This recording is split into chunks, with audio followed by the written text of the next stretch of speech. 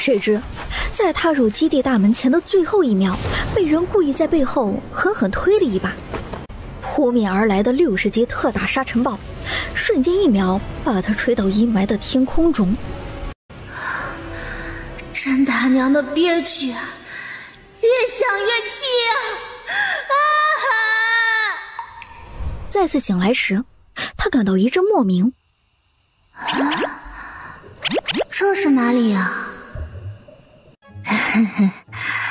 草是一种植物。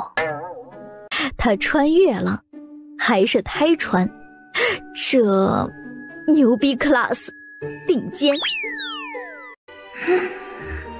不是，等等再睡啊。婉娘，今天感觉可好？娘，很好，孩子很是乖巧，一点没有闹腾。这次怀胎，没有像前面那个臭小子一样死去活来的。有什么不舒服的地方，一定要及时跟家里讲。老三在学堂不能时时顾得上你，真是让你受委屈了。娘，没有委屈，家里有什么都是紧着我先吃。您和爹、嫂嫂、哥哥们都对我很好。哎，我和你们爹有你们3个孝顺的儿媳妇，是我们的福气。这天气啊，从过完年到现在啊，干旱了几个月，一滴雨都没有落下，不知道今年粮食的收成会如何呀？婉娘，怎么了？怎么了？娘，我怕是要生了。哎呦，真是个小祖宗哎！以为能赶上老三回来呢，这小崽子这么等不及。老大赶快去请稳婆，老二跑快点，提些水出来。吴氏和刘氏都不用自己婆母喊，就把缸里的水全部装到锅里开始生火。哎，老三，你回来的正好。婉娘不要怕，我在这里陪着你。哎呀，你个大男人在这里添什么乱呢？赶快给我出去！老三啊，你歇会儿，看见你走来走去啊，爹头晕。袁家小院外面挤的是在等消息的人，不断的往3房的门上看，左等右等，大约1炷香的时间，屋内传来几声痛苦的叫喊声，便随着稳婆报喜声一起落入众人的耳朵里。生了，这孩子长得真俊呐！婉娘这胎真好，生的也顺利。这孩子是个报恩的，懂得心疼娘，是个好的。话音刚落，霎时之间，万里晴空的天气发生了突变，众人头顶响起了轰隆轰隆的打雷声，还伴随着一阵凉爽的微风，吹散了闷热。下雨好啊！下雨，百姓就有活路了。冯老姐姐，恭喜呀！婉娘生了个女娃娃，这下好了，你们云家盼了这么久，终于合心意了。啥？女娃娃？你可别打趣老婆子我。不信，那你自己看看，可要看清楚了。家中新添人口怎么都是喜事。冯婆子脸上带着喜意的接过了奶娃娃，仔细看着婴儿2腿中间。爹，您刚才听到了没？我有娇娇软软的小闺女了。哎呀，老三样子好傻呀。啊，我们有妹妹了吗？哇，太棒了！轰隆隆，余音未落，瓢泼大雨急急如注地落下。紧接着，屋内一声婴儿的啼哭声响起，天空之中乍然架起了一道绚烂的彩虹桥，随之而来的便是漫天七彩霞光，金光闪闪的火凤凰把整个村子都笼罩在其中。不同种类的小鸟不顾瓢泼大雨，全都落在老三家房顶上，叽叽喳喳，叽叽喳喳，好似在贺喜。爹，这今天的事儿谁都不要往外说，若是有人问起，就说突然下雨，小鸟无处可避，刚好呀落在我们云家的院子上，明白吗？是。爹，我们明白。爷爷，我们也记住了。稳婆手脚麻利地给小婴儿清洗干净，掰开其中一只小手，里面赫然躺着一块碧绿通透的玉石。冯老姐姐，你看，就说这小丫头必定是个有福的，衔玉而生。我这辈子接生过几百个孩子，都没有见过这等奇景啊！真是头一遭，当真是奇事啊！您放心，这不该说的呀，只要出了这个门，我一句都不会讲。老大家的，去厨房给你弟妹煮点红糖鸡蛋。哎，好的，娘。婉娘盯着手里的绿玉，心里却是不踏实，低头看着自己怀抱里的小婴儿，白白嫩嫩的双手举起来高高的模样，又欢喜又有些忧愁。哇，这就是我娘亲啊！哼，好有古韵美啊！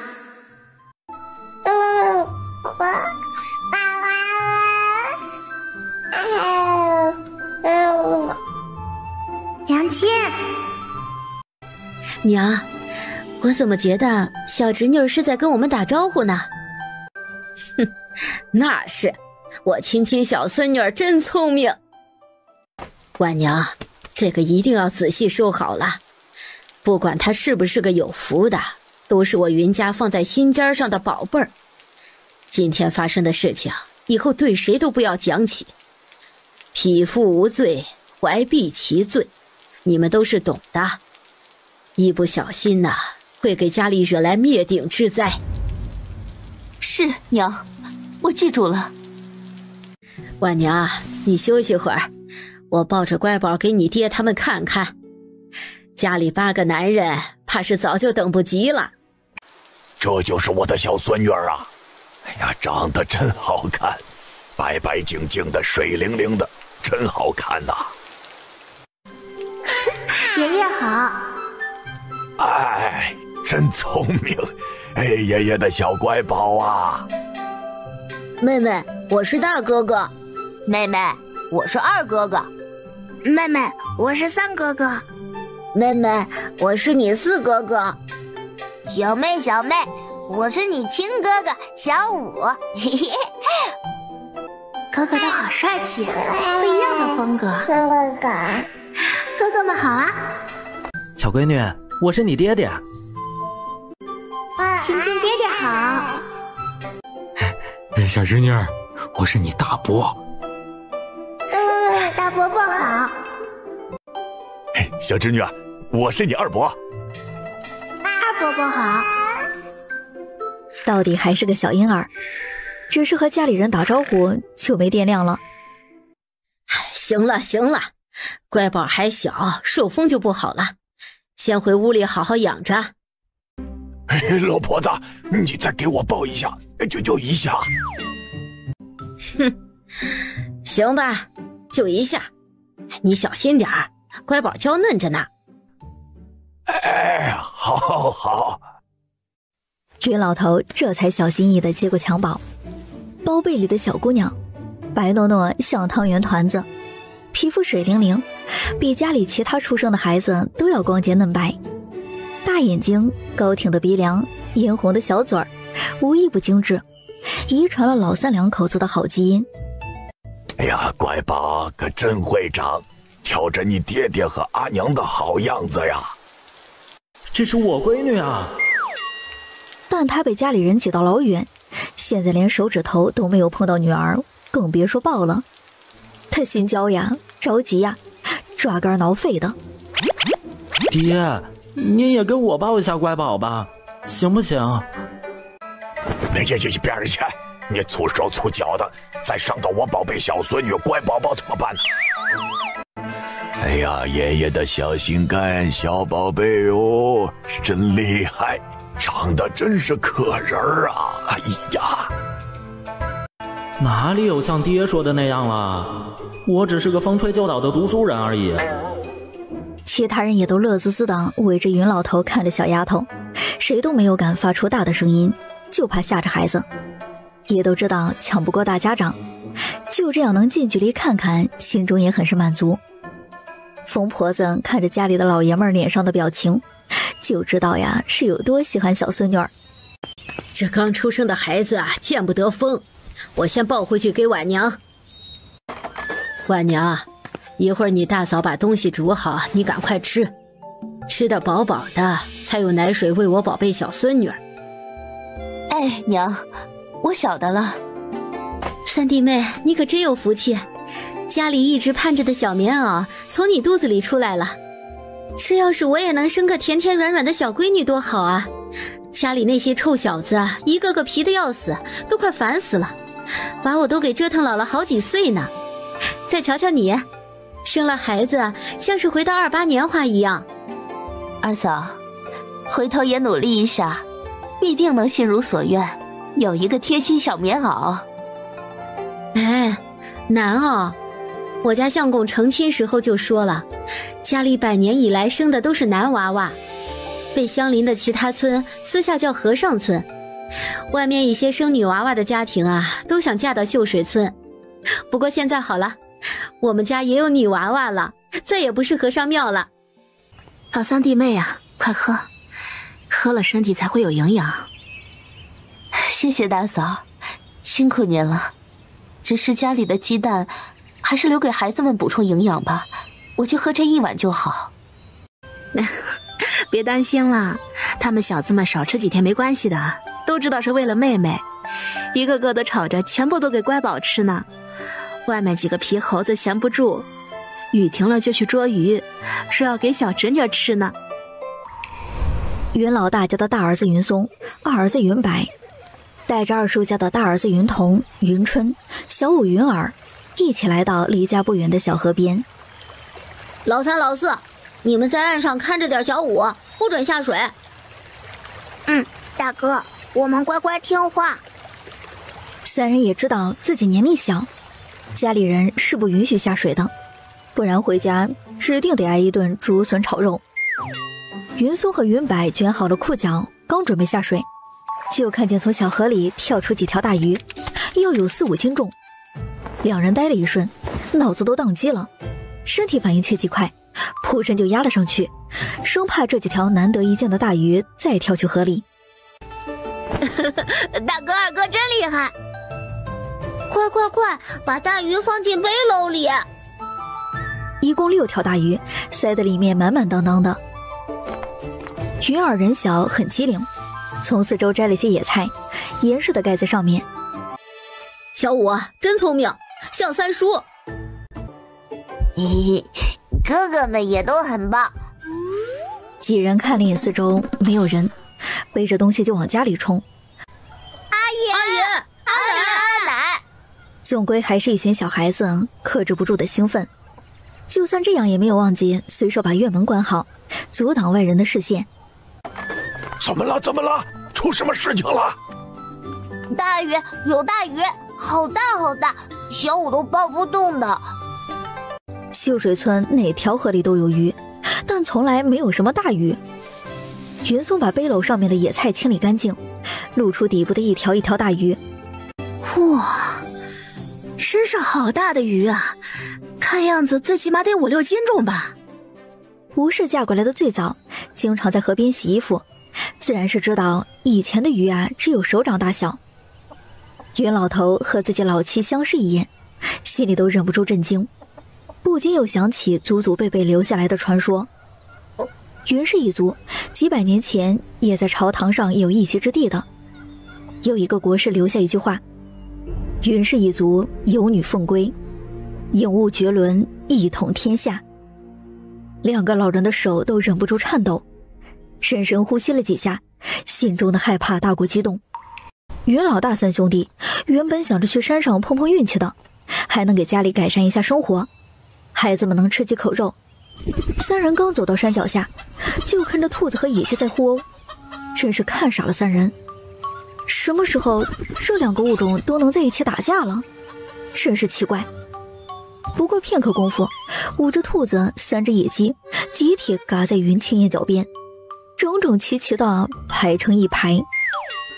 老三，你见识多，可有见过野兔和野鸡打架还排好送上门的？没有，我也第一次见，当真是奇事啊！兄弟3人风风火火地从外面冲进来，大声嚷嚷着：“爹，娘！”喊什么喊呢？一天天喊魂呢！云玉把背篓往地上一放，一家人就看见里面又是满满当当的肉。哎，该来的躲不过，都进来，我有话要说。看着围成一桌的小辈，儿子和儿媳妇儿一个个都是好的，都是顶孝顺的。一大家子人住在一起，从来没有什么阴私算计，都是有力往一块使，算得上是和睦幸福。乖宝出生的时候，天空之中带来的异象，想必你们也都看到了。家里现在是什么情况，你们都清楚。以后出门都把嘴巴闭紧，记住是任何人，包括对你们的娘家人都不能透露半分。要知道，一荣俱荣，一损俱损。对，都要知个轻重，不然恐会有灭顶之灾。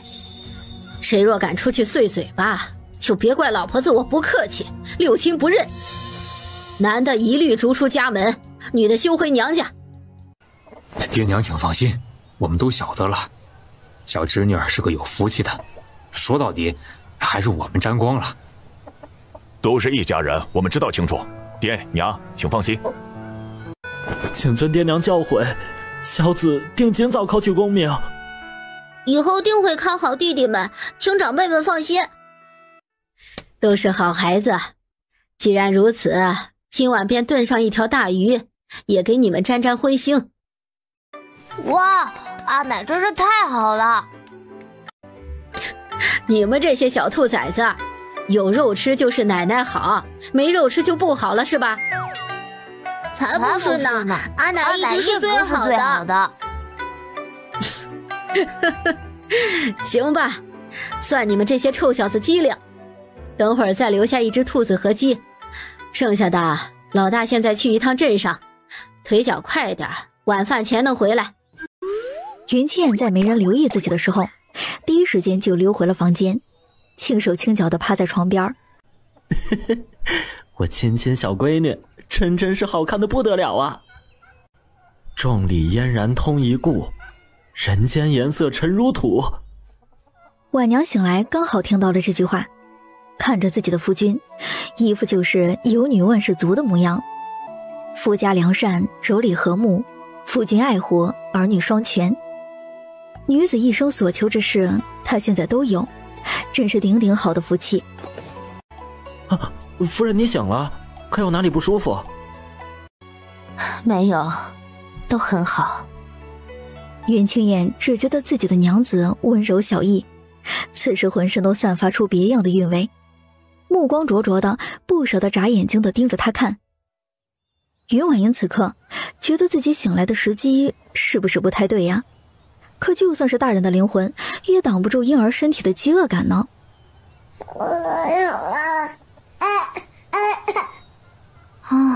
饿了。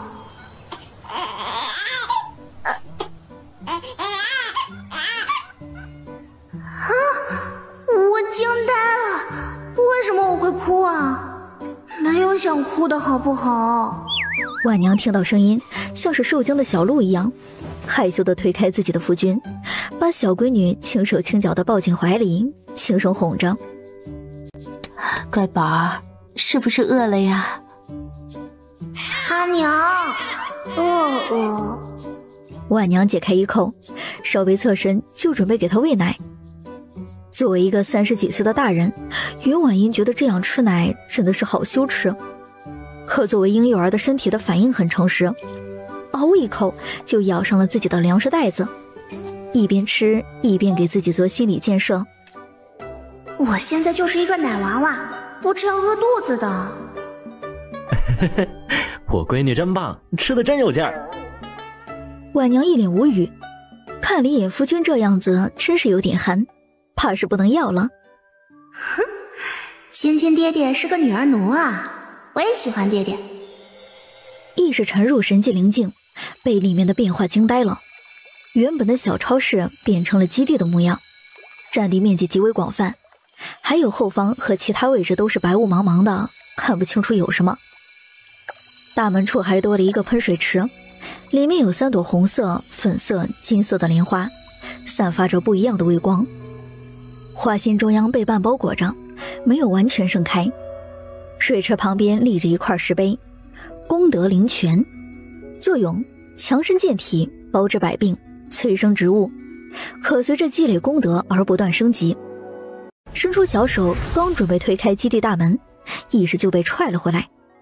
对，就是那种被突然丢了出来的感觉。嘴里还含着粮食袋子的云婉音，眼睛里满是震惊，都忘记了在吃饭，直接呆愣住了。啊，我怎么就被踢出来了？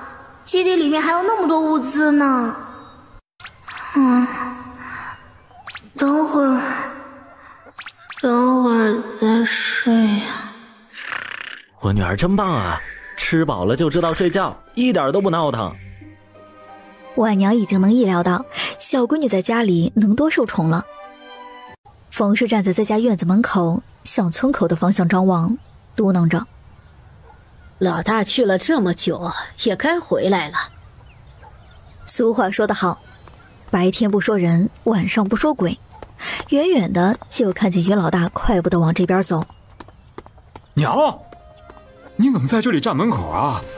刚下过雨，地面湿滑，小心摔着。这么久看你还不回，我在门口迎迎你。云老大觉得心里甜甜的，再大都是母亲的孩子，笑着解释：今天运气真好，出门就遇到了好事儿，才耽搁了一些。今天着实走运，进城后本来想去问问酒楼收不收，路过2个老哥在聊天，我就留了一下心，听见他们说主家在找大鱼，还一定要金树种用来祭祖的。我便把背篓里给他看，全部被那位大户人家的管家给收了。乖宝出生后，这运气也太逆天了呀！就这点东西卖了3两啊！哎呦，我小孙女就是个福宝宝呀！小侄女出生这一会儿，家里就发生了这么多好事儿，羡慕呀！又是想拥有小棉袄的一天。我闺女怕不是个小仙女，怎么好事都来家里了？这是好事，等乖宝满月的时候，这笔钱就用来买东西，把事情办得漂漂亮亮的，才不算委屈了乖宝。你们有意见吗？爹，我们没有意见。我们也没有意见。我们也没有意见。云青燕心里是想给宝贝女儿大办的，但是考虑到家里本就送她上学堂而捉襟见肘，心里就忍不住愧疚。老三，你只管好好学习，爹知道你什么意思。这是给我云家的小孙女儿办酒，就这样决定了。半夜醒来的云婉音感受到自己小屁屁湿漉漉的，很是不舒服，忍不住的啊2声。哎呦，爹的小乖宝醒了呀！乖宝，饿不饿呀？不饿，屁屁不舒服。夫君，乖宝应该是要换尿布了。看着自己娘子要起身的动作，他着急着连忙阻止。哎，躺着可莫要乱动。说完后，云青燕一点都不嫌弃的打开了包被。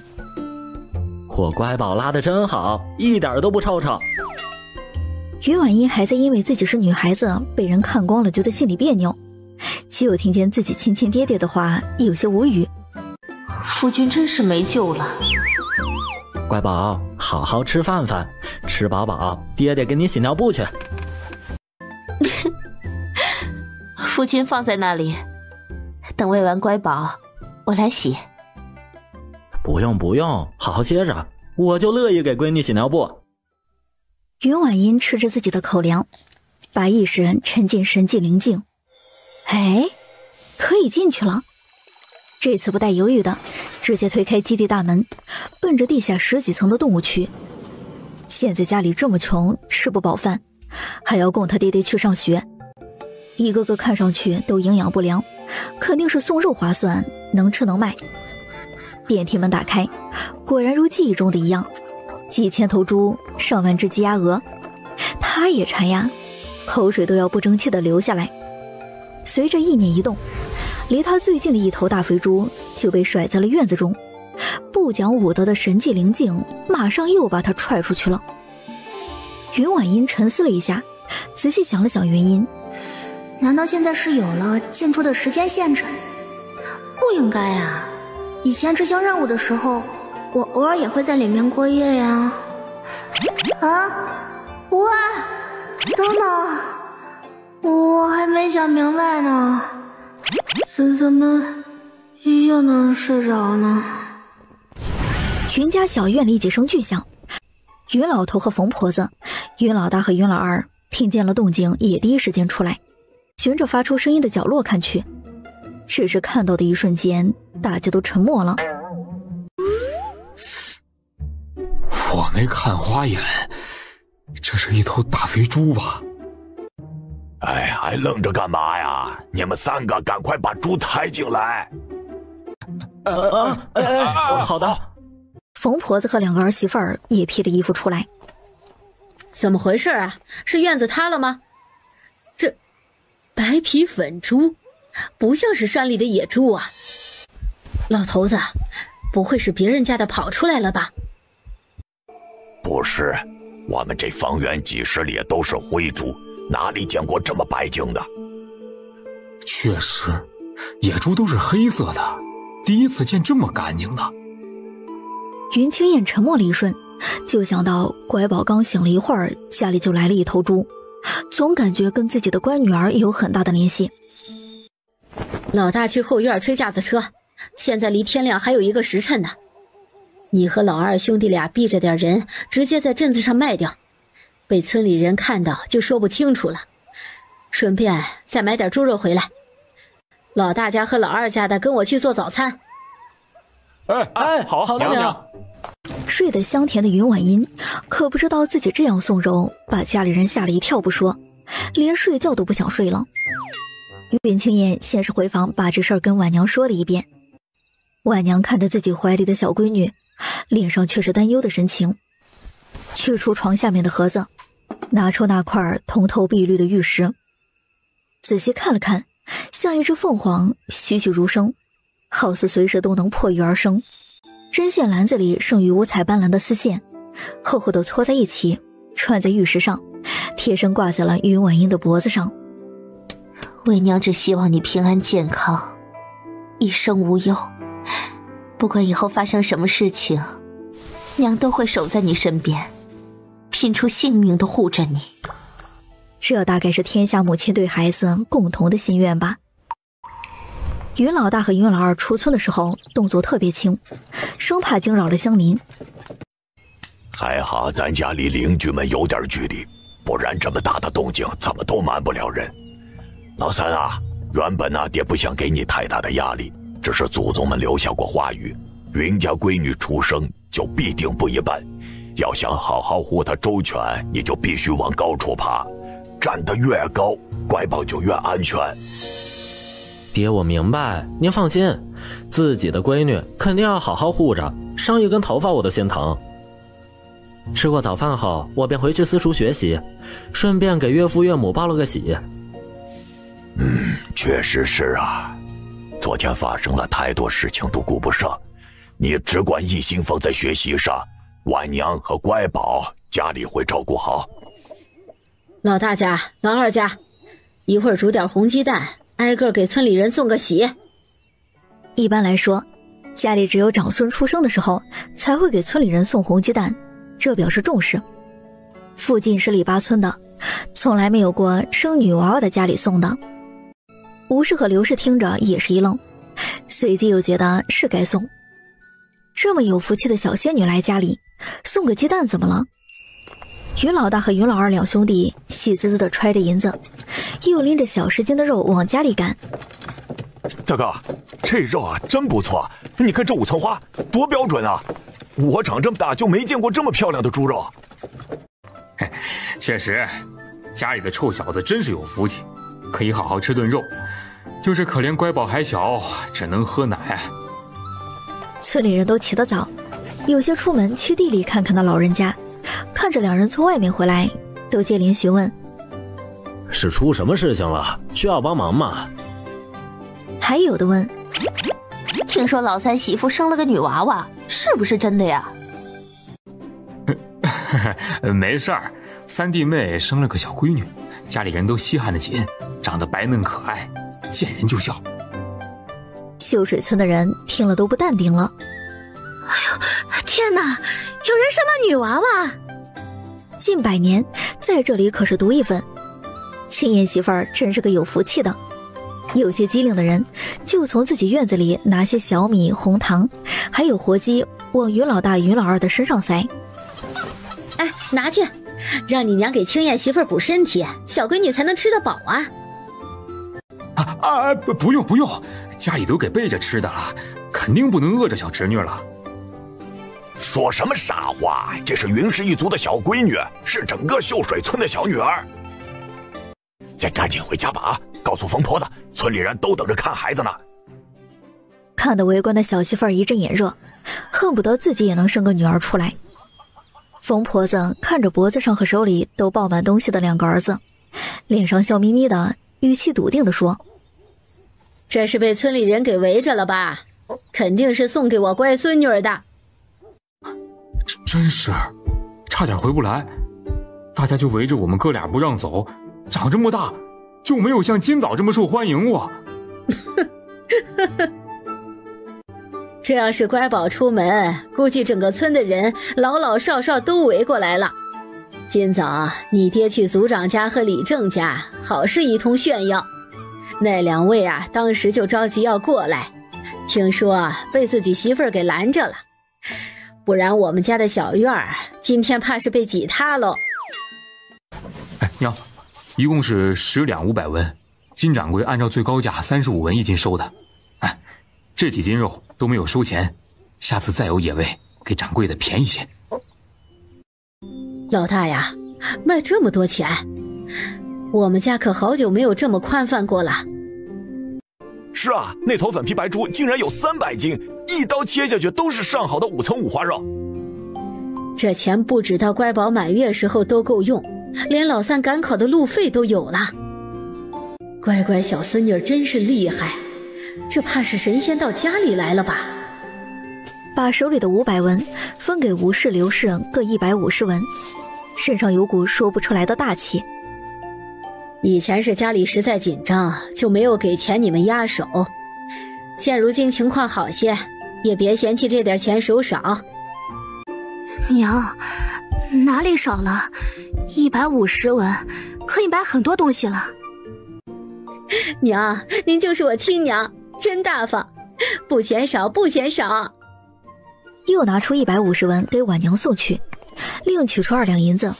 疯婆子认真叮嘱：这是我小孙女的，你们夫妻俩谁都不能动乖宝的钱，回头让老大做个小箱子，都给他存起来攒嫁妆。娘，我保准不动乖宝的银钱。娘，什么嫁妆不嫁妆的？我养我闺女一辈子，这点钱就给我闺女当零花。云松、云柏、云童、云春、小五、云儿，每个人都分到10文钱，都感到受宠若惊。收好了，可以自由支配，但不能干坏事，不然你们几个就等着挨揍，逃不过一顿竹笋炒肉。是，阿奶。我们指定不敢乱来，都存起来给妹妹花。云老头蹲在房檐下面看着这一幕，内心觉得熨帖极了。云清燕在家用过早饭以后，就告别回了私塾。把鬼名定好。云清燕啪地拍了一下自己的头，把家里人吓了一大跳。混小子，吓着我乖宝了，该打！是该打。老三，你现在很不稳重。哼！哎呀，这是吓到我小侄女了吧？赶紧走吧，没事别回来啊。放心吧，我们会照顾好乖宝的。看着自己不小心引起家里人的震怒，云清燕也不敢讲话，求救的看着自己媳妇儿可怜巴巴的。女儿的闺名很重要，夫君可要好好想一想。回去时候啊，也给我父母亲、哥哥嫂嫂送好消息，可千万别忘记了。云清燕看看自己媳妇儿，看看自己闺女，沉思片刻之后，站在原地一动不动，就定下了她的名字，还是跟前世的名字一样。云婉嫣，婉字出自婉娘，童嫣也是云家这100年以来盼了这么久的女娃娃。我亲亲爹爹好浪漫呐，秀了一脸。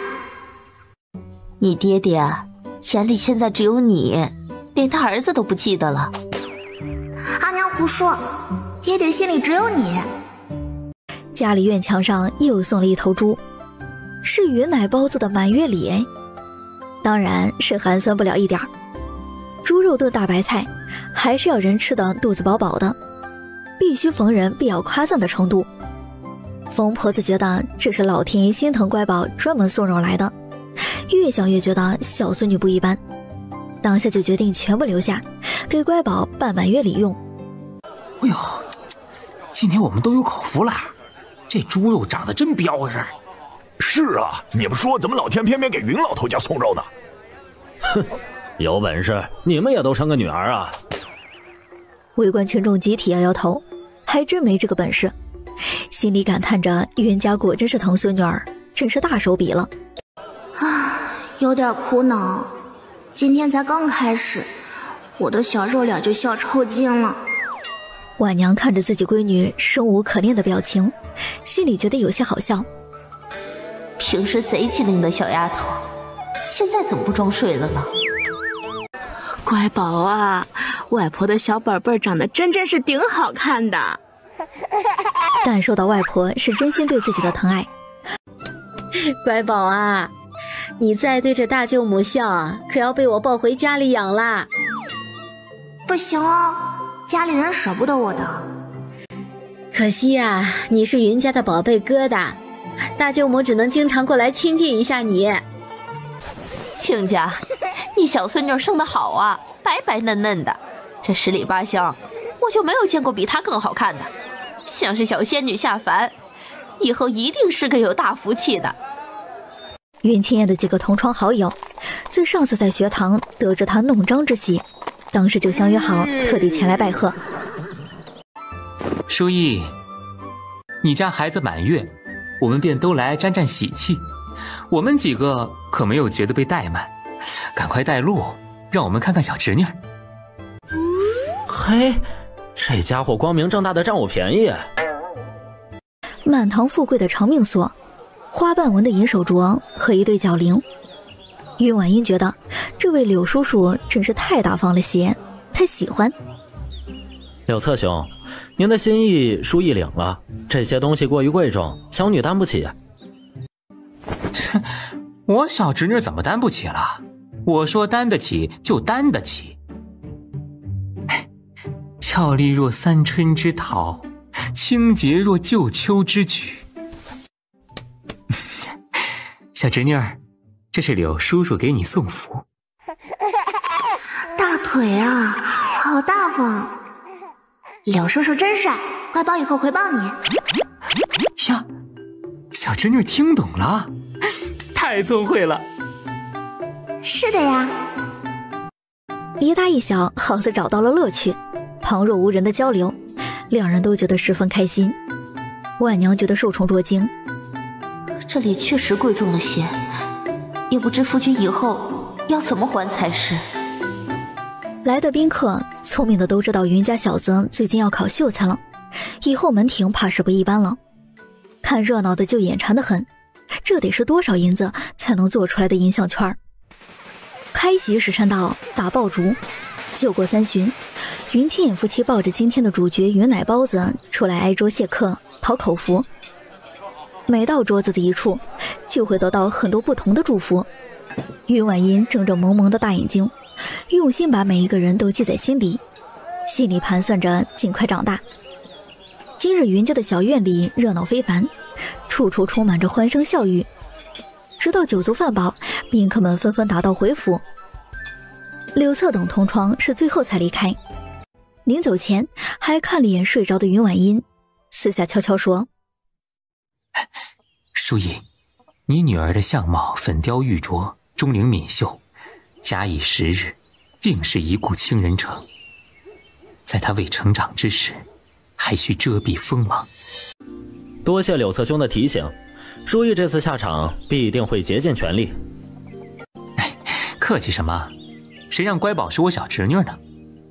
柳策撩起衣袍，登上马车远去。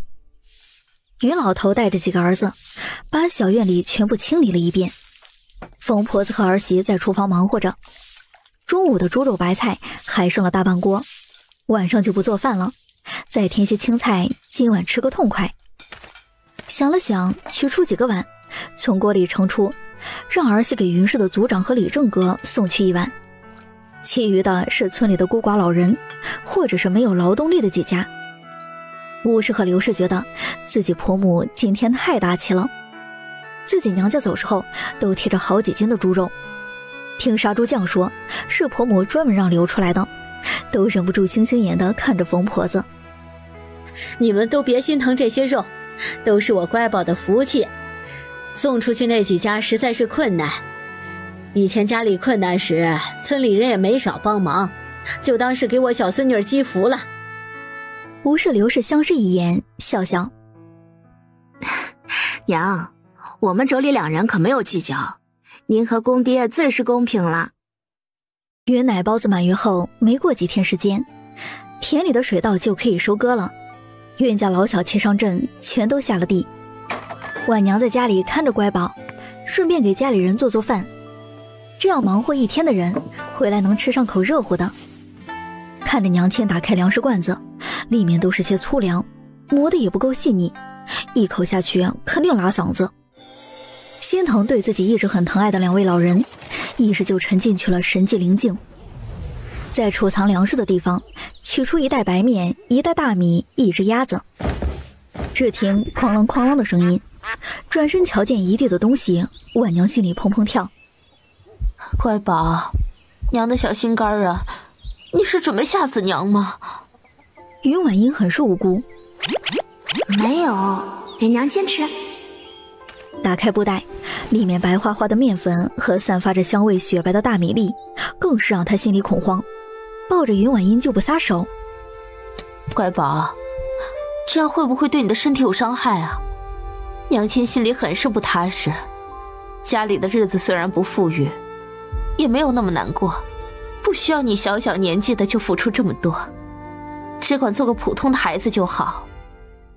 这辈子也拥有了真心实意为我好的家里人，娘亲不会的。还使劲摇了摇头，用手指指了指地上的粮食和阿姨阿奶住的房间，往嘴里比划。乖宝是想说爷爷奶奶辛苦，煮给他们吃是吗？娘亲好聪明啊！脸上绽放大大的笑容，使劲点点头，却不知道小婴儿肯定就做不了这些，只是自以为是点头了。婉娘看着自己小闺女，咬咬牙，2袋米面全部放到公婆的房间，把原本的窝窝头换成了大白面。看着嘎嘎叫的鸭子犯了难，自己在娘家时候没有处理过活物，这活真干不了。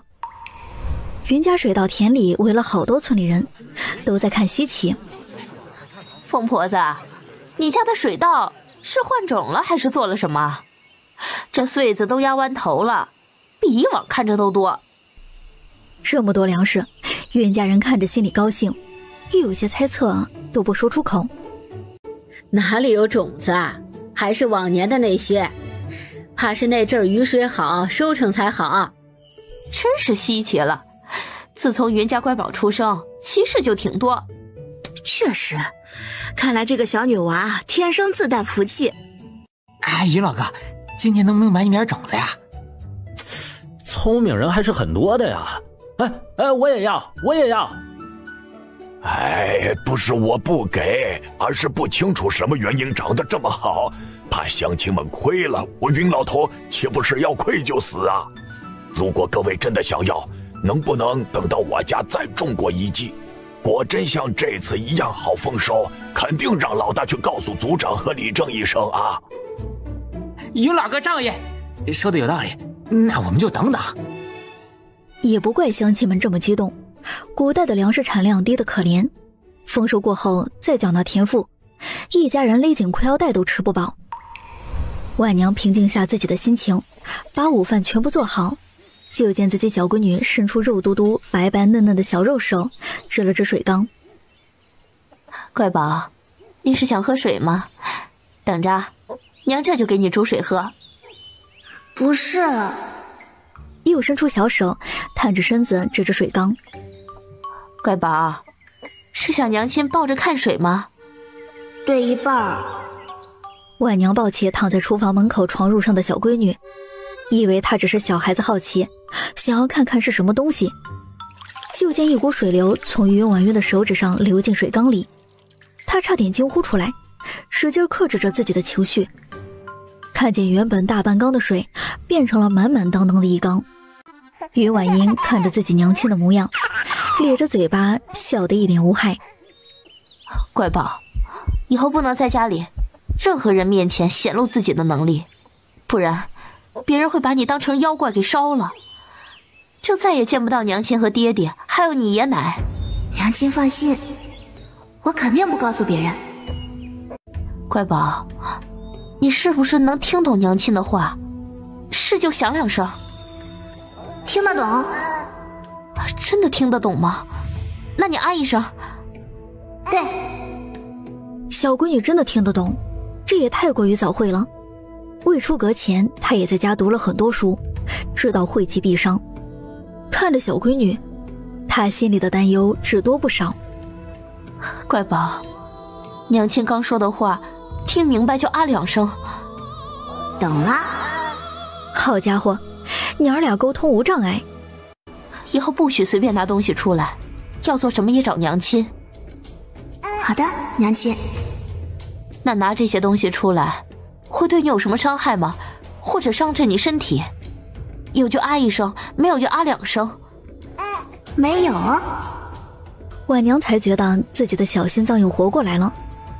云家小院厨房里传出小婴儿治愈的笑声，像清脆的铃铛声，清新的泉水让人感觉心情愉悦和舒适。刚进门的一行人听着满是童趣的笑声，都忍不住地翘起嘴角。一上午的劳累，此时此刻都觉得松快了很多。冯婆子和两个儿媳妇儿进入厨房打水，大家都清洗干净，才去逗云婉音。乖宝，刚才是不是很开心啊？笑声呀，真是清脆悦耳，不愧是爷爷的小情感，年纪这么小就这么会笑了。公爹越来越离谱了，这也能夸？就是，比你几个哥哥强多了。乖宝从来都不哭的。那些臭小子哪儿能跟我们可爱的乖宝比啊？被夸奖的云婉音心情舒畅极了，到后面脸都有些笑僵了。家里的5个男孩子，自从妹妹出生后，我们一直都是这种待遇，挺正常的。妹妹，看看哥哥，打不过就加入。每次家里人这么讲过后，就轮到我们和妹妹玩了。这种话对5个男孩子来说就像信号一样。哎呀，这是哪里来的？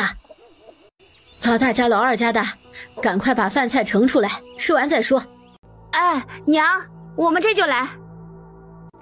老三家的，你跟我进来。云老头也不着急，自己老妻和儿媳进房间，他就不适合去了，蹲在墙角一脸沉思着，抽着烟草满腹心事。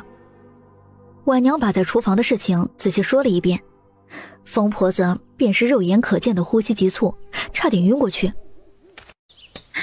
奶的乖宝啊，都怪家里穷没本事，才让你受这个罪。以后不要拿出来了。就那2头大肥猪，这多伤你的功德呀！阿奶还真说到点子上了呢。区别是不伤功德，而是要做好事，积攒功德。娘，乖宝说他不同意。你别以为娘老就骗我，乖宝哪里说话了？无奈只能给婆母从头到尾又解释了一番。疯婆子听了就觉得人间奇闻，哪有刚出生1个多月的婴儿就能听得懂人讲话，就试探着说：乖宝，阿奶说不要拿了，怕伤着你，听懂了就啊一下。懂。是不会伤着你吗？啊一下。对。乖宝，不会影响你的福气，就啊2下。阿奶不会的。好累啊，啊了一天了，宝宝要睡奶觉了。这时疯婆子才信了三儿媳的话，小孙女儿果然天资聪慧。婉娘，这事情就我和你爹知道，家里其他人就不要讲了。等老三从私塾回来，好好跟他说一下，这样才能做好掩护。是娘，一切听娘的安排。他又赶快打开柜子，把里面的2袋米面给婆母看。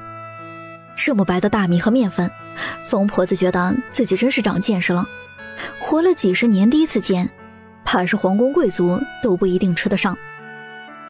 娘，东西放您这里比较安全。可这是乖宝拿出来的，理应摆到你们屋内呀。娘，您说的什么话？这是不把我当家人吗？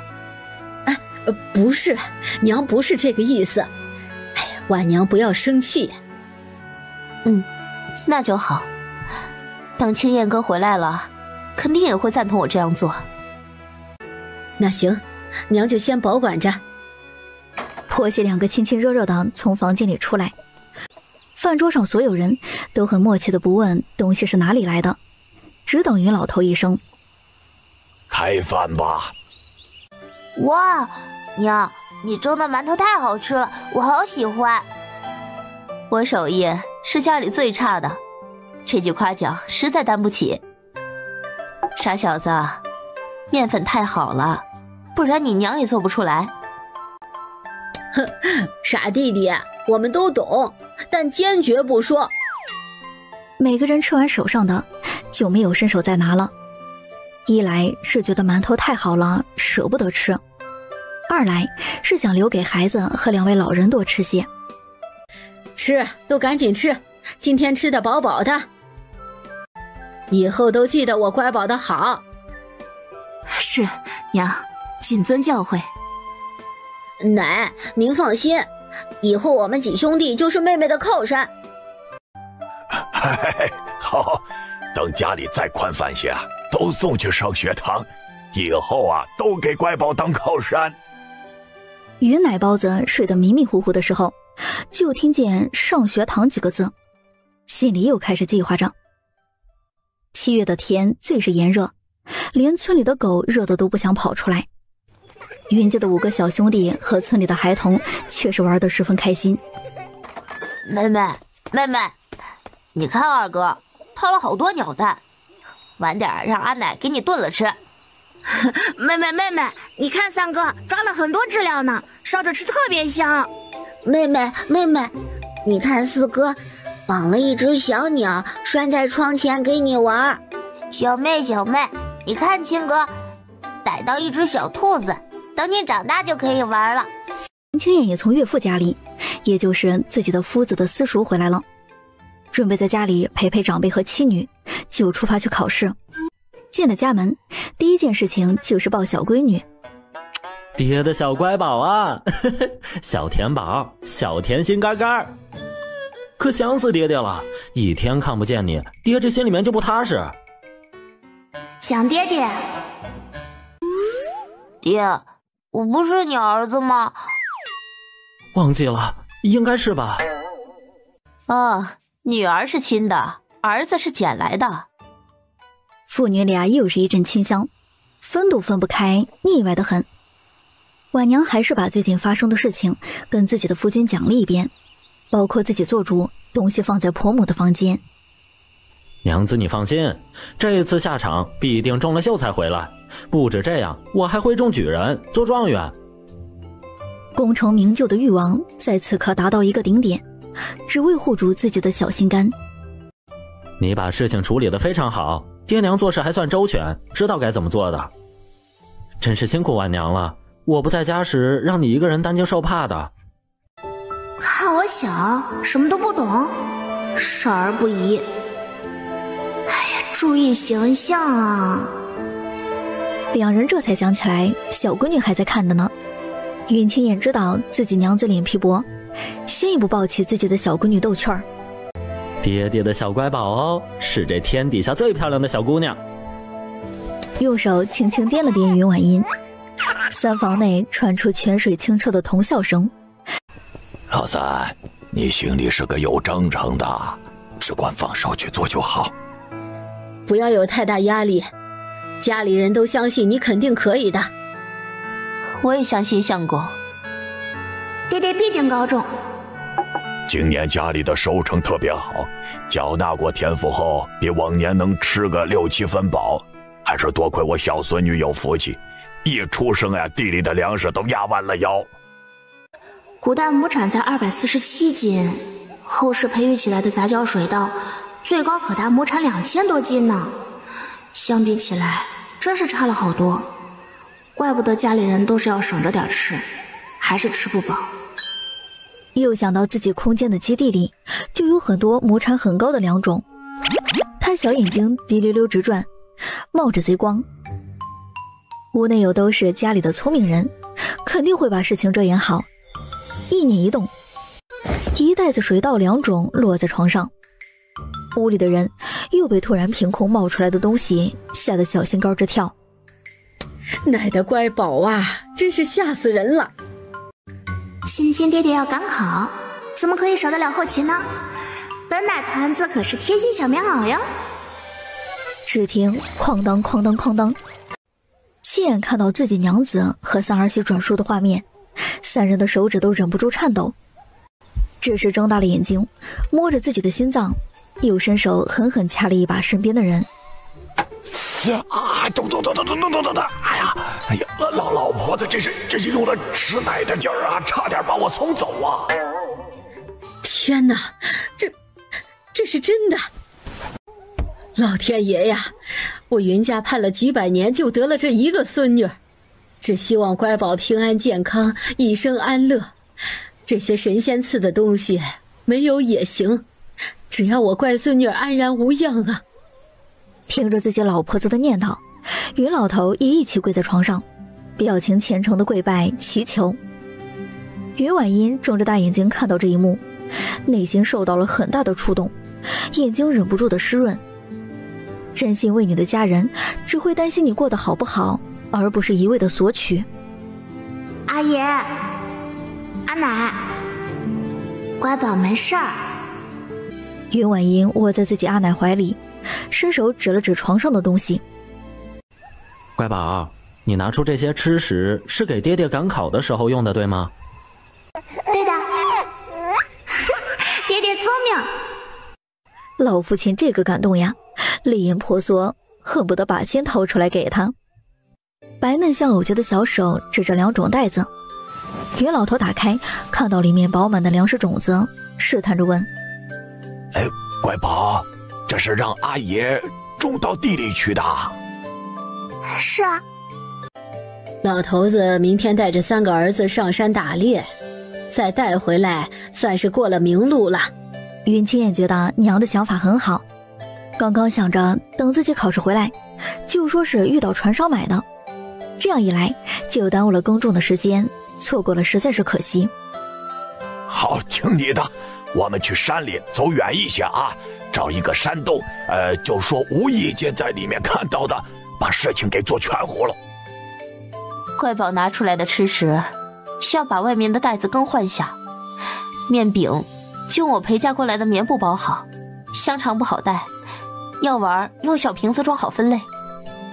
那就不要带，在家里吃，什么都没有我乖孙女的安全重要。啊，爹说的对，就面饼吃口热乎的就已经很好了。几人就在屋内忙到了半夜，把所有东西都准备好。那些包装袋被云婉音全部收回到空间。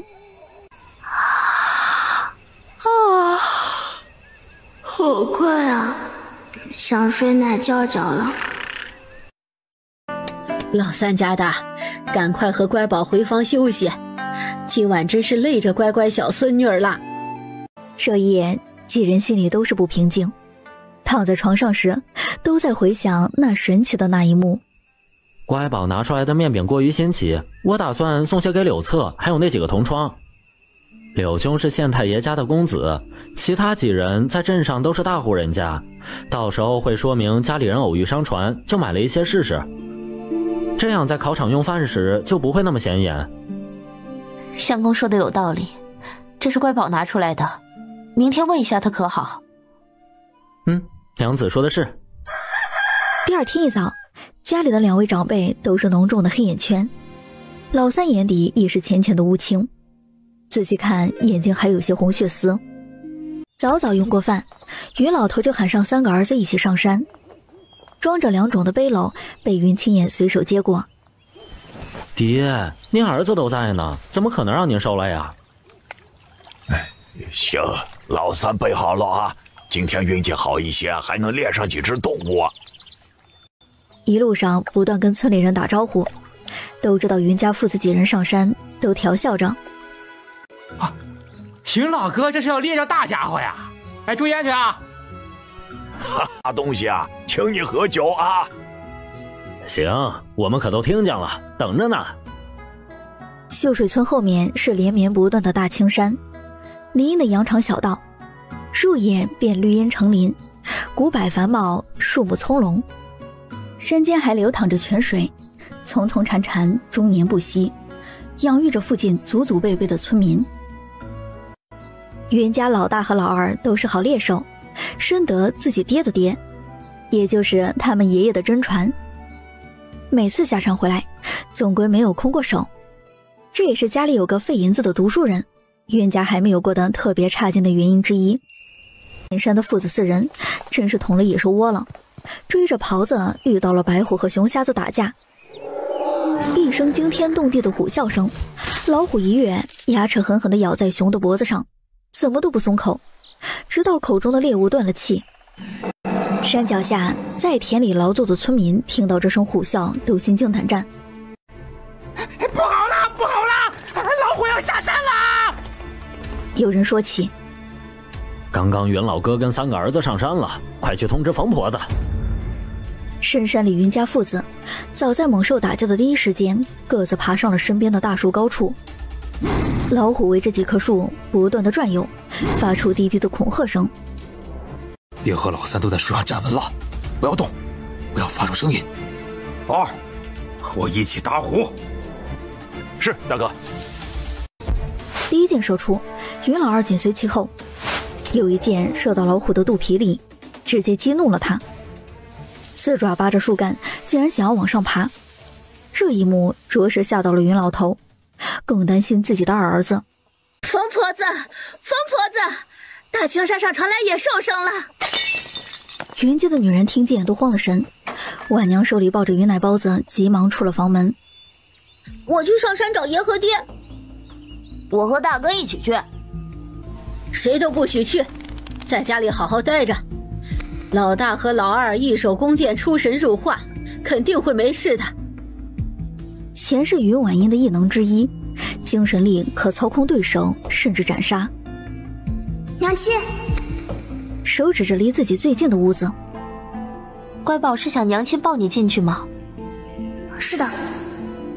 老三媳妇儿，我和你一起。放床上。云婉音就集中注意，强行调动自己的异能。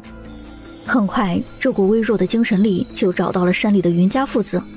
千钧一发之际，精神力化形为刀，狠狠地扎在老虎的脖颈里。云家几人都清清楚楚地看到那抹淡绿色一闪而过，猛兽随之倒地。趁你病要你命，老大老二放箭！两人全部往同一个位置上扎，脖子处被射成了筛子。高满月的婴儿本身一夭折，又是用强大的异能，让云婉英的小脸瞬间失去了血色，原本红艳艳的嘴唇都透着苍白，声音小得跟奶猫一样，奄奄的啊两声就陷入了昏迷。娘亲！万娘一声撕心裂肺的叫喊声惊醒了发呆的冯婆子。乖宝，你醒醒，别吓娘亲。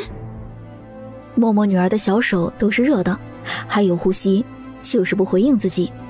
霎时间六神无主，很是慌乱。娘，是因为刚才乖宝用了仙法，被老天惩罚了吗？他怎么不醒啊？也不叫我娘亲了。老大，你去族长叔家借牛车，要快。老二家的，去山脚下迎家里的男人，就说乖宝出事了。云松，你是大哥，照顾好家里的弟弟。娘，妹妹怎么了？我要看妹妹。云儿在门口大哭，被几个兄弟狠狠拽着，就怕给家里的大人添乱。在树上又等了一会儿的云家父子，确认老虎是真的死透了，才绑好几只脚和虎头，准备下山。爹，我不跟你们了，刚才感觉心里面慌得很。我和你一起。特别是那抹绿影子出现，心里更是砰砰跳。两人都猜测是乖宝出了什么事情，都不敢乱说，只是大步往山下跑。山脚下迎面就看到来找他们的刘氏。二嫂，是不是乖宝出事了？我也不知，家里听见村中说听着猛兽的声音来送信，娘就和三弟妹一起抱着乖宝回了房间，不一会儿就听见哭声。我可怜的乖宝哎，从出生就为家里费心费力的。拉着腿打软的老三就往家里跑。婉娘看着自己相公和公爹平安回来，更是泪如雨下，便上了牛车，往镇上的医馆去。一群人进来，把大夫吓了一跳，还以为是杂役馆的。仔细给小女娃把脉以后，出声道：孩子没事，就是累得睡着了。这位夫人不用太难过，奶娃娃睡得多，时间到自然就醒了。回家的路上，婉娘自己抱着乖宝，谁都不让碰。云家人都是愁云密布，家里除了云儿年纪小，云松几人都是明事理的。冯婆子陪着婉娘在屋内守着小孙女儿，时不时的伸手确认还有温度，就止不住的抹泪。云婉英陷入沉睡，对外界的动静还是能听到的，只是自己的身体动不了，很清楚家里人现在很难过，奈何发不了声音。吃饭时，饭桌上也是静悄悄，一点声音都没有。乖宝不知道什么时候能醒，两种还是要种下去，等我乖孙女儿醒来看到一定会开心的。我同意爹说的，这是乖宝想要看见的。明天我就和老二收拾地里，尽早种下去，三弟就好好温习功课，准备考试。一家人度日如年，天天数着时间，第二天、第三天、第四天，在众人看不到的地方，戴在他脖子上的随身玉散发着微光，整个人都包裹在其中，神迹灵境也在肉眼的发生变化。功德石碑飞入一些功德，是因为猛虎北洋下山祸害村民，被云婉英意外阻拦，无意间拯救了很多人性命。高亩产的麦种也都已经发了芽，长得像菜苗一样高，到处绿莹莹，让人看着心生欢喜。村里人都知道云家小闺女昏迷不醒，只是不知原因。妹妹好生调皮，竟然这么嗜睡。妹妹，哥哥给你抓了好多资料了。你都好久没对着四哥笑了，这心里觉得空落落的。只有云儿自己的亲小哥，自从那天之后再也没开口讲话。闲暇时捧着一本书，拉着他的小手，一坐就是几个时辰。柳策来过云家一次，带了很多小孩子喜欢的玩具，木头雕刻、拨浪鼓，还有几身小衣服，处处显得精致周到。书意，我回去求我爹娘找个最好的大夫给我小侄女瞧瞧。你们夫妻2人可一定要保重身体啊。那要麻烦柳公子了。多谢柳侧兄。柳叔叔果然是上了心的，没有食言。不出几日，云家小院儿便来了很多大夫，送出门一个又一个，只是把脉后和那个大夫的结论一样，只是睡着了。爹娘，家里不需要请大夫上门了，都说我乖宝睡着了，便就当做他累了，想好好睡上一觉。以后我就日日守在女儿身前，直到她睡醒。相公，我知你心中在想什么，无非就是愧疚，但是你别忘记了，是你亲口说过要考取功名，给乖宝当靠山的。答应乖宝的，我自要努力做到，多谢娘子提醒。娘打从心底里就不相信我乖孙女就醒不来，就听婉娘的，以后该做什么都做什么。云清燕还是认真备考，顺带着家里的几个男孩子一起学习。家里几个男人把学习的地方都搬到了3房。云婉音每天都能听到亲亲爹爹和哥哥们的读书声、讨论声、争论声，一点都不孤单。家里的每个人从外面回来，都会清洗干净以后，过来房间和云婉音打招呼，再聊一些今天发生的趣事和八卦。阿奶和亲亲娘亲每天都会把她清洗得干干净净的，再换上晒过太阳的衣服，暖烘烘的，上面充满着阳光的味道。随着神界灵境和玉坠的相互融合，她感觉自己的精神力越来越强大。转眼几个月过去，云清燕已从青州城考试回来，进家门没多久，报喜的官兵就持着唢呐来报喜。这么重要的时刻，乖宝怎么能不在？其实他都知道，开心极了，只是无法苏醒，家里人不知道而已。家里的小哥哥们在爹爹考上秀才以后，被阿爷做主，用卖虎的银钱全部送去了外公的私塾。乖宝，娘就是想要多说说话，万一你听到了，就能找到回家的路。亲亲小哥在没人的时候总是偷偷掉眼泪，怪自己没有尽到哥哥的责任，保护好他。小孩子说什么傻话了？你还那么小。学习时候越发用功，听爹爹说，小哥哥在学堂成绩名列前茅，可厉害了呢。家里人都知道，他这是在等着妹妹醒来时，可变成参天大树为他撑腰呢。早前取出来的2种，在阿爷的精心侍弄下取得好收成，亩产1000斤，在当地引起了轰动。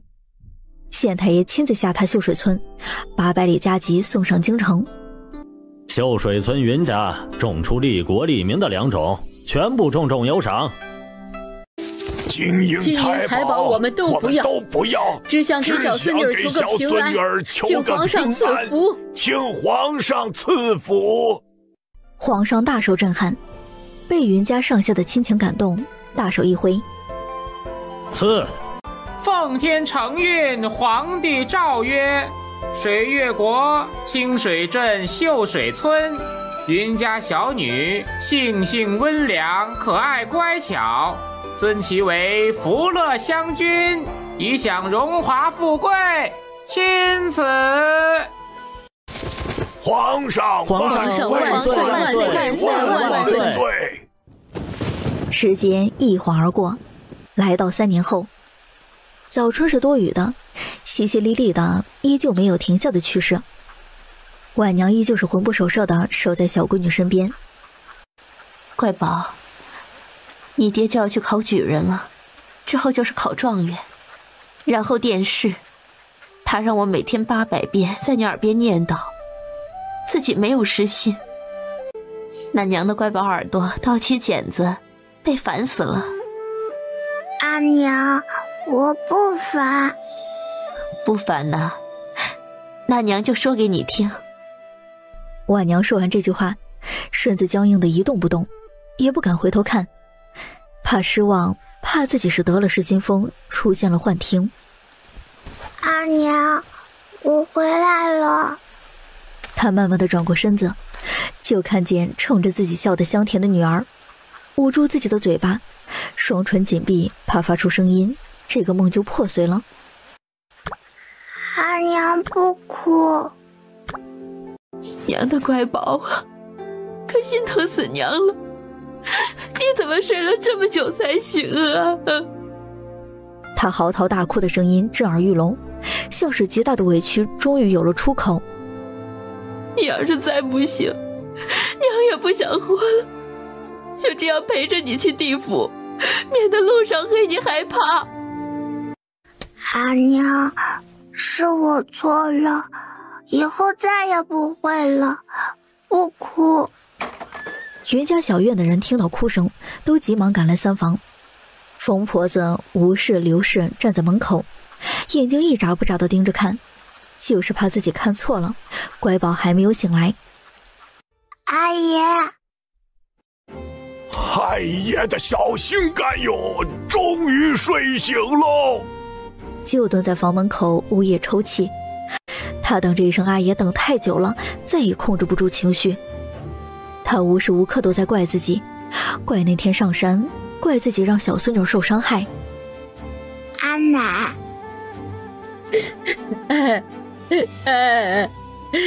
奶的乖孙女啊！疯婆子泣不成声，急步上前，想要伸手抱进自己怀里，又缩回了手，有些怕不是真的。阿奶不哭，我很好，没受苦。大伯父，乖宝睡醒了，真是好孩子，以后可不能这样了。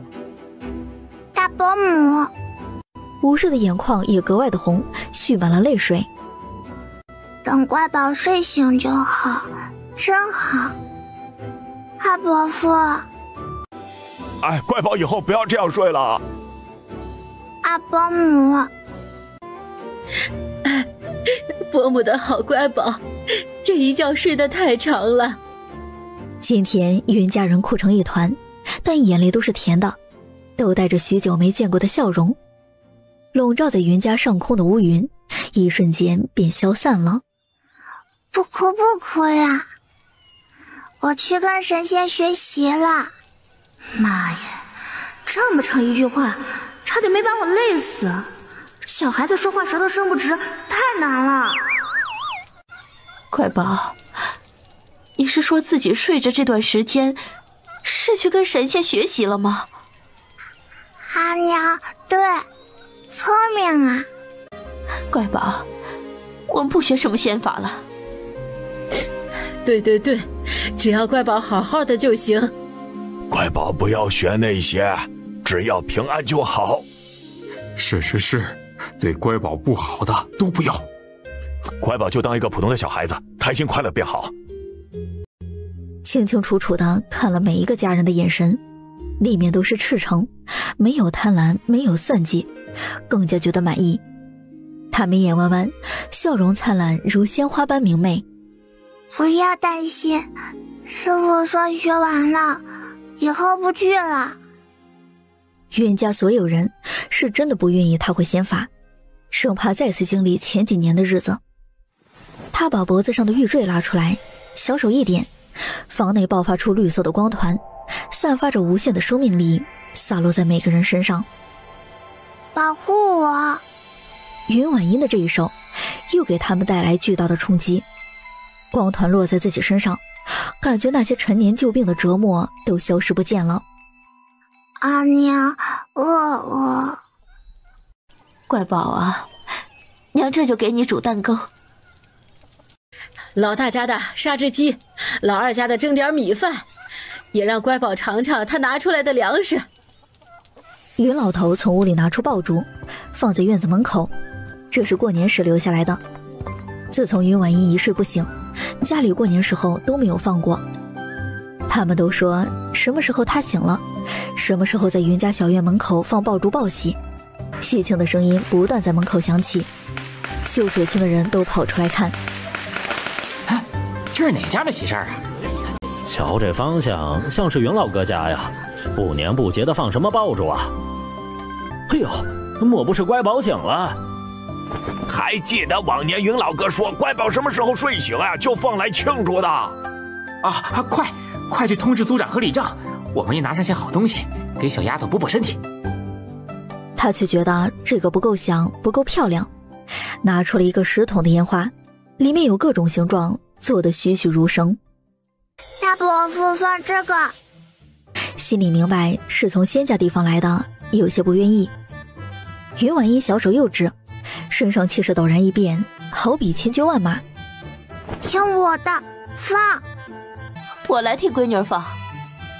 火线被点燃，冲上天空的第一个图案是天梯，第二个图案是3朵莲花，第3个图案是火红的凤凰，其余的像一朵朵秋日的金丝菊，花瓣极美，几枝绽放后又稍纵即逝。走到半路停下来的村民都看到了这一奇景，伏地跪拜，久久不起。原本在私塾上课的云清燕总觉得自己心里抓心挠肝的，就听见有爆竹声响起，看着窗外的方向，那是自己家，又想到一家人的约定。爹，我要回家。一卷太过于华丽，不是我们家的能有的。刚进门的几兄弟附和着说小五说的对。不多时，回秀水村的马路上奔驰着一辆马车，里面正是云家的几个少年。乖宝啊，以后不能在任何人面前凭空取出东西。安奶放心，今日我以自己的性命起誓，所看所见所得，此生绝不向任何人提起，如有违背，天打雷劈，永世不得超生。今日我以自己的性命起誓，所看所见所得，此生绝不向任何人提起，如有违背，天打雷劈，永世不得超生，永世不得超生。誓言成立。好，以前说的也是认真的，都记好了就行。转手抱着失而复得的小孙女儿不撒手，云老头也跟在身旁，祖孙3人亲香的不行，满脸乐呵呵的。村里一直惦记着他的人也都不断的涌进来。一大五小进家门，就看见屋子的中央坐着白白嫩嫩的小姑娘，相比3年前长大了很多，也没有以前奶乎乎的。爹爹，乖宝，是爹爹的乖宝回来了吗？爹爹，是啊。睡醒就好，睡醒就好，睡醒了就好，以后不许这样调皮了。家里人都在哭，只能一个个哄了。宋哥哥，哥哥很想你。大哥哥，妹妹乖，我在。童哥哥，小妹，好久不见了。川哥哥，哥哥还给你抓好玩的。小哥哥帅。云儿近几年变化最大，从以前的不知事变得相当稳重有魄力，只是眼睛红红的，一滴滴眼泪滴落在脸颊。乖宝，欢迎回家。小哥哥说的对，这就是家的感觉。乖宝，睡醒还需要好好休息。我们都先回吧，改天再来看他。阿姨、阿奶，你们已经盯着我看了一天了，要不要去休息啊？不用，阿奶要好好看看乖宝。看着比较放心。他知道这是上次太小使用精神力沉睡了这么久，给家里人留下的创伤。眼睛滴溜溜转了一下。那乖宝给你们讲讲沉睡的时候经历了什么，好不好？大的、小的、老的，瞬间全部围成一圈，静静地坐着听着。当听到师傅带他去一个铁鸟上，飞得特别高，手都能摸到云彩，他们就是一脸不敢想象的表情。知道4个轮子的小汽车，只要加满黑色的油水，可以1个时辰跑几百公里时，更是觉得不可思议。还有各种口味的美食小吃，仔细形容出来时，又会咽咽口水。小小的手机就可以和千里之外的人联系，甚至可以看到对方的样子，都是表示惊叹。哇，这么厉害！现在不担心我了吧？家里都是人才啊，就我这口齿，他们都能连蒙带猜的说个清楚，佩服啊！乖宝啊，只要你不再一觉睡这么久，阿奶就放心了。阿奶积功德，对我好。行，以后就听乖宝，也给你积功德，做善事，修桥铺路。谢谢阿姨。哎呀，不行了，不想说话了，根本就说不完呢。奶嫂也太累了吧。殊不知，今天的话题给家里读书的几个男儿带来多大的震动，也无意间改变了他们的思维，在未来相当有宏伟观。夜幕渐渐落下，只留东边几颗星星乍现，几辆低调的马车静静从秀水村穿过，静悄悄的，没有惊扰到任何村民，直奔距离云家不远的庄子上。这个连大门都十分讲究的山庄，秀水村的村民都知道，建造初时听说是给家里千金专门准备的休养庄子，建好以后常年没有人居住，时不时会有下人过来打扫干净。小少爷，我们到了。辛苦秦叔。这位就是当今皇上的三儿子萧时安，母亲是出自大家太傅程家，在那吃人不吐骨头的皇宫里，在生产时被人下了毒，这些年不定时会发作。前不久城外白云观的道长进了宫，父皇和母妃当日就安排他出宫休养身体。大殿内具体的谈话内容无人知晓，只让他务必过了清水镇以后自然会动。他看着京城的方向，心里默念着，还望父亲母亲保重身体，从今以后称我为安少爷。是，谨记安少爷吩咐。第二日一大早，云婉音早早就起床。阿娘，我去跑步啦。在沉睡的几年里，云儿紧跟着自己妹妹云松、云柏、云彤、云春也撒丫子一起。昨天乖宝说要锻炼身体，我还以为他起不来呢。是说了很久，就怕我不答应。让家里的男孩子跟着乖宝跑一下挺好的，以后赶考时不至于那么虚弱。直到经过庄子时，6个人都好奇盯着开了一半的大门，秦管家就站在那里。婆婆早上好。宋哥哥，这是哪里来的大户人家？村里人都知道，只是长这么大从来没有见主人家出现。快快跑，回家吃饭饭。秦管家看着女娃娃带着5个男孩子一起跑过去，心里还在想，这是谁家的孩子，长得真好，一点不像村里养出来的女孩，浑身干干净净，身上的衣服都是花了心思的。屋内面相精致的少年在餐桌前面坐得笔直，每一次下筷咀嚼没有发出一丝声响，处处显示着尊贵优雅。今早是发生什么好事了吗？秦叔这么高兴。少爷，老奴刚刚在外面看到几个小娃娃跑步，其中一个女娃娃长相极为显眼，比京城里的贵女还要貌美3分，小小年纪就能看出天人之姿，等及笄后更是不得了了。萧时安被勾起了兴趣。秦管家在京城也是见过大世面的人，从没这样赞过一个人。哦，这个女娃娃年龄几何？老奴目测3岁左右。她今年10岁，3岁就是个小奶娃娃。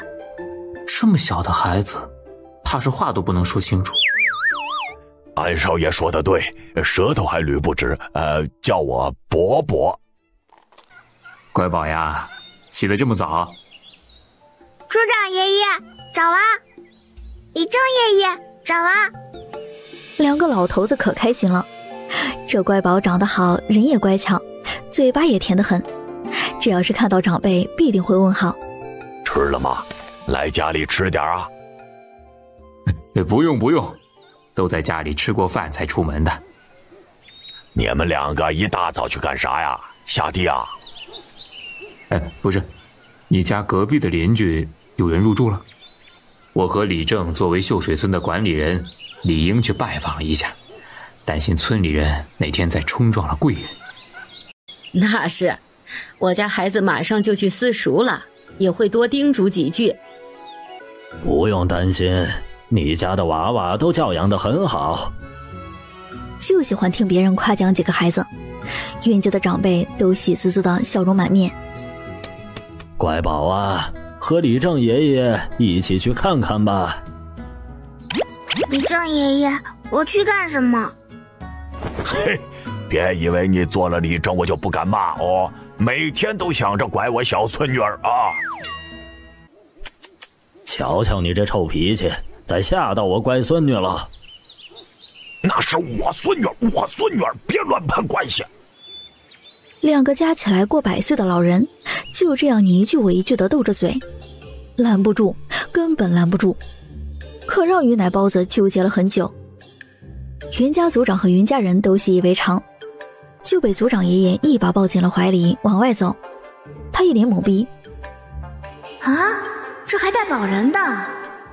瞧瞧，还是争不过我吧，小孙女还是跟我们去。小姑娘，没想到这么快就见面啦。伯伯好呀。还真如齐叔所说的一样。安少爷。见过安少爷。于奶包子的眼里都是冷酷系帅哥，嘴唇微抿，眉眼冷俏，高挺鼻梁，面部线条干净利落，完美啊！每一处都长在我的心坎上。两位老人头一次见这么有气势的富家公子，连忙几句话便说清楚来意。麻烦族长和李正了，理应是我们先去拜访，只是昨夜到的匆忙，家里没有收拾妥当，这才耽搁了。安公子言重了，我和李正为秀水村的掌舵人，入村的人自然是要查看一番，职责所在。还有就是担心村民不小心冲撞了贵人。看着小丫头像只小白兔一样啃着点心，心情莫名的很好。云族长不用担心，我过来是休养身体的，只需要不过来打扰即可。安少爷的话老头子知道了，那我们3人就不打扰了。秦叔，给这个女娃娃多打包些点心。他只是无聊的时候多吃了几口，这味道和空间出品的比不了。安哥哥，不用，多谢啦。家里厨娘做了许多，吃不完就浪费了。然后呢？给我就是为了不浪费？可爱的样子让他忍不住上前，伸手捏捏女娃娃头上的小揪揪，捏扁了。被族长和李正盯着，瞬间涨红了脸。秦管家被主子的做法也弄懵了。哎呀，实在不好意思啊，我家公子没有妹妹，看女娃娃实在可爱，不是故意把发型捏扁的。于奶包子睁着大眼睛，一副不可置信的模样。我叫云婉烟，小名乖宝。小哥哥不用愧疚，阿娘会弄好。是我不对，不该捏乖宝的头发，这些点心就当安哥哥的赔礼可好？好啊。做小孩真是太累了，什么时候能正常说话呀？在路上就大方的把点心分给族长和李正。给家里的哥哥吃。不用，乖宝回去慢慢吃。不要，族长爷爷和李正爷爷一起吃。两个老人都不禁感叹，云老头家的几个孩子教得可真好。云清燕和家里的几个小子都等在门口，就为了看云婉一眼，再返回私塾读书。爹爹，乖宝，爹和哥哥们去学堂，你在家里面乖乖的。好的，那点心拿着吃，我有很多呢。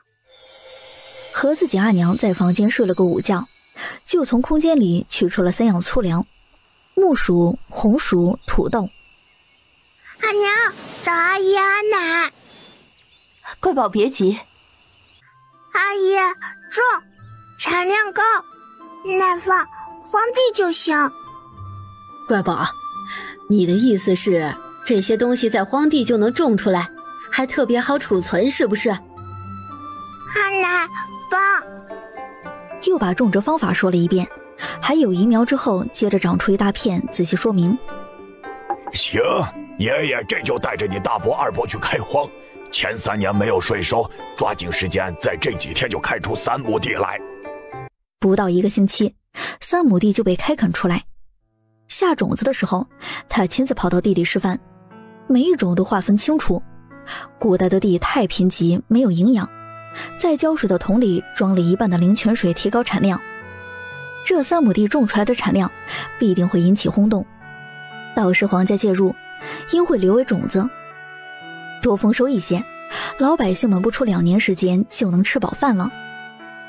他知道，在皇权至上的古代，种出高产量粮食对于一个农家来说很是危险，需要一个人品极好又能保得住自己家人的靠山。先是想到了柳策，眼神又看向那个庄子。先让爹爹邀请柳叔叔来家里吧，后续的再去试探。哥哥们不在，于奶包子每天也善时跑步，秦管家偶尔也能碰见他。云家的乖宝真是有毅力啊，天天早上都在锻炼身体，真是了不得啊。秦叔就那么喜欢乖宝？我只是单纯欣赏好看的脸，来少爷跟前做事也有这个原因。6，怪不得家里的小厮和丫鬟都比其他家的要齐整。秦叔，可以邀请乖宝过来吃点心，倒是比我见过的那些小女孩要讨喜，眼睛里没有阴谋，也不像京城中的闺女那么矫情。安少爷说的是，只是庄子里没有年纪小的孩子，乖宝啊正是好奇心强烈的时候，怕是会觉得无聊啊。会有人陪他玩的。秦管家揣摩着少爷的话，这是想要乖宝过来玩耍，老奴懂了。看着自家少爷不自在的点点头，秦管家觉得这样更加有人气了，比在皇宫时好太多。翌日，小奶团子便出了家门。自打穿越以来，云婉音还是第一次出远门。今日要和阿娘去镇上看爹爹，也是回娘家。云老头和冯婆子把母女2人送到了牛车上。乖宝啊，今天要跟你娘去外公家呀？是啊，三叔婆。晚上还回来吗？住一晚，陪爹爹。行驶了1个时辰左右，马车就到了清水镇的城门口。进城后，他的眼睛更是不够看，但云婉音主要看了一下吃食，心里盘算着家里的大伯父和二伯父可以做个什么小生意。婉娘以为他想吃什么，就想着买上一些，给小闺女添上一口也好。阿娘不吃，我在想做生意。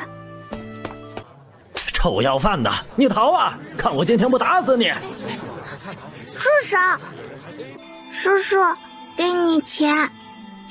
你们2人都不容易，这钱我女儿帮他付了。那就多谢这位小小姐了。多谢你们，只是我没钱给。不用，你走吧。可还有什么事？求这位夫人救救我妹妹，她快病死了，浑身高烧不退，抑郁，我实在是没法了，不然定不会这样缠着2位。我可以救她，也有条件。只要能救我妹妹，我赴汤蹈火，在所不辞。包括卖身为奴吗？是，我愿意。你们有多少人？回小姐，不到10岁的男孩6人， 3、4岁的女孩4人。他从自己背的小挎包里拿出几粒退烧药和退烧贴。小挎包是为了掩饰有空间，又伸手从阿娘的背篓里拿出一小袋碎米放在她面前。若是想清楚了，1日后城门口见。阿娘，我们走吧。阿娘，有话要问我吗？有。乖宝想吃什么？娘再抱着你跑快些，就能早点见到爹爹了。娘也很想自己的娘亲和爹爹呀。母女2人到了私塾里，悄悄地找到云清燕上课的地方。外公、爹爹、柳叔叔，我来看你们了。唉，婉儿都是娘亲了，还是这么调皮。哎呦，你娘知道你们回来，肯定高兴得不得了。于婉英伸手拽着自己外公的白胡子，祖孙2人一点也不生疏，一个敢拽，一个笑眯眯地宠着。这么重的东西压坏身子可怎么办？下次送个信，我就去家里面接你和乖宝。不重的，来时彭母和公爹送上的牛车，一直到城门口也就几步路。夫子，我和小侄女也很久没见了，可否抱一下？哎呦，外婆的小心肝哟，可算是睡醒了。你爹和哥哥回来时才把事情说了一遍，当天都没送消息回来，害得外婆今天才见到你。行吧，抱不上，抢不过根本不敢抢。隔代亲真是不一样，自己女儿都看不到了。想外婆。哎呦，我们乖宝小嘴就是甜，外婆也想你想得紧呐。外婆刚才准备好东西，就准备去秀水村呢。你们娘俩倒是来了。娘，你还记得自己有个女儿啊？过来这一会儿，你眼里可都是乖宝啊。都多大了，还像未出阁前争宠呢，也不怕你夫君和你女儿笑话。婉娘这样很好，学生不觉得有不对。我也喜欢娘。行行行，那还是娘的不对了。嘿，这是做了什么好吃的呀？外公，火锅。哟，乖宝竟然知道名字，真是了不起，太厉害了。爹爹，船上有。前不久在回家路上遇到了一个船商，聊了几句，就从他手上买了几样东西，急赶着回家看了个大概。怕是那位商人放进去的，改天再遇到定是要多付一些银钱。对，还有爹爹买的种子，还也种在地里了。哎，下课回家就不要这么多礼，免得你岳母私下时候又要念叨我。妹妹，今天怎么过来了？想哥哥，看哥哥。哟，不想大哥哥？想大哥哥。都想都想。小侄女这是怕说话，赶忙把花头截去，真是聪明。柳叔叔，对。那要托小侄女的福，叔叔今天也吃顿好东西。讲解了一遍火锅的吃法，众人上手不久就明白了，每个人都夹着菜往锅里涮，再蘸上香油碟。哇，我哭得好大声啊！到底是云清燕心疼闺女，打了碗水，把肉片反复涮了干净，这才吃上一口。她被爹爹的举动都要感动哭了，这来之不易的火锅呀！爹爹真好。书义兄，这火锅底料还多吗？我有预感，要是在清水镇开一个酒楼，必定红红火火。鱼上钩了哟，也不枉我今天费尽心思的安排这顿饭。柳叔叔有方子。哎，小侄女儿你怎么知道的？爹爹看人可怜，买了很多给我寄福。那时候就想着顺手帮一把，想着船商遇到了难处，只想着凑到路费赶回家团聚。书义兄还真是好运气啊！我母亲有几家陪嫁铺子，一直交由我打理，不知道书义可有做生意的想法？做，我4你6。那不行，怎么能小侄女吃亏？5分，你们出家方子，我出铺子，如何？柳叔叔，亏。不会的，铺子不用租金，人手都是现成的，不需要大肆装修，调整一下细节就可开业。好，柳叔叔，你信我，肯定会发财。读书人不可入商，我会派出一位信得过的管家，放在台前。我家由大伯父负责，分店未来由二伯父。小侄女已经计划第2家店了，是女中豪杰，若为男儿身，必定前途不可限量。为女子又如何？萧月国必定有我云家一席之地。妹妹要的，哥哥必定全力以赴。大胆的往前走，大哥哥给你当靠山。妹妹这么优秀，不敢松懈。自当是拼尽全力，不给妹妹丢人，做妹妹的大靠山，无人敢欺负。第2日午后，溜子哥，你说的小小姐万一不来了呢？语气很是坚定，不会的。倒是你们几个想清楚了吗？跟着我们兄妹2个，一生只能为奴为卑。那是当然，有福同享，有难同当。溜子哥把我们几个当什么人了？几年全是靠你才勉强过活，没被饿死打死。你去哪里我们就去哪里，一辈子都是兄弟姐妹。多谢小姐赐药，我妹妹才能安然无恙有命活。可是真的想清楚了？是，我和妹妹誓死跟随小姐。你叫什么？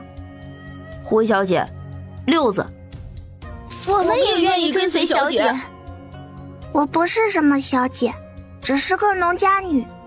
跟我走，享受不到大户人家的荣华富贵，只会吃苦，起得比鸡早，睡得比猪晚。现在可还有愿意？我愿意。我们愿意。婉娘坐在车内听着外面的声音，内心是很不平静的。她不知道女儿想要做什么，但又清楚乖宝有着不一样的经历，自己不能拖后腿。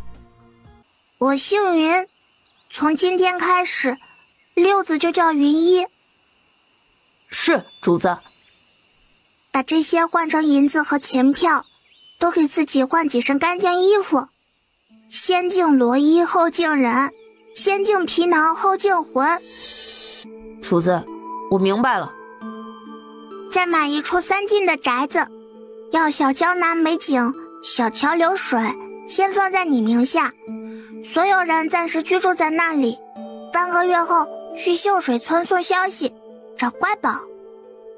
是，主子。找个大夫调养好身体，鸡鸭鱼肉上好的米面全买些，不要省钱。跟着我，总要你们吃饱饭的。多谢主子。驾车直奔秀水村的方向。云一几人一直跪着，直到看不到马车的影子才起身。这么多钱，第2次见面就全部交给我，这是天大的信任。今天你们也看到，主子是我们兄妹这辈子都要追随的人，我不允许任何人背叛他，不然我云一一定追杀到天涯海角。是云一哥。韩娘，可有吓着了？乖宝，你刚在外面说话挺清晰的，咋一回来又变成捋不直舌头的小奶包子？韩娘，开口时我努力伸直舌头讲话的。娘以为你突然就会咬字清楚了，没能想到会是这样的原因。对了，阿娘，回去找爷奶，有事情说。乖宝，可是有自己的打算。您放心，家里会越来越好的。呸！小孩子说话好没有气势哦。好，娘相信乖宝。老三家的跟乖宝怎么还不见人呢？老头子，你说他们娘俩会不会今天不回了？许是爹娘想多留一天再回来？不会的，就算是亲家想留，老三也会让村里的牛车送信回家。没有消息就一定会回来，许是有什么事情耽搁了一些。阿爷，阿奶，我回来了！回来了，回来了！我乖宝的声音。阿奶，不要跑！好嘞，奶不跑，就在这里等着。乖宝这么喜欢镇上，以后家里有时间呀，就多带你去逛逛。阿奶，你说对了，以后是要经常去的。今日的晚饭特别丰盛，云奶包子长了脑子了，给自己安排了番茄锅，东西当然也要分享给自家人尝尝，不能厚此薄彼。婉娘代替小闺女，把和柳策一起开店的事情，还有云老大去负责看管这家店的事情，仔细讲了一遍。二哥，乖宝说了，后面还会开新店，到时候就由你来负责。我们夫妻二人没有多想，大哥和大嫂为家里付出这么多，乖宝这样安排很是妥当。大伯父，跟着掌柜的好好学习。他一个下地出力气的，怎么能胜任呀？不要紧张，今天开始阿娘上课。我的意思是，从今天开始由我作为夫子，给家里众人上课，每天识字，日积月累不放弃，肯定会有所收获。对对对，乖宝啊，奶就不用学习了，都这么大年纪了。要学，阿奶棒，全部都要学，我一起。哎呦，我乖孙女儿啊，小小年纪就要认字读书，真了不起！哎，学都学，慢慢的学啊，以后走出门不至于当个睁眼瞎。阿爷棒棒的！想不到我竟然有学习认字的机会，我家肯定积了大德的。两人想到家里的弟弟妹妹，内心有些纠结。这么好的识字机会，他们稍微学到一些，再去镇上做个伙计，以后也能过得好一些。只是这种事情不好开口询问，被家里人误会，一心向了娘家。乖宝啊，奶问一下，能不能让你大伯母和二伯母家的弟弟妹妹跟着你娘一块儿认几个字啊？吴氏和刘氏没想到自己婆母会开口，两个人都有些激动紧张。婉娘觉得放几只羊是放，放一群羊也是放，就点头同意。乖宝却想得更多，秀水村里的孩子大多都不上学堂，满村的跑，应该学知识才对。阿娘，族学可好？只是刚开始阿娘会很辛苦。可以，只是娘是女子，怕是村里人不会同意我做夫子。阿娘放心，不会的。阿爷、大伯、二伯，明早进山，我一起。得到了全家人强烈反对，只要想到进山，心里的阴影就挥之不去。云奶包子无奈，需要出处。我的小祖宗哎，你是要吓死二伯娘啊？下次打个信号行不行啊？没啥，好多。阿爷，卖建族学，买大青山。乖宝是想要建造族学的时候，顺便买下大青山。村里人记着这份情谊，明路上的钱都花出去，不招人惦记，是吗？阿爷，对，大青山我有用。青燕要去考举人，需要路费，穷家富路，钱多带一些在外面不至于那么难。还有家里的5个小子都要去考试，用钱的地方多着呢。明天上山时就这样讲，知道吗？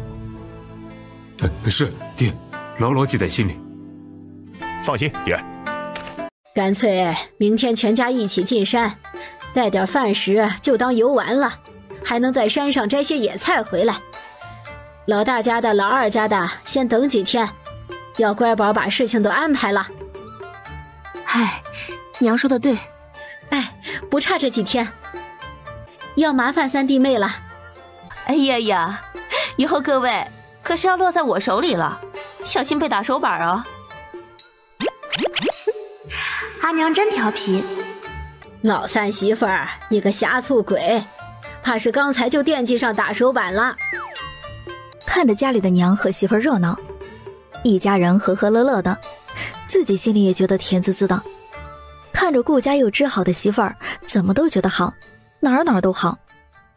娶妻当娶贤，贤妻旺3代。第二天一早，云家的女人就起了床，都在厨房里忙着，想带些东西到山上当做吃食。这大人能扛饿，小孩子可不行呀。你们是不是忘记了，我有大神通？被抱在怀里的云婉音看着不远处林立的树木耸立云端，晨雾飘荡四野，空气中是草木的清香，不雾缭绕，如梦似幻，入眼皆为绿，让他的心情感到大好。一直以来自己就特别喜欢绿色，很多时候他觉得自己哪辈子应该是棵植物，绿油油的。越想越觉得好笑，忍不住咯咯哒的笑出小奶音。秦管家出庄子门时，云婉音一大家子已经走到山脚下了，只能瞧见他们的背影。他便跑到正用早餐的少爷面前，就随口一提，说着无心，听着有意。乖宝上山了呀，这大青山也是一块宝地了。宝地？什么宝地呀？出土什么了不起的东西了吗？我怎么不知道啊？我们初来乍到，在家里待久了也闷得慌，就安排几个侍卫一起上山打猎吧。哎呀，少爷万万不可啊！虽说您到这里以后身体内的毒没有复发，看着和正常人一样，胡神医和他徒弟也在赶来的路上，不知何时才能到秀水村。这万一出个好歹，老奴就是几条命都不够砍的。秦叔，你莫怕，别紧张，我让莫一、莫二他们带着我飞，自己不运功，保证小心身体，让您的脑袋舒舒服服戴在脖子上。秦管家见拦不住，只能碎碎念地叮嘱着主仆几人。萧时安对自己人，特别是从小看着自己母亲长大的秦叔，特别有耐心，不管他说什么，都是眼含笑意的频频点头。果然，这边的野菜和菌菇就是多，都是一大片呢，就要蹲地采摘。一念一动，他直接收入神机灵境空间的空地上。让他多长些。行吧，乖宝都收完了，每次看到仙法还是会被震惊啊。再往山里走走，差不多就停下来，到时候找个安全的地方，你们就好好的采摘野物。我和老大老二他们呀，猎些动物，也不至于空手回去啊。阿爷，就这，很适合。爷带你去啊，奶去摘野菜，娘去陪你奶。要说为什么这么费劲儿，那要说起自打进大青山，所到之处的花草树木皆会跟他打招呼，自己又接受良好，很快就和他们聊起来了。就在刚刚，大树木都在说有一些会飞的人也在他们所在的位置上来。他想着会飞，村里的贵人也就是庄子上的那些。约奶包子嘴角恶劣的一笑，还想着怎么卖给他，倒是自己送上门了。心中仰天大笑，老天爷真好，确实厚待他了。大伯、二伯，摘！现在，阿爷，我摘，其他人去野菜。哇，阿娘，看，好大一颗萝卜！爹，我和二弟在石缝里发现一个大蘑菇，还是我驮着大哥采到的。乖宝，这可不是大萝卜，如果我没记错，这是人参。人参是什么？可以吃吗？可以吃，还可以卖很多钱。哇，那我好厉害！大哥手上的也不是蘑菇，应该是紫灵芝。父亲得过一小只，我在家中有幸见过。天哪，我们云家是走大运了。诸位长辈好。我住在你们家附近不远的庄子上，诸位叫我安师霄便可。安哥哥，你怎么在这里？今日天空如此碧蓝，我出来走走，看看村中的好风光。我信你个鬼啊！15都说是跟过来的。哇，那好巧哦，竟然和安哥哥一起。安哥哥，阿娘说人参好吃。你娘说的对，这100年一遇的药材被你们家捡到了，可以卖个好价格，够乖宝吃上一辈子的饭。安哥哥，这个呢？也可以卖很多钱，足够乖宝一生无忧。哼，骗小孩呢，几千两银子。家里建房子，爹爹上京赶考，哥哥们考试，牛车马车价格更是贵得吓人，根本就不够花的好吗？这还没买京城的房子呢，更是吓死人。好啊，那我就跟阿爷去卖掉。少爷，小孙女年幼，还请不要怪罪。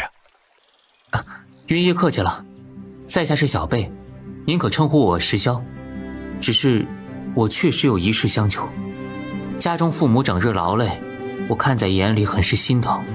今日云家遇到2株千年药材，我想买回送给家中父母，就是不知几位长辈可愿意割爱？卖给安哥哥。乖宝是想要卖给3少爷？对，阿娘。儿媳斗胆说句话，还望公爹婆母不要怪罪。这2株药草极为珍贵，若是面试，必定迎来争抢。家里根基浅薄，怕是护不住，卖给安少爷是最好的选择。对，老3家的说的有道理。老头子啊，一家人都平平安安才好。爹，我们同意。全凭爹娘做主。好，就听乖宝的，卖给安少爷，用去以表孝心，也不白瞎了这2株药材。多谢云爷爷和各位长辈成全。不用，我们还要在山上待会儿，给家里摘点野菜，打点猎物拿去换钱。安少爷要是着急，就先拿着2棵药草下山吧。哼，真不错，都会自己加戏了。太实诚了，知道这药草价值几何吗？我们也是上山打猎的，不如一起可好？跟周围的植物无声交流了许久之后，得知附近有一个人参窝。嘿嘿，老天爷就是我亲爸爸。阿娘，娘，阿娘那边。乖宝，你告诉娘，是不是要搞事情？娘好有个心理准备。娘亲说的什么话呀？我这么可爱，怎么是搞事情呢？哼！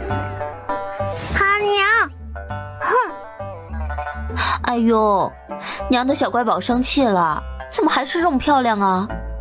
白白糯糯的团子，这是神仙设备的小仙子吧？阿娘，人参窝。好东西少量，或者只有1个才最好，太多就不值钱了。这不是饥饿营销的套路吗？阿娘挺聪明的，不愧是读过书的女子。不是我，是森林。唉，我好累啊，我不想讲话了。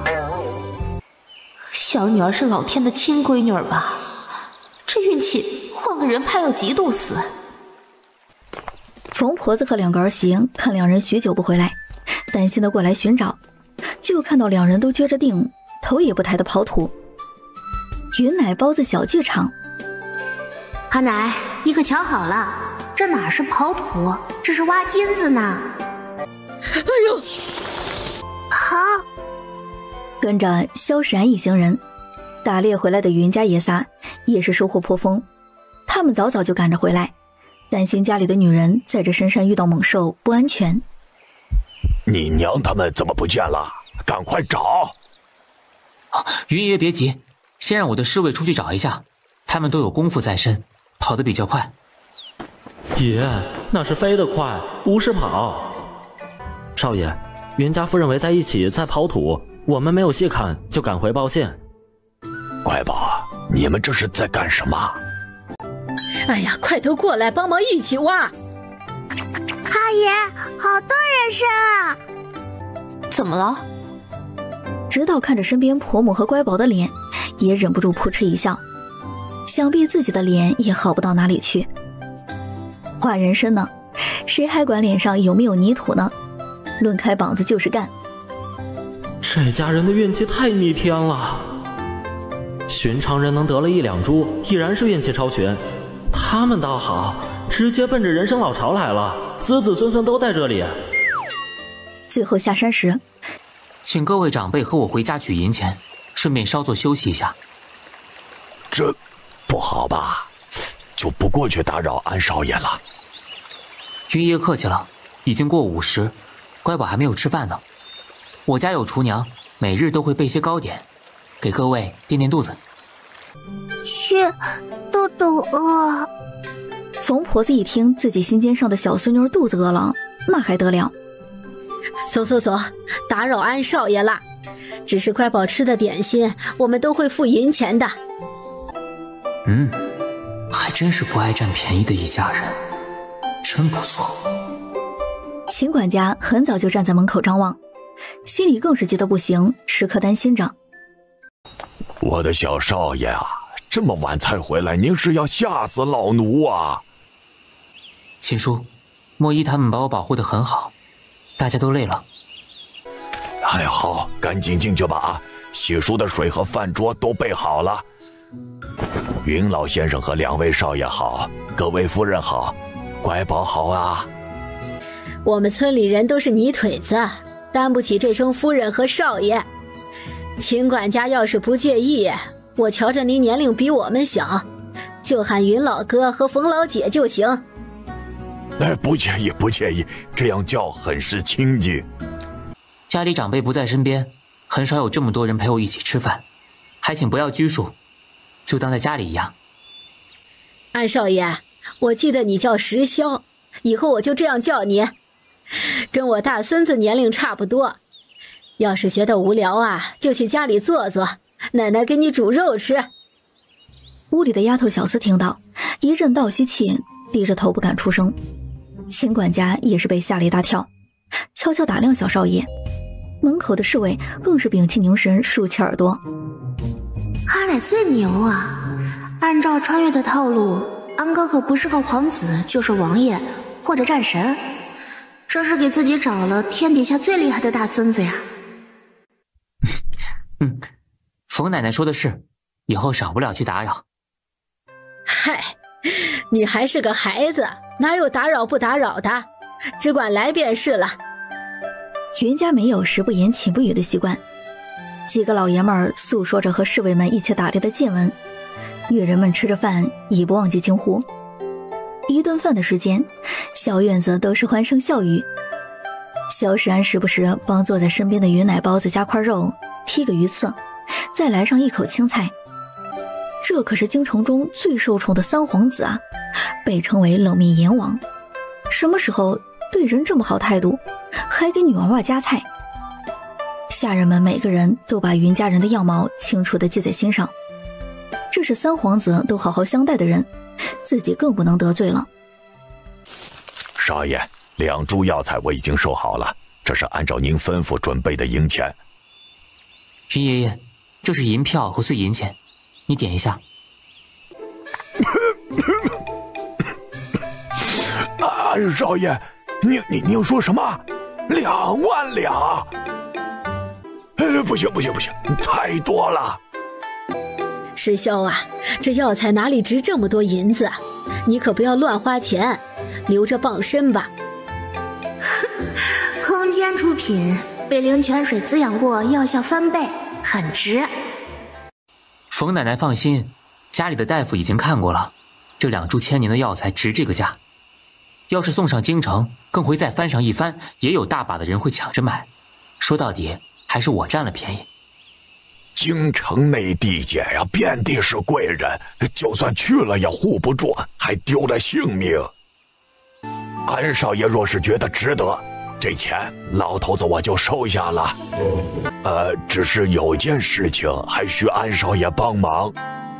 今日我云家在大青山上采到人参和灵芝不假，卖给安少爷得到的银钱只有300两。云爷爷请放心，家里上上下下没有一人会出去多嘴。安哥哥，帮！我代表云家上下多谢安少爷体恤。不必客气。只是手上又把云奶包子的花骨朵捏扁扁的，漆黑的眸子里是得逞的笑意。云婉英早就发现了，忍不住盯着他看，被小奶娃清澈的眼神盯着，竟让萧世安忍不住有些心虚。看着他们一家人走远，少爷，他们的猎物还在。云爷爷和冯奶奶现在走路都打飘，估摸是忘到脑后了。晚一点让莫姨给送过去吧。是少爷。今天的钱都是乖宝赚的，都给他，你们有问题吗？没有，哪里有长辈惦记侄女的钱？理应是乖宝的，我们在家里吃饭还是占他便宜了。婉娘是向着自己小闺女的，但也清楚自己不说话就是最好的，乖宝自有安排。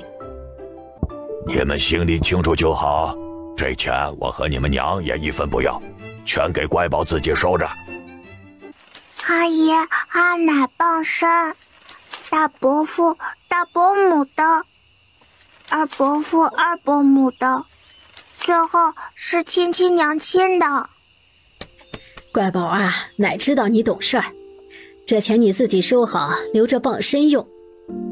是啊是啊，大伯母怎么能拿你的钱呢？二伯母也不能拿，都是你的。娘也不要，都给乖宝。我养阿爷和阿奶，大伯父和大伯母送我爹爹上学，应得的。二伯父、二伯母帮忙打理家里的田地，所得收入也都用在爹爹身上，应得的。阿娘每日辛苦刺绣，教育我和哥哥，应得的。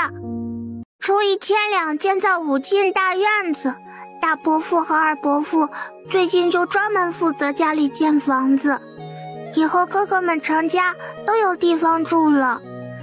阿爷要亲自跑一趟族长爷爷那里，还有李正爷爷那里，把银钱来路说一遍，再着手族学的事宜。表面的银钱不要怕不够用，背篓里面还有那么多人参呢，到时候就对外说卖了几颗。又取出10只空间的人参分配好，阿爷阿奶1根，大伯父家1根，二伯父家1根，自家背上1根，外公和大舅家各1根，这就6根人参。你们手里的人参千万不要送人，都放好，关键时刻会救命的。剩余1根年份大些的和年龄小一些的，就留给爹爹赶考时带着防身，若是手上银钱不凑手，还能卖了换成回家的路费。乖宝说的都对。阿娘，累，摆烂吧，毁灭吧。我是看出来，家里最聪明的就是乖宝，以后云家由他做主。我们只需要听指挥就好。我不行，不可以，我只想赚钱，不想管事。娘，乖宝还小，您和大嫂管家就很好。对，阿娘说的对。就还由我和老大家先管着，只是这钱放在家里真是不踏实啊，怕是晚上都不敢睡觉了。云奶包子表示多大点事情啊，手一挥，把剩余的银票全部放在空间，世界上最安全的地方。乖宝的宝贝还能储藏东西呢。对，阿奶。来，你替奶收着，还是在神仙的地方才安全。这下呀，我晚上可以睡个好觉啦。说完，还一脸轻松，伴随着得意。转了一圈，又转回自己手里了。无奈把那些碎银子都推了过去，又看向蠢蠢欲动的大伯父一家和二伯父一家。自己保管。阿娘也是。几人都有些不好意思，弱弱收回自己要推出去的手。唉，真是辛苦我这小脑袋瓜了。在院墙外来送猎物的莫伊看到这颇为搞笑的一幕，都差点没有忍住想笑，刚好被院里的众人发现。莫兄，可有什么事？奉我家少爷之命，来给你们送今天的猎物。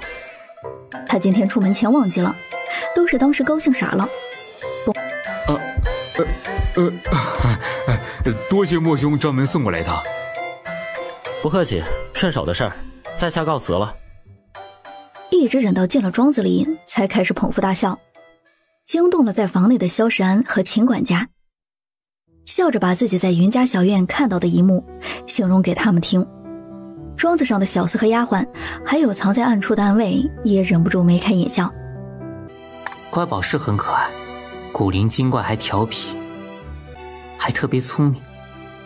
是，我第一次见乖宝就很喜欢小丫头，恨不得当自己的孙女儿养。云老头吃过晚饭后，跑去找云族长说了一遍来意，还着重强调是自己孙女儿发现的药材，并要建立族学。两个小老头就噔噔地跑到李正家里，三人直接聊到了午夜时分。好你个云老头，一下就要盖这么大的房子，可真是让人羡慕。是啊，谁让我家里乖宝有本事，第一次上山就赚到这么多银钱。呸，不要脸的老东西。嘿，你没有孙女儿。既然村中要建族学，每家每户出一个劳动力盖房子，族里孩子上学不用钱，但笔纸以后要自己负责。就是辛苦青燕家媳妇儿带着村里的娃娃在院子里上课了。也就这一段时间，等族学盖好就行了。我家乖宝说要盖就盖最好的，和家里一样的青砖瓦房。滚滚滚，赶紧滚！看着你就闹心。明天就找人给你丈量地基，别在这里碍眼了。被老朋友骂也不生气，哼着小曲儿扶着族长就走，那叫一个气人呀。第二天醒来时，乖宝醒了，娘来给你穿衣服。阿娘早安，阿奶早安，大伯母早安，二伯母早安。啊，刚才是我说出来的。太棒了。乖宝真棒，就能说顺畅话了。睡一晚起来变化真大呀。乖宝早安呀，开不开心？超级开心。能让乖宝这么开心呀。阿姨阿姨早上好。呀，乖宝早上好，吐字真清晰呀。大伯父早上好，二伯父早上好。乖宝早。真棒棒，比你哥哥们强多了。阿爷和伯父这么早去做什么啦？去荒地看看那3亩种子，插秧移栽后长得都很好，到处绿油油的。我刚才仔细看了看，等雨停后再过几天就可以收了。不如等爹爹和哥哥们从私塾回来，一起下地收吧。行，听乖宝的，家里的孩子不能五谷不分，不管谁都是要下地的啊。作为地道的农家人，谁都不觉得有什么问题。或是家里孩子上了学堂，心里觉得高人一等，袁家不可能教出这样的孩子。出了屋门，去院子上茅厕就格外的痛苦，来回都是泥巴地，踩在脚上甩都甩不掉。阿娘，太黑了，伤眼睛。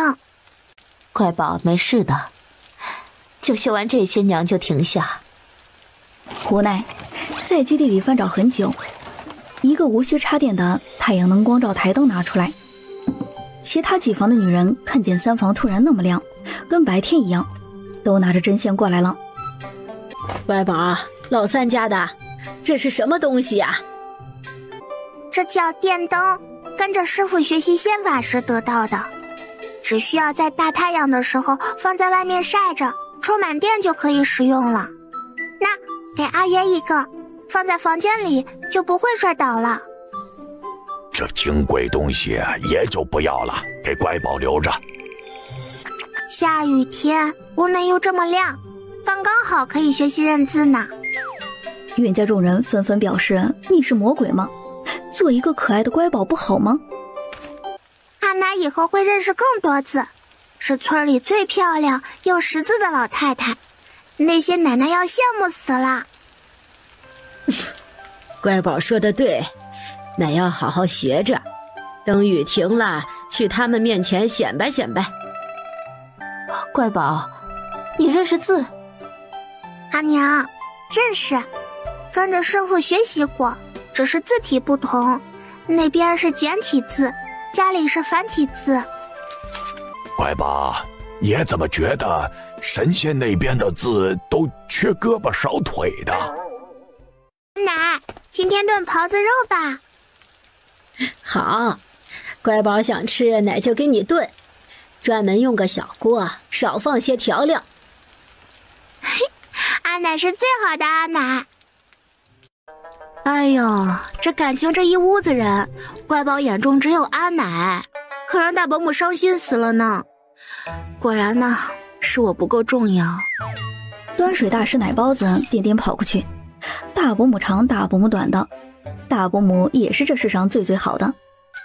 哎呀，二伯母也超级棒的，最好的二伯母。调皮鬼。阿娘好美啊，青出于蓝胜于蓝，我肯定比阿娘更要美上几分的。阿娘，爹爹和哥哥们什么时候回来呀？应该就这几天。私塾在特殊的时间都会放假，让学生回家收粮食。好想帅气爹爹呀。于理正在雨停后早就去了趟县衙。县令大人听说是秀水村的，就多问一句，刚好是自己儿子提起的好友，顺便说了几句下面的人要好好丈量清楚。于老叔，这是要建房子吗？需要公认吧？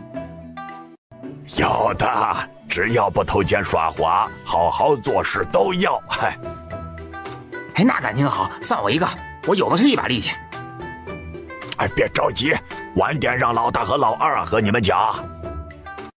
乖宝，宅地基买好了，爷写在你的名下，以后我和你奶去了，家里也没人敢欺负你。阿爷，怎么不落在你和阿奶名下呢？都是一家人，乖宝不计较这个的。乖宝啊，人心易变，爷也不能保证随着家里的人越来越多，他们都长大了，还会和小时候一样吗？这人心啊，最为复杂，所以在根上就杜绝这些事儿。这红旗你好好收在神仙的地方里啊，听爷的话。这太精美了吧，盖起来肯定要花不少钱呐。乖宝啊，我们就盖小一些就好，以后谁要结婚就直接分出去过，自己在你手上的宅基地那里买上一块，自己盖房子。阿爷，不如我们问问家里人的意见。不如我们和乖宝住在一起，让家里的小子自己盖房子。对呀，这样还能省下建房子的钱，两全其美呀。我赞同媳妇说的，确实能省下不少银钱。总不能臭小子们结婚还让妹妹给盖房子的。我听乖宝的。退一万步来说，以后哥哥们有了出息，还能亏待我不成？要是他们成了婚，想要独立出来，可以花钱买了那个地方，另开一个门，对我们也没有什么影响的。这要是哥哥们看到了，一定很难过吧？哦，你说的是捐了族学？是，秦管家，村里人说是云姑娘亲口提出来的。现在大家都在夸云姑娘真好，小小年纪就懂得照顾村里，还都在叮嘱家里孩子一定要尊重她，不许欺负她。确实是个聪明的小丫头，不过才3岁多一点儿，就如此周到聪慧。秀水村60多户都是云氏族人，少有的几家外姓人在村中也未受到排挤。乖宝的爹爹下半年要参加会试了，按照他的成绩，只需照常发挥，不出错，肯定会进入殿试。3年前云家的良种，亩产到达上千斤，就在父皇心里是挂了名号的。若云青叶能走上殿试，父皇必定会多留意几分。再加上云家几个小子都是童生，若是后面再考上秀才、举人，甚至探花、榜眼和状元呢？再加上云家在当地的名声，未来族学里出来的孩子，假如也走上科举之路，就算京城那些老牌家族，也不敢轻易动云家。朝堂上岂会没有他们一席之地？哼，乖宝这是把后面的事情都想好了，一环套一环。亲说，今日之前你可敢想象，这是一个3岁的小女娃给家里人铺出的一条光明大道？云家小女是老奴见过最聪慧的女子，没有之一。乖宝演戏也很好，云家人也都不错。云青眼和家里的5个小子一早就从镇上回来，父女2人忍不住轻香了许久。阿爷，不是说要收木薯、红薯、土豆吗？乖宝，觉得时间到了。可以收了，最好是1亩地1亩地的收，再称重。很快被通知过的云族长和李正正带着家里的孩子都在云家的荒地前，就连村里人也听说过这3样东西。喂，这东西能种出这么多？地里的云家人接着跑，此起彼伏的惊叹声引起了不远处庄子守门人的注意，也凑过来看了一会儿，连忙跑回去报消息，边跑边哭唧唧。这要是早些年种出这种粮食，家里的爹娘就不会死，自己也不会成了孤儿。萧山带着秦管家，跟在身边的是莫一和莫二。来到荒地时，村里壮实的男人都开始下地刨红薯。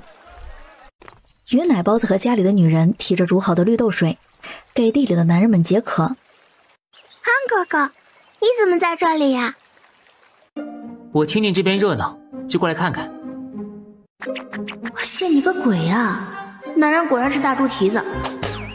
阿爷说，爹爹上次在船上那里买的良种，说是可以亩产5、6千斤呢。你瞧，大家都想知道是不是真有那么多。真是只小狐狸。安哥哥在说什么？我是一只小白兔，可爱又奶萌。就牵着他的小手站在田间地头。云家自然是看到这一幕了，几个小子反应更快，上前就把他推开，差点把他撞倒在地。男女7岁不同席，公子年龄看着和大哥差不多，不会不懂这个道理吧？你干嘛离得这么近？哎呀，安少爷，不好意思啊，安爷爷没事的，我和这位弟弟也没见过，会误会很正常。妹妹，以后不要轻易跟外人说话，外面都是大尾巴狼。县令大人带着衙役到时，就准备行礼，被一个眼神制止了。小侄女儿，几日不见，又长胖了些。几日不见，柳叔叔还是狗嘴里吐不出象牙，这哪里是胖啊，明明是长高了好吗？乖宝，不可无礼，小女年幼，还请柳公子不要怪罪。嫂夫人不必介怀，这是我们2个相处的方式。萧山觉得这一幕特别刺眼。开始称重了！天哪，天哪！你们听到了吗？1亩地就收了这么多，要是多种一些，家里不会再有人饿死了。有些人忍不住发出呜咽声，让人听着心里更是难过。抱着红薯在怀里，坐在地上又亏又笑道。这一刻没有人会去笑话他们，谁家里在年月不好的时候没被饿死几个人呀？也许是老人，也许是为了给家里人省下一口粮食的劳动力，也许是为了让自己孩子活下来的母亲。安哥哥，水月国的皇上可是明君？是，皇上一心为民，每日午夜时分才歇假，天不亮就起床，对待贪官更是不会容忍，还专门在皇宫大门设置了任何人都可前去击鼓鸣冤。那安哥哥觉得，今日这些两种的事情，会不会走到半路被扣下？上次若不是柳策叔叔和县令大人走的加重送信的方式，怕是我们一家早就被抹杀了。普通人是走不到宫门前的。乖宝放心，这信一定会安全送到皇上手中。总有一天，水月国的百姓也能走到皇宫大门前。云婉音在此多谢安公子，护我一家老小平安。真是只狡猾的小狐狸。哎呀，这云家女娃娃真是什么话都敢说，这话是我们能听的。哎呦，保住小命！暗卫是听不见外面声音的。好不容易种出来的，大家先尝尝味道。秦管家吩咐小厮去家里取锅和水来，村里的孩子就在四周捡些柴火。9月份的天没有夏季那么闷热，不过一会儿功夫，锅里和柴火里就飘出了浓郁的香甜。真香啊，都忍不住流口水。是啊，一定很好吃。闻着味道，心里更加肯定是好东西了。还是很抵饿，我不过吃了半个就饱了。还香香甜甜软软的，老人和孩子都适合吃。下官也是头一次吃到这么好吃的东西啊。云叔，这两种能不能卖我们一些？我们不要多，1亩地就行。大家不要急，还记得3年前的2种，也是在请示过之后优先卖给我们村种的，只需要等消息即可。青燕小子说的对，云家有好事情，什么时候没想着村里人了？是啊，大家等消息就行了。在云婉音的要求下，每个品种都分给村民几个，又着重奖励下木薯有微毒，一定要煮熟了再吃。还有土豆丝和土豆片怎么切，一定要多清洗几遍。衙役们有些也是穷苦人家出生的孩子，知道今晚要守在这里，没有任何不乐意。萧时安命人每个品种都捡出一筐，写了封亲笔信，安排末3末4即刻出发，快马加鞭送回京城。信中还着重写了云家人的品行和云家小女有多可爱多聪明。当然民生之计乃为国之大事，与云家之事是分开2张信纸的。不愧是小侄女，真棒。不过镇上的店铺也按照你的想法在装修了，这火锅的底料什么时候炒制啊？哎呀，差点忘记了，柳叔叔有猪油和羊油、牛油吗？小侄女儿，你要那玩意干啥？火锅底料里面最重要的一味调料就是牛油。放心吧，我娘的庄子上养了很多猪羊，明天就派人给你送过来些。今日多谢叔义兄的盛情款待，下次再来叨扰。小公子客气了，你和乖宝一起做生意就是自家人。一碗给安哥哥的，一碗给县令大人的，你可不许偷吃哦。想吃，下次多做些便是。小侄女儿，在你心里，柳叔叔就是这样的？怎么会偷吃？保证不偷吃那位贵人的，吃自己亲爹的总行吧？你瞧瞧，你瞧瞧，我说什么来着？萧然听说是乖宝专门留出来给他的，自己都没有发现，嘴角微微勾起，心情特别愉悦。这云家小女娃果然聪慧伶俐，土豆这样的吃法都能想到，一口咬下去酥脆生香，再沾上红红的酱汁，哎呀，滋味简直是妙不可言呀！年轻的脑子就是好使啊。秦叔，也尝尝乖宝的薯条。少爷，这不合规矩。秦叔在这里没有那么多规矩，我就是规矩。何况你最喜欢乖宝了，真的不试试吗？老奴多谢少爷赏赐。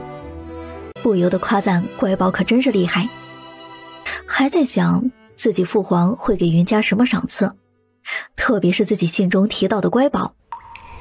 云奶包子在空间里取出几大包的红辣椒，用于后期炒底料。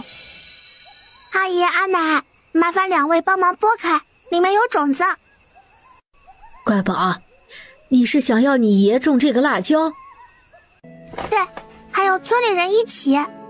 有叔叔的火锅店开业，后面会用到很多食材，其中一种便是辣椒，还有各种蔬菜、鲜鱼、莲藕，每日都要往店里送呢。乖宝，真能用上这么多啊！阿爷，火锅好吃吗？香吗？云家众人狂点头，何止是好吃呀，是香得不得了。吃过后就一直惦记着。阿爷，不止我们家要种，还要买上10亩荒地，先种这些，明年再接着买。您可以再问问族长和李正爷爷，愿意一起种吗？你们这样想啊，买了10亩地，是不是家里地又多啦？以后就算不成也是家里的，可以种土豆和红薯啊。行，爷呀，明天就去找李正把地契办下来。至于村里人，没看到银子之前，很难幸福是常态，就让李正这个老家伙做主，通着道就行。二伯父现在家里管理鱼塘行吗？就是有些辛苦。不辛苦不辛苦，我愿意的。只是二伯父有话可以直说。能不能让二伯父的好友赵强一块种辣椒或者养鱼啊？可以，1个月暂定600万工钱，以后会再涨。二伯问问强子叔愿意跟着做哪个。辣椒种在地里，打理起来不费劲儿的，很容易养活的。二叔替你强子说，谢谢乖宝了。大伯母和二伯母的娘家人若是愿意，也可以种些，只是有要求，不能卖给别人，只能卖给自家酒楼。谢谢乖宝了。二伯母也谢谢乖宝，还是闺女好呀。明日你俩就回娘家一趟吧，再割上几斤上好的五花肉。等家里忙起来的时候啊，就没时间了。老三家的也可回去住上1日。谢谢娘。你们几个要好好读书，争取考个好功名。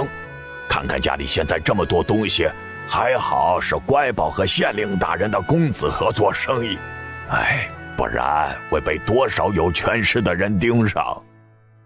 爹，我们必定不会让您失望。爷，我们必定全力以赴。老东西可真有福气，我都忍不住的嫉妒你了。没办法，不过我也给你带了个好消息，要看你自己决定做还是不做。行了，别卖关子了，赶紧说吧。家里跟青燕的同窗柳公子合作了一门生意，这个种子是外面没有的，但火锅生意一定要用到。乖宝要买地啊，就是种这个。我乖孙女儿的意思啊，你要是愿意就一起，顺便看看村里人啊，谁还愿意。老东西，给我家留上1亩地的种子，老族长家的也是。报！清水镇800里加急！可把坐在高位的皇上给吓了一跳。这不是老三去的地方，真是天佑我水月国呀！皇上什么喜事啊？这么高兴啊？这是天大的喜事，把这封信也拿下去，给诸位贤臣看看吧。宣，莫3莫42人进殿。哎呀，三皇子真是了不得呀！出宫休养身体，也没有忘记百姓，拖着病体还去田地。大喜呀，大喜呀！要是真如信上所说这样，百姓们就不用饿肚子了。陈默三参见皇上，皇上万岁万岁万万岁！陈默四参见皇上，皇上万岁万岁万万岁！好了，平身，赶快把那3样食物拿上来给朕看看，其他的都送去御膳房，命他们赶快遵循着上面的方法做出来。给朕讲讲，真的有这么高的亩产？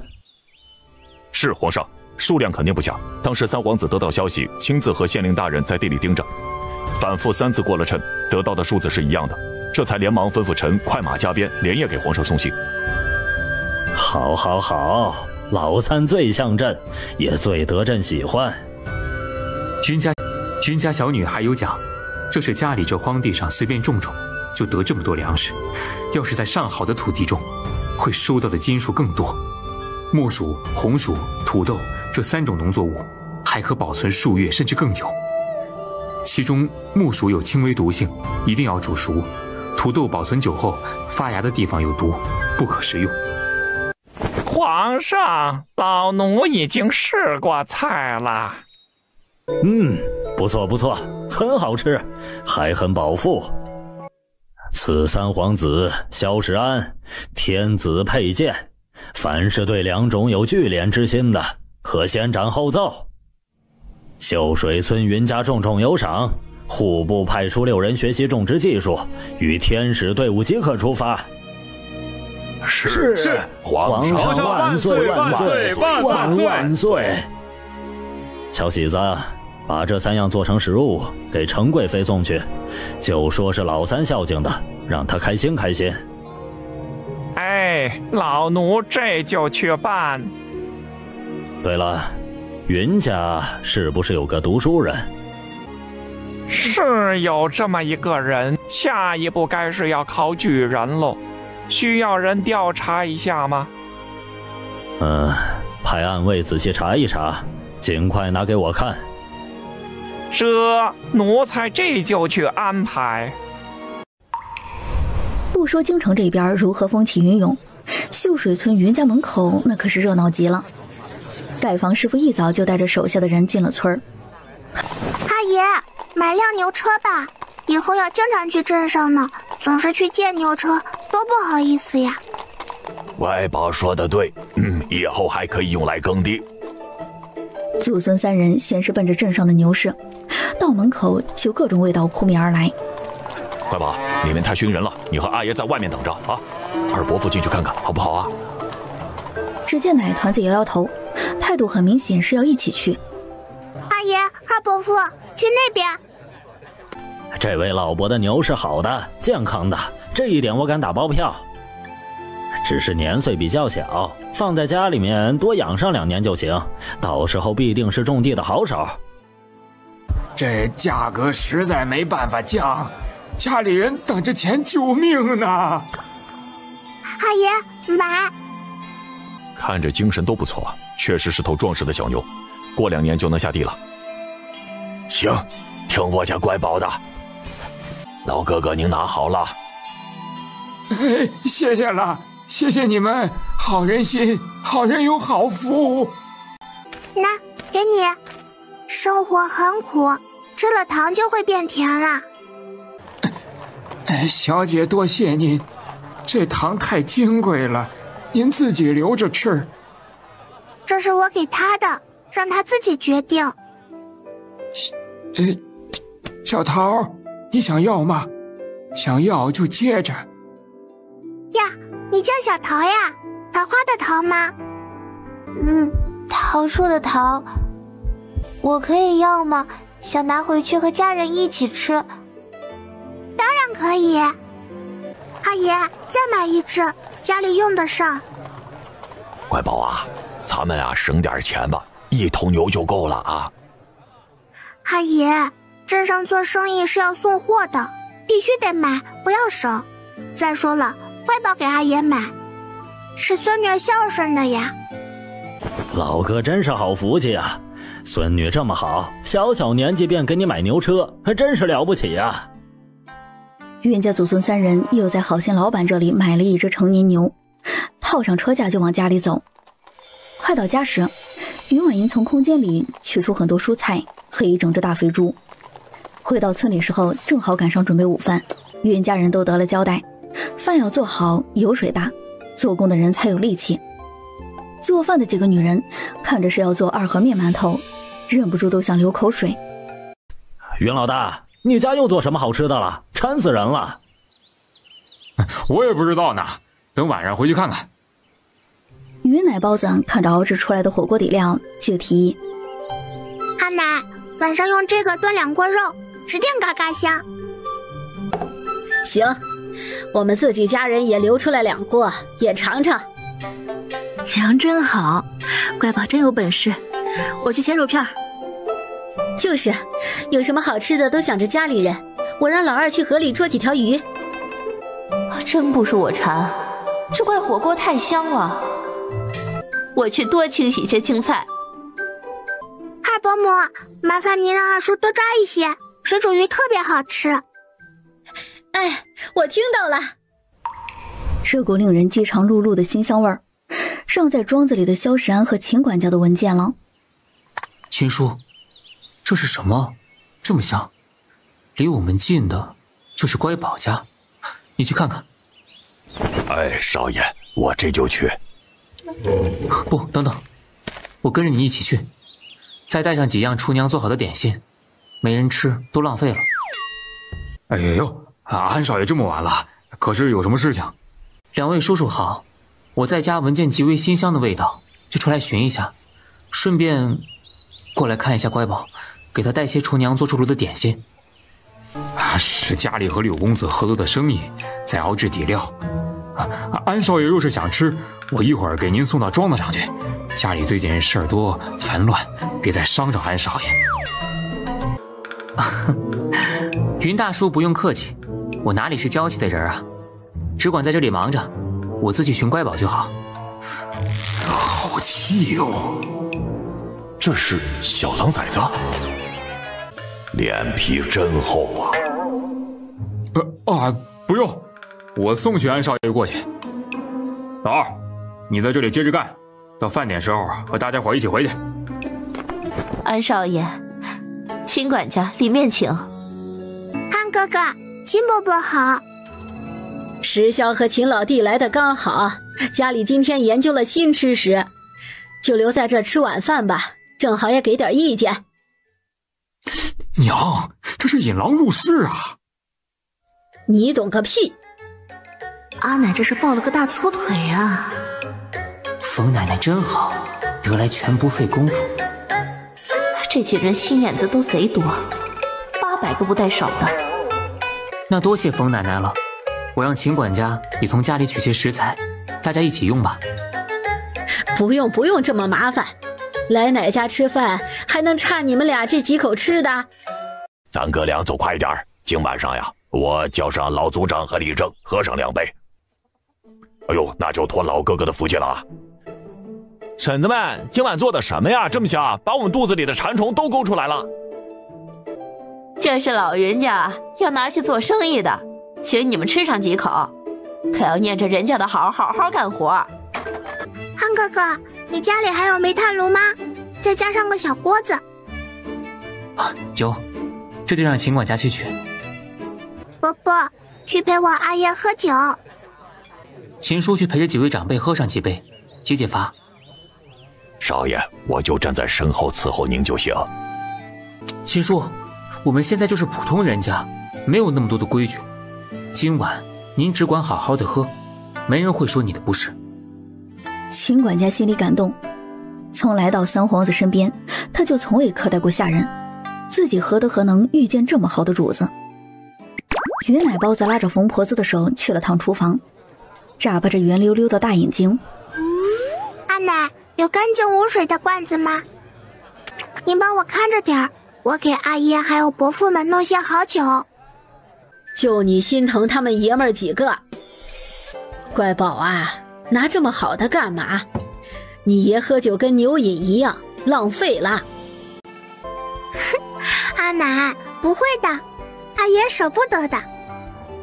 老大，你上次买回来的酒，今天分了喝了吧？娘要是不说，我都要忘记了。于奶包子还给萧山介绍了一下吃法，还有蘸着油碟吃。刚开始看的一桌都是生食，连菜都没有煮熟，他和秦管家着实吓了一跳，以为云家人有什么奇怪的癖好。你们才有奇怪的癖好呢！呸呸呸！石潇啊，要不你陪着乖宝吃番茄锅？冯奶奶没事的，我喜欢吃辣的。安哥哥，你这种吃法小心晚上闹肚子哟。吃点番茄锅过渡一下，就没有这么辣了。好，听乖宝的。好酒啊，好浓郁的香味儿，我活了几十年了，都没闻到过这种酒香。确实，比那千斤1两的般若酒还要香啊！可不嘛，这是乖宝从神仙地方拿出来的宝贝，可心疼死我了。还是青叔懂得多，我们都没有见过般若酒啊。今天你们家有比那酒更加香醇的酒水，我都想问问云大兄弟从哪里买的。邢伯伯，还有啊，走时送你。他也不等对方回话，就大眼睛盯着萧山，那眼神里透露出好大一块肥肉呀，你倒是张嘴问呀。乖宝，想在京城开分店吗？就这火锅和酒，必定会大火。要知道那里面的贵人很多，有钱人也多。等你爹爹上京城了，家中也算是有些产业在京城了。知我者，安哥哥也。只是这火锅的底料和酒水，从这里运到京城的路程过于遥远，还是需要乖宝派出自己信任的人才行。这倒是让我想到了那几个孩子，到时找几个师傅教他们武功，直接送入京城。安哥哥，你给我一些时间，等我安排好一些事情，让他们一行人上京。第二天一大早，云奶包子就和家里人说要去买人。去，老三媳妇儿也跟着去，老大和老二还去新院子那边干活。老大媳妇儿和老二媳妇儿在厨房接着熬制底料，中午别等我们吃饭，我和你爹进镇了，就去看看家里的几个臭小子。好的娘。祖孙三人夹带着一个晚娘，赶着牛车就来了镇门口。阿娘，哪里有人事啊？云一，拜见主子。起来吧，我不喜欢别人跪着。是，奴才记住了。我也不喜欢别人自称奴才，以后只需要说我便好。我记住了。那现在告诉我，人事在哪儿？主子，镇上的地方我都熟着呢，这就带着您和夫人、老太爷、老夫人去。你叫云一是吧？回老太爷、老夫人，是主子赐的名和姓。那就听乖宝的，姓了云就是云家人了。既然是一家人，就叫爷奶就行。我们农家人可不讲究什么太爷夫人的。云一，你是看不上我家里吗？怎么不叫人呢？我阿娘，你得叫婶子才行。是主子。不要叫我主子，难听。云一啊，其实我们也觉得难听。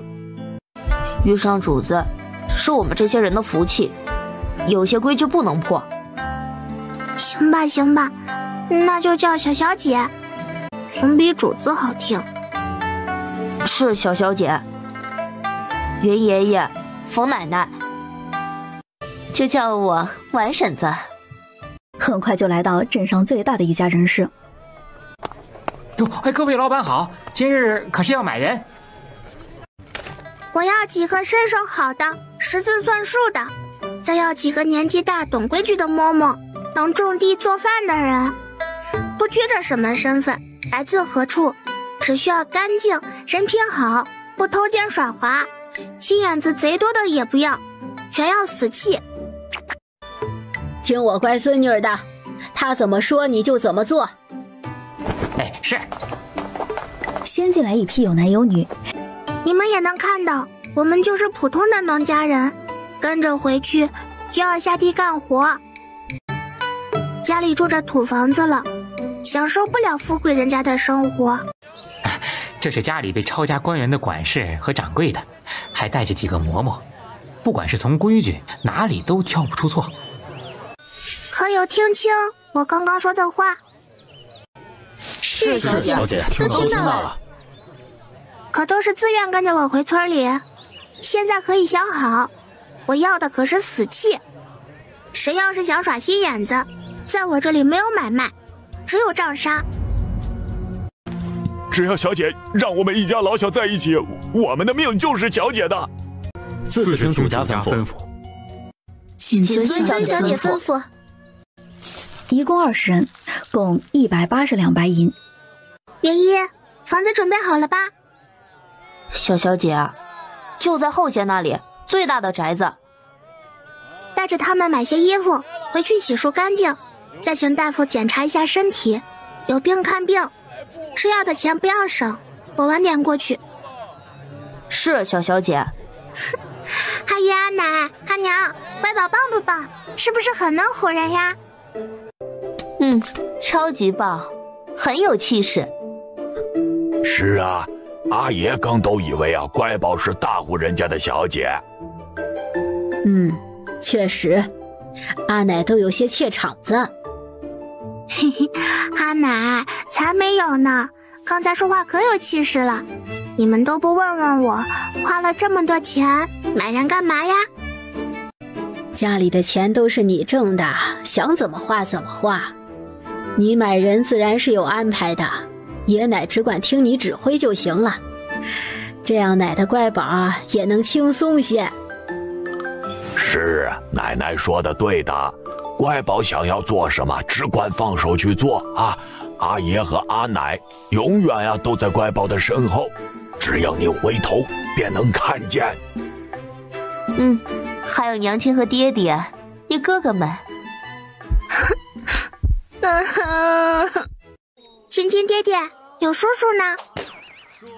他乖女儿才来没多久，就问起好友来，脸上都是不乐意。爹爹，有叔叔在装修店面，我想去看看。这是家里赚钱的很的，上点心比较好。原来乖宝是为了做生意，爹这就带着你去找他。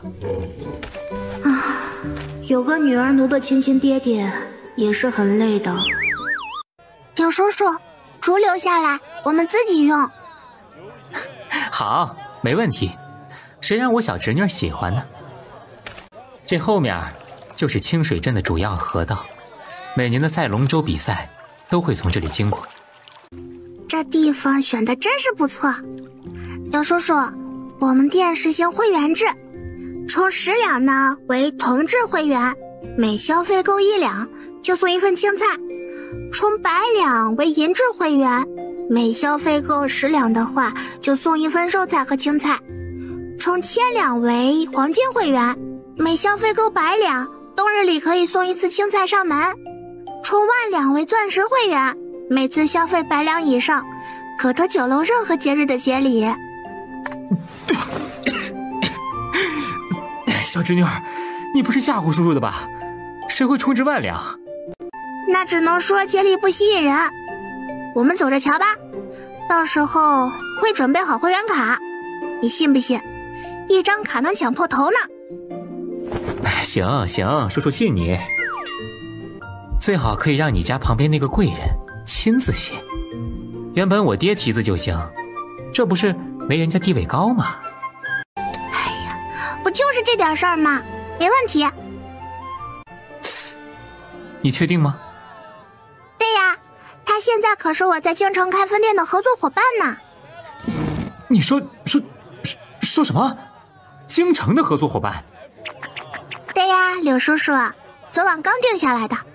你想啊，京城那么多有钱人，这得赚多少小钱呀？嘿嘿。我知道，我的意思是，你在京城开分店这么大的生意，竟然不带着你叔一起做，一起做，一起做！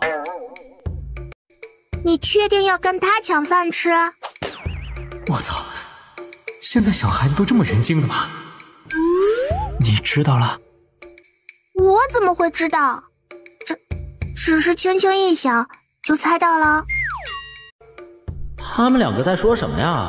我怎么一个字都没有听懂？这脑子怎么长的？新脑子就这般好用吗？就这么随便猜就能猜到的？这个牛逼，让姐装下去吧。把他的名字倒过来读才是真的吧？牛逼，小侄女牛逼，谁都不服就服你。就算是他，也是当天跟着父亲过去的时候才知道情况的。他也没有故意隐瞒什么，应当是为了出行方便些。确实，人家是下乡休养身体的。这是我爹打听到的消息，你们出了门可不要乱讲啊。他出生时被人下了毒，前段日子京城外白云观的道长进宫说他会在这儿遇见命中贵人，解掉身上的冰寒之毒。那位便马上安排他出发了，没想到来到了秀水村。你们说的是庄子那位贵人？爹爹才听懂吗？我还以为你知道在说啥呢。瞧你那傻样，平时不是很聪明的吗？我知道什么？我应该知道什么呀？岳奶包子想得更多，自己刚醒来没几天，萧闪一行人就入了村中。这位道长真有些本事，应该不知道很多吧？莫不是指的他空间里灵泉水和莲花凝结的水珠吧？这种感觉真不好，总觉得有外人知道自己的秘密。不过小侄女儿，你跟他合作京城的生意是对的，等你爹爹和哥哥们进京赶考，也算是家里有些产业在。多谢柳叔叔指点，当然也出于这方面的考量，才想着绑紧大腿呢。爹爹也不必愧疚，努力考取功名，中个状元回来，到时候乖宝出门就是状元家的女儿了，多有面子呀，多威武呀！好，爹爹肯定努力，必让乖宝如愿。哎，小侄女儿，起个店名吧。嘎嘎香酒楼。小侄女儿，你说啥？是不是我听错了？没有，你没有听错，这个名字朗朗上口，特别好，很是得我心意。柳叔叔，你信我，这名字肯定会火的。乖宝喜欢的就是最好的。那你以后京城的分店也用这个名字？对的，柳叔叔。不知道那位贵人看到如此店名字会是什么表情？既然进了我云家，就要守规矩，以后见了人不需要跪来跪去，也不需要自称奴才，称我即可。我云家虽说不是大富大贵的人家，但也能让你们吃饱饭。可若是有人耍心思，我必定会直接杖杀，你们可懂？是小姐。小姐。我家是乖宝做主，以后你们都听他的啊。是老太爷。农家人别叫什么太爷，你们呐年纪小就管我和我老婆子叫爷奶，年纪大的就喊我们老哥老婶子。这让其他的30人都面面相觑，不知道如何是好。就听我阿爷阿奶的。小姐，还请您给我妹妹和几位兄弟赐名。男生就是林1、林2、林3，以后再有新人便往下顺着来。你们不要小看自己的名字，以后代表着元老级人物。小姐，我们没有嫌弃。女生就以连夜满池4个字为名，圆莲、圆叶、圆满、圆池。谢谢小小姐赐名。请小小姐赐名。几位可有自己的姓氏？回小小姐，原本是有的，后被改了上任主家的姓氏。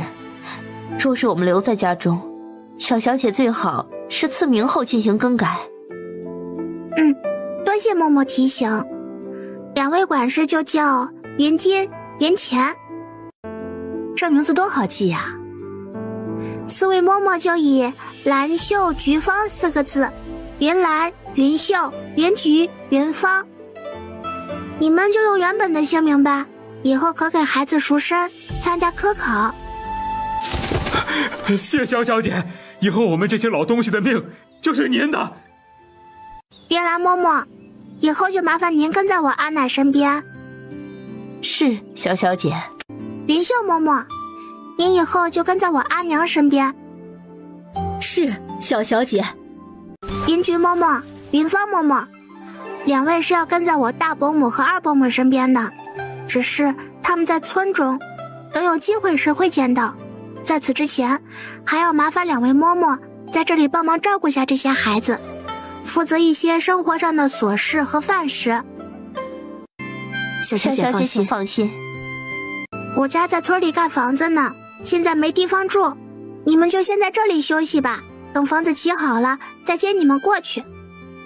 小小姐，我和小李兄弟有的是力气，家中既然繁忙，我们就一起回村帮忙。是啊，我和媳妇儿都会做饭洗衣。小小姐，我们也要去。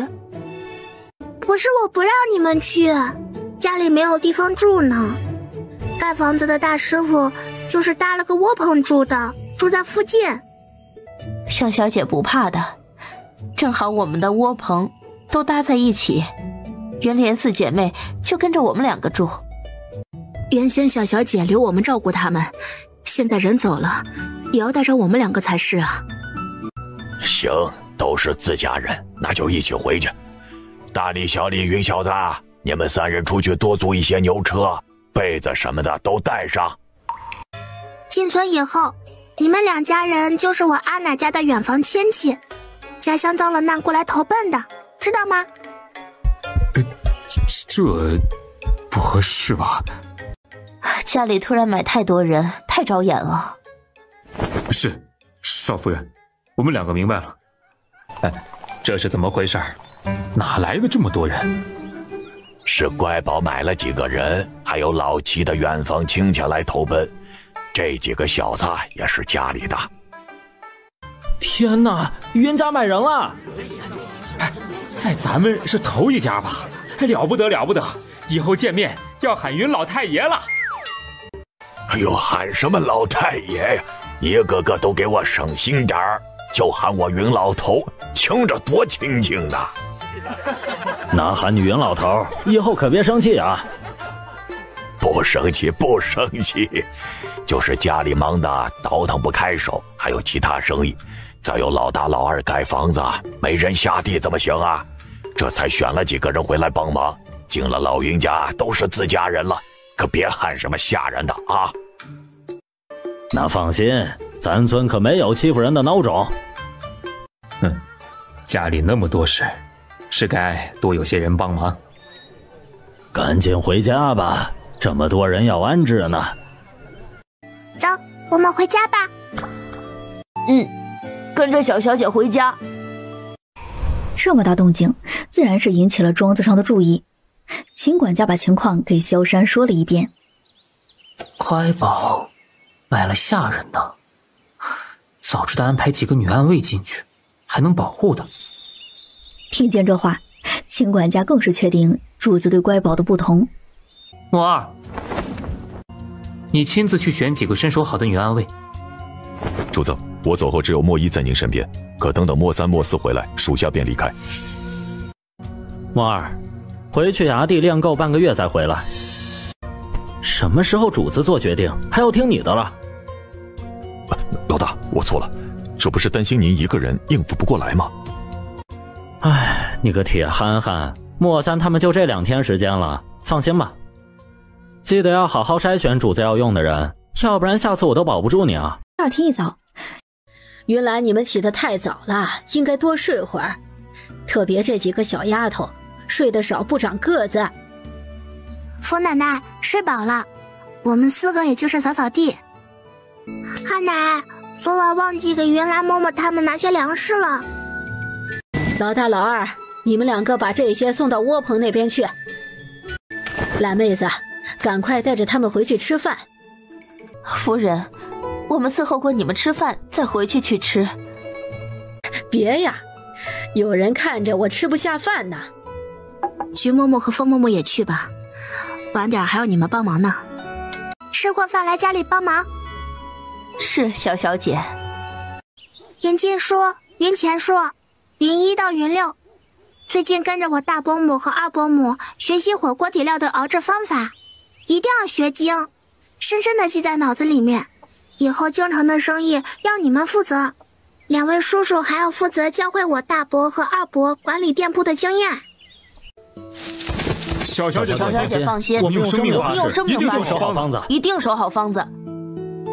大嬷嬷、秀嬷嬷、方嬷嬷、菊嬷嬷，你们先打理一下家里的一应琐事，做饭呀、打理院子呀和缝制衣服这些。云莲4人跟着嬷嬷们好好学习，以后跟在我身边当大丫鬟。是，小姐。大李叔，您跟在我阿爷身边；小李叔跟在我爹爹身边。你们2家那4个小子分别跟在我家哥哥们身边当学童。怎么还差一个呢？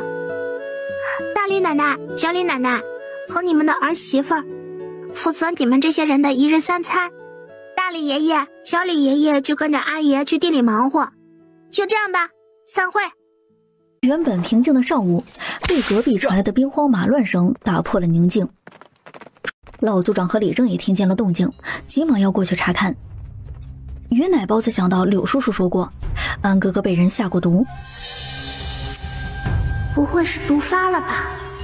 哎呀，不行，这可是我的金大腿，现在可不能死了。倒腾着小短腿，就追着老组长他们一起去了。此时的萧山躺在床上，脸色发白，头痛欲裂，身上直发寒，骨头缝都是冷的，全身使不上任何力气，连热水都难以下咽。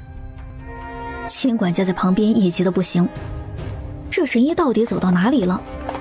只能把房间点燃煤炭，给他身上多盖几条被子。老组长和李正进来时，就感觉房间里热得像火炉。在几人没有留意的时候，萧山突然闻到一股莲花香，气息馥郁芬芳，香气饱满。慢慢的，整个房间都充斥着浓厚的花香。这股奇异的香味像是抚平了身体里那些不安分的寒毒，自己渐渐清醒了一些。秦伯伯，这样安哥哥会更难受的，房间应该通风，换新鲜的空气进来。乖宝，神医师徒每次都是这样做的。屁神医嘞，要闷死安哥哥不成啊？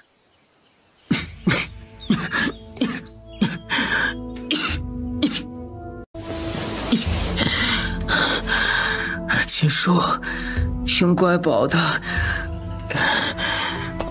他连忙跑过去窗边，动作很是利落的把窗户开启。很快屋内边开始换气，只是他不知道，在自己离萧山越近的时候，身上那股莲花香就浓郁。安哥哥，身上还冷吗？哎，谢谢乖宝，我觉得好多了。秦叔，老组长，你们有没有闻到什么味道？什么味道？安少爷，只有煤炭的味道。没有。少爷是什么味道？异味吗？此时的萧山才更加确定，只有自己能闻得到。平时没有，只有自己毒发时候才有莲花香。这样也好，最起码可以保护他。云婉英可没有想到，自己随身带着的神迹灵镜功德空间，已经在自己不知道的情况下被卖掉了。哼，有你这么坑爹的空间吗？这是嫌我命太长，着急把我送走是吗？哼，别管我，让我发疯，我跟着空间没完。臭男生，笑起来这么好看干嘛呀？憨哥哥，你闻到什么味道了吗？对，我就是800个面孔，怎么样？应该是乖宝开窗后闻到一阵花香，很清新，很好闻，感觉身体都好了很多。少爷，是什么花香啊？老奴去给您找出来。我和秦伯伯一起找，这样安哥哥身体就不会难受了。这位大神啊，你可别死得那么快啊！一时半会儿的，我再去哪里找个金大腿啊？唉，我的小钱钱呀，全部涌向我，金钱全部涌向我，涌向我，涌向我！莫依，你个要死的丑八怪，是想要电死我老头子，继承我神医骨吧？一看你就是不安好心，有本事把我放下来！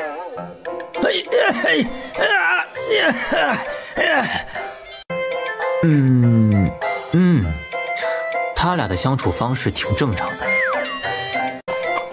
师傅，师傅！小安子，你这位侍卫还是这么粗鲁，身边个个都是面瘫死鱼脸，你心情能会好吗？心情不好，身体就不好，寒冰冷冻更容易复发。要是我说，趁早把这些人换掉才好。这老头话有点多，有点吵。药神医要是真不喜欢莫依，怕是在第一时间就把一把毒药扔了过去，还会每次跟我念念叨叨的。啊，毒药？哼，那是老身脾气好，性格好，不愿意与他计较。我看你脸色挺好的，一时半会儿死不了。药神医，安少爷1个时辰前突然毒发。什么？可有喝药？安少爷从毒发到现在还未曾喝药。不对呀，可他的身体确实有在恢复。师傅，我来了，终于追上了。这不对呀，怎么就突然变好了一些？你吃了什么东西？还是我现在医术又精进了？没看出来，小神医这么不要脸。哼，小老头挺爱自夸的。哎呀，这里怎么有个女娃娃呀？长得像只雪团子，比京城里那些贵女强多了。行吧，我也不想的，可他夸我哎。谢谢吧，爷爷。想着药神医有着不少徒弟，可就是没有一个女徒弟。这声爷爷叫的真好听，女娃娃就是不一样啊！你们干什么？干什么呀？这样防着老头子，我像是坏人吗？像，特别像。你滚！赶紧熬药去，想等你家少爷嘎了吗？来告诉爷爷，你是哪家孩子呀？叫什么名字呀？给你糖吃好不好啊？众人只觉得更像拐子了。我能感觉到他对我没有恶意，大概是年纪大了，看到小孩子有种隔辈亲的感觉吧。肯定是这样的。我叫云婉音，家里人都叫我乖宝，是秀水村的村民。那2位是我的族长爷爷和李正爷爷。哎呀，真乖呀，不像那些臭小子一样。谢谢爷爷，我给你倒杯水润润喉吧。乖宝，慢点。平时家里的也都有灵泉水，口感最多甘甜一些，这让鱼奶包子没有什么担心的，随便就可以糊弄过去。今天这水不一样，他一口下去就满满的莲花香味儿，一时间怔了一下，都要怀疑自己出现幻觉了。又喝了一口，身上的不适感减轻了很多。憨哥哥，这么渴的吗？我再帮你倒上一杯。不渴了，一杯水刚刚好。乖宝啊，爷爷也渴了。神医若是口渴了，就自己倒水喝，怎么能麻烦一个3岁多的小孩子呢？这个老头子想欺负乖宝，也不问问我们村人愿不愿意。那能一样吗？老头子我徒弟很多，就是没有喝过孙女倒的茶。我不管，就是想要喝乖宝倒的水。师傅又丢人了。哎。这位啊，就是不按套路出牌。神医爷爷，不要不开心，乖宝这就给你倒上满满的一杯茶水。这是乖宝想要的东西。药神医美滋滋地喝着茶水，心里满意极了。这是爷爷给你防身的，谁要是欺负你，直接扔过去。这些东西不值钱，家里面多的是，不够用的时候，让家里那些哥哥给你做。我去，这老头子上道啊！这不就是我想要的东西吗？这死老头给小孩子什么毒药，也不怕他误吃了再有个3长2短。哎呦，神医，没看人家长辈都要揍你了。我师父从来没这样，看来很喜欢妹妹。那就是我的妹妹。给妹妹防身。人奶包子更是高兴了，又是一个左夸夸右夸夸，师徒2人乐呵的都找不到北了。这要是乖宝出了什么事情，云老头一家都不要活了，村里的村民都要拼命的。100年间好不容易得一个小姑娘，我们容易吗？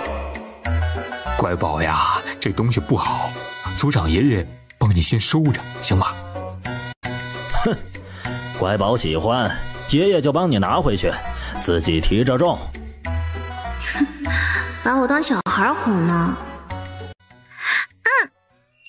小福子，别看现在云家没有官绅就瞧不起人，退1万步说，想想我们都是怎么进宫的，还不是家里没饭吃被卖进来的。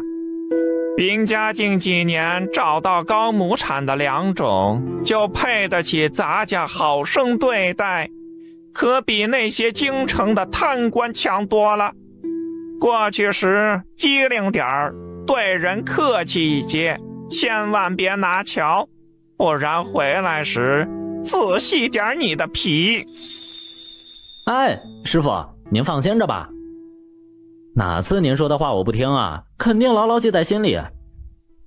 县令大人第一时间接到消息，派人来云家送消息。老三家的乖宝呢？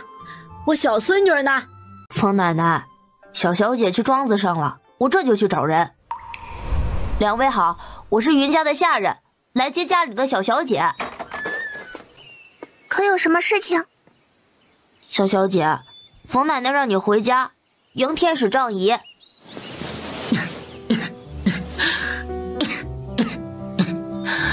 秦叔，扶我起来，一块去云家。憨哥哥，你身体刚好些，还是不要乱动了。这是接皇上的赏赐，又不会被人欺负的。无碍，这屋内有些闷，我出去透透气。真是我亲师傅呀！这么大的事情也没有给我提个醒，哎呀，吓死宝宝了！奉天承运，皇帝诏曰：清水镇秀水村云家，县良有功，性情温良，品行纯粹，由此百姓是我水月国之福气，特赐京城庄子1座，良田1000亩；清水镇附近休闲庄子1座，良田1000亩，又赏黄金1000两，白银1000两，丝绸布匹100份，珠宝首饰若干，还望云家好好传授良种，种植方法，特批云家人明年再上京谢恩，钦此。皇上万岁！万岁！万岁！万岁！哇，有钱了，有钱了，有钱了！公公和各位辛苦了，这是喝茶钱。不敢收，根本不敢收啊！三皇子可是盯着我看呢，我可太难了。只见三皇子点点头，他才敢伸手接过。没事儿，这是咱家应该做的。实在是对不住啊，家里最近在建房子，到处乱糟糟的，只能委屈各位在外面用餐了。两位老人家说笑了，都是穷苦人家的孩子，哪里会嫌弃啊？小福子和几位户部大人走到萧山身前行礼。这是安少爷。见过安少爷，见过安少爷。这么明显，我年龄小，就当我傻呗。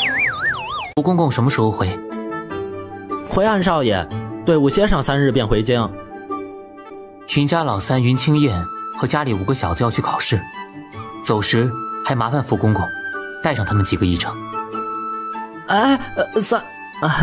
安少爷客气了，刚好顺路，也算咱家结个善缘了。这次我还给家中的祖母、父亲、母亲备了些新鲜吃食。学会这门手艺的人，也要上京城。哎呦，那可真是巧了，正好一块儿回去。路上有个伴儿，可就不寂寞了。安哥哥，你身体还好吗？要不要回去休息啊？不会，不用担心。火锅味好香啊，好香！几天不吃，心里就想得慌。安哥哥，你身体还没有恢复好呢，只能吃点清淡的。这么香的东西，就让我们师徒2人辛苦一些，帮你多吃些便可。安少爷还是回去喝粥吧。还是这么不要脸啊！我也想吃，上次秦管家回来专门炫耀了一番。乖宝，吃番茄锅呢？这位小祖宗怕不是以后的贵人。我师父提点的真对，以后要当成亲爹孝顺，不是更加孝顺。安哥哥，若是吃不下白粥，我让阿娘帮你煮一份肉粥，香喷喷的，可好吃了。我什么东西啊？敢和三皇子坐在一张桌子上吃饭？好吃，太好吃了，先吃饱再说。福公公和几个大人怎么不吃啊？可是过于辛辣，不合胃口。哎呀，他为什么要点我们的名啊？没有，很好吃。那就好好吃饭，不要想那些乱七八糟的。村民们可是忙活了很久的，都是一片心意。有些村里人就留意到，火锅里面飘着红红的，好像是提到过的辣椒。乖宝，这就是你上次种的辣椒？对哦，我家种了10亩地，都不一定够用呢。我们家要在京城开分店呢，后面要用的辣椒更多。小丫头，现在学的蔫坏。这是说我们当初不听劝，不种和种的少的人要我们后悔呢。真是直戳人心窝了。被你们发现啦！各位叔叔婶婶，明年多种上一些也来得及的。我家店里要用的很多，还有以后卖出来的。第1年可能会供不应求，价格自然会高昂一些。第2年、第3年产量更大了，价格会趋于稳定，但也不会特别低。就算剩下的没有卖完，我云家也都会收购，肯定不能让村里人砸在手里的。只是有一点，但凡是领过种子的人家，都要和我们签契约，优先卖给我们家人。种子不经族人同意，不得私自送人，包括各位的亲家、村外的各种亲戚。乖宝说的对，一旦发现以后有任何好事就与他们无关，再严重些就逐出秀水村。这是为了保证村里人的利益，你们不要不知好歹。族长放心吧，我们心里清楚得很。对，都互相监督啊，我的老家要是有云家这样的人，和一心为村民考虑的族长和里长，爹娘和村子里的人就不会饿死那么多了吧。把人一一送走以后，家里人关上大门。阿爷阿奶，好多呀，好多钱呢。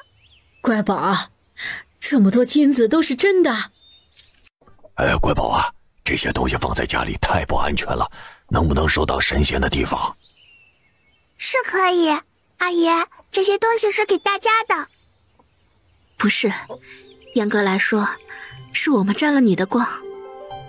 大嫂说得对，全给乖宝都不能有人讲不是。别说我偏心，这是给你们每家的私房钱，以后再要买些什么，手上就宽松了。我在珠宝箱子里面翻出一只金簪子，3只银簪子。家里最近风头太盛了，阿奶戴金子，就委屈伯母们和阿娘先带着银簪子吧。小呷醋鬼，哪里会委屈了？这可是宫里的匠人手艺，通常人家这一生都见不到。戴着头上，识货的分家都要礼让你3分。还是老三家读过书，知道的就是多。对呀对呀，真是长见识了。他把簪子亲自戴在几人发间。阿爷，阿奶这个样子好看吗？你个小丫头，调侃你奶来了。阿爷，好不好看嘛？好看，你奶以前在十里八村是出了名的好看轻快，不然你伯伯和爹爹能长这副好相貌啊？都一把年纪了，还说这些话。嘿，年纪再大，也是我光明正大3媒6聘娶回家的发誓。大伯父，大伯母好看吗？好看，在我心里是最好看的。阿伯父，阿伯母好看吗？好看，在我心里是满分。爹爹，亲亲爹爹，阿娘好看吗？月色和血色之间，你娘是第3种角色。瞧瞧瞧瞧，上过学堂的人就是不一样，比我和大哥夸的好听多了。对啊对啊，三叔在私塾里可用功了。3日后，全村人给云庆燕送行。燕哥儿一路平安，祝你取得好成绩。不管如何，都是秀水村走出的孩子，这里都是家。爹爹不要有那么大压力，你一定能考好的。乖宝说的对，不管什么成绩，爹和你娘都是为你骄傲的。家里边有你大哥和二哥，不用担心啊。以后要麻烦金叔、钱叔多多照顾这些小子，让他们快速成长。吃和住，生活上的琐碎，两位都要操心些，多找些踏实勤快的婆子做工。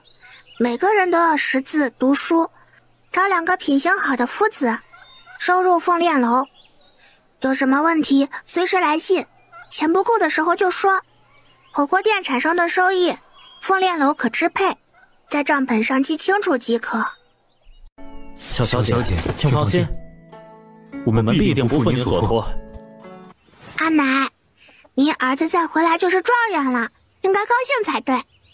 阿娘，您相公回来之后，您就是状元娘子啦。到时候我外公外婆肯定想横着走，到处跟人家讲讲，瞧瞧这眼光谁比得了？我们程家亲自挑的女婿。我是状元他爹，我是状元他大哥，我是状元他大嫂，我是状元他二嫂，我是状元他二哥。我们跟状元一个宗族一个村的。大家你看看我，我看看你，瞬间笑成了一团。随后的生活又恢复了平静。于婉仪每天跟着阿爷还有户部的几个大人在那3亩荒地上种地瓜。乖宝，这东西1年可种几季？我爹爹说传商交代过，1年可种3季，若是温度合适，4季也种得。这4季怎么种啊？冬天土地太冷，都冻坏了。大棚啊，可以保暖的大棚里种。乖宝，说的是暖房吧？对的呀。是个好想法，只是成本太高，普通百姓根本承受不起呀。阿爷，皇上还赏赐了庄子呢，趁着天气还可以，把这3样粮都种上吧，过几个月就能收获更多。哎，对，你爹爹去考试也把这事情都给忘记了。咱家提前预祝云秀才顺利考试中举，我们有缘，京城再见。多谢福公公，多谢诸位，一路上辛苦了。小小姐说的真对，外面确实乱糟糟的，特别像客栈这种地方，人来人往，着实不清静。要是老爷住在这里，难免会被嘈杂的声音影响到了。哎，大力哥，你说我们家小小姐怎么这么聪明呢？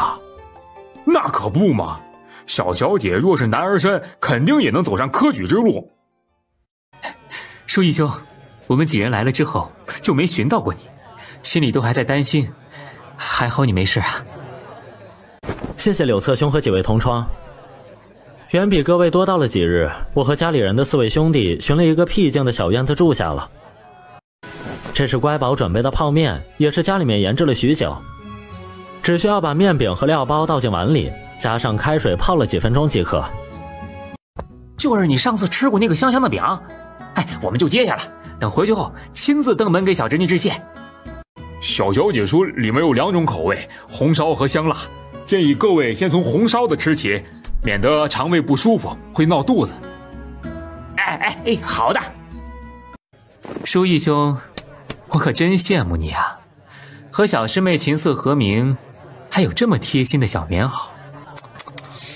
你上辈子是积了什么大德了？给兄弟透露透露呗。真想知道。就不告诉你们。啊，书义，学坏了。老爷，您在里面放心的答题，我们都在外面等着您，保证出来时第一时间就能看到。小小姐给您准备的衣服、吃食不要舍不得，马车上还有很多，她看不得您受苦，咱不该省的千万不要省的，一切以考试为重哦。果然，我女儿就是天上的小仙女啊！云家祖宗积了大福，回家上坟的时候要好好念叨一下。老爷，我们知道家里人心都善，不喜人贴身伺候，再这样泡下去，您非生病不可，还望不要怪罪。哎呀，摆烂吧，我不干净了，晚娘不会嫌弃我吧？哎呀，怎么能让男人帮我洗澡啊？明天醒来我还怎么见人？当作不知道，没看见。哎呀，算了，睡吧，毁灭吧。既然不用担心，你家主子就是太累了，身体有些血虚，好好睡上一觉就好了，晚上就会醒来，喝点鸡汤补一补。哎呀，娘子不要我了怎么办呀？我被男人摸了，还是2个，一会儿该怎么面对大李和小李？算了，别管我，让我发疯，炸了吧！啊！老爷，您不知道啊，您回来就睡了2天2夜，把我和大李哥还有老爹吓得不轻啊，还上街请了大夫来看，还好是没什么事情，不然回家怎么给小小姐交代啊？下次你们2个多推推我，再困也应一声。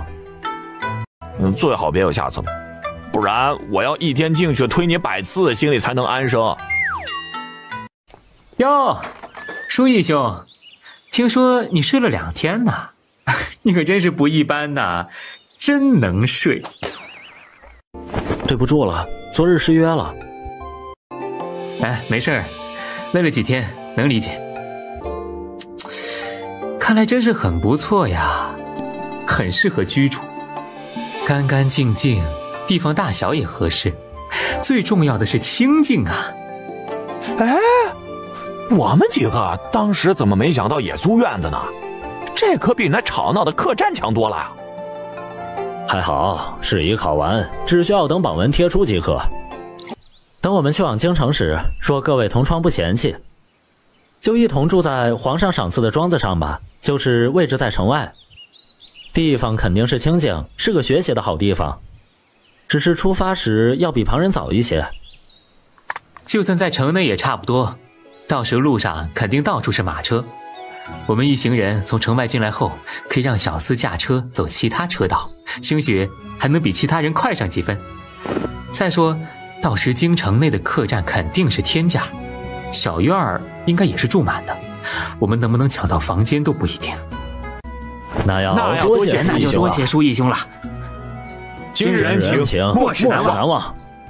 几位言重了，都是程夫子的学生，以后都入了仕，还要互相照顾呢。中了！老爷，你们都中了？什么？这几人都中了？太厉害了！这是文曲星下凡了。可是真的，我亲眼看到了。恭喜清水镇柳策老爷第12名中举，恭喜清水镇秀水村云清燕云大人高中解元。多谢官爷来报喜了。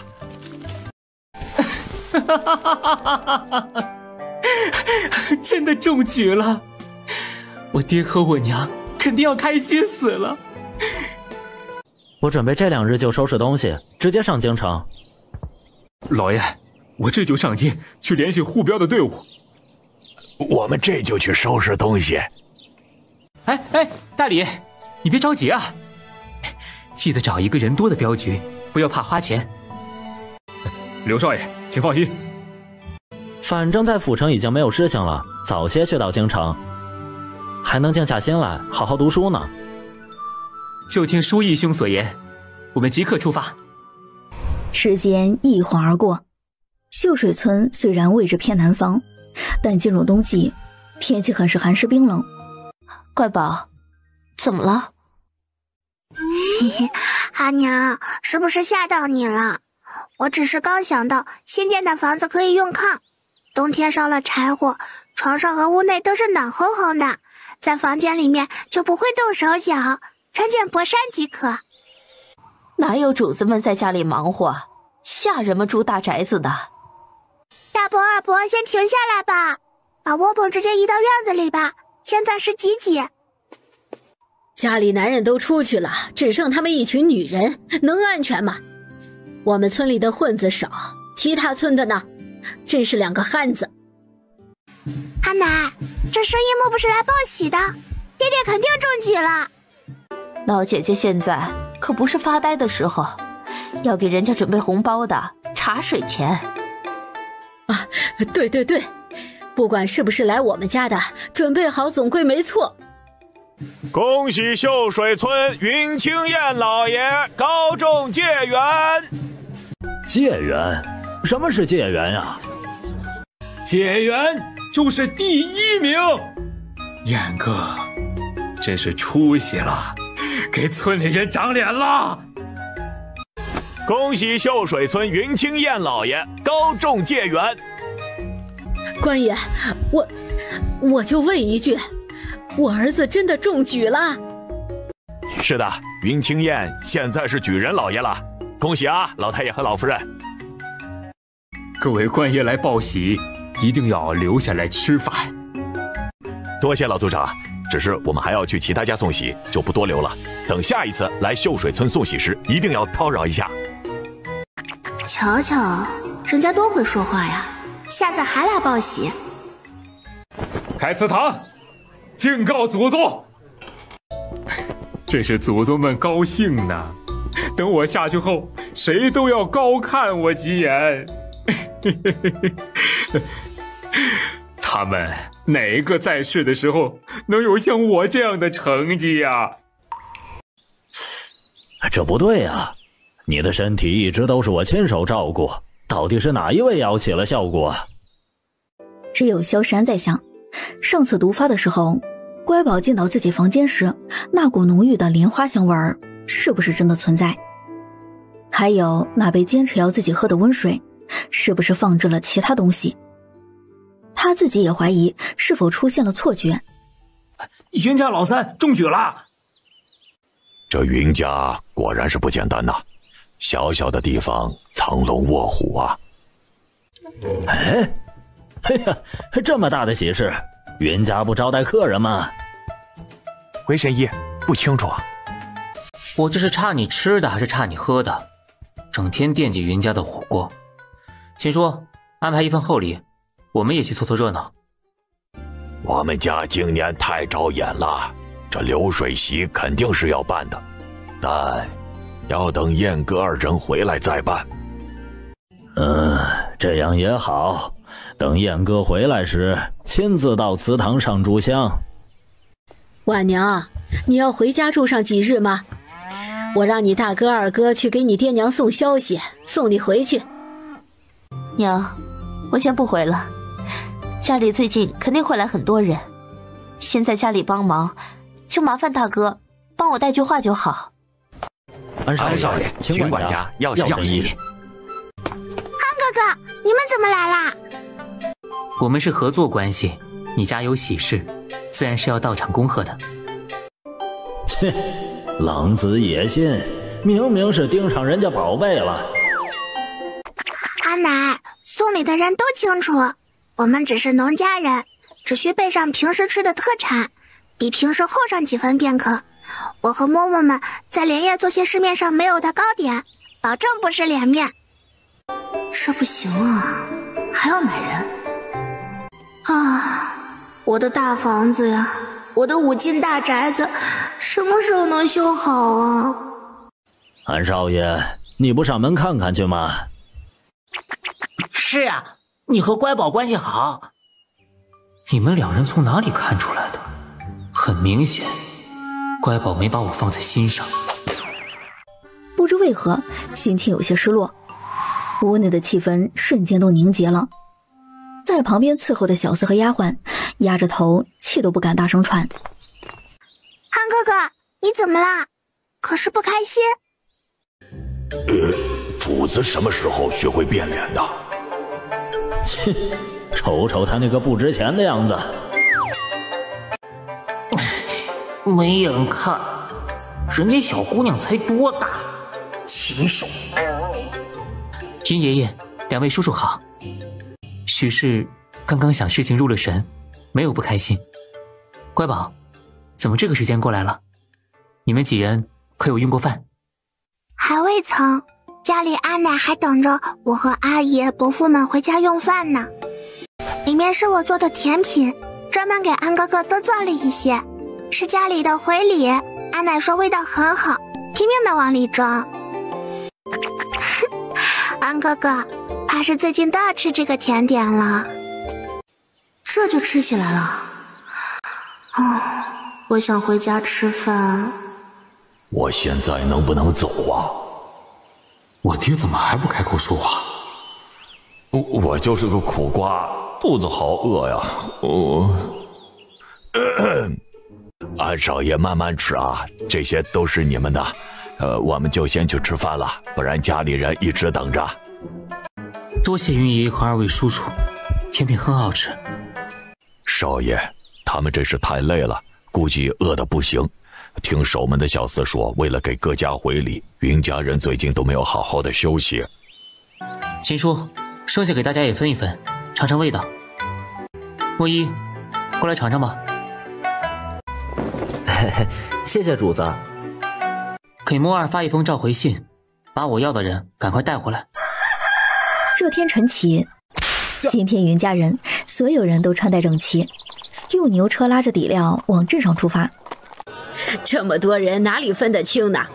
只要不故意埋汰我，肯定能得到一个笑脸。恭喜亲家生意兴隆，财源茂盛。多谢亲家，赶紧入座。乖宝啊，外婆的亲亲乖宝宝，可想死外婆了。你个小没良心的，都多久没有去看外公外婆了？自己的家人只能自己宠了。乖婆婆，乖宝也很想你的，做梦都在想。家里最近事情太多了，我帮阿奶和阿娘分担活计，县令大人和漂亮夫人光临本酒楼，让小店更是蓬荜生辉。要我说呀，还是小姑娘好啊，香香甜甜软软的，抱在怀里都不硌人。乖宝，恭喜啊！这是大名鼎鼎的三皇子，冷面阎王。他们刚准备下跪行礼，就被莫一和莫二用内力拖着。小新抬头看向这位爷时，就见他眸色温柔的拉着云家小女在说着什么。县令大人也冲着他们摇摇头，懂了。云爷爷，冯奶奶，这是我送的一点心意，还请不要嫌弃。哎，都是自己人，还带什么礼物啊？多破费呀！师兄啊，以后可别买这些东西了。奶都说了，什么时候过来都不差你一口吃的。是，以后就听冯奶奶的。啊！见鬼了，我腿软呀！哎，哥们儿，我也腿软。靠，今天起猛了！瞧瞧，不能只有我一个人受惊吓，大家一起才好啊！鞭炮声在10点18分响起，云婉音与代表柳侧的县令大人一起捡采花。两位不想吃火锅吗？难道是不够香？哪里不够香？怎么会不想吃啊？馋死了！好香啊，好想吃，人生不能忘。大的死鱼脸，小的也是死鱼脸。她和那些京城的贵女真的很不一样。韩哥哥，还有其他人在吧？一起喊出来吃饭吧。手下人功夫都这么差了，小孩子都能发现？谁能告诉我们他是怎么发现的？都出来吧，吃饭。这是藏了多少人呢？牛逼呀！带刺的玫瑰啊，我好喜欢呀！谁懂啊？多谢安少爷，多谢云小姐。小妹，赶快吃，哥哥给你涮肉。哼，心机婊。哼，从来不忘记抢妹妹。切，绿茶味儿。咦，好一朵白莲花。妹妹，吃点青菜对皮肤好。妹妹，吃点你最爱的猪肚。妹妹，哥哥给你夹菜。妹妹，还想吃哪个？哥哥给你涮。好难哦，这么多哥哥争宠啊！时刻都要提醒自己雨露均沾。只见在他对着像山一样高的碗上面，又多了一双筷子。韩哥哥，我菜好多，够吃了。乖宝，就是没把我当自己人。咦，外面又冷了吗？突然起了一身鸡皮疙瘩。这就是我们以后要保护的人啊！好可爱，好想捏一捏。怪不得主子会喜欢，才3岁就漂亮成这副模样。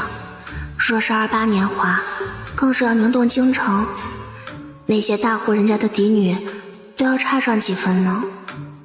云家几个小子瞬间对着萧山充满了敌意，眼神里都是防备，看他像是看狼崽子一样。小妹的饭菜太多了，安少爷自己用饭就好。是啊，千万要吃好喝好。我们家可要好好招待客人。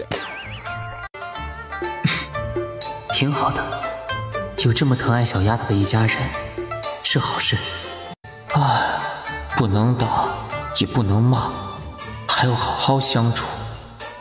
这把云家5个小子给整不会了，左看看右看看。他这是怎么了？傻了？吃个饭，这些臭小子的戏可真多呀！这些没有福气的家伙，瞪得眼珠子都要掉下来了。吃火锅不好吃，还是肉片不香啊？还敢看主子的笑话？我好像发现了一个不得了的秘密，这不会被灭口吧？娘哎，主子还是那个主子，吓人啊！心里都怀疑这群二愣子是从自己手底下走出来的吗？有些人悄悄摸摸地来到县令大人身边，想要打听点消息。还有人在算计家中的嫡女庶女与三皇子差不多，要是家里的孩子争气，能讨个侧妃的位置，那岂不是水涨船高？所谓利益动人心呀，也不瞧瞧自己有没有那个命，还妄想着攀高枝。县令大人，我若是没看错，那位应该就是大名鼎鼎的三皇子吧？我劝各位把小心思都收一收，有些东西啊，不是筹谋一分就能有的，要看自己有没有那个命。家里那些老老小小的头，可都在各位的一念之间啊。是啊，我算什么东西，竟然想着去算计皇子？多谢大人指点。多谢大人，是我们妄想了。哼，确实是妄想了。一群人更是跪在地上发抖，一动不敢动。嘎嘎乡1楼大厅，每一桌都坐满了人。开业原本订的菜品和肉片，在翻了几次桌之后，厨房已经空了。这可把刘掌柜给急坏了，急忙上楼汇报。失策，早该搞那个什么劳什子大棚嘛，这样该赚多少钱呢？今天大家也累了，你给每个排队的人发一些小零食，讲明今天的情况。手持号码的人在晚上或者明天都可优先用餐，再给伙计们安排2桌，总要知道自家酒楼卖的什么吃的。小的带伙计们多谢主家体恤了。大伯父，这店就交给您了，好好干，好好学习，不要怕。小侄女放心，大伯肯定好好学习。柳伯伯，还麻烦您多多照顾啦。主家客气了，必定和云掌柜一起看好店面。不要小看云家，不要用什么心思，只管好好教云家老大，做好事情，做好生意。云家背后的人，我们惹不起。萧石安的马车让给已经吃酒吃醉的几位老人。云老头、药神医、秦管家3人在回去的路上也不消停，在马车里争先恐后的比试谁唱的小曲好听。这阿爷不能要了，这老头子真是丢老脸了，看他明天睡醒后好不好意思。哼，魔音呐，如果我犯了什么罪，请让老天来惩罚我。为何要这样折磨我们的耳朵呀？哎呀！长亭外，古道边，芳草碧连天。晚风拂柳笛声残，夕阳山外山。以后我会保护好乖宝的，谁都不能伤害他。哟，林老叔，喝酒去了？那可不，喝的都是好酒呢。你个老东西，喝点猫尿就不知道是谁了，又是吹牛又是折腾人的。安少爷，真是不好意思，今日给您添麻烦了，多谢送我公爹回来。对呀，多亏了有你的马车，不然真坐不下。小伙子真不错，比我家那几个强多了。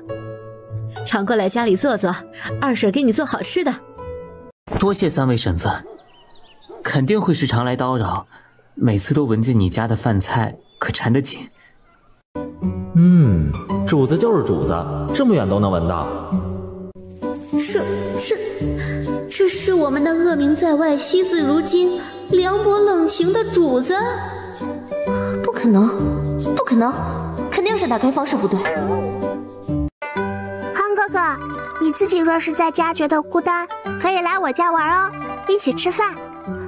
只是农家人吃的简单随便，你只要不嫌弃就好。主子使用了美男计呀，小安真是美男子，笑起来真好看呢。妖孽，我也是云家人，遗传了颜控的基因，要和家里人保持一致。婉婶婶，我有几句话想和乖宝私下说，就站在门口，哪里都不去，不知可以吗？出来吧。乖宝，他们几人是很厉害的暗卫，每个人都武功高强，擅长的东西也不同。憨哥哥可是要把这4人送给我？乖宝聪明，对的，有他们保护你安全，我会放心很多。可喜欢？我一个农家女，需要人保护什么？我不需要一仆二主之人，也不要心不甘情不愿之人。没眼看呀！瞧我家主子那上杆子的模样。下次是不是要送金银财宝了？回主子，我们几人都是自愿跟着小姐的，过来时就很清楚要跟着保护的人是谁。憨哥哥，早就安排好的吗？早前让莫尔回去了一趟，精挑细选的人。我真的会谢，还顺便回去受个罚。乖宝，看看这几人可符合自己心意，若是有眼缘的就留下来，若是没有，我会交给莫一去处理。这万恶的皇权社会，处理掉，不会是我认为的那样子吧？都抬起头来。要留在身边的人，肯定还是知根知底的好。盯着4人的眼神，表面有平静，有倔强，有麻木。只有一个小姑娘，眼神时不时往萧山身上瞟，眼神中还有一丝眷恋、期待。动作虽然很隐秘，对于前世很爱研究人性的云婉音来说，这种再熟悉不过了，是爱慕。憨哥哥，他们3个我要了，以后就是我的人喽，可不许欺负我的人哦。小丫头还是个护短的，这要是护着我，该有多好呢？好，好，好，以后他们3个人只以你为主。主子小小年纪，观察力确实很厉害。请主子赐名。云桃、云城、云罗。另外一个被撇下的女安卫心生不满，眼神很是犀利地盯着云婉音，这让萧山动了杀意。莫一看到主子爷的手势，就立马出现，准备拎着他离开时，突发生变，只见女安卫一个掌风冲着云奶包子去。是属下不利，请主子爷责罚。看到乖宝有危险的第一时间，萧山强行运了功，原本毒发过在恢复的身体血气疯狂乱窜，嘴里满是鲜血的味道。主子爷，主子爷，您看看我呀，当初是您在街边把我接回去的，这么多年我长大了，可以留在您身边伺候了，这比3岁小娃娃好得多。主子爷，我去，关我啥事儿啊？好恶心呐！别人的烂桃花就冲到我身上来了。你自己心思龌龊，关我家主子什么事情？你算个什么东西？我家主子是你能编排的？什么玩意儿啊！也不看自己有没有那个命。杀！主子爷，主子爷，你心里不可能没有我的，对不对？你怎么会舍得杀我？不然那个冬天，你怎么会救我回去？这人脑子有病吧？救你就是喜欢你，救你回去是让你这样恶心人的，也不看看自己什么东西。女安卫里面随便哪个都比他好看。莫一不让他再说下去，好怕主子爷气死了，狠狠一巴掌拍在他的天灵盖上。站在云婉音身边的云罗第一时间捂住了云婉音的眼睛，生怕这血腥的一幕会让自家主子害怕。原以为自己这次会很严重的萧山，又闻到了上次那股浓郁的莲花香。乖宝，过来。他离自己越近时，那股香味就越重，自己能感觉到身体机能在变好，寒冰毒也在平静。这次他十分确定，安儿，道长算过，你命中必遇见一人，他可能就是你的贵人，也可能是伤害你的人。父皇，我找到了，是贵人。安哥哥，你等我一会儿。醉酒中的秦管家和药神医也被安慰从车厢里拎了出来。两人听到萧山毒发了，一激灵，酒气都散了大半，连忙催促着安慰赶紧驾车回家。等等！哎呦，我的爷爷，等什么呢？等什么等？不要命了呀！等云家小小姐。安哥哥，喝掉。莲花凝结出来几颗晶莹剔透的水珠，我都没舍得喝一滴。自家亲爹爹喝了一滴，眼前这金贵的小少爷喝了一滴。我心好痛啊！他不带丝毫犹豫的，手端着茶托一口饮完，只觉得这次喝到的水里的莲花香更浓郁了，浑身觉得舒坦通透，好似自己的身体各处被修补了一番。我的爷呀，那是什么东西你就敢喝呀？喝的什么？喝的什么呀？我还怎么治啊？怎么地？我还能当你们的面下毒吗？我不要命了，我家里人不要命了，吵死了！说是两位觉得我有心害安少爷，那就报官吧。这不得不说，云家小小姐跟自家主子爷真像，也惊动了在院子里的云家人，都着急的围过来。乖宝，怎么了？是不是有人惹你不开心啊？云家叔叔，是我刚突发疾病，乖宝给我倒了杯水喝，家里人太过于紧张了。乖宝，别生气，是安哥哥没管好手下的人，回去就罚他们，好不好？云婉音也不是真的生气，就是很讨厌耳边叽叽喳喳的，很是吵闹，会让自己心情莫名很烦躁，没有耐心。这会儿还觉得挺不好意思的。安哥哥，我没有生气，就是累了吧。神医和秦伯伯也是担心你，能理解。是我鲁莽了，以后便不会了。喝点酒就分不清轻重了，瞧瞧，把乖宝给惹生气了，主子也跟着不开心。今日就不招待各位了，进来，以后不用再暗处了。白嬷嬷、莲莲，给三位姐姐安排住处，还有衣物。还真是很不一样呢。最近你们是过得太松懈了，都回去领罚吧。秦叔，备好赔礼的东西一块去。以后对待乖宝要像对我一样尊敬。选的什么人呀？害得兄弟们又要回炉重造。我最近是走霉运吗？我的宝贝就由我来守护，谁都不能伤害他。安少爷，病不忌医，你这身体都是老夫在负责，可不能破罐子破摔呀。最近恢复的又很好，肯定不会坏到哪里去。神医，你可别讲话了，吵得我头晕。老夫在江湖上那是大名鼎鼎，除了你，谁敢当着面说我吵的？小兔崽子！我还不如在外面，里面都是一股酒味儿，就算是滴水不沾，也能熏个半醉。第二天一早，云家小院就热闹至极。肠子都悔青了，当初云家还让族长和李正专门问过呀。对啊，大家都没当回事啊。谁能知道啊，这不知名的红果果能卖那么多铜板？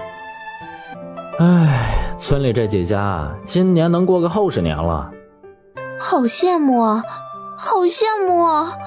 人群中不知是谁又说了一句：大家有没有发现，自从乖宝出生后，云老叔家的日子越过越好，上山就挖到2株老药材，家里孩子都去上了学堂，燕哥又中了举，还给村里建了族学，有什么好事情都不会忘记我们。是啊是啊，云家真是好样的。哎，云老哥回来了。云老叔回来了。云老头，你还舍得回来啊？这大早上的，不是掐着我们回来，你故意出门的吧？啊！小云呐，按照辈分，你还要给我叫声叔呢。一大早没吃饭，在这里等着你，这就是你对长辈的态度。各位叔叔伯伯、爷爷奶奶，你们今天过来是想问种辣椒的事儿吧？那我也就直说了，今年辣椒能卖到高价钱，是因为种的量少，市面上没有这种新奇玩意儿，价格自然会高些。来年种植的产量大了，价格自然会有所回落，估摸着也就是20-30文。我家祖上几代都在秀水村，家中长辈也时常教诲，一荣俱荣，一损俱损，所以在有能力之时，我阿爷阿奶在送几位哥哥去上学后，得到的钱财就是给村里建族学，想让他们老两口看着的小辈都能有出息，有个好前程。以前学了知识，有了能力，可以养家糊口。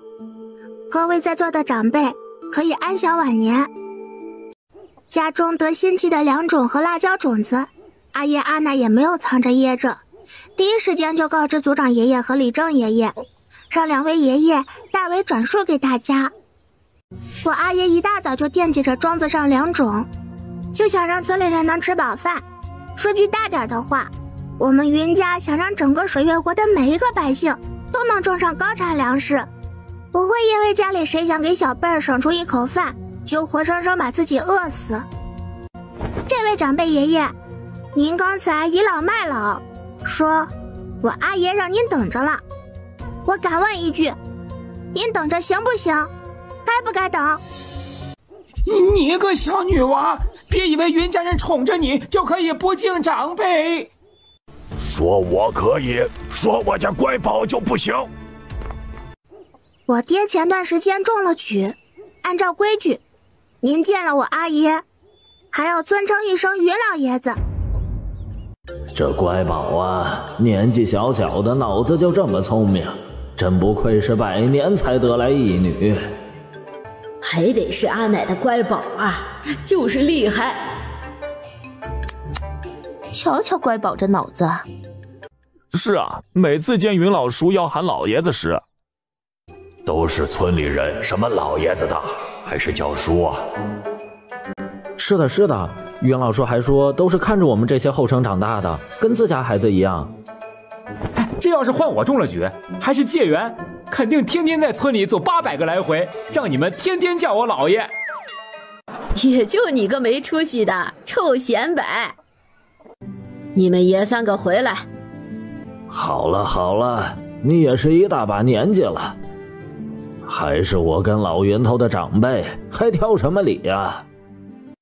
各位爷爷奶奶、叔叔伯伯、漂亮婶婶们，我们云家既然在秀水村生根发芽，自然是惦记着诸位，日后还要跟大家共同发家致富，奔小康。可丑话也说在前面，若是有人欺我家人，辱我家人，到时也别怪我云婉音不念村中旧情。云老头一家心里多记挂着村里人，大家心里要有数。若是被我和李正发现，故意损害他人名声，散播不实谣言，勾结外人，损害村里人的利益，将会被逐出云氏族谱。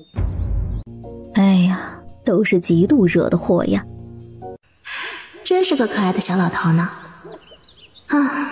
以后多孝敬他点好东西吧，毕竟在村里也是一个大靠山呢。阿爷，您把早就准备好的种子分给大家吧，等过完年开春的时候，家里人叫着村里的长辈一起种下去。好丢脸呐！哎呦，乖宝这是肚子饿了，动静真大。娘，您可别这样说，小孩子脸皮薄。没事的，我们不取笑乖宝。你要是控制一下脸上的表情，我还真就给信了。袁老叔，我替我爹给您赔个不是，确实不应该那样说话的。客气什么哦，都是一起长大的老伙计，这里哪个后生不是我小辈？只要大家勤快一点，都过好日子啊！你爹是长辈，不好动手，下次我就揍你啊！好，下次你就揍我。这个可以有，你们小辈的打一架呀，就受点皮肉伤，不打紧，在家里养上几天便好了。几百里外的树林里，刘策跟着护镖队出去打猎。书译着，在树林里，这么大的血腥味儿，怕是会有野兽。你们去马车拿一些清洗的东西，还有小药箱过来。我的爷爷，你胆子也太大了！我们离要去的地方还有2天时间，看他的穿着打扮，怕是京城哪家大户人家的小公子。正如云举人猜测的这般，剩余的路程要格外小心，加快赶路。别装了。小屁孩，心眼还挺多呀。想我堂堂太傅家的嫡孙，什么时候被人这样撸过？你这件衣服怕是不能穿了，为了大家的安全，就扮作我的书童可好？很乖，跟我家小儿子一样，很是乖巧听话。你家可是在京城？好，那我们就送你回家。小男子汉也会哭鼻子啊！清理伤口那么痛时，可是一声不吭，还以为是个硬汉呢。哎，老大，您可别这么说，这臭小子已经很厉害了。要是换我家里的弟妹，这哭声早就震天动地了，恨不得把人的耳膜震碎。多谢各位叔叔救命之恩，言轻感激不尽。若是我平安归京，必备上厚礼，登门拜访。哟，臭小子会说话呢，以为是个小哑巴呢。不愧是大户人家养出来的孩子，就这种情况还是很懂礼数啊。小家伙真不错，稳得住啊。不过跟我家乖宝比起来差远了。怎么办？总不能让他光着身子吧？不要我，以后回了京城，我还怎么见人？大家都要传，我家那位名动京城的贵妃姑姑，有一个赤身裸体的小侄子，还有我那金贵出尘、不似凡间人的表哥，怎么能有一个名声差的表弟？都是一群男人，你怕什么？你有的我们都有。你们是魔鬼吗？好好做个大人好吗？这些东西呢，我家乖宝说不要省着吃，要不然他会心疼的。家中在京城开了分店，这点东西对我来说并不算什么。总镖头无需放在心上，这锅的肉我们几个也有吃，是不是？为何要这么折磨我？火锅这么香。恩人，敢问您的名讳？他叫云清燕。若真是我想的那样，可真巧啊！怎么回事？知道名字笑得这么开心？这孩子笑得有些傻，不会是伤到脑子了吧？云叔叔，可是秀水村云家。我不是坏人，只是有可能是我表哥认识的人家。家中收到信时，他提了很多遍，认识云家人很开心。是，我是秀水村云家人。你表哥是谁？你们吃的火锅是我表哥和云家小女乖宝一起在京城合作的店。他过去休养身体，人长得很漂亮。你表哥可姓安，身边管家姓秦。对，安少爷就是我表哥。我操，有爹还不如有亲闺女啊！突然有点嫉妒他了。我很傻吗？大户人家的孩子，怕是你表哥也不一般。都醒醒，都醒醒！一头栽进去火堆里，不要命了！老大，护着几个书生太累了，把其他兄弟叫醒换个班儿吧。戒备，戒备！树林里有人！云叔，送我给他们，就能保命。在空间里修炼的云婉音突然感觉心脏被紧紧的抓住，喘不过气一样。仿佛是在暗示自己有什么事情要发生，心里都是不好的感觉，瞬间调整自己的状态，意识散播出去，和花草树木沟通。做完这一切，云婉一灵力就要枯竭了，凭着最后一丝意志，在他爹爹马车上放了一个小药箱，就昏迷在了空间。3束霞光瞬间把身体包裹住，不断的滋养经脉，身时也不断的扩大再扩大。无意冒犯各位，只是家中小少爷失踪，不得已截停各位的马车，绝无故意冲撞之意。娘的，今天晚上算是不安生了。你家小少爷叫什么呀？我怎么能确定他是不是好人啊？京城太傅府城延清，我有暗号，身无彩凤双飞翼。拔毛凤凰不如鸡。小少爷，我们来接您回家。云叔家里人来了，先停下来给叔叔们看伤吧。乖宝，是你吗？云奶包子再拽一下。爹爹宠我。调皮，这么晚了，好好休息，爹爹没事。我就走了呀。三老爷，是您吗？叫什么老爷？叫叔。三叔，怎么都是血？您受伤了吗？我去找大夫来。不是我的血，是那位程小少爷身上的。还要打扰云老爷一会儿。没事儿，我家就这么大，你们自己找地方休息吧。这是乖宝的药箱，你带着云儿几人帮他们包扎好。该怎么用，上面都有标注。三叔，您放心，我懂的。祖父，父亲，多谢这位先生救我程家嫡孙一命，救命之恩无以为报。若是哪日有需要程家帮忙的地方，必义不容辞。祖父，云叔叔就是表哥信中的秀水村云家人。程太傅客气了，救小公子的是总镖头一行人，我只是刚好捡到了他。云先生的意思，这一行人都救了延青，缺一不可。宫里暗卫，启禀皇上，人都在您赏赐的庄子上。皇上，您最近忙忘记了，云清燕在前不久中了举，还是第1名解元，这是上京赶考呢。哦，那还真是巧了。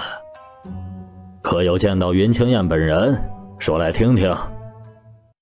陈静又谦和，一副好相貌，纵是同姓，都很难不被她的气度和容貌所摄。臣看这云清燕与朝中官员很是不同。不同啊，不同好啊，朝中就缺懂得民间疾苦的好官。云清燕，云清燕，希望你不要辜负朕的希望才是。暗地里保护好几人，朕要在电视上看到他。是，皇上。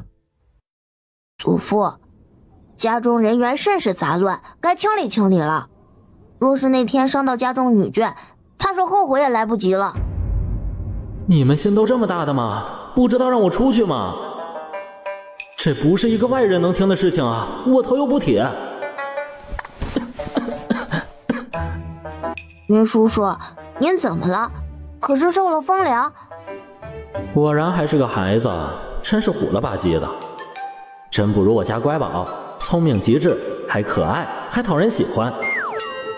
程太傅觉得好笑，这云家不知何事，让家里嫡孙和外孙都十分喜欢。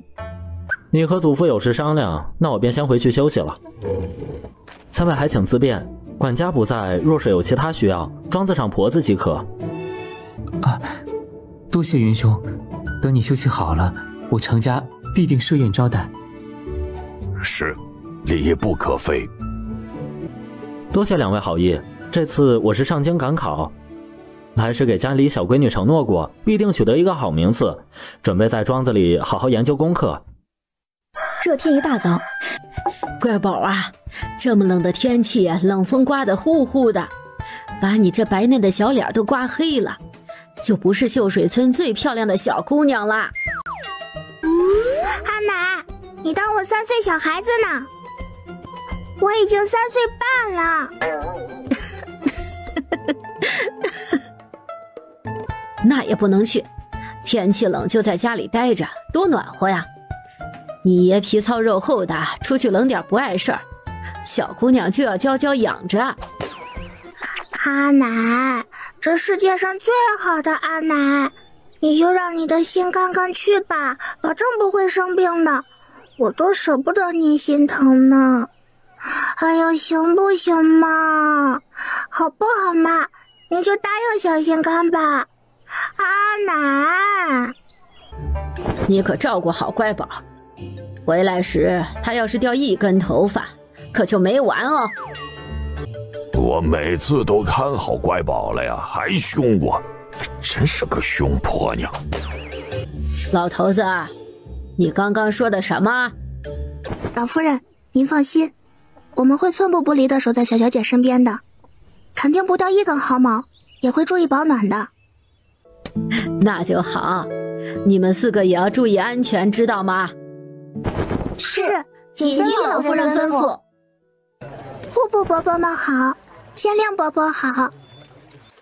哎，乖宝好，这么冷的天别再冻着啊。哎，就是，怎么不在家休息啊？小孩子怎么能吃这种苦啊？云老哥也真是的。没事没事，不怕啊。收粮食啊。乖宝，你年纪小，手软拿不起毛笔很正常啊。你柳叔叔在这个年纪时候还不如你呢。柳伯伯，您不会骗小孩子吧？县令大人说的对的。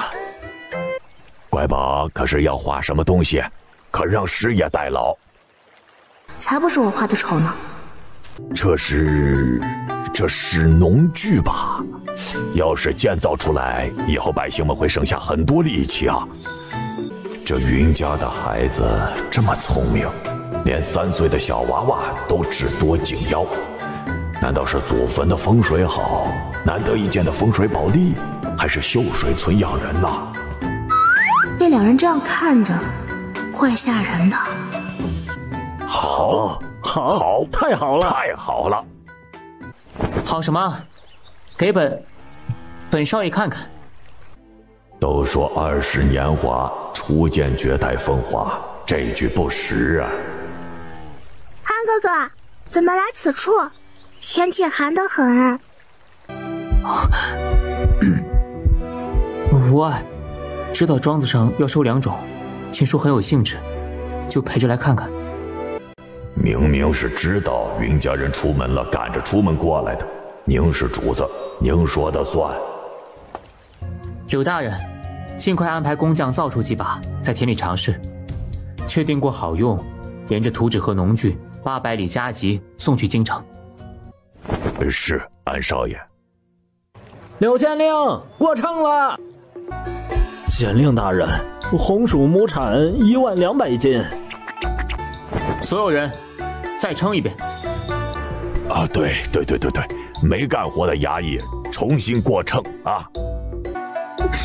几位刚才骂的对，这可真是作孽了。这么好的良种被我挖断了。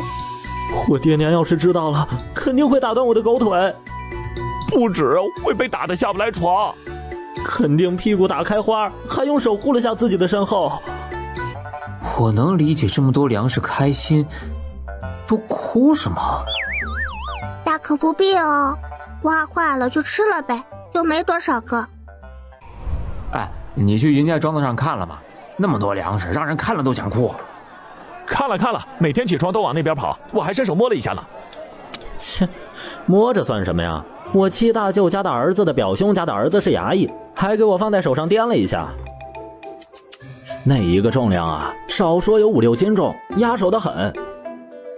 哇，好羡慕你啊！你家亲戚真有本事啊，能参与收新良种，也是光宗耀祖啦。关乎民生大事，3皇子特命我等亲自交到皇上手中，谁敢知情不报，尔等可担得起责任。宣，几人立即面圣。臣参见皇上。万岁万岁万万岁！三皇子这是写信还是写书呢？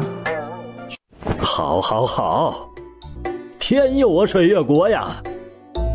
朕有云家心怀大义的百姓，真是我国之大幸。赏，赏，都要赏！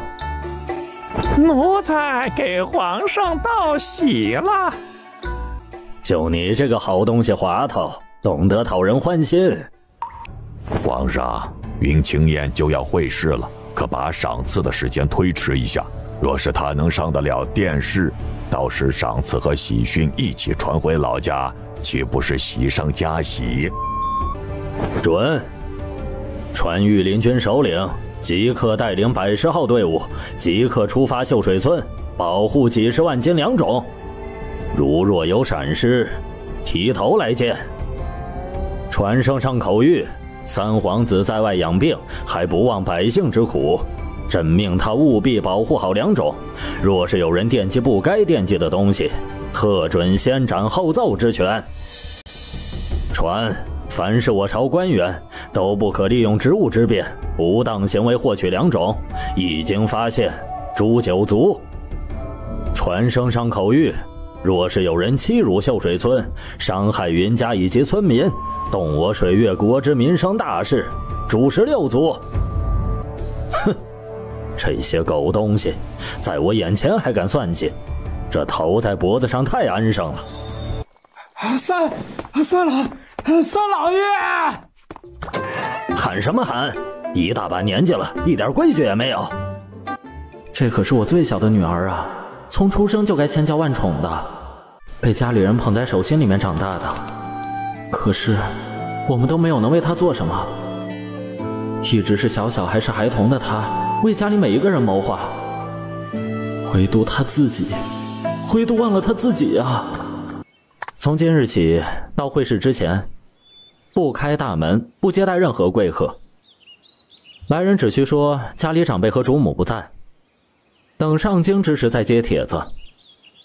也叮嘱一下家里的下人和婆子，若被发现与外人勾结叛主，云家不会发卖，直接乱棍打死。三老爷，您放心，只管一心读书，家里的事情我们会安排好的。金叔，今日是何日？三老爷，放榜成绩就在明早，我已经安排了云衣几个小子，早早就会在那里等着。哎呀，书义兄，我这心里没底呀。若是我上不了殿试，以后就指望同窗们护着了。越临近张贴榜文的时候，心里就慌啊。是啊，止不住的紧张。金叔，安排一顿丰盛的晚饭，大家好好吃一顿。酒水就不要上了，都保持清醒的状态。是，三老爷。离家都这么久了，也不知家中如何了。出来了，出来了！云清燕中了，中了！转身跑回去报信。我靠着自己的努力考上了，恭喜三老爷！贺喜三老爷！贺喜三老爷！约奶包子起床时，您说爹爹会懂得天冷要加衣的吧？小管家婆，你爹爹都多大的人了，肯定是懂的。再说，还有人在身边伺候呢。阿娘，下雪可真冷啊！今日就不出门，在家裁些布料，做些过年的衣服吧。几个臭小子回来也不吭声，怎么不认识自己家大门啦？松哥，怎么今天就回来了呀？爷，夫子看今早落雪，担心后面天气更恶劣，那些离家远的同窗不好回家，就提前放假几日。多谢太子父，谨记于心。多谢太子父，多谢书义兄，两位如此恩情，没齿难忘。多谢太子父，多谢书义兄，两位如此恩情，没齿难忘。那就等着各位的好消息了。父亲大人交代的任务我已完成，就不继续叨扰。三老爷，我们几个人就在门口守着，等您从里面出来时，第一眼就能看到家里的马车。卫士第1名会员云清燕即可入左掖门。爹爹，您别紧张，上了大殿里，您就当那些人是萝卜白菜。皇上到，跪！皇上万岁！万岁！万岁！心态真好，怎么不怕我呀？怕死了，好吧，你赶紧走啊！殿试持续了整整1天，等考生出来时，天空都落了黑。云清燕金榜题名，被程月帝钦点了状元。果然没有让朕失望，以后肯定是个为民的好官。乖宝说，阿爷在山中寻得一种奇怪的东西，长在长长的绿杆子上，结的果实一粒粒的，散发着金黄的颜色，一整棒子满满当当的，用水煮过后无毒，空间都散发着甜香，一口咬下去，汁水从口腔里溢出来，十分的香甜可口，不比红薯口感差。小喜子，你瞧瞧老三的信，这意思就差明晃晃地告诉朕，派云清燕回原地了。皇上和三皇子感情就是好，有什么心思都不藏着掖着。也罢，既然云清燕会下地，那就返回清水镇做个县令。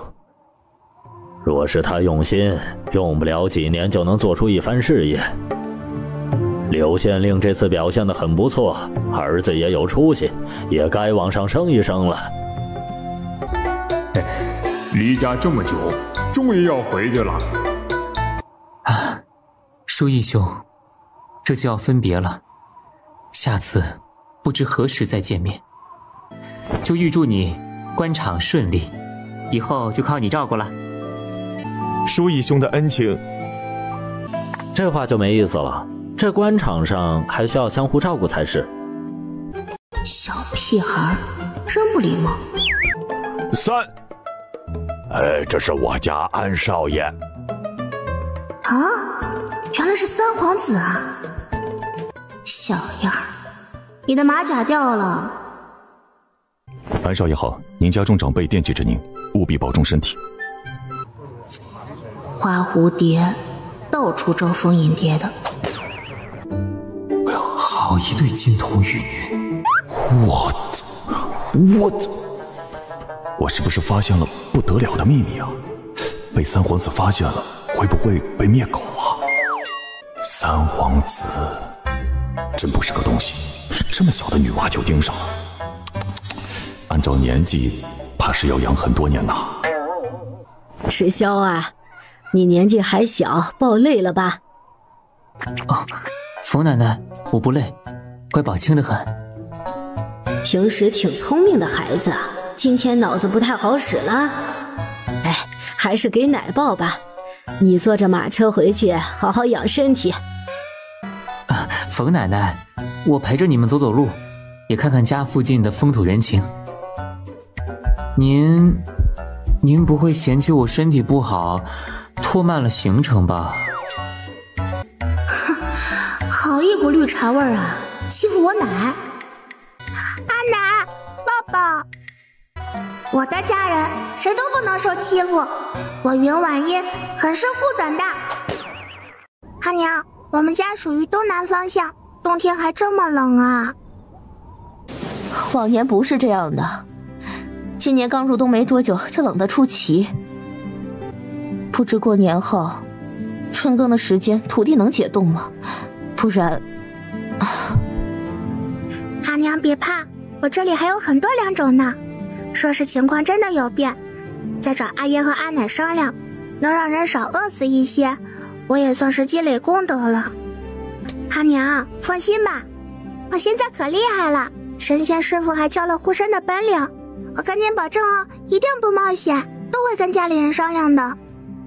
啊，这么多粮食拿出来，外人会觉得云家私下囤粮，再被安上一个造反的名头，家里人都活不了。啊，这天杀的皇权时代啊，保狗命要紧啊！阿奶、阿爷，马上就要过年了，家里不需要买些菜备着吗？新年可是有很多大户人家要走礼的哟。乖宝讲的还真是啊。对，蓝妹子前2天还提醒我呢，这就给忘了。老姐姐好年轻呢，下次我多提醒几次便好。先是到嘎嘎香店里，牛车放在后院，跟云老大聊了几句。朱家宁终于来了，还知道自己有家店呢，早就该算账喽。柳叔，晚点行吗？你瞧，这么多人等着出门逛街呢。您逛街需要钱是不是啊？我有钱。不是说云家是耕读之家吗？这么有钱，这家人就不觉得这么小的孩子手中这么多银票不安全吗？京城大户人家的嫡小姐、嫡公子都没他富裕啊。这算什么？家里的金银珠宝都在乖宝身上，以后都是他的。柳叔，晚上家里人在店里吃饭，到时候给你算账哦。走，今天全场我乖宝买单。好，好，好，今天奶就想到孙女的福气了。我说今早这喜鹊叽叽喳喳报喜呢，原来真是有贵客呀。家里是要添置一批衣物，多谢李掌柜了。呀，这不是婉儿吗？哎呦，你个小没良心的，出家以后再也不来店里看我一眼了，真是白瞎我惦记你的心思了。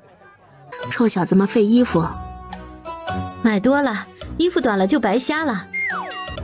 我倒是觉得可以多买上一身，也别亏待了他们。驳回，哪里亏待了，都是上好的布料，这钱花的值得。乖宝皮肤娇嫩，要穿得好些。带着家里人直奔着最有名的首饰店。欢迎贵客光临本店，我们家一共有3层，1楼为银饰，2楼为金饰，3楼为玉饰，所有首饰均是独一无二的款式。真是什么人都敢往金店里进。小店对客户一视同仁，凡是进了店皆为贵客。你算什么东西？叫你家掌柜的来。话音未落，云婉音调动身上的灵力，啪的一声，在场所有人都被这一幕惊呆了。只见刁蛮的小丫鬟被一股看不见的力量一巴掌扇到了门外10米远处。这人是撞鬼了吗？阿奶，他怎么忽然飞起来了？怕是惹上什么脏东西了，鬼都看不下去了。阿奶，就不能换个说法吗？乖宝，以后可不能学他这么刁蛮。好的，阿奶，我们云家必定不能出这样的孩子。因为事情发生在首饰店的铺门口，小厮帮忙报了官，看热闹的众人做了证，就怕这不讲理刁蛮的丫鬟醒来时倒打一耙。几位客官，今日想买些什么首饰？土豪小奶包子上线，小手一挥，在1楼给云莲4个小丫头4个嬷嬷，还有坚持隐匿在暗处保护的3个女安卫，一人选了1对银耳钉。我可真是一个大方的老板呢。金耳环、金手镯、金项链、金簪子，给阿奶配了个全套。乖宝哎，这么多金子要花多少钱呢？奶要1根金簪子就够了，回村显摆一下，不知道多少人要羡慕我呢。阿奶现在还年轻呢，戴着好看极了，现在不戴，要等着老来俏吗？小丫头在哪里学的这种混账话？肯定是村里那些长舌妇说话不把门。阿奶，真的特别好看，戴上就像富贵人家的老妇人一样，贼拉风呢。乖宝眼光特别好，这套首饰很衬你，就买了吧。这些年辛苦你了，这首饰啊，咱家还是买得起的。娘，很好看，孙女孝敬您的，就带着回家。行，就这一套，乖宝可不许再给奶买了。哎呀，花钱好难呀！乖宝叹气。乖宝还没有买东西，去看看。说那么多，不如阿爷的一句话管用，果然聪明。说实话，样式以及款式一般，没什么出彩的地方，心中略略有些失望。小店不只有上好的玉石，还可以定做。店里有专门会手艺的师傅，雕刻也是一绝。多谢小哥哥，太麻烦了。乖宝，没有喜欢的。等下次去府城呢，阿爷带你去更大的店，给我家乖宝从上到下好好配上一套。阿爷真大方。一行人又上了街，路过猪肉摊时，让云婉音想起了一道菜，就是要花些功夫把剩下的猪肉、排骨、肋骨都给包圆。看着扔在一旁的猪下水，有些纠结。乖宝，这玩意儿可臭了，不能吃。阿爷，做好了很香的，很适合下酒。这东西也不卖钱，若是小姑娘想要，叔叔就送你几副。只是，味道实在是冲人。乖宝想要就拿着，回去大伯娘和二伯娘帮你清理，保证干干净净的。大嫂、二嫂，你们也别太宠着他了。于老大在店门口一直四处张望着。云兄，这是担心家里人，还是急得另有其人呐？柳兄怎么知道的？我就是想抱抱乖宝，刚才眼巴巴的看了好久，有爹娘在的地方，做小辈的都伸不到手。实话跟你讲，柳兄，就乖宝从小就多么可爱，多么乖巧，这么多年我都把她当成亲闺女儿啊，许久不见，我想得慌啊。我刚想说，是不是惦记自己媳妇儿了？哎呦，乖宝呀，又变漂亮啦，有没有想大伯呀？当然想大伯啦。你身上都是味儿，再熏着我乖宝了。大伯身上浸染的火锅味很香啊。你看，娘又来了。都说了，抱小侄女真的很难。猛然呼气。是家里出了大喜事后啊，生意就更好了。每日里店铺到了关门之时，都要补上好几回菜，就没个空闲时候。从今日起，掌柜的和小厮们的薪资再涨一半，算是各位的辛苦钱。像逢年过节的员工礼呀，再厚上一些。多谢小掌柜的。今日新菜是油炸小酥肉、蒜香排骨，后厨就开始飘出香味儿。这是什么新鲜的吃食啊？给我们来一份。这位客官请稍等，小的去后厨问问是否有研究新菜。乖宝，这也太香了。又香又脆，下酒的好菜啊。这尤大爷做菜就是香啊。今天就这点肉，先点先得，以后每日限量出售。如点了小酥肉，再搭几块排骨；只点了排骨，就搭一些小酥肉，这样客人会吃到不一样的口感。是我记下了。阿奶，酒楼刚刚结算了收益，挣了很多钱呢。都是你的，以后不用跟家里人说。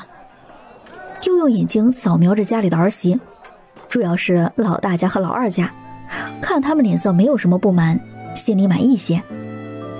还算是拎得清的。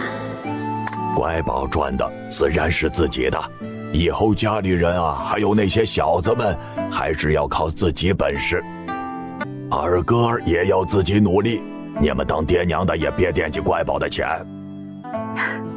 爹娘放心，现在家里过得很好，我已经很满足了。就是100两银子够花喜酒了。我和相公不插手乖宝的事情，可要记住自己说的话，不然逐出族谱。乖宝啊，以后你赚多少钱可别告诉我们啦，自己输在那个地方，做什么不方便时，我和你阿爷帮你出面，记住了吗？记住了，阿奶。大伯母和二伯母之前做底料的工钱，一人200两，给阿爷和阿奶的养老钱一共400两，给阿娘的辛苦钱也是私房钱200两。不是刘氏两人还准备拒绝，就被小奶因一句话打断。哎呀，塞来塞去太麻烦了，以后哥哥们长大，手中还是需要钱财的。两人又看着婆母和公爹点头。这辈子一定要对乖宝好，可真是让人疼啊。阿爷阿奶，家里谁有钱都没有自己有钱踏实，还是要紧紧攥在自己手里呢。这是乖宝孝敬两位的，不许拒绝。爹娘，乖宝说的对，鸡蛋不能放在一个篮子里。阿奶给乖宝存着，以后当嫁妆。存什么嫁妆啊？乖宝还小呢。作为一个保持单身的女青年，只想一心赚钱，然后过着焚香喝茶的养老生活。乖宝不嫁人，一辈子陪着阿爷阿奶。怎么能不嫁人呢？乖宝还能一辈子在家里，要被人戳脊梁骨的。在家里，在家里。赵旭，赵旭好啊，家里这么多哥哥呢，谅他也不敢欺负人。对，是个好方法，把人放在我们眼皮底下，不用担心在婆母手下吃苦头，乖宝又不用去别人家受苦。娘，我不是说您啊，说的是别人家。我们3人是运气好，才能遇到您这么明事理的好婆母。再瞧瞧村里的小媳妇儿，哪个不羡慕我们3妯娌的？我知道你什么意思，不用急着解释。不过你说的倒是在理，乖宝在自己家才不会受罪。以后我们家就招一个帅气、知道疼人的给乖宝，万万不能委屈了他。他毫不怀疑，就算是小闺女要天上的星星，公婆两人也会想尽办法给她摘到。小闺女才几岁，就担心她嫁人受苦，无奈扶额，生怕云婉英以后被宠得无法无天。其实我不想嫁人呢。每天睁开眼就要争宠争爱怜，我活不过3集吧。算了，走一步看一步吧。以后我自己也可以走遍这大好河山，当一个闲云野鹤之人。云老大早早就把东西放在雇好的马车上，把他拉到一边。这是几个月的工钱，都给你，家里就辛苦你多帮娘操劳一些，在家里也别省着用，多给自己买些衣服和唇脂。这钱我回去分一半给爹娘养老，不能只让乖宝出钱，剩下的我存着一些，给家里2个孩子攒着，以后学费都我们自己出，衣服就不给你做了。今天乖宝给家里人都准备了。钱给你了，就由你安排。等过大年时我就回家了。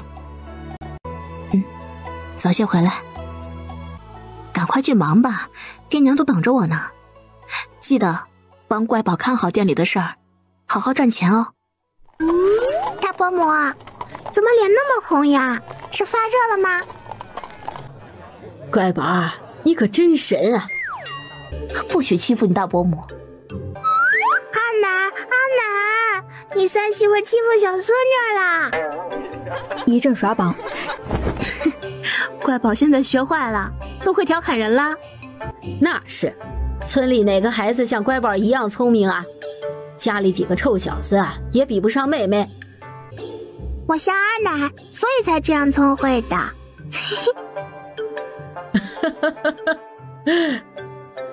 真是个小人精。哎，松哥，怎么带着兄弟们站在门口呀？多冷的天哪！算着时间，家里人快要回来了，天黑路不平，就和他们站在家门口等着您和阿奶，就像您和阿奶等着我们回家一样。几位小少爷早早就站在这里等着了，心里一直担心着各位主子，怎么劝都不进屋内去。小哥哥，我给你们买了好多东西呢，可惜今日新菜品酒楼卖完了。我跟你说有多么好吃吧，一口咬下去，鲜嫩多汁的小酥肉，表面香香脆脆的，让人闻到就流口水呢。小孩，你别馋，过了腊八就是年。这天一大早，云家人就忙活着打扫家里的卫生。云松也是个半大小伙子了，跟在自己二叔身后，利用身体优势干起活来比大人都利索。许是很久再未见到准备过年的场景，一时怔怔地站在那里。小小年纪总是心思深沉，我会快点长大，站在你身后保护你爱护你，不用担心。小哥哥不要有这么大的压力，只去做自己想做的事情，我希望你开心。乖宝，吃早饭。阿奶在瞧什么呢？没什么，怕有人进院没瞧见。老姐姐是盼着三老爷吧？这从京城过了殿试，要耽搁几日再出发，怕是赶不上过年了。唉，我是心疼老三，过大年都要在路上。今年家中唯独缺了老三和他身边的几人，这风餐露宿的，也不知身体受不受得住。只希望今年不要落这么大的雪，不然这路啊是更加难走些了。爹爹肯定是带着好消息回来的，阿爷阿奶要准备好大红包给上门报喜的官员。乖宝说的还真对呢。二伯母就希望家里几个臭小子能有乖宝爹爹一半的出息就好了。我看松哥几人很是用功，对学习的悟性也很好。大嫂和二嫂不用过多担心，他们都是心里有数的孩子。年关越来越近，云家开始贴对联。乖宝儿，你走来走去看什么呢？我总觉得少了些什么。啊，窗户！拿着一把剪刀，一张红纸，按照脑子里的记忆折一折，一顿剪。抖开以后，是一个福到的窗花。乖宝啊，手真巧，贴在窗户上一定好看。嗨，小孩子拿太危险了，大伯母已经会了。云老头，让你家几个哥帮我写副对联。小子们刚进学堂多久啊？再写坏喽。不就是画点红纸，谁跟孩子计较这个？就你小心眼。是啊，出去让人执笔还有写坏的呢。多谢各位长辈的信任，我们几人试试。有人起了小心思，悄摸摸地打量了下云家。老姐姐，你家这几个小子，再过几年就可以相看了，还不如趁着年纪小，早些找户人家，还有青梅竹马的情谊。我家孙子还未到年纪，没这个打算。我云家的小子，姑娘的亲事，要他们自己乐意。而且必须要年满29年华，不然谁都进不了我家门。是啊，大夫说过小了对两人都不好。以前也没有这么讲究啊，怕是故意的吧？确实啊，以前是我们不懂，孤陋寡闻，还好孩子们都长得好。作为老一辈的，不就是图个儿女健康平安啊？也不过2、3年功夫，不差这一会儿。云老头说的有道理。我年轻时在大户人家，也听过这种说法。有些看重姑娘的，故意留到29年华的，说是这样，有了孩子后，身体恢复得好，不至于大伤元气。云奶包子看着族长爷爷，觉得这老头真可爱。这明晃晃的偏心颇得自己喜欢，拉着冯婆子的手，在房间里从空间倒腾出一瓶上好的白酒。想了想，李正爷爷也不能缺了，1碗水要端平，索性多取出一些，放在冯婆子歇息的房屋内。2位老头子怀里抱着酒罐子，走在村中的泥土路上，都能快到起飞了。云老头那叫一个心疼呀！就怕两人回去跟牛饮的一样，忍不住肉疼。那可是神仙才喝的佳酿，真是可惜了。这副鬼样子给谁看呢？乖宝还拿出来好多放在我们卧室里，够你喝的。哎呀，还得是小孙女儿，哎，我可真有福气哦。袁家男人带着冯婆子的吩咐，去镇上采购家里过年要用的东西。在云婉英的强烈要求下，买下来整整1头猪。嘿嘿，熏腊肉、熏排骨、腊肠，想想就忍不住流口水呢。阿奶刚开始有些心疼，被云婉英一顿洗脑。赚钱不就是花的吗？吃到肚子里，身体好还会开心，不比把钱用来看病吃药花了强吗？今年我们家也过个肥年，这鸡蛋留着给乖宝吃，每天早上1个水蒸蛋不能少。小子们就吃大块的肉，他们不讲究。哎，你们给乖宝炖肉的时候啊，一定要剁成最小块的，他不喜欢吃大块的东西。小姑娘就是秀气，吃东西也讲究得很。哎，娘，知道了。这点我很早就发现了，过大的食物乖宝是一点不碰的，从小吃东西就干净，这身上从来不会弄脏。对呀，乖宝吃东西一向细嚼慢咽的，我这么大年纪在村里就没见过第2个。说句不夸张的话，就是跟大户人家的小姐比，教养都不会差的。云婉英有些头疼的看着满满当当的肉，包子脸皱成了一团。这不太行啊，没有青菜，这顿饭吃的一点都不香。看着自己空间堆积如山的青菜，仿佛在说，来呀来呀，来吃我们呀。青菜们纷纷表示，我们没有，你别瞎说。阿爷，我们家里在别人不知道的地方有什么荒地吗？还真有一块，在大青山里面。当时我和大哥一块开的荒，有个2、3亩地，后面家中事情这么多，就给忘记了。哎呀，真是糟践了。二伯，那里有外人知道吗？没有，大青山属于村里共有，谁都可以上去。那我们上山吧。不行。乖宝，突然想上山是做什么？可以让大人或者家里的哥哥们代劳。于老头点头，于老二点头，云松、云儿5兄弟排成了一排，狂点头，一副我们长大了肯定没有问题。家里过年的时候，饭桌上出现新鲜脆利的青菜，总要有来处的。这不就是？那就不吃，少吃一顿青菜死不了人的。你奶说的对，万不能让你去冒险。是，阿奶说的有道理。可今年爹爹已经是功成名就，现如今参加了殿试，就等着好消息呢。县令大人家肯定要走礼，还有其他富贵人家，什么好东西他们没见过呀？我们云家是耕读之家，自然对种地的方面更加擅长。说是说在山上搭了一个大棚，研究种了些青菜，回礼时倒不失了礼数。阿奶、阿爷，岂不是两全其美之事？乖宝，这冬日里果子罕见，普通百姓并买不起。这新鲜的青菜岂不是跟果子一个道理，可以卖上天价？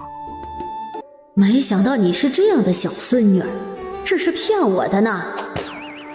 竟然跟阿爷有秘密了。还有最重要的一点，酒楼过年也要送节礼的，放些青菜和果子，让在店里消费上百两、上千两的大户收到，也会觉得物超所值，以后更愿意来店里消费，就能赚更多钱。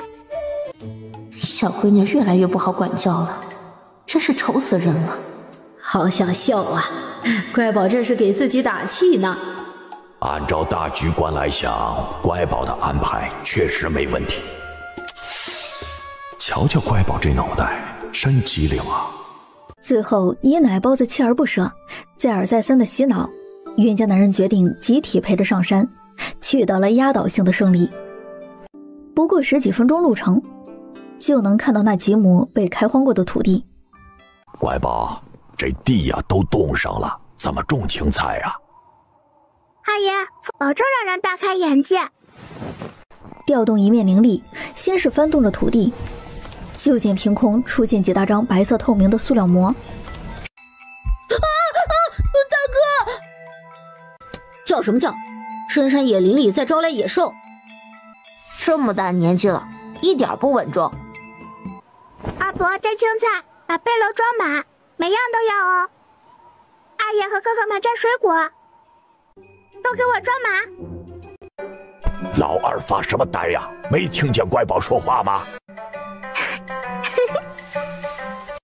云老头又忍不住伸手掐了一下身边的二儿子，下手极为重。哎呀，爹，疼死了！爹，您知道自己手劲有多大吗？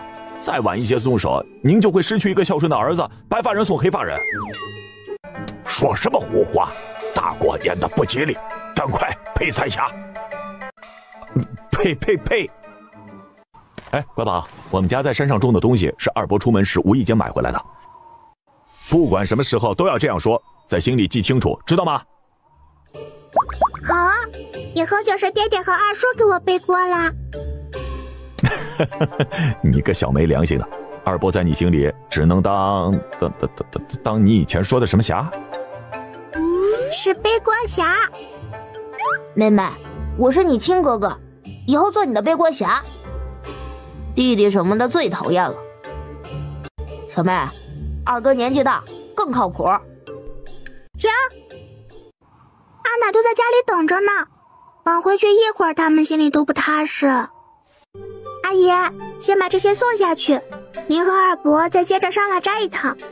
第二次的时候要想办法让村里人看到，这些瓜果的藤蔓就放在这里当做证据。我估摸着连带自家吃的往外送的，这几亩地的数量肯定够。够了，乖宝，过犹不及啊！神仙师傅教你的都是你的福气，不能过度消耗。乔乔，刚才说的对不对？阿奶心里肯定不踏实，从我们出门到现在，不知道出来多少次了呢。是啊，每次你奶知道家里谁出门，算着时间站在门口等着，看到家里人平安回来，心情就会极好。阿奶，您的心肝宝贝安全回来了哟。阿奶的乖宝啊，可想死阿奶了。你说这么冷的天，非要上山受这个罪干嘛呀？可别把我宝贝孙女给冻坏了。我也疼乖宝。习惯就好了，都这么大，争什么宠啊？家里只有一个妹妹，不疼她疼谁啊？我都恨不得整天把妹妹捧在手心里，家里人宠着，高兴还来不及呢。我们也是妹控，都给我可劲儿宠，为了妹妹拼了。疯婆子看见正厅地上的青菜和水果，还不等她做出什么反应，云莲4个小丫头和蓝嬷嬷几人就连忙跑去关院子门，甚至走前还把屋门都关上了。这架势颇有种主子家做了什么大事掩饰罪行的模样，朝着空中喊了一声：桃子、橙子、菠萝，带着大家进来。主子刚喊的菠萝是我。房门大开，以女安卫3人为首，众下人在院子齐刷刷地站成一排。你们都是一早进入云家的，乖宝心善，赐你们云姓，我老婆子自然把各位归类为自家人。今日之事，云家老大老二兄弟早些时候在大青山开了荒地，种上些种子和瓜果，没想到成了。老夫人真是好福气，家里老爷们都是勤快的，这富贵人家都种不出来的冬季蔬菜，倒是要比平时更勤快些。没有多少，给隔壁贵人和县令大人回个礼，各家送上一些，便没有了。老夫人心里有数便好。一连忙了几天，阿奶，说要下油锅啦。前几年哪敢想，家里买肉是整头整车的往家里拉呀。还是我家乖宝自带福气，想吃什么家里都有。那孙子呢？哼，那几个小子不气我，不气他们爹娘就不错了。家里的5个哥还是很省心的，被爹娘还有哥哥嫂子们教养得很好，以后必定都是有出息的。三夫人说的对，几个哥都是极好的。以我多年的经验来看，老夫人就等着享福吧。萧闪带着人来到时，就看到这幅热闹的景象。冯奶奶，我在庄子上闻着香味过来了，可不要嫌弃小子打扰。都是自家人，客气什么？你来的也巧了，晚一些家里也是要给你送年礼的，就等着锅里的肉好了一起呢。去跟我家乖宝一样，坐在屋檐下吃吧。萧闪看看自己手中的碗，再看看一脸防备的云家5兄弟，忍不住有些头痛，怕是自己没有走到小姑娘面前，就被他们眼刀子给刀死了。韩哥哥，站着干嘛？过来坐呀！妹妹，要对男孩子保持距离，坏人特别多。萧闪不愿与他们几人起冲突，这一改往日清冷的形象，可怜巴巴地盯着云婉音，像一只耷拉着尾巴的小奶狗。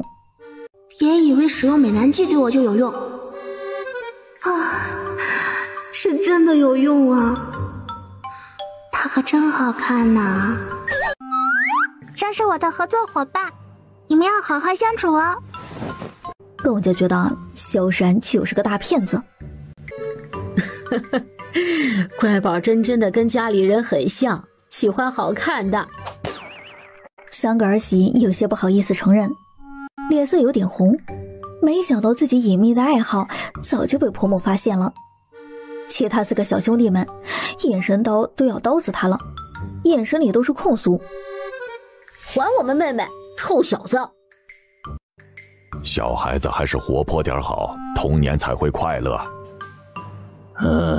有朋友一起玩，心情好些，身体自然会好。萧闪无视几人的眼光，心安理得地坐在奶包子身边，学着他的模样啃着蒜香排骨。想到京城里的父皇和母妃，不知可否安好，能吃上和自己一样可口的饭菜。皇宫内御书房，奉天承运，皇帝诏曰：清水镇秀水村云清苑当今之状元，屡次上贡2种，解决民生之大计，是万民之幸也。国脉顺而天下宁，得此贤良之臣，是朝中之大幸。特封清水镇县令，相信爱卿必不会让朕失望。云家小女云婉音，雍和翠纯，风姿绰约，知书达理，特封清越郡主，绿如玉1对，极品珊瑚1座，头面10副，金银珠宝若干。特赐清水镇为清越郡主封地，钦此。准云家人3年后进京谢恩。从自己师父手上接过圣旨，和仪仗队即刻出发。于婉音实在是受不了几个男人的眉来眼去（括弧恶斗），只得起身假装全排晚饭，逃离这个战场。只能对不起帅气的安哥哥了。萧闪自然是懂他的为难，一点都不生气。刚才乖宝可是亲手拽着我衣袖，让我坐在身边的，已经赢了。这让云松几人更是看不惯，想要上手揍他。云家几个小子不是书生吗？怎么不知还会功夫？敢不敢单挑？你打不过我的，别白费力气了。看不起谁呢？就你这小细胳膊小细腿的，我还能打不过你？哼，我可是在村里当过老大的人，你就是不敢吧？啊，脏了。老三好幼稚啊，瞧着口水喷得满天飞。你招惹他干嘛？东西不能吃了吧？我哥那么暴躁干嘛？我有预感三哥会输，要不要来？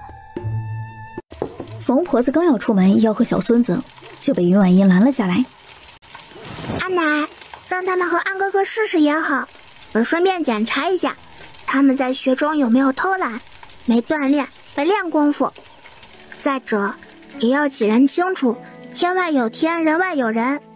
现在吃点亏，长点记性，今后出了家门就不会再如此莽撞了。大伯母和二伯母怕是要心疼几个哥哥了。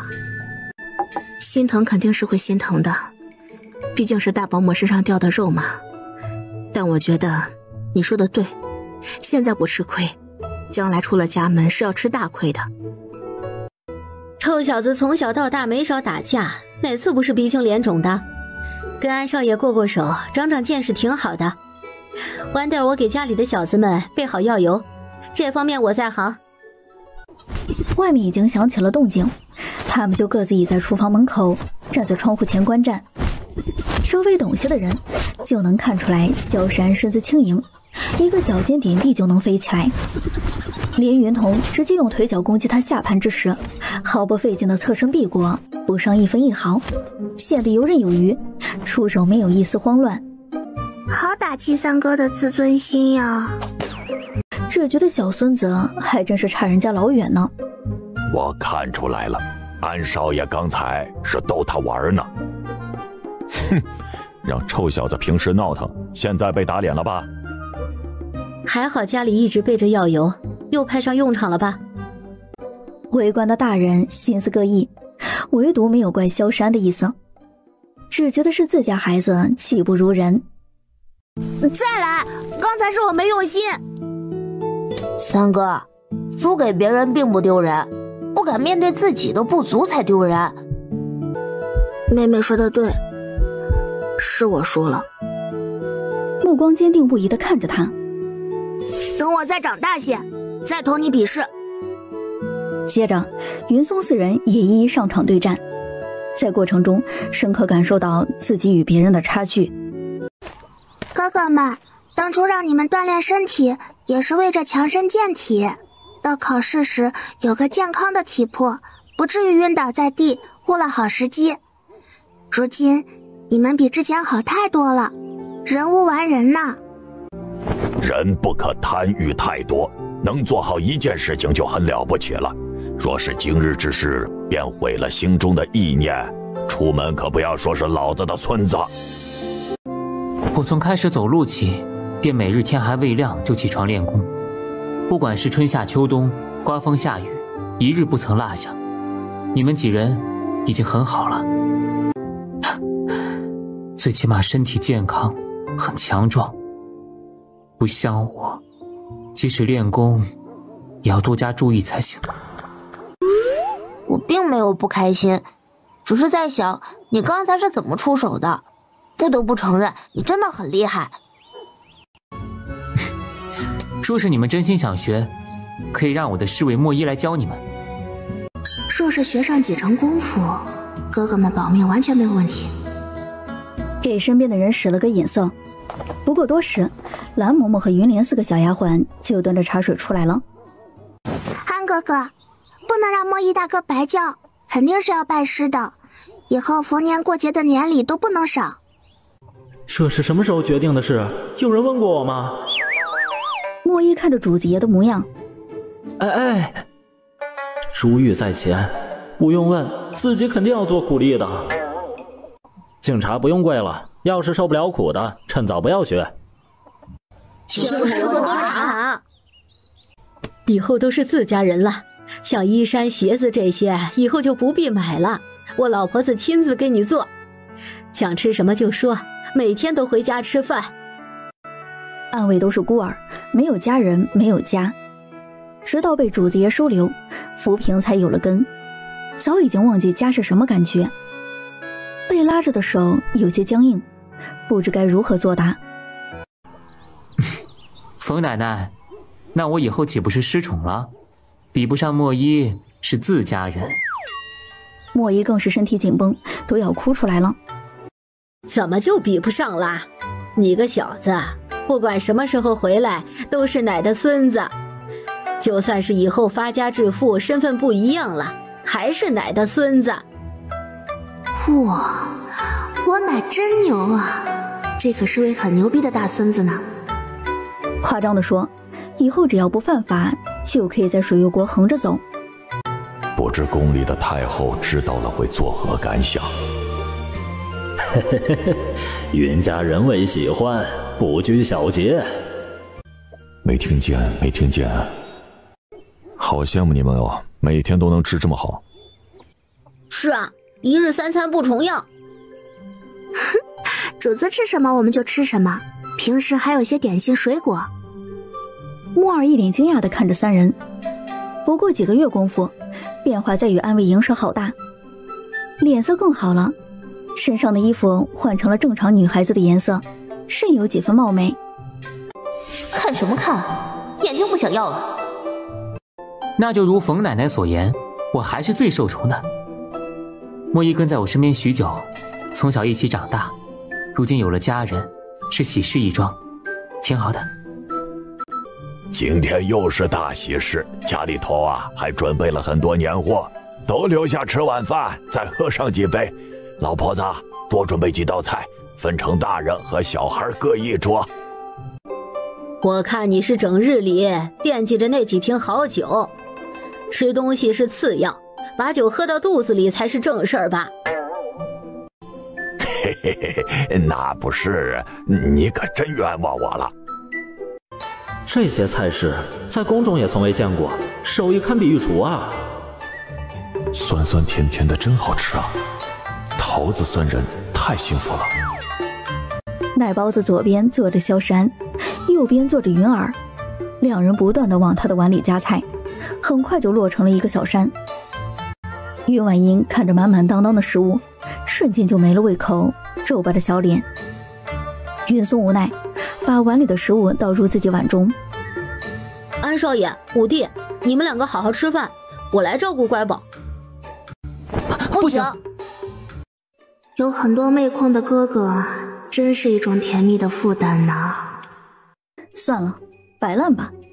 众人皆醉我独醒的云儿，却觉得眼前的少年就是一只大尾巴狼，随时会叼走自己的妹妹。只是想到这一点，就没有办法对他保持好脸色。萧山觉得，就算是乖宝的亲哥哥又如何，那也不能让。原本在庄子上的莫一，这2天一到饭点儿就有云家小子来叫，这让好多同事私下里好生羡慕。小子好福气啊，每天吃这么多好吃的，还飞得起来吗？还行，我控制着呢。都吃了些什么呀？不像我和主子爷还饿着呢。也没吃什么，就是热锅子、白米饭，还有各种口味的甜点。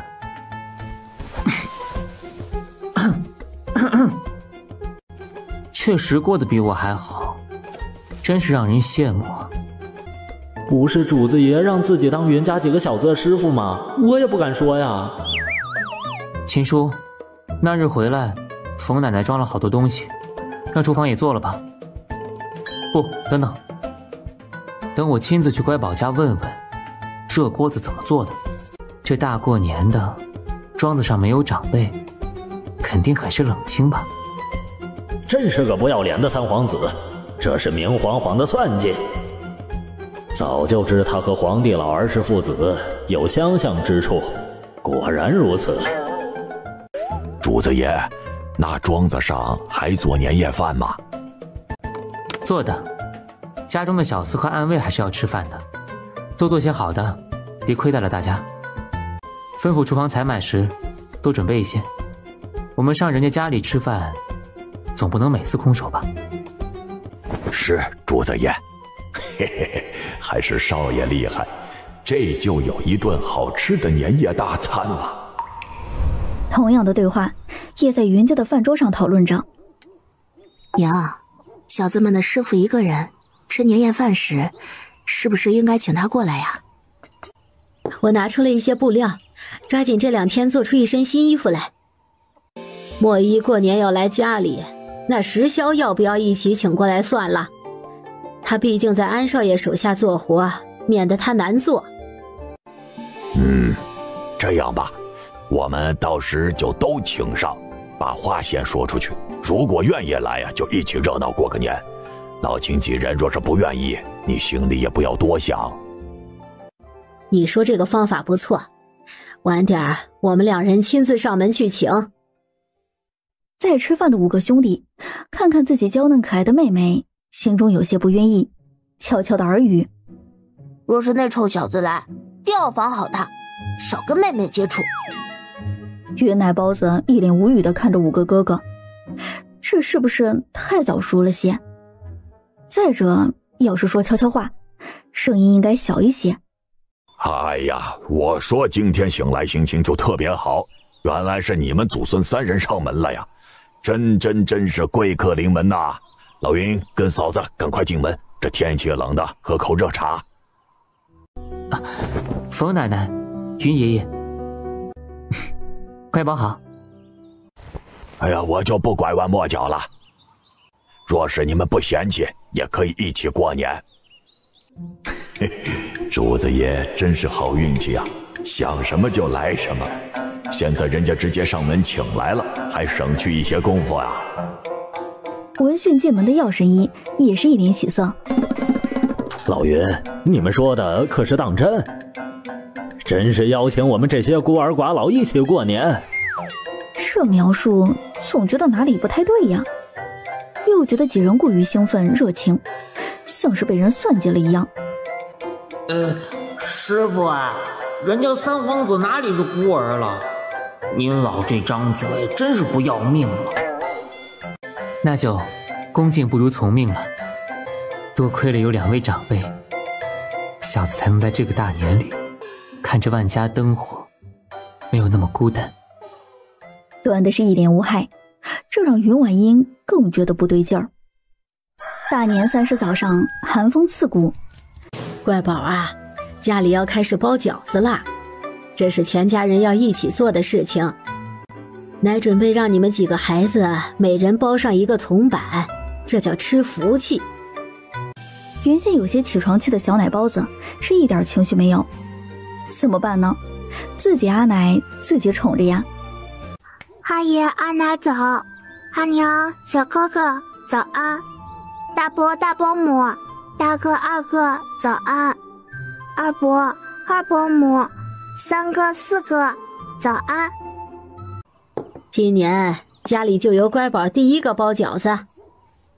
3岁多的小娃娃手本来就小，凭着前世的记忆，脑子说我会了，可是手我不会。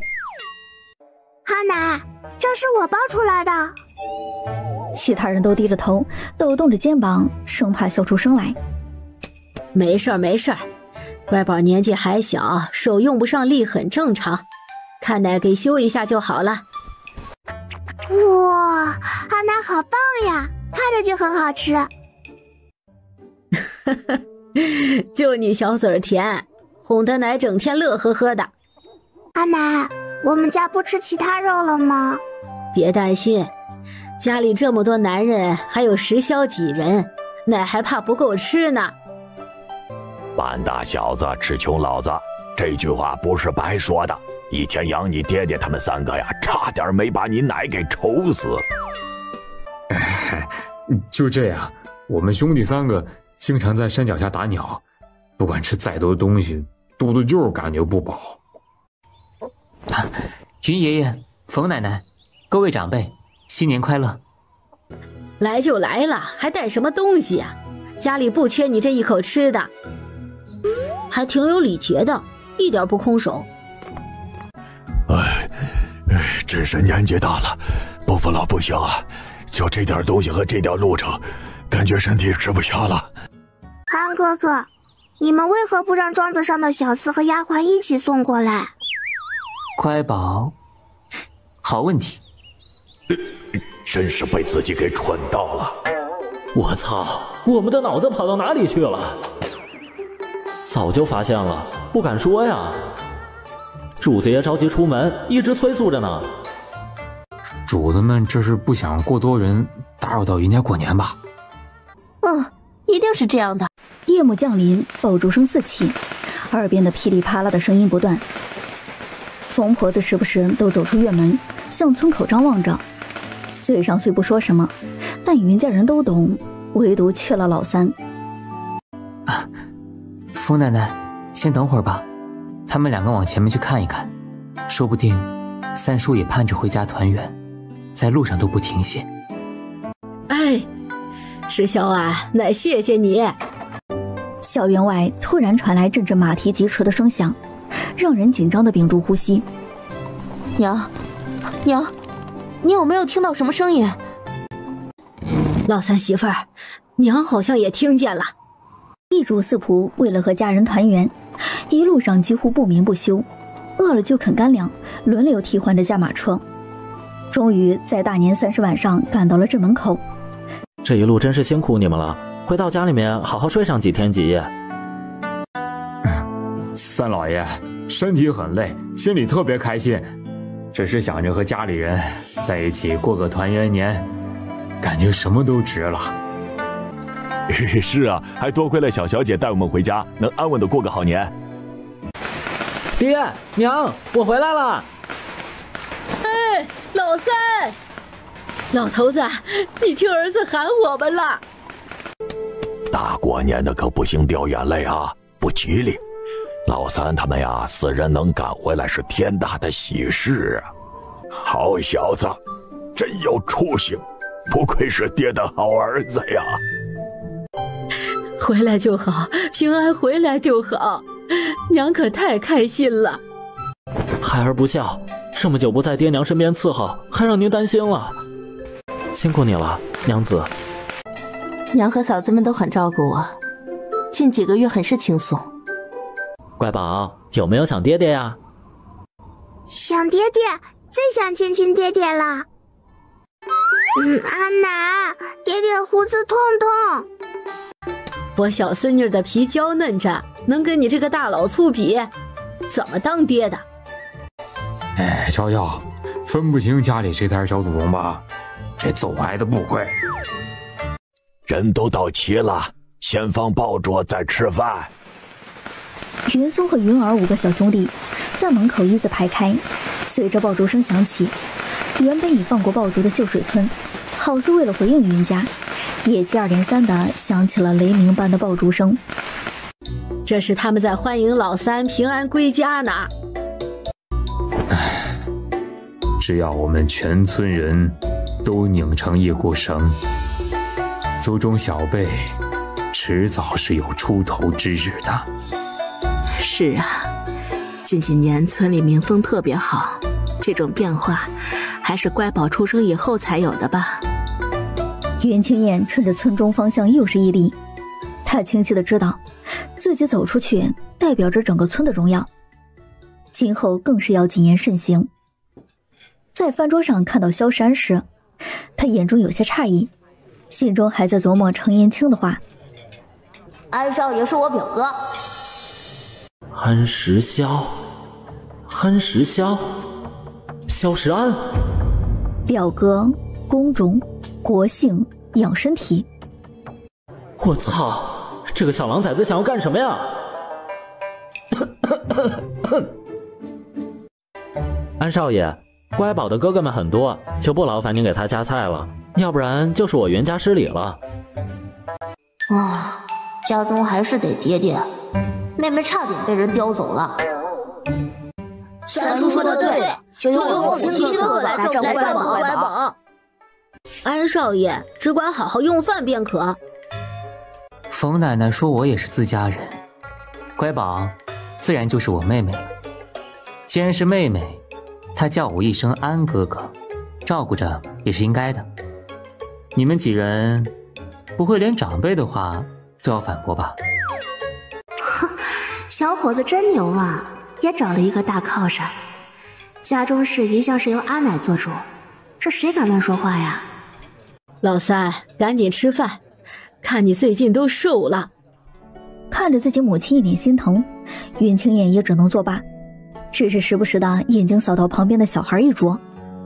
酒足饭饱以后就要守岁，又叫熬年。在过年的最后一天夜里不睡觉，熬夜迎接新的一年是古老的习俗。10几号人围在一起聊天，时间久了就很是无趣。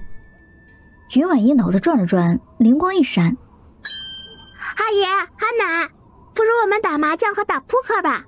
刚刚爹爹说他带回来一些稀奇玩意儿，游戏规则都讲给我听了。很好，我这个背锅侠回来工作了。那好，让你爹爹陪着你回房一块儿取回来。老云头啊，你可真是好福气。看看你们家儿子儿媳孝敬懂事，没有那些阿杂事。小一辈的个个品行不凡，样貌出众，将来必定不凡。你们老两口的福气在后头呢。大兄弟，我也不给你来虚的。听见你这样夸家里的孩子啊，老姐姐很是开心，就先借您吉言了。都是一群好孩子，也不盼着他们有多大出息，只要平平安安的、健康无忧过完这一生，就是天大的福气了。我都忍不住羡慕了。京城虽说繁华似锦，但像这种一心为对方考虑的家庭真不多呀。安少爷，秦叔说的是真的吗？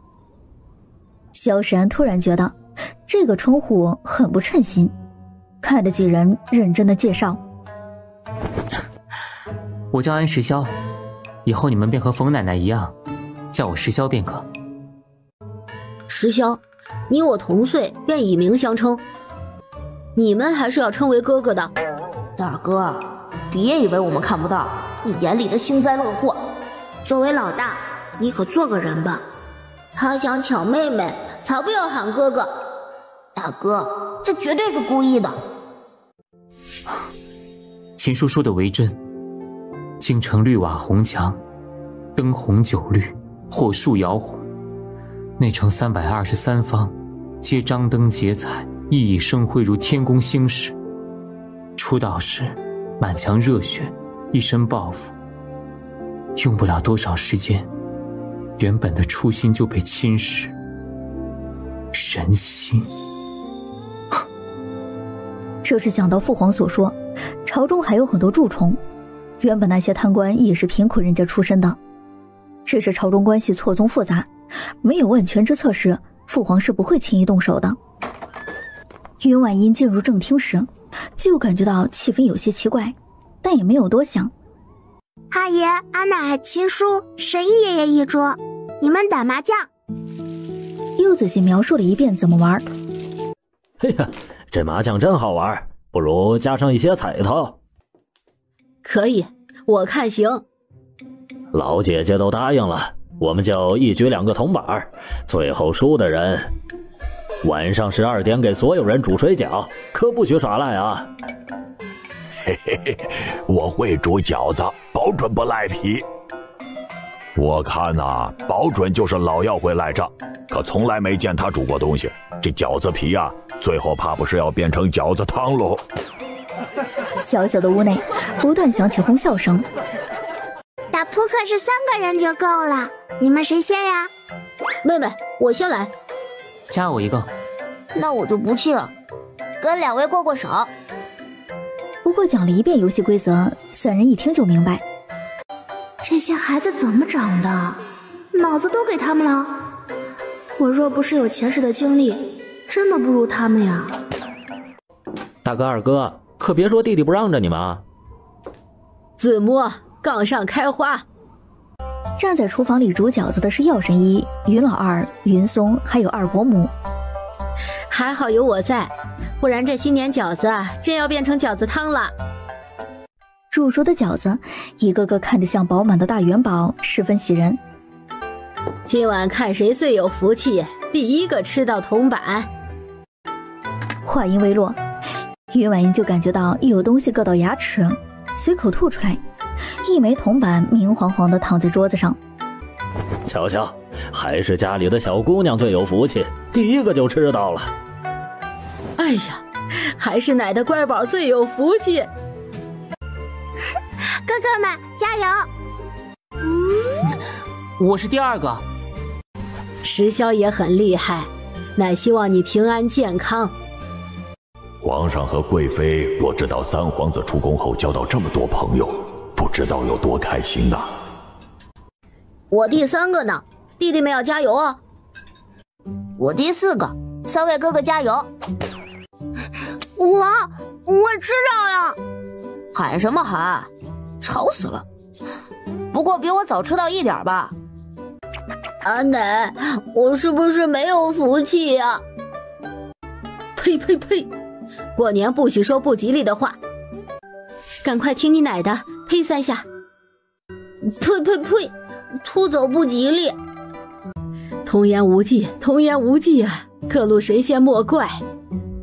可我吃不下了，肚子好撑。云婉音走到4哥身边，拿起他用的筷子，在外人眼里就是随便夹了一个。4哥哥别怕，吃这个肯定有的。果然还是妹妹好，温柔还贴心。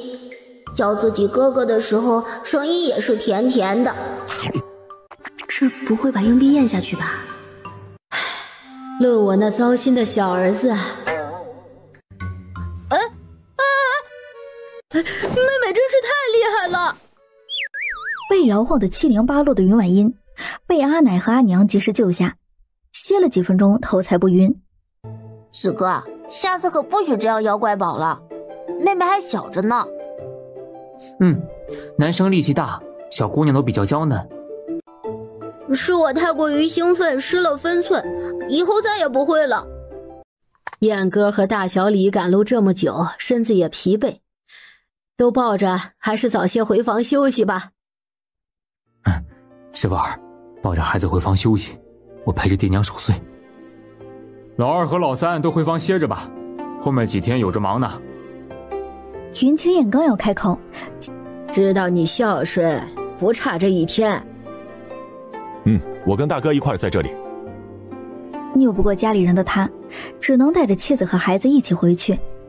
秦管家也抱着萧山和药神医等人告辞回了庄子上。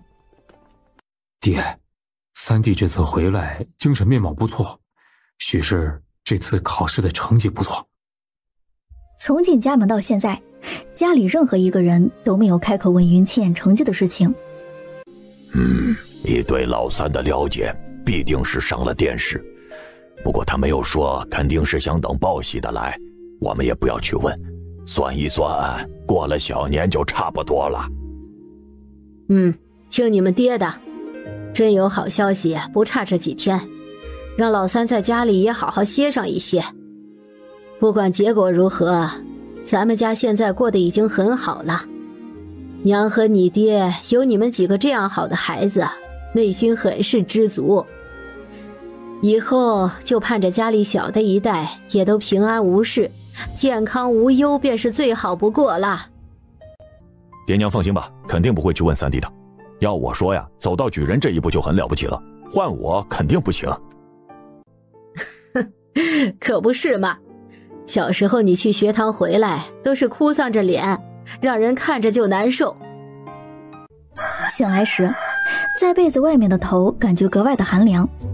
小小姐，再不出门半年就晚了，今日外面还飘起了雪呢。小莲，你刚可是说下雪了？铺了厚厚的一层呢，许是昨半夜老夫人赶我们去休息时才开始落的。小小姐，这样开窗肯定会着凉，我们几人手脚快些，保证不耽误小小姐出门看雪。原谅姐姐，现在是一个合格的小管家婆。小小姐可是说对了，小莲姐姐对我们可严格，连蓝嬷嬷都说她越来越有大丫鬟的派头了。哎呀，小小姐，你们讨厌！女孩子特有的娇软甜蜜的笑声，这若是房顶不结实，怕是要被闹腾的4个小丫头给掀翻了。都是年纪小小的孩子，就该这个样子。阿爷、阿奶，你们的宝贝孙女来拜年啦！你呀，现在是越来越懒了，就差你一个人了。还是你爷奶心疼，死活不愿意叫醒你，就想让你多睡上片刻。阿娘，是昨晚睡太晚的缘故。爹娘，儿子喜庆完了，给您拜年，祝愿福增福增寿，增富贵，福如东海，阖家欢乐。祝阿爷阿奶心情愉快，没烦没恼最开心，身体健康，没病没疼最舒坦，身体安康，幸福美满。奶也祝乖宝平安喜乐，健康无忧。也祝乖宝心想事成，万事如意。好了，时间不早了，乖宝跟着哥哥们去村中拜年，早些回来吃午饭。族长亦是村中年龄最为年长的。瞧瞧，今日小娃娃们都到齐了，真是热闹啊！是啊，不知不觉中都长这么大了。乖宝，到老族爷这边来。小子们祝老族爷身体健康，顺遂无忧，福多寿，福寿绵长。好，都是好孩子。乖宝也祝老族爷身体倍儿健康，心情特舒畅。回到家的时候，云婉音已经累瘫了。走不到就应该回家的，非要给自己弄成这副模样。阿奶，实在是村庄的长辈太过于热情了，无法拒绝。话说，云婉音总觉得自己忘记了一件事情，因为太累，总是没想起来。庄子上的萧山左等右等，在正厅里坐不住了。秦叔，乖宝还没过来吗？别等了，乖宝累了在家呢。别跟奶惦记着你，安排我们兄弟几个给药神一等人拜年。长者赐不可辞。几个小子看看大哥，多谢秦伯伯。安少爷可要去家中用饭？既然你亲自来请，我自然要去的。就见萧山面无表情地站起身，出门时手上还抱着一个盒子。这小子怎么学到脸皮这么厚的？几人走到一块儿，回云家的小路上，秦管家在背后望着他们的背影。别说，真像关系很好的朋友啊。乖宝，新年快乐，这是礼物。云婉音本一脸生无可恋的表情，仰着头看着木良。安哥哥，你吓死人了！最近变丑了，日后更是注意保养，回去找药神医要些方子去。云婉音打开小盒子，里面赫然是一套水头极好的紫玉。安哥哥，这套首饰很好看，一定是花了心思的，可是我不能要，太贵重了。你这孩子真是的，每次都这样客气。奶要生气了，过年说句喜庆话就很开心了，石小把这贵重东西给收回去吧。冯奶奶和乖宝是不是没有把我当成自家人？好一个心机狗，这是在装可怜呢。小孩子还有两副面孔呢。想到前些日子他用了一滴珍贵的凝莲珠，价格应该也能持平，这样就不算占便宜了吧。好，那我就收下了，之后再给安哥哥回礼。日后我也再给乖宝寻更好的。这是把我们几个不放在眼里吗？不劳烦石骁了，自己的妹妹自己疼。以后我赚钱都给乖宝买首饰。买很多很多，安排一个库房来放。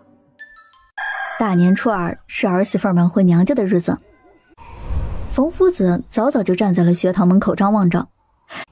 你呀，这才几点呢？乖宝不会这么早来的。那我也要站在这里等，乖宝来时候就能第一眼看到外公。程夫子看见了马车，一改往日严肃的模样。二哥，可有挂念外公？我这么大的一个人，看不见吗？夫子好，爹好。别这么客气，你都这么大了，怎么还和孩子争宠？外公，新年好呀！你瞧，来得早不如来得巧，还是我先报上。外公可是不喜欢我，委屈您了。二哥，别瞎说，外公和外婆都喜欢你，只是更喜欢乖宝。确认过，是我家外公。婉儿，以前可没想到会有这么一天呢，在父母身边也不得宠了，有没有不开心啊？是啊，从小受尽宠爱，不像是哥哥。家里日子越来越好，婉娘的性格也更加的开朗。按照以前，必不会这样调侃自己大哥。乖宝啊，这么多人去要花多少钱呢？我们都年纪大了，不去凑热闹了。这是嫌孙女没出息吗？竟然连带着家里的阿姨阿奶去镇上赏灯的钱都没有。再者说，我们在镇上的酒楼位置极佳，3楼包厢里就可以俯览半个镇子上的景色，自家的东西不花钱。可晚上夜色正浓，返回村中过于危险，住店要花费很多呀。阿奶，银子是流动的，会花钱就会赚钱。老夫人、小小姐，家中在镇上有一座宅子，两位莫不是忙忘了？哎呦，还真是给忘记了。许久不过去，我也忘记了。早些过去打扫一下灰尘，便可入住。还真是败家呀，那么大房子都没去住。我听说长时间不住人的屋子没有人气儿，最容易损坏了，真是太可惜了。当时花了好多金子呢。去，都去，家里所有人都去。元宵节啊，我们也去镇上长长见识。我去跟安哥哥还有秦伯伯他们说一声。乖宝儿，你可跑慢些，小心跌倒了。正月15元宵节，这天一大早，云家带着下人赶着马车和牛车，跟在最后面的是萧山，早早的进了镇上。外公，我爹爹听妹妹的指挥，去请县令大人和他夫人了。确实该他去，有我小外孙在，外公就很开心了。就是，一家人不在乎这些礼数。二哥过来，给外婆牵着手。好啦好啦，外婆知道你开始要面子了，不逗你玩了。外婆，我可没有不乐意，只是有些不好意思。乖宝啊，天色不早了，要早些去才是，免得失了礼数。今日人多，上街后都不许乱跑，抓好爹娘的手。师兄，今日好好跟在奶身边，让老秦等人在旁边护着你。请老夫人放心，我等必定会照顾好家里人的安全。安哥哥，你快些看，好美呀！乖宝，可是想要？小小姐好眼光，这灯想要也不难，只需要猜对灯谜便可。阿奶阿爷，等一会儿可好？乖宝，想要就试试看，你还有这么多哥哥呢，不要怕。小摊贩展开是一张纸，上面写着：学子远去，又见归来，请打一字。笑，叔叔，我说的可对？小姐姐答对了，下一题。无头无尾一亩田，打一字。鱼。心有余力不足，打一字。忍。月光下散步，打一成语。形影相随。最宽阔的胸怀，打一成语。虚怀若谷。妹妹好棒。小小姐，再答对2题，这顶上的花灯就是您的了。请您听题：月中神树，打一种草药名。这不行呀，只认识人参和灵芝。桂枝。恭喜这位少年答对了。还剩最后一题，请听题：窗前江水泛春色。空青。恭喜这位小小姐和少爷，这盏天定情缘莲花灯是你们的了。啥灯？天定情缘这个名字怎么这么晦气呢？就不能要个朵朵莲花送财灯什么的？突然就不太想要了。萧闪自己很是喜欢这个名字，好一个天定情缘。乖宝，这是你赢回来的。他知道若是自己说送你，会引起云家人很多情绪，包括乖宝自己。有很多事情，在刚刚看着他一派从容的猜灯谜的时候，自己心里突然就明白困扰了许久的心事。云婉音犹豫了再三，还是接过了9瓣荷花灯。自己赢的有什么不好意思呀？不知道心里虚什么。多谢安哥哥。不客气。我们快些往酒楼去吧，都抓紧手中的孩子。云儿和云松紧紧地抓住他左右手，抬眸看着两人，爽朗一笑。笑什么？就是怕你丢了，我爷奶肯定会着急。狐狸精。五弟说的对，总结的甚好。萧闪心里默念：都是乖宝哥哥，忍了。大哥，这街上人太多了，跟海浪一样。就这点路，硬挤回来的。嘿嘿，一年一度最热闹的节日，今日还没有宵禁，大家都走出家门了。就店里啊，已经换了多少波客人了？早知道这样，我就应该早些去宅子接上你们。像我，块头大一些，往前一冲就是条小路，爹娘走起来就会轻松很多。县令伯伯和县令婶婶过来是安全吗？主家莫要担心，今日老爷和夫人会长衣出门的。说曹操，曹操就到。不好意思啊，被堵在人群中了。安少爷好，云老爷子好，药神也好，诸位好。不碍事，我们也是刚刚到，一样挤回来的，现如今都累得不行。这是祈福河灯，也可和心上人一起放灯，寓意着两人之间感情会美满。玉婉音听到爱情2个字，心里就有些讥讽，忍不住默叹一口气。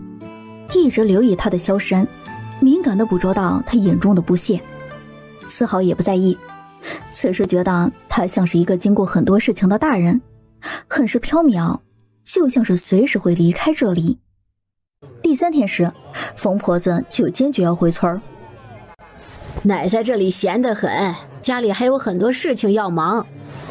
下次奶过来肯定住久一点，好好享享福。云婉音很是无奈，只得同意回村。云家人走到小院门口，刚准备寒暄，就听见锣鼓震响的声音。赶快请父亲母亲过来，还要麻烦3位嬷嬷准备红枫，还有茶水。队伍已经进村了。老三呐，老三呐，这是考中了！锣鼓喧天，有人高喊报喜。恭喜秀水村云清燕老爷高中状元啦！哇，燕哥中状元了！天哪！我们秀水村的孩子真有能耐，燕哥真厉害呀！恭喜秀水村云清燕老爷高中状元郎！恭喜秀水村云清燕老爷高中状元郎！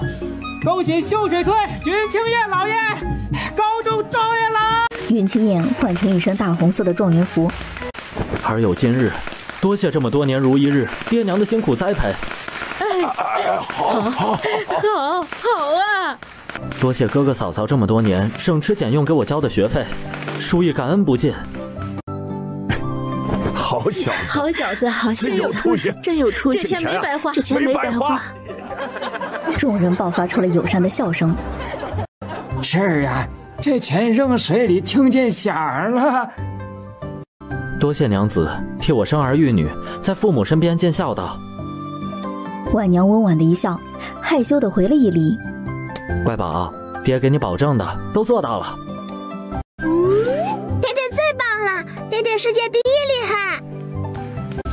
哎，路上辛苦了，各位在家里喝口茶水，稍歇片刻。哎，让老三穿着衣服去趟祠堂。哎，这一大早确实口渴了，我们便沾沾喜气，讨杯喜茶喝。开祠堂！等我下去的时候，看哪个祖宗有我厉害。有哪个里正比我牛？有圣旨有状元，下去我都要坐在高位上了。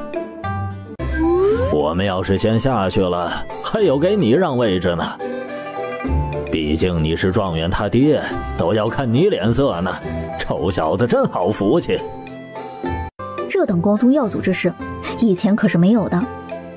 送走报喜的队伍，上门祝贺的人就络绎不绝，马车都堵到村外了，根本进不来。哎，按照道理说，应该要办宴席的。太突然了，买菜来不及了。家中就这条件，乡邻们都知道。不用装什么面子，就摆上7天的流水席，中午大锅菜，晚上面条饺子，肉片放得足足的，不管谁来，只要不嫌弃，肯定吃得饱饱的。严哥觉得如何呀？仅听长辈们安排。镇上和府城的大户人家听到消息以后，很多当家老爷带着管家备上了厚礼，专门来贺喜。还有些话里话外都是想把家里的女儿送给他做小，甚至直接带着嫡女庶女直接上了门。爹娘，我还未去给岳丈送喜，礼不可废。家里的家规不是摆设，云家孩子都要遵守才是。就带着小闺女和媳妇儿连夜上了镇上，闭门不出。多谢各位对叔姨的爱护。今日里发生了很多事儿，老头子我有必要把事情说清楚。我云家祖祖辈辈留下家规，约束着每一个后代。云家男人永不可纳妾，若是40岁还无所出，父母添置钱财，认前儿媳为干女儿，寻上一户好人家，备上丰厚的嫁妆，送她出嫁。我家叔姨和儿媳感情甚好，已育有1儿1女，过犹而不及。我老头子深刻明白这个道理，云家只是普通耕读之家。这条家规是长辈们都认可，同样约束族中人。如要有人明知故犯，绝不饶恕，直接逐出家门。媳妇儿和孩子，无论男女，都可继续留在族中。躲在镇上的云清燕也是一个头2个大，苦哈哈地看着小闺女。乖宝，爹爹向天发誓，出门在外时刻谨记你说的话，可是一点错误不敢犯。就家里那些人上门搞这么一出，我也没有料到呀。你娘这样可真是急死我了。事情既然发生了，就要趁着火候到位，一次性解决掉。今后一家人要走得更远，站在更高的位置上，这种事情会不断的发生的。爹爹，我建议您好好跟娘聊一聊，过后我们全家开个会议。娘子，可愿给我一个机会单独聊会儿？他倒了一杯茶水，看着低着头的娘子，忍不住低笑出声。你笑什么？刚刚想到你未嫁于我时，在家中就是和岳父岳母使小性子的。那时我只是个穷书生，家中爹娘和哥嫂那么辛劳，也堪堪只够学费。可我在学堂时候从未饿过肚子。每到用饭时，岳父大人就会假装要检查完功课，岳母大人就各种找借口让我帮忙拎东西。大舅哥身上总是会有吃不完的包子。我从未敢想过，有一天可以娶到心底藏着很久的小师妹，她的一颦一笑都深深地刻在心底。揭开你盖头的那天，我都觉得自己是在做一个美梦。直到你住在村庄陪着爹娘替我尽孝，这几年没有一句埋怨。每次我点灯学习的时候，就暗暗发誓一定要考出个名堂来，让那些暗地里笑话岳父的人狠狠打脸。要所有人都知道，程婉儿没有嫁错人，没有输。所以婉儿，我娶到了自己最想娶的姑娘，已经过上了满足的人生，甚至人人艳羡的生活。还有心里意中人为我生的一儿一女，后半辈子的人生我就为你们而活，一生一世一双人。这是为夫对你的承诺，永远不会变。相公，我其实是信你的，只是心里有些不踏实。没关系，怪我没有说清楚，让你不安了。以后若是再有心事可以跟我讲，任何事情都可以。我两人是夫妻，应该同心协力，对不对？相公真是把我当小孩哄了，都是2个孩子的娘，这要是你岳母知道，肯定会笑话的。娘，别怕，如果爹爹不乖变坏了，我就带着阿娘和离远走高飞。小哥呢？一起走吗？我陪着娘和妹妹一起，保护你们安全。二哥很棒，知道保护家里人。看我亲自给婉儿找的夫君，现在谁敢笑话我？以后我女儿过得不知道会多好。是，日后谁敢说状元郎的岳父啊，还是亲手教出来的夫子。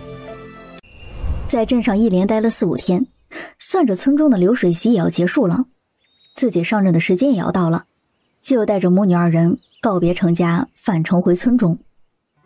乖宝，你瞧，回去也没事做，不如在镇上陪陪外婆，还可以上街游玩，每日逛街买上些新衣服、新首饰。外婆，家中好多农事要忙活的，我若是不在，阿爷心里没底儿。您的外孙女儿可是立下志愿，要让百姓都吃饱饭呢。表妹真厉害，好样的，比很多男人还要厉害。等我们放假时候也下地去干活。真不愧是乖宝，有志气，外公支持你。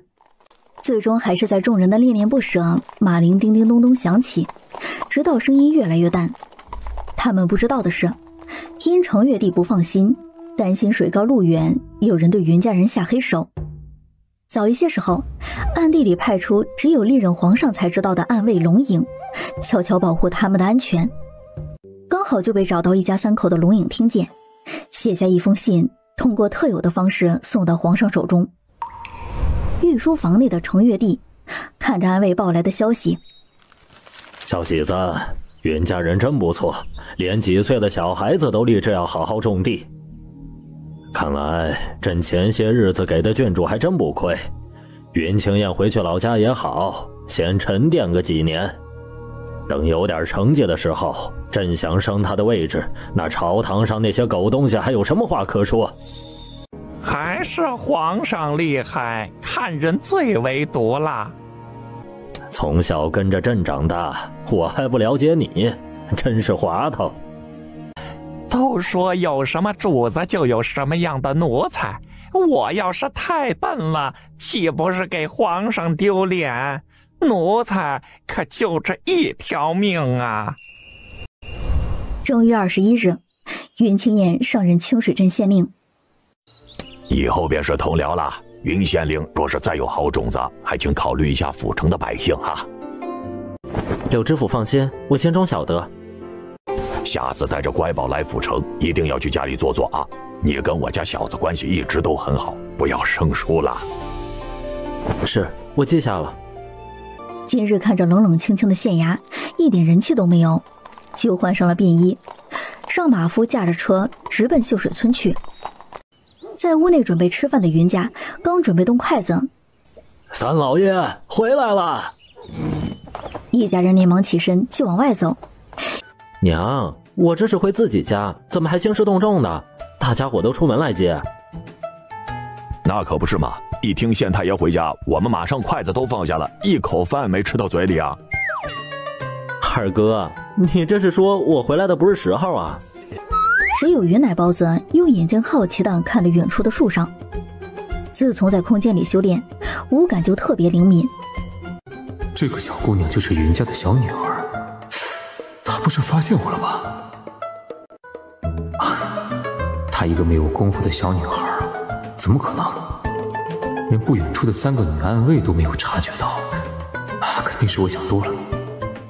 云奶包子进正厅的时候，又朝着那个方向定定地看了几秒钟，才收回了眼神。好像不是错觉，她就是发现了。桃子、橙子、菠萝，回来吃饭啦！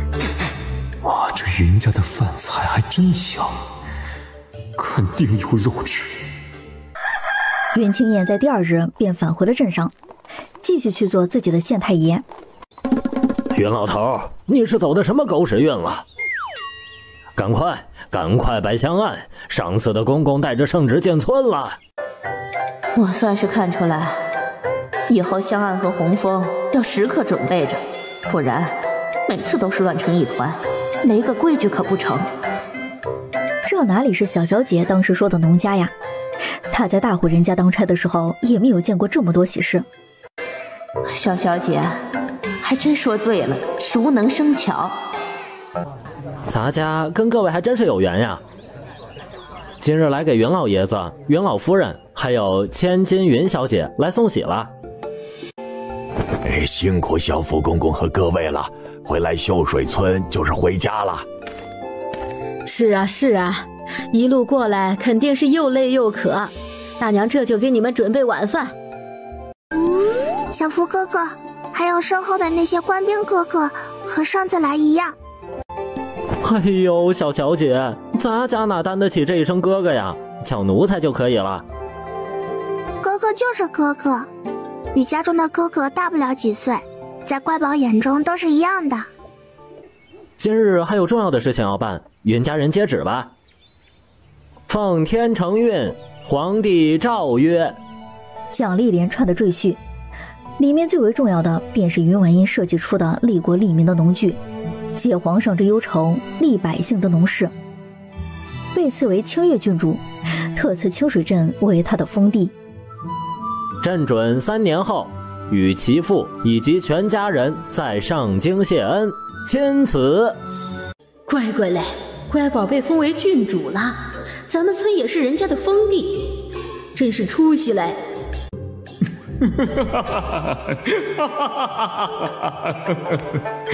等自己100年后，下面的祖宗都得给我让位子。冤家都大喜，心里想到，自从乖宝醒来，家里的喜事是一件接着一件。谢主隆恩，云家小女云婉音接旨。谢主隆恩，皇上万岁万万岁！奴才恭喜清越郡主，贺喜清越郡主。这是郡主请各位喝茶的，还请不要嫌弃。是，请小福哥哥和官兵哥哥们喝茶，沾沾喜气。奴才多谢清越郡主。小福哥哥若是称呼自己，说我便可；说是工作原因不方便，就说咱家吧。咱家多谢郡主。杀猪！摆上3天流水席，给我乖孙女庆祝。这次的圣旨和以往一样，公主祠堂。好啦好啦，知道你们高兴了。嘿嘿，等我下去时候，我要留个好位置啊。老祖爷，这是什么阴间话题呀？还有我，还有我。徐老头本来也想开口说2句，就见小孙女的黑眸直勾勾盯着自己，心里直发毛，硬生生的把到嘴边的话给咽了回去。要说家里爹娘听谁的话，那必定是乖宝了，真是隔辈亲，一物降一物呀。隐在暗处的龙影看到这一幕，默默地在纸上记下一些话。不过半天时间，清水镇方圆100里的人，状元郎云家出了一个清越郡主。萧时安在得知天使进村时，就亲自去了库房挑选了很多礼物，从吃到用，从头到尾，里里外外安排得非常妥当。他进小院时，自然是第一个到的。恭喜乖宝，哦不，水月国的清月郡主。安哥哥是难得一见的贵客，上茶水。石骁啊，今日就在家中吃饭，奶给你做好吃的。好的，冯奶奶。家中前来贺喜的客人络绎不绝，每个人都是谨言慎行，生怕给自己惹了麻烦。云婉音由于年纪小，只是打了个照面就躲了出去，站在大青山的山脚下看着他。安哥哥可要进山？乖宝可想去？小少爷就被主子爷一个手势给打断，只得默默把后面的话给咽下去。莫一叔叔可是担心安哥哥的身体。云小姐，你叫我什么？莫一叔叔啊。萧时安也没有想到奶包子会这样叫。另外一侧的莫二已经放飞自我，哈哈大笑，如图超级乐。郡主您不必这么客气，日后还是叫我名字即可。那怎么行？你是哥哥的师傅，就是我的长辈，理应懂礼才对。我算个什么东西啊！当您的长辈，您可是当今皇上亲封的郡主，连封号都是国名中的月字呀。没看到主子爷想要刀人的眼神藏不住了吗？是嫌我命太长了？要不然我自己去死一个吧。不用。郡主不是要进山吗？我上前给两位开路。安哥哥，莫一叔叔走得那么快，是因为乖宝太吓人了吗？输什么输？我还是孩子呢。这工作没法干了，可太难了。哎呀！在云婉音的指挥下，一路来到了过年前的大棚的位置。哇，安哥哥，你瞧这些果子！年前的时候，阿爷明明都采摘干净了，不过几日功夫又结了新的果子。乖宝，你怎么会知红果子能吃？是和阿爷在镇上采买时，无意间在粮食铺遇见的。掌柜的说，种子是来自大海的另外一侧，他自己在船上处买来，放了许久都卖不出去。我们云家人天生对土里的东西有种好感，阿爷看我好奇地盯着看，说费不了多少地，就买回来种在这里。谁都想不到结出来的红果子这么好吃呢。家中还因谁要第一个来吃争执了一番，因是从未见过的东西，担心有毒，最后还是阿爷坚持要第一个吃，家里人紧张了一天一夜，看到他安然无恙，才确定真的能吃，没毒。我还给他取了一个名字，叫草莓。乖宝，可愿把草莓卖给一些给安哥哥，我想送些给京中的长辈。安哥哥，这表皮过于脆弱，轻轻磕碰一下，果子受伤之后味道就没有那么香甜了。若是从村里运到京城，怕是很难实现的。这狗东西什么坏习惯啊，每次都把我头发捏扁。乖宝不用担心，安哥哥自有办法。好，那便把这些草莓还有蜜橘都送给安哥哥吧，若是不嫌弃，那边新结的新鲜青菜也可以送给安哥哥的父母，就当是我的一份心意。好，那就让清月郡主破费了。对，皇上大老刚封我为郡主，只用这些会不会有些小气呀？远处传来一声惊叫声，莫仪和安卫迅速围在两人身边，与安卫三人也显得十分紧张。郡主，您别害怕，一会儿要是打起来，让云罗护着您回家。云婉音知道肯定是林子中的小伙伴们发挥了作用，忍不住给他们叫好，干得漂亮，一捻一动就撒了点灵力过去。那些小虫子和蚂蚁一个个喜滋滋的。我们奉皇上命令，暗处保护云家人安全。那你们为何会暴露？可是遇到什么危险？说出来都嫌丢人，还是把过程描述了一遍。其他人听了都觉得一言难尽。安哥哥，他们来保护家里人是好事，可是我家没有地方住啊。这是现在该考虑的问题吗？郡主的脑回路好像不太一样。清月郡主不需要管我们吃和住，这些我们会自己解决。切，不是闻着我家饭菜咽口水的时候了。那几位大哥大叔叔平时都住在哪里呀？回郡主，我们都住在树上。住在树上不冷吗？和桃子他们一样。习惯了。冷，不得不习惯。那这样如何？3位叔叔在家中用饭，也可以在隔壁的院子里面搭一个窝棚，1日3餐就和我们一起。这是个小仙女吧？这不好吧？不合规矩，我们需要禀告给皇上。确实有道理，那就这样定了。我会告知家中长辈你们3人的身份，但对外和村里人就说是我买来的小厮，如何？是，谨听郡主吩咐。正好你们是父亲身边的人，送信时把这些果子和蔬菜也送回家中。安少爷的话可说清楚了。是，安少爷请放心，属下肯定以最快的速度送回。下山时，于婉英高兴的忍不住哼哼小曲儿。乖宝，在开心什么呢？超级高兴，皇上人真好，还派人过来保护家里人安全呢。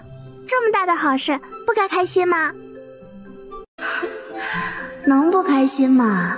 解决了一个不知名的威胁，我以后就可以正常使用空间了，这可是天大的好事啊！是呀，这样乖宝就可以放心了。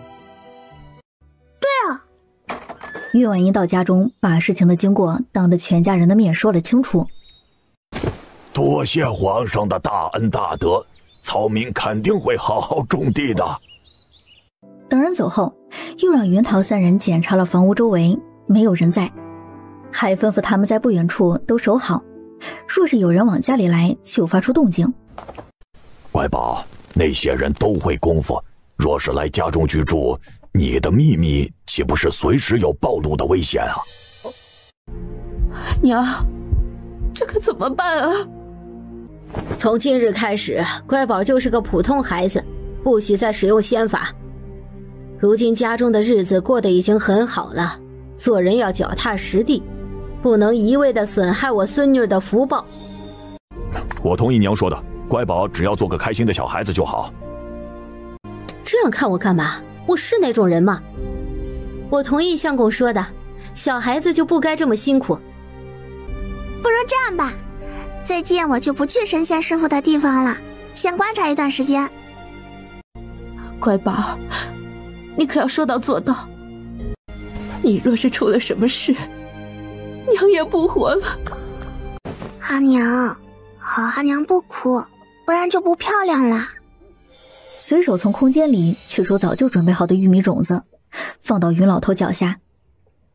阿爷，这是2月中旬要下地的，1年可以种上2季，分别是2月到5月、7月到9月。最近来家里的人都要注意些，娘也把门给锁上，要养成习惯。我记下，肯定锁好。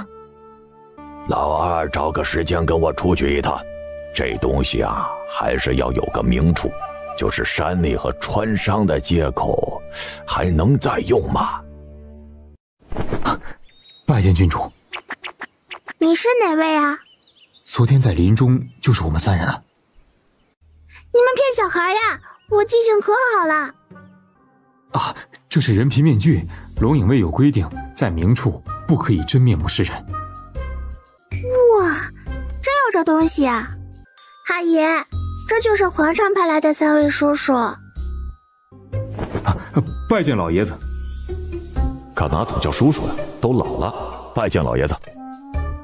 郡主是仙子和魔鬼的混合体，拜见老爷子。嘿嘿嘿，快上车吧，今日还要去殿中看看大儿子。乖宝也想爹爹了，我老头子也想去看看老三儿子呢。俗话说呀，老儿子大孙子都是老人的命根子，我老头子也不怕你们笑话，这几日不看看他呀，心里就不踏实。能理解，云县令真是好福气。阿姨，你骗人！说好的去看爹爹的，我就不下。云老大可从来没有见过乖宝这副模样，心疼坏了。爹，你就带着乖宝先去，让他闹情绪多伤身体。老二和这3位兄弟先上包厢里点菜。那我们就在此处等老夫子和郡主。他是早就安排好的，有什么话不想让我们3人听见吗？拜见清月郡主，拜见云家老爷子。爹，乖宝，你们怎么来了？家中有点事情跟你商量。这句话的意思，听在云清燕的耳朵里，就是出了大事情了。了解了事情的原委，云清燕沉思了好一会儿，才开口：乖宝，在镇上不是有套宅子，就说在厨房的地窖里找到的。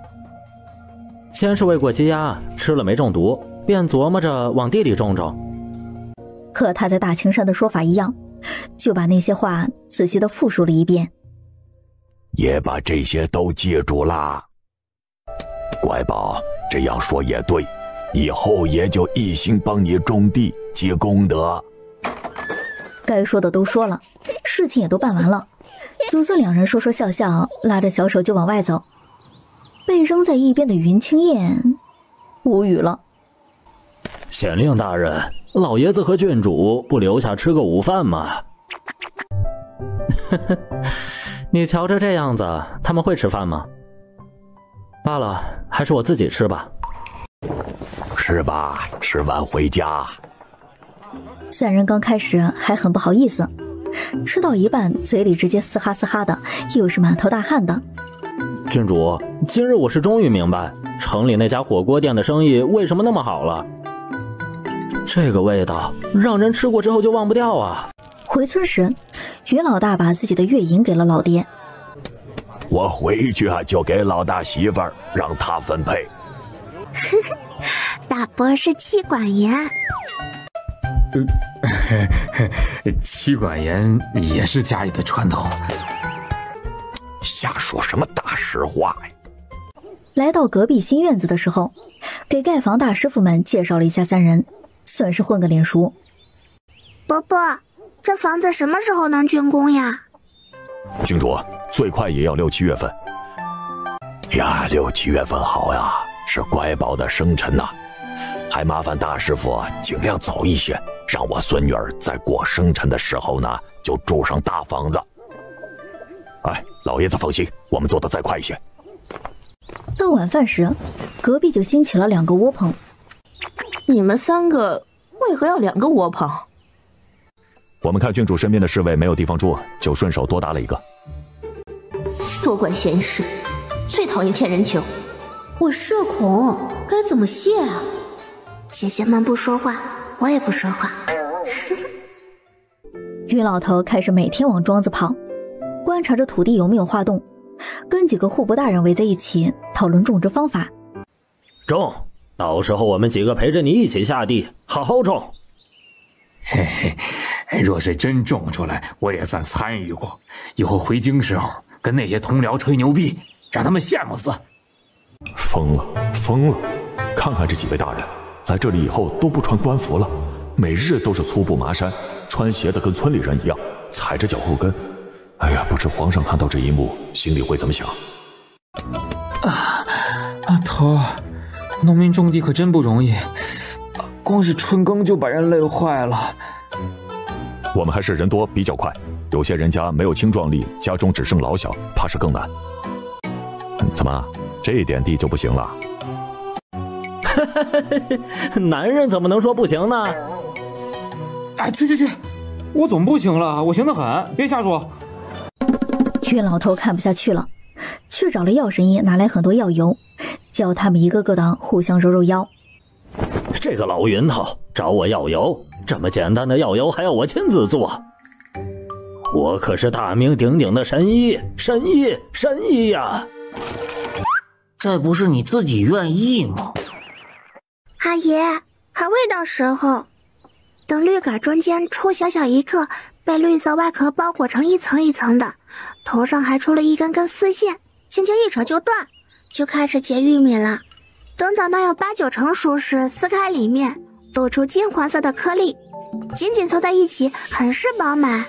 再用指甲轻轻一戳，就飙出新鲜的汁水，就可以掰回家，放入锅中，用水煮上半个小时。一口咬下去，清香可口，还甜甜的，特别好吃。饭量小的，一个玉米棒子就吃饱了。听乖宝说的话，好像很好吃的样子。乖宝，比红薯还好吃吗？海伯母，跟红薯一样好吃，但口感不一样。这说的让我都有些期待了。老头子，田里种的多吗？别到时候不够吃。肯定够的，就怕那么几个老头子到时候护得紧。这是说护不得几个大人，田地的粮食可是几位的命根子。刚下朝的程月帝看着龙影传来的密信，瞧瞧吧，这几位大人怕是在村中过得尤为舒坦，不像什么？哎呦，是奴才说错嘴了。朕让你说你就说，免你无罪。奴才听说几位大人都是性情中人，在京中时常因一些事情跟朝中大臣骂起来，说他们呀不干人事，平时生活中就经常被使绊子。为保家中老小的安全，后面就越发的谨慎起来。他们几人私下说，若不是怕妇幼受伤，怎么都要跟那些人大战300回合。朕知忠臣的不易，只盼他们再等一等，等时机到了。西公公知道后面的话就不是自己能听的了。皇上，今日可要喝红薯小米粥啊！贵妃娘娘知道您最近辛苦，亲自下厨，在小厨房动手熬的。都说了让他好好休息便是，有什么事情让下人做就好了，还亲自下厨。贵妃娘娘这是心疼皇上呢。程月帝更是龙心大悦。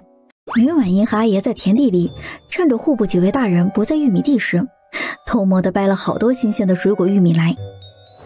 带着御林军在田间巡逻的统领发现时，几人都是大眼瞪小眼的。郡主，这不合适，会犯错误的。你眼神不这样看着我，我还真信了呢。又哄着，你不说，我不说，没人会知道。今日我可来过。没看到过。统领的脑子太直了，还没有官兵哥哥可爱呢。哼，阿爷，怎么我们想吃个煮玉米，还要来自己家田里面跟做贼一样啊？这几位大人实在是可怕，护得太紧了。我最近可是被几个老头子当作重点提防对象啊！最后还不是要进咱家锅里啊！乖宝说的真对，和之前描述的一样。我从未吃过这么香甜的粮食啊！老二，装上几个，给隔壁送过去尝尝。等它成熟之后，一粒粒剥下来，再用石磨碾成精细的颗粒，煮成粥，也十分香甜可口。放入地窖中阴凉处，离地面10几公分，大块木板，可以保存很久呢。龙影三人当晚就把这些话写入了密信中，连带着10几磅新鲜的玉米，通过龙影卫特有的特殊渠道，直接送到皇帝的书案上。被户部几位大人抓到在远处偷偷吃玉米的官兵，你们说谁这么大胆子摘地里的东西啊？回大人，是郡主来过。原来是乖宝想吃啊，那没事了。郡主吃就算了，你们怎么掰着吃？是郡主临走时塞给在下的，若是不吃掉，才真的是浪费粮食了。把几人讲得哑口无言。做人要聪明，分得清时事。哎呀，你们也是啊，还是云家人种出来的粮食，一只千防万防老云头，吃上些棒子怎么了？难道你们不好奇味道吗？呀，快，接着烫手啊，掉地上就白瞎了。这可是我们一起种出来的新良种啊！怎么觉得比以往的都要好吃100倍呀？这是我们日夜巡逻保护的新粮食，也觉得特别甜。这要是按照1亩地来估算，成熟期大概有上千斤。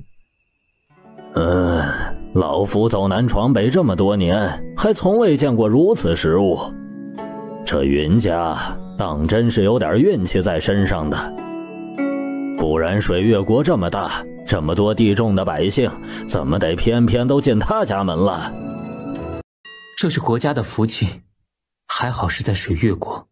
若是其他国家有大批量的粮食，必定会发起战事抢国土，到时我们也是跑不掉的。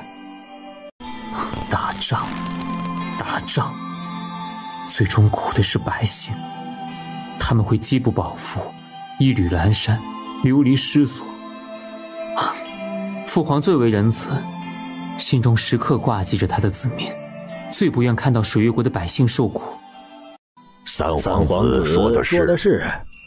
这天，李正和族长带着秀水村的村民，云清燕带着所有衙役，全部都来到田地，一个没落下的下田掰玉米。阿爷，这玉米杆子就地焚烧，就是土地最好的肥料，可以烧死土地中的虫卵，田地得到滋养，会变得更加肥沃。就自己挨个通知地里人。当有人发出疑问时，这是我家自己的地，事事有效果最好，农民啊就多条活路，若是不成，我云家自己担着后果，不碍事的。哎呀，云老头，我真是佩服你，下一届你来当里正吧。云小子估计都不稀罕，家里后辈个个出息，谁没事要过得像你一样事事操心呐？关起门来过自己的小日子不好吗？老族叔，你要讲这么直白吗？从小就坏，总想让我帮你做事情，自己躲在一边享福，美的你！我守着乖宝，每日只需在田地忙活，比你这个老头子啊过得开心多了。呵呵，学聪明了，不好忽悠了。被灵泉水滋养过的粮食结的果子很是出色，亩产也是急剧上升。报告统领，一共1300斤。再上称，务必要谨慎仔细。围观的人都静悄悄的，紧张的屏住呼吸。和第一次称重一样，分毫不差。好消息瞬间开始朝着四周传播开来，镇上的闲杂人等纷纷赶来。群爷，人够不够用啊？我们也闲着，可以帮忙下地，帮忙收粮食。多谢各位的好意，若是忙不过，肯定会告知大家的。都别围在这里了，先散了吧。听咱县太爷的，都回家去，别在这里添乱了。爹爹，东西准备好了，阿奶磨得可细腻了呢。爬到桌子上，就看到奏折，小手拿起小小的毫毛笔，在最角落上写道：皇上伯伯晚安，要好好品尝玉米粥的哟，很好喝的。落笔，乖宝。乖宝都没有给我这个爹爹写过字，哼，先给皇上写了。没想到你是这样的状元郎，我会写在密信中的。云县令放心，我肯定以最快的速度送到皇上手中。户部几位大人也按耐不住心中的激动，很是不好意思的张口。云老爷子，云老夫人，不知有没有荣幸请几位来家里用个便饭？瞧瞧，真是善解人意的老头。那就打扰了，我们会带些酒水过来的。还带什么东西啊？我家老头子一直想请几位来家里吃饭，粗茶淡饭，只要不嫌弃就成。不嫌弃，不嫌弃，老嫂子的手艺，我们几人可一直有耳闻。哎，是这个。晚饭十分丰富。乖宝，你年纪小，不能吃这么多辣的吧？小小姐，今晚我在旁边伺候你用饭。于婉一无耻地绽放一个大大的笑容，保证自己不多吃。小小姐，你现在对我使用美人计是没用的，您歇了这心思吧。我为什么给自己找罪受啊？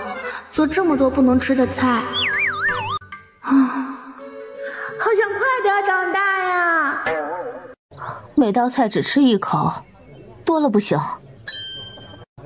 阿娘最好了，阿娘是天底下最好的母亲，千金不换。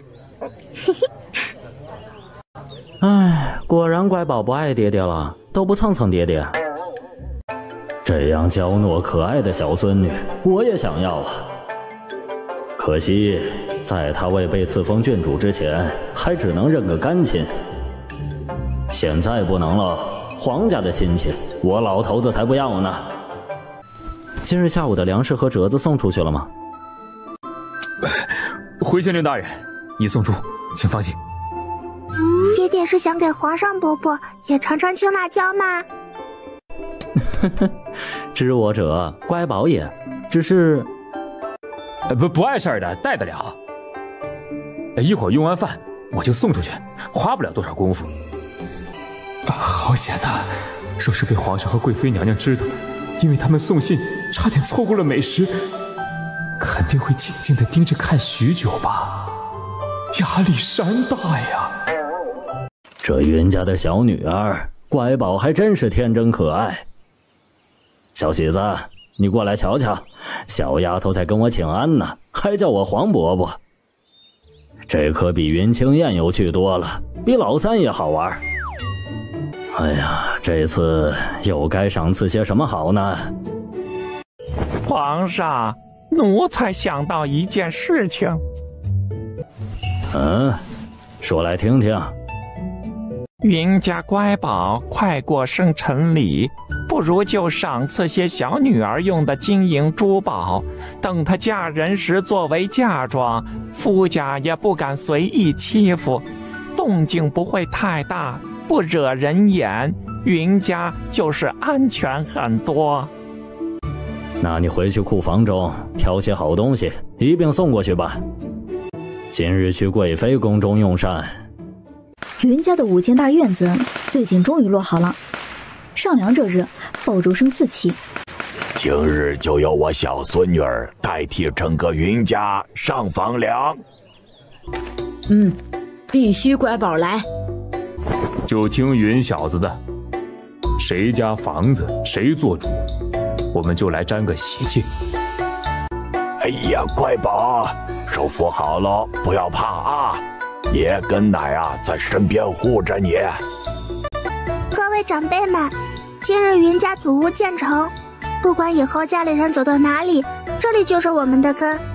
现由小女代替阿爷上梁撒喜。好！我要是有这么可爱的闺女，我也让她上梁。说梦话呢？你哪里会有啊？不，你哪里有钱盖房子？上梁啦！云家大宅院顺利落成完工。近年来家中喜事颇多，屡次宴请，实在是太招人耳目。我和老婆子商量，搬入新宅子就不再摆酒，只是家中人吃个饭便可。到时云家兄弟会亲自登门送礼，也算是与大家同乐了。老源头总算懂点事，这一阵就摆酒席。外面人都赶着马车来贺喜，动静太大，影响不好。更不要说离这里不远的庄子上都是两种，不安全呀。还真是，别到时起了乱子。燕哥说要我们等好消息呢。平时也要谨慎那些从未见过的相貌。是啊，云老叔说的有理，听您的。酒席不办，礼我们还是要到的，晚点就送到家里去。可不能推辞啊，这样多伤我们心呐。多谢大家伙儿谅解。今天是云婉英8岁生日，再过上几日，家里人就要动身去京城谢恩。乖宝，在想什么呢？瞧瞧，爹爹亲自动手做的啊。赫然躺着的是一对带有铃铛的发绳。谢谢爹爹，我很喜欢。只是我年纪有些大了，不太适合戴了。萧山现如今来家里也不把自己当外人，这不已经走到于婉英和爹爹身边。和几年前相比较起来，他如今更加的清冷，真是符合京中外号冷面阎王。刚才一晃神呐，还以为是父亲带着2个孩子呢。这俊美的模样还真像一家人。呸！小狼崽子真是欠收拾，好气啊！爹娘，这次我和媳妇儿就不去京城了，在老家守着。孩子们放假回来时，总不能家中没人呢。我是大嫂，当家的还在镇上忙活着店里的事情呢，家中还有田地和琐碎的事情需要料理。爹娘，我们就留在家中，下次再去。心中可有委屈？京城那么繁华的地方不去，娘担心你们有想法。知道爹和娘处事公平，从未对我们仨妯娌区别对待，下次还是有机会去的。大嫂说的对，说不定家里小子都考出个好成绩，到时候啊，我可是作为亲娘一起前往京城了，倍有面儿。二伯母说的对，哥哥们现在都超级厉害，家中必定会出好几个状元郎的。有乖宝这句话，我就放心多了。娘，这次你们上京，免不得要见一些达官贵人，就让家中的嬷嬷们都跟着一起去，在您身边伺候着。到底是熟悉的人，遇到事情时，心中才会踏实。大夫人说的对，我们几人都在家中生活了几年，对每个主子的习惯，心里是再清楚不过了。老夫人身边，还是要多带着些人比较好。阿奶，大伯母和蓝嬷嬷说的在理，就算是在京中新买的人，也不是完全可信的。虽说金叔、钱叔肯定会准备下人，终究还要费些心思磨合。只是他们4人跟着去京中了，你和老二家的怎么办？身边就没有趁手的人了，娘担心你们2人会不习惯。娘，我和大嫂又不是没有手，该会的事情都会做，家中还有其他下人呢，总归不会委屈了自己。实在不行，就让你2儿子做。第2日一早，云家人带着行李和家中随行的下人准备出发。这次去京中，不知道你们什么时候能回来，也不知道我还能活多久，下次还能不能见到你们了？老祖爷，您可是说过要看着我嫁人的，可不许食言。是我答应的。乖宝，可要一路平安。老祖爷在家中为你日日求神拜佛，保佑你平安。有时间就回来看看我这个老东西。天哥，只管大步往上走，等族中的哥儿都出去了，到时候去京中帮你。不管在外遇到什么事情，累了就回家来。秀水村永远都是你的家，你的归处。小子谨记老族叔的教诲。哼，老东西，我没说错吧？你是真的有好福气。我听说京中不像咱自家人，那都是有800个心眼子。你和老嫂子平日里多注意一些，若是真的不习惯，就回老家来。村里人都不会笑话你的。大家笑着起哄。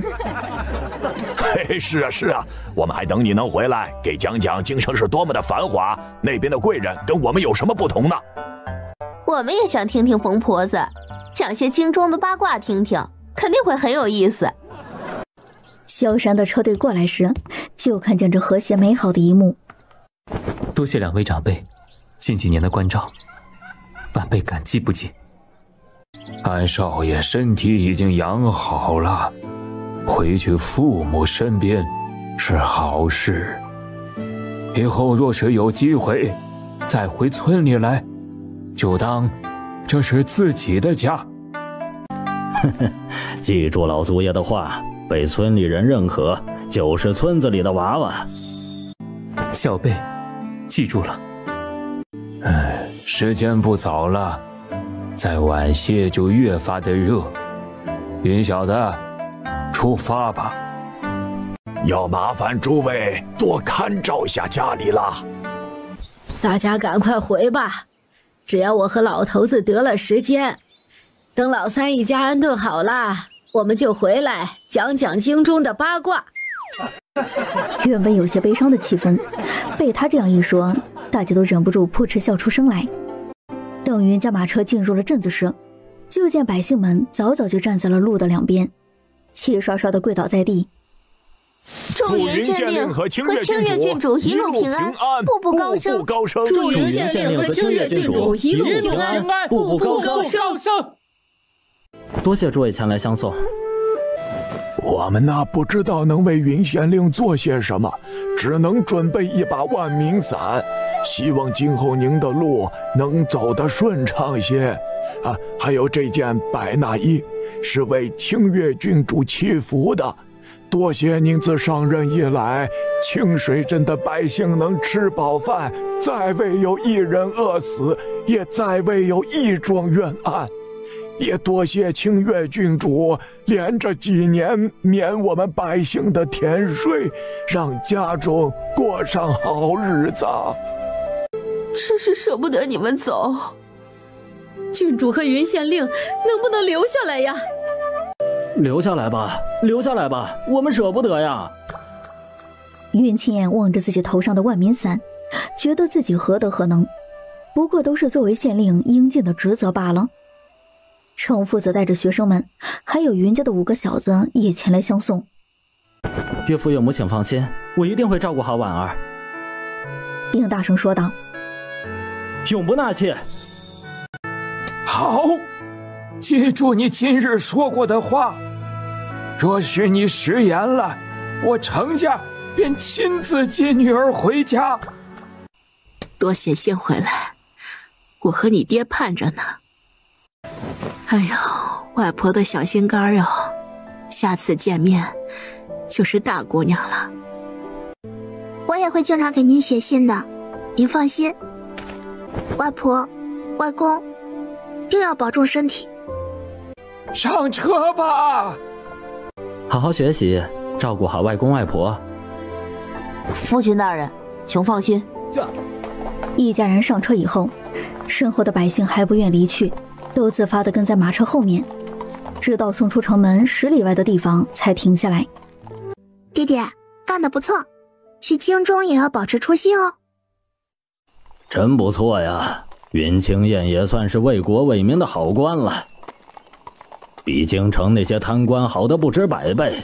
只是休养了好些年，京中人怕是早就忘记本皇子的存在了。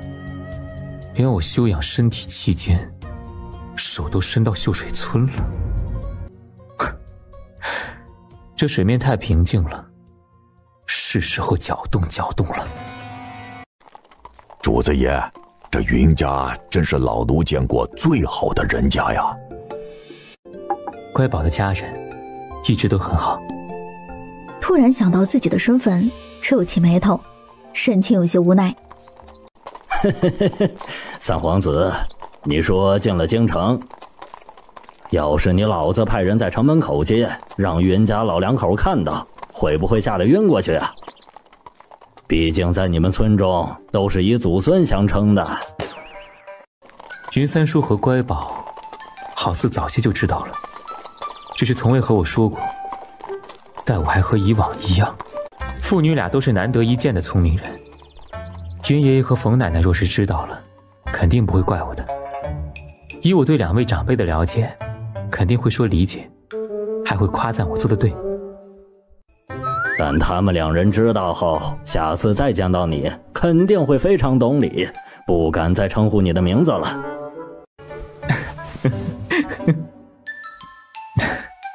我名字本来也不叫安世霄啊。哼，臭小子一点都不可爱。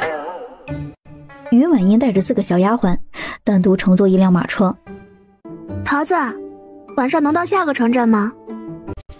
回郡主，天黑后能到。犹豫了一下，郡主是觉得无聊了吗？要不要去老夫人和三老爷车厢里？才不要去爹娘马车里呢，整日里塞狗粮，我还是个孩子呢。小莲，你们几个想笑就笑吧，还需要这样忍着？郡主，也就是您和家中长辈对我们这样宽松。郡主，也就是您和家中长辈对我们这样宽松。这要是在其他大户人家，我们4人这条小命够死上100次了。还真是，小莲妹妹，你们跟着郡主进京后可要守规矩了，不然那些娇娇小姐们在背后肯定要骂郡主的。哼，说是有人敢骂郡主，我就上前撕烂他的嘴。我就骑在那些人身上扇他的臭脸。我们负责按住坏人，让他一动不能动。进城时，守门的官兵看到这么长的队伍，很多骑在马上的，一看就是有功夫的。云千燕走上前，从身上掏出什么文件，围在一边说了些什么，他们的车队就顺利入了城。云婉音掀起马车上的帷幔，看着街上热闹的小摊贩，到处人声鼎沸，感觉很有意思。哎，张子，你快往楼下瞧，马车上的这个算得上是极品美人呐，只看长相就让人流连忘返。年纪小小的，滋味肯定不一般。勉强算可。看看这一行人入住哪个客栈，晚一点本公子去会一会。这事情萧山和云婉音自是不知，他们刚进城就被脏东西给盯上了。郡主，有人盯着我们。查查看，若是对家里人有坏想法的人，便直接送他去见阎王殿。这是哪步势力？这就忍耐不住要动手了。4个小丫鬟打开上房的房门。都怪我，应该在家中给小小姐带上一个的。小莲，谁家主子出门带浴桶的？还要专门有个空车放才行。别人家我们不管，小小姐是不能再受这个委屈了，我看着都心疼。这是哪里来的主啊？可真是金贵！小店开业以来，还从未见过这般的客人。明日出发前，我回去买一个新的放在车上。小莲，你们几人过来。若是不放心，可多放上个几层，再倒热水进去，便会干净很多。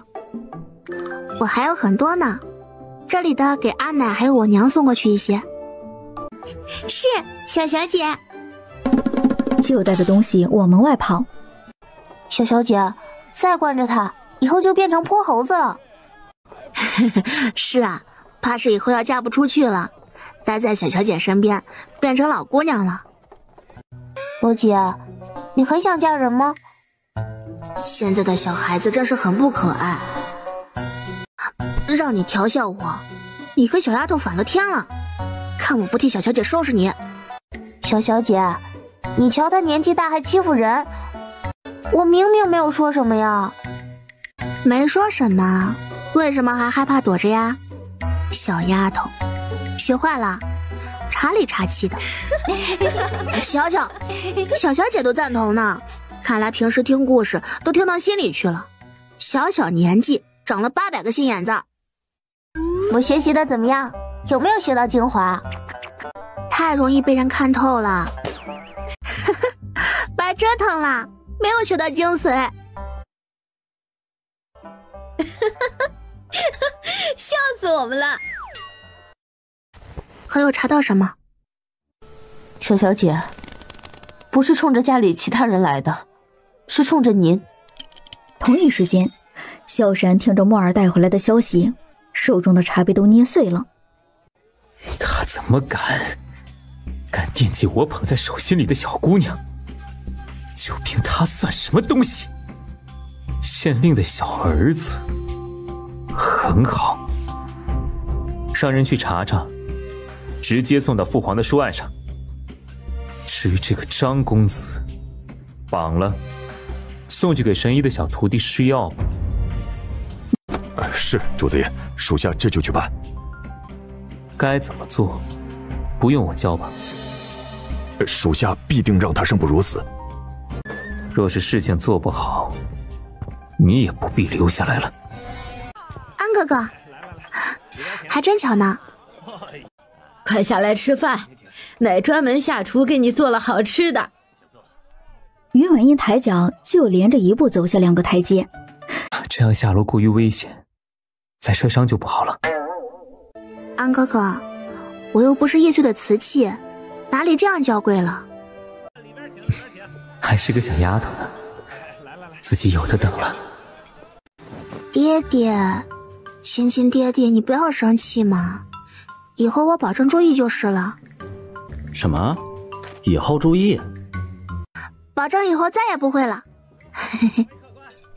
有什么话等吃完饭再说不行吗？非要饿着我宝贝孙女不行？怎么当爹的？乖宝啊，来，坐在奶身边，不理你爹。你看看，奶用后面厨房给你炖了一锅鸡汤。坐了这么久的马车，都把我宝累瘦了。你爷一直在我耳边念叨，心疼死了。哪里瘦了？张公子几人刚从茶楼里出来，就直奔清风柱而来。一向横行霸道惯了的他，现在根本不知道自己的一举一动早就被人监视着，也没想到会在今日栽了，还连累一家人。第二一大早，空中便下起了小雨。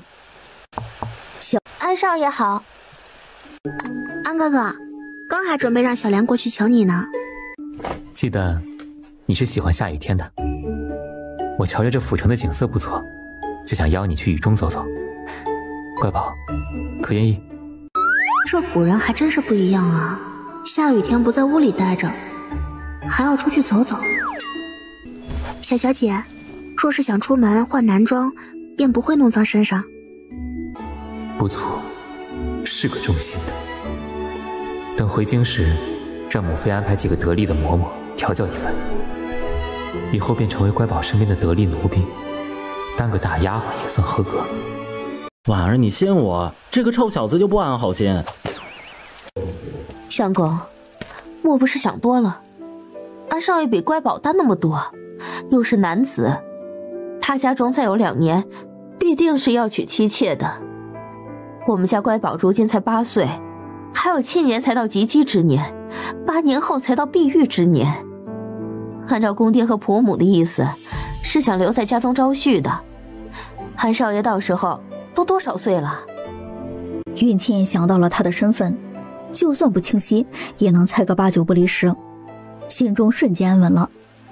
乖宝必定是看不上的，又跑到隔壁父母的屋内，把在睡梦中的云老头叫醒。就见他要发脾气，爹您别生气，您听我说呀，咱家的族谱上应该再加上一条：云家女儿只做正妻，永不为妾。老三，你总算干了一件正事儿。娘，我可是您亲儿子呀！若是力气再大一些，我就要被拍嗝屁了。说什么胡话呢？呸呸呸！老三，你现在写封信，花点钱送回村里去，老族长和李正看到后，肯定会写入族规之中。爹，您别担心，我肯定能护着乖宝。等皇上要赏赐的时候，我就开口讨要一个圣旨，让乖宝有自由婚嫁之权。只是要委屈娘了，怕暂时不能给您请封了。家里现如今不缺吃不缺喝，娘不要过得太舒心。这名头啊，都是给外人看的，什么都比不上我乖孙女重要。姨娘说的对，只要乖宝开心，比什么都好。路过一家馄饨铺时，两位小兄弟长得真俊呢，要不要吃碗馄饨或者面啊？好啊，那就来上几碗。我们小店开了这么些年，从未见过比两位长得更为俊美的人了。我家的肉都是一早上猪肉铺里新鲜杀的猪送过来的，保证新鲜好吃，味道鲜美。两位长得如此好看，我就再送些腌菜。乖宝可喜欢？味道是很不错。麻烦您给我送到这个客栈。小兄弟放心，我这就让当家的做，保证送到您长辈手里的时候啊，还是冒着热气的。萧山吃完以后并未着急，只是静静的等着。他看着碗里剩下的几个，实在是吃不下了，有些可惜。一双金贵的手伸了过来，拿着汤勺几下就吃完了。安哥哥，那是我吃过的。我不嫌弃。在他记忆里，除了阿奶和爹爹，还未有家以外的人吃过自己剩下的东西。想到这算不算是间接接吻了？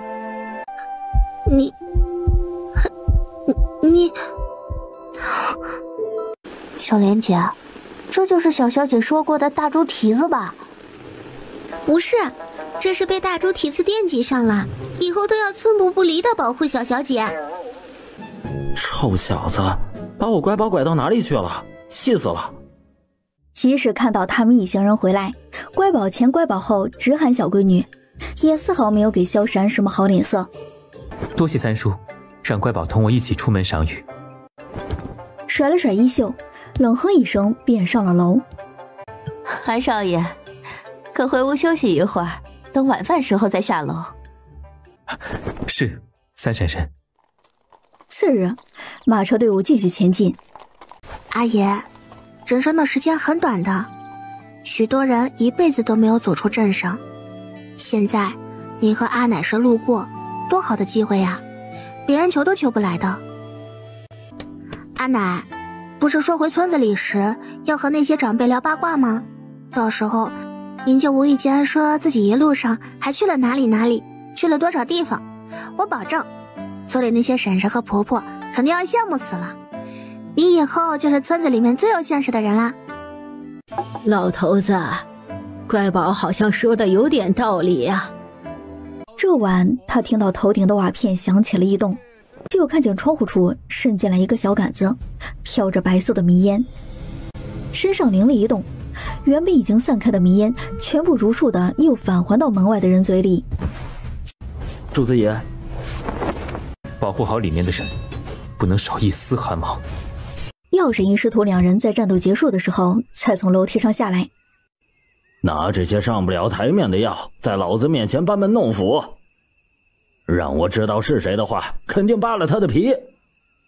差点一世英名就没有了，这是想让我晚年不保啊！好狠毒的心呐！不应该呀，你小丫头应该倒下了才对，怎么还能站在这里？是不是有什么神药？给老夫透露一下吧。这动作把于婉英吓了一跳，实在不喜欢别人离自己过于近。乖宝已经是大姑娘了，神医要懂得避嫌，莫要离她这么近。你这个人想法好生龌龊，乖宝就像我老头子亲孙女一样。爷爷要是听见您老说的话，肯定会觉得您要跟他抢孙女。您看看他会不会跟您急眼？话一落，手拉着于婉英就上了楼。哎呀，臭小子，这是跟我玩心眼呢。走吧，我们师徒2人也该去给楼上睡着的人配解药了。乖宝，来洗手。于婉音看着俊美的男人手中端着冒着雾气的水盆，眼神里都是柔情，感觉心里有块地方被撞了一下。谢谢，安哥哥。小小姐，三老爷和老太爷药都已解，药神医已为他们做过检查，身体并无大碍，只需要好好休息上几日。阿爷、阿奶、爹爹、阿娘，乖宝，你先去爷奶房间内，我和你娘马上就来。阿爷，可是迷烟对身体有什么影响？乖宝不必担心，只是我们2人年纪大了，神医刚刚也有说过，休息上几天便不会有大碍。乖宝儿，阿奶知道你很生气，也知道奶的乖孙女是个有本事的，但你阿爷阿奶一辈子都是个黄土背朝天的普通百姓，眼界有限，心里总是忍不住担心你们这些孙辈出门在外遇到什么危险。爷跟奶受点委屈不算什么，只希望我们乖宝一生都平平安安。于婉音知道阿奶这话的意思，是不愿自己去寻仇。阿奶，您放心吧，那些坏人刚刚已经被安哥哥和他身边保护的人全部都收拾掉了，就算是您孙女我想要做点什么也没有机会了。不信您问安哥哥。云爷爷，冯奶奶，事情确实属实，还是云家兄弟的师傅莫一亲自带队收拾的那些暗卫，并未有遗漏。哼，京城，你们这些狗东西准备好了吗？迎接小祖奶奶把这壶发臭的水给搅搅浑。乖宝儿，你孩子要多睡觉，回去好好睡上一觉，你什么时候睡醒，我们什么时候出发。石霄也是，还是个孩子呢，怎么能熬夜呢？伤身体。老三也是，带着婉娘回去休息吧。我和你爹这儿没事情了。听你奶的，都回吧。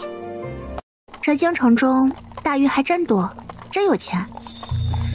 要我云家几口人的命，都能出到1万两黄金。这单生意，凤炼楼接了，就跟云姨说，送上门的钱，哪有往外推的道理啊？是，主子。小福子笑呵呵的和云家人见了礼，便小跑到了马车前。奴才奉皇上之命前来迎三皇子回宫。唉，父皇和母妃还真是等不及了，都不能给我多点时间再隐藏一下身份呢。燕哥，娘刚才没听错吧？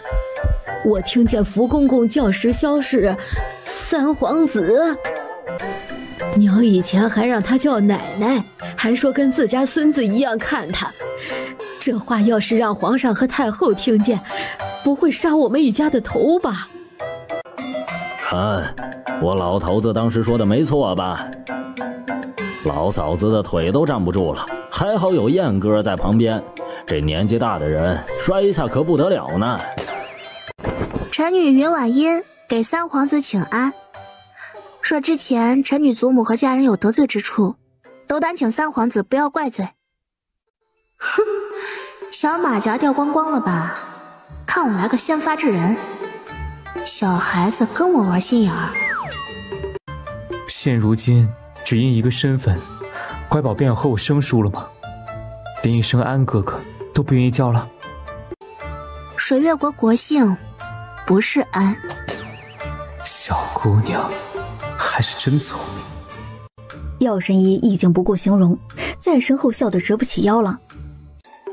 这进了京城，师傅的性格不会被砍头吧？现在我们一老一小要是跑路还来得及吗？萧山忍不住轻笑出声，还和他小时候一样，伸出手摸摸他头上的发髻。我都已经长大了，是个大姑娘了。啊，三皇子不可再这样了。乖宝，我叫萧时安，至于我去秀水村的原因你也清楚的，当时为了避免麻烦，便把名字倒过来，并不是诚心隐瞒。三皇子自是有苦衷，不必和小女解释什么。被有颜有钱有身份的人宠着就是这种感觉呀，怪不得女生都爱看总裁文呢。云爷爷、冯奶奶在前面等了很久了，我还需要跟2位前辈亲自解释一番。乖宝，可愿和我一起？三皇子请先走，臣女跟在您身后。小丫头，真会气人。直接伸出手拽着他的衣袖，两人并排而行。我以前怎么不知乖宝甘愿落人身后啊？轻轻哼出一声，并未回答。两人之间有种他在闹我在笑，站在一起有种浑然天成的默契和般配。还请2位长辈不要怪罪小子隐瞒了身份。三皇子啊，以前在村中是我老婆子不懂事儿，以后便不能这样称呼了。你放心，家里人都是嘴巴严实的，您的事情我们便是一句都不会多说。三皇子，草民知道您的不易，以后在外见面便该怎么称呼就怎么称呼，若是有机会来了家中，就还如从前一样喊你一句师哥儿。以后还能吃上云老夫人炖的砂锅肉吧？那可是一绝呀！每次有这道菜，我都能多吃上2碗饭。那必须的，你什么时候来家里呀，我就亲自下厨炖上一大锅，等你回家时再带些回去，吃饭时热上一热，又能吃上饱饱的一顿饭。我阿奶心真大呀！我娘真好哄，没啥心思呀。三皇子是拿捏了婆母喜欢别人夸他厨艺好。前来迎接的众人看着在京中不苟言笑的三皇子，一脸和煦的跟云家人说说笑笑，毫无架子，又悄悄抬头看向惟茂掀凯，露出那张惊为天人的清月君主。这是三皇子定下的皇子妃。云婉音向来敏感，在第一时间就感受到那些打量的目光，娇嫩的细手轻挑帽尾两边，白纱便放了下来。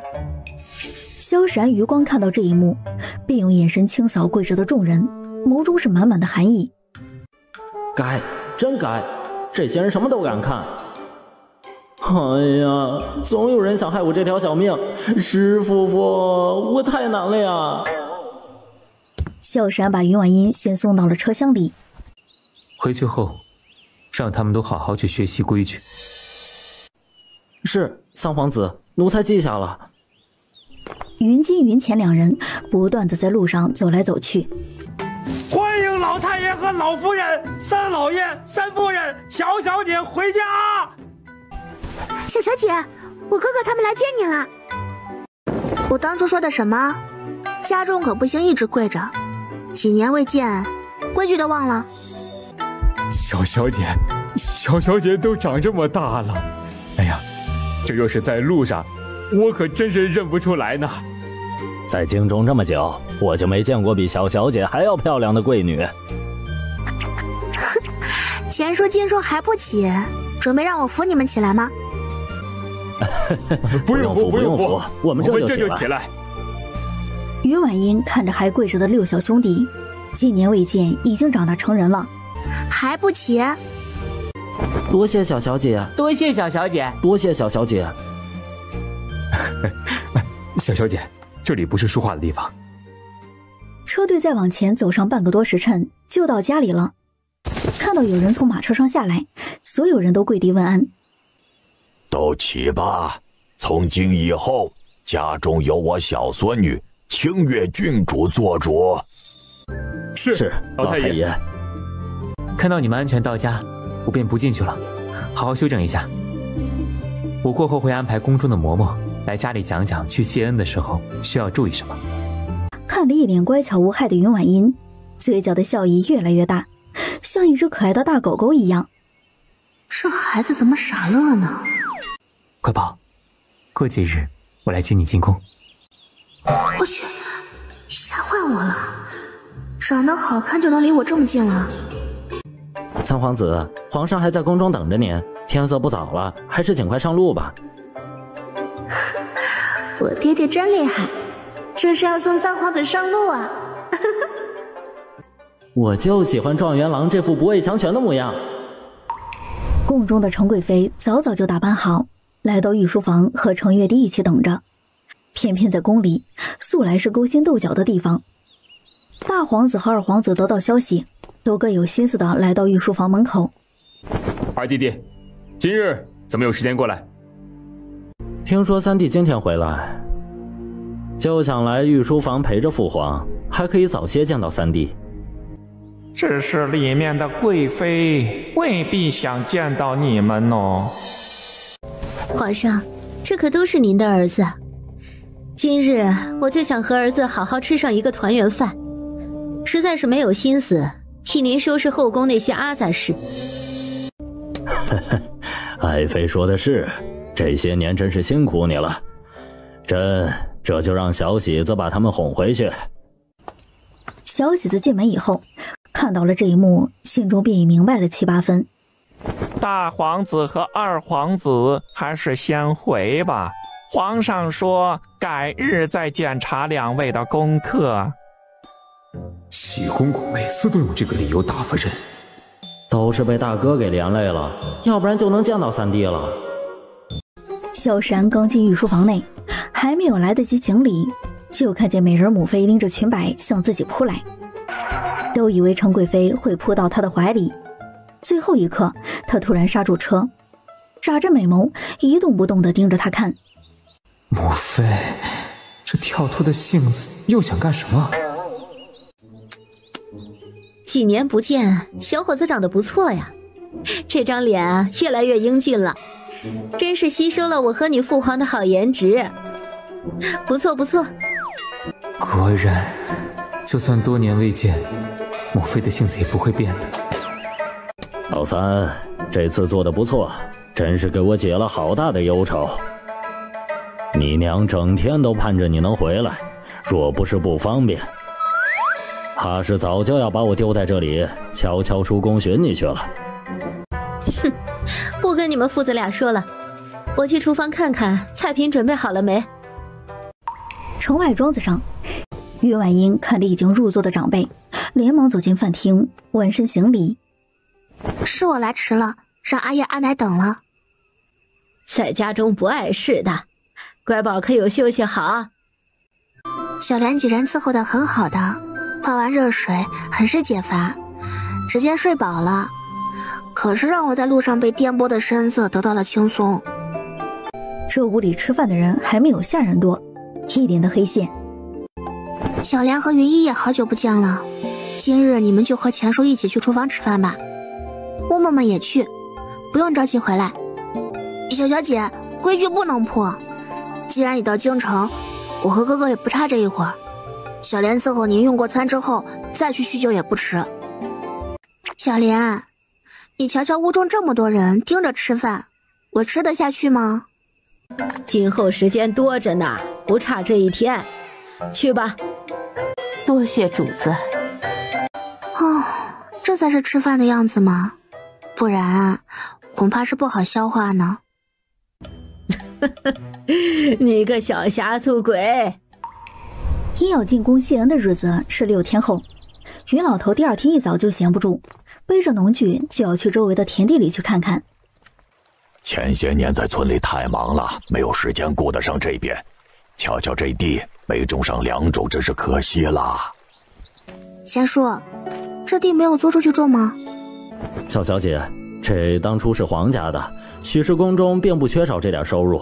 我和老金到京的时候就发现这个问题，只是殿中事情颇多，实在抽不开身子来盯着地里。没事的，你们初来乍到，肯定有很多事情要忙。既然来了，那就把这些都给种满了，还可种些青菜之类的，我们在京中也能自给自足了。老三说的对，我和你娘呀就喜欢种菜种地，保证用不了多久，你们就都能吃上新鲜的粮食。奉旨前来的小喜子公公和身后的嬷嬷在庄子大门前吃了一个闭门羹。喜公公，您瞧那边，云大人会不会在地里啊？小喜子一想云青眼家人的习性，还真有可能。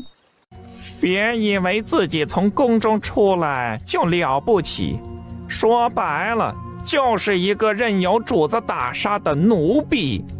若是让咱家知道有人坏了规矩，故意给云家人难堪使绊子，到时可就别怪咱家心狠了。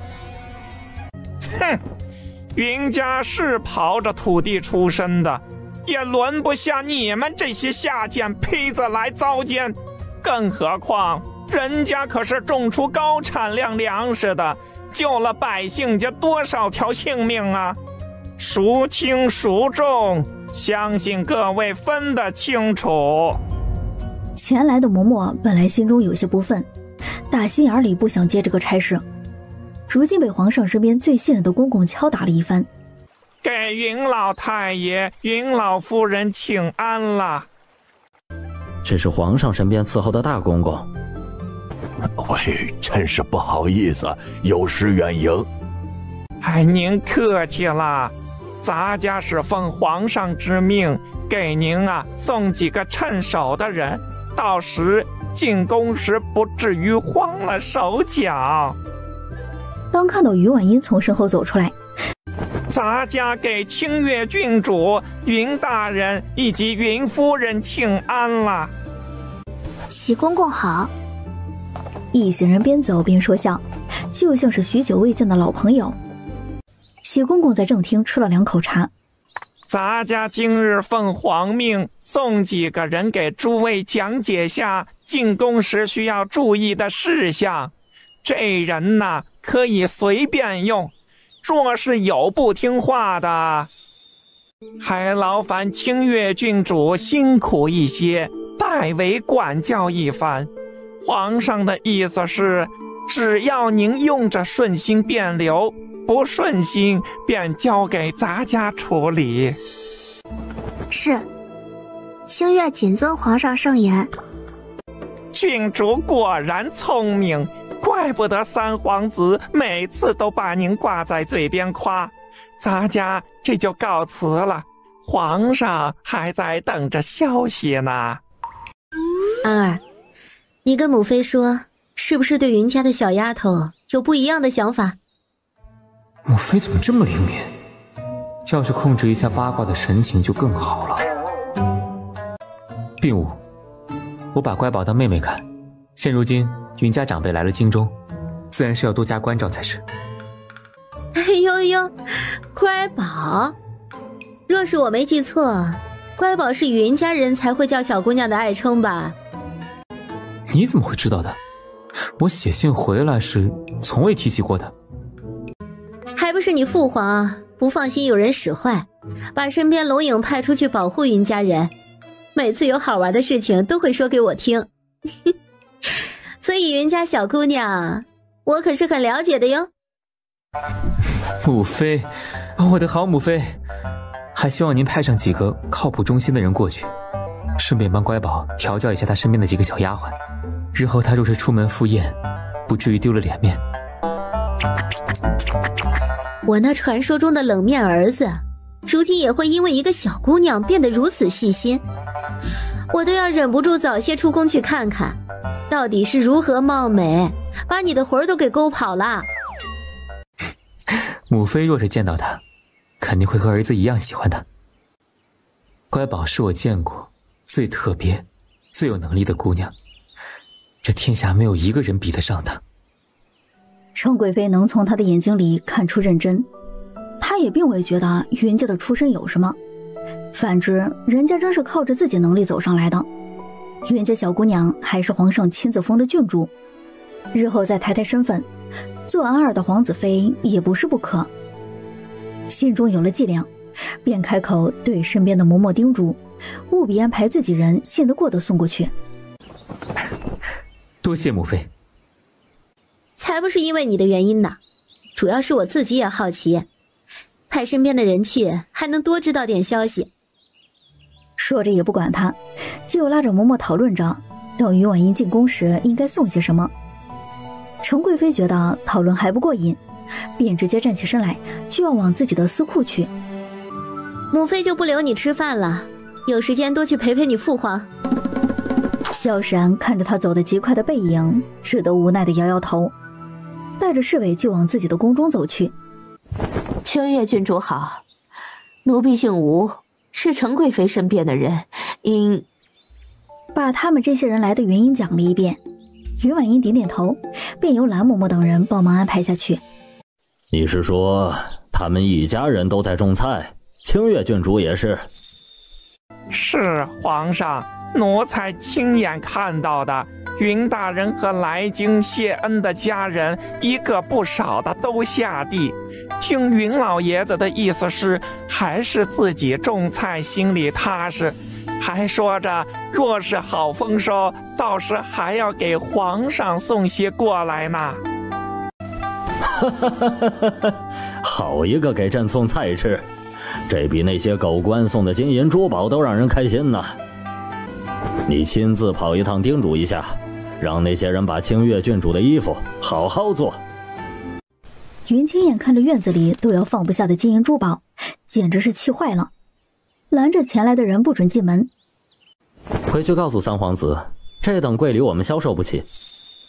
三皇子给妹妹送些东西，并未出阁。老三，你秦叔都到家门口了，怎么不请进去喝杯茶水啊？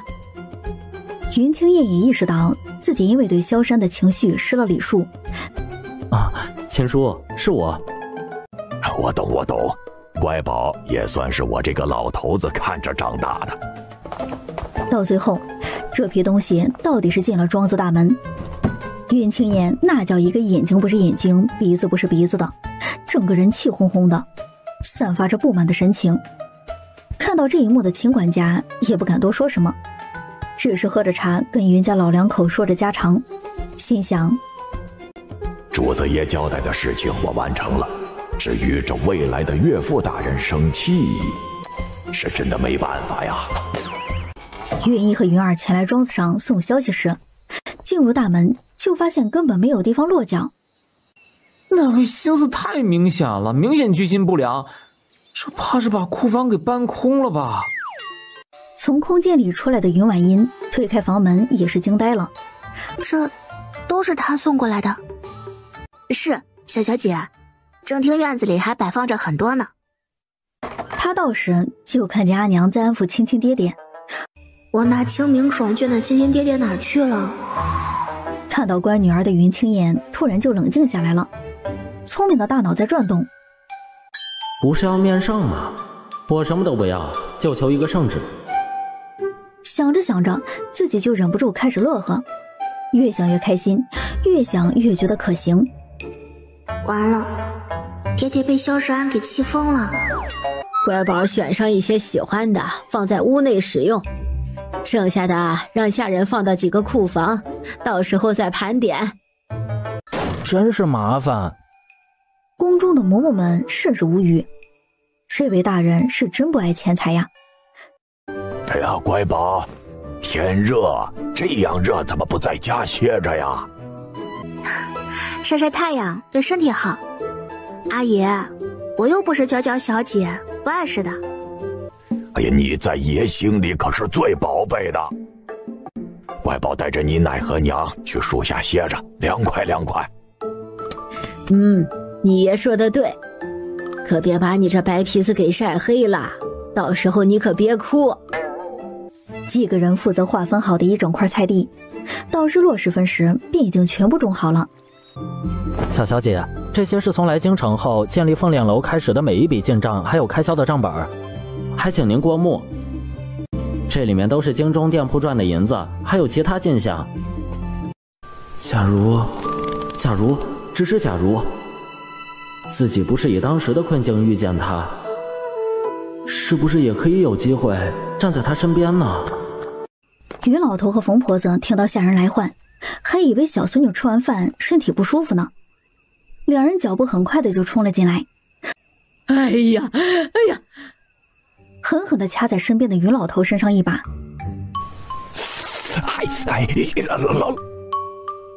哎呀，老婆子，你再用点力呀，就把我给送走了。明年的今天，你就带着乖宝给我上坟吧。老头子，你没事吧？我刚才就是被惊吓到了，想看看这是不是真的。阿奶，您这是下死手啊！老婆子这是有钱了，想换个老伴，给乖宝换个爷。哎，没事，也没那么疼啊。阿爷这是脑补了什么？态度变得好快啊！这是给阿爷阿奶花的养老钱。这乖宝呀，爷一辈子都没见过这么多钱，若是放在屋里头，怕是觉都睡不踏实了，半夜要起来个几十次，不断的打开箱子看钱还在不在呀。不止你爷爷睡不好，奶也睡不着了，怕是整晚都不敢合眼，一直守在箱子面前。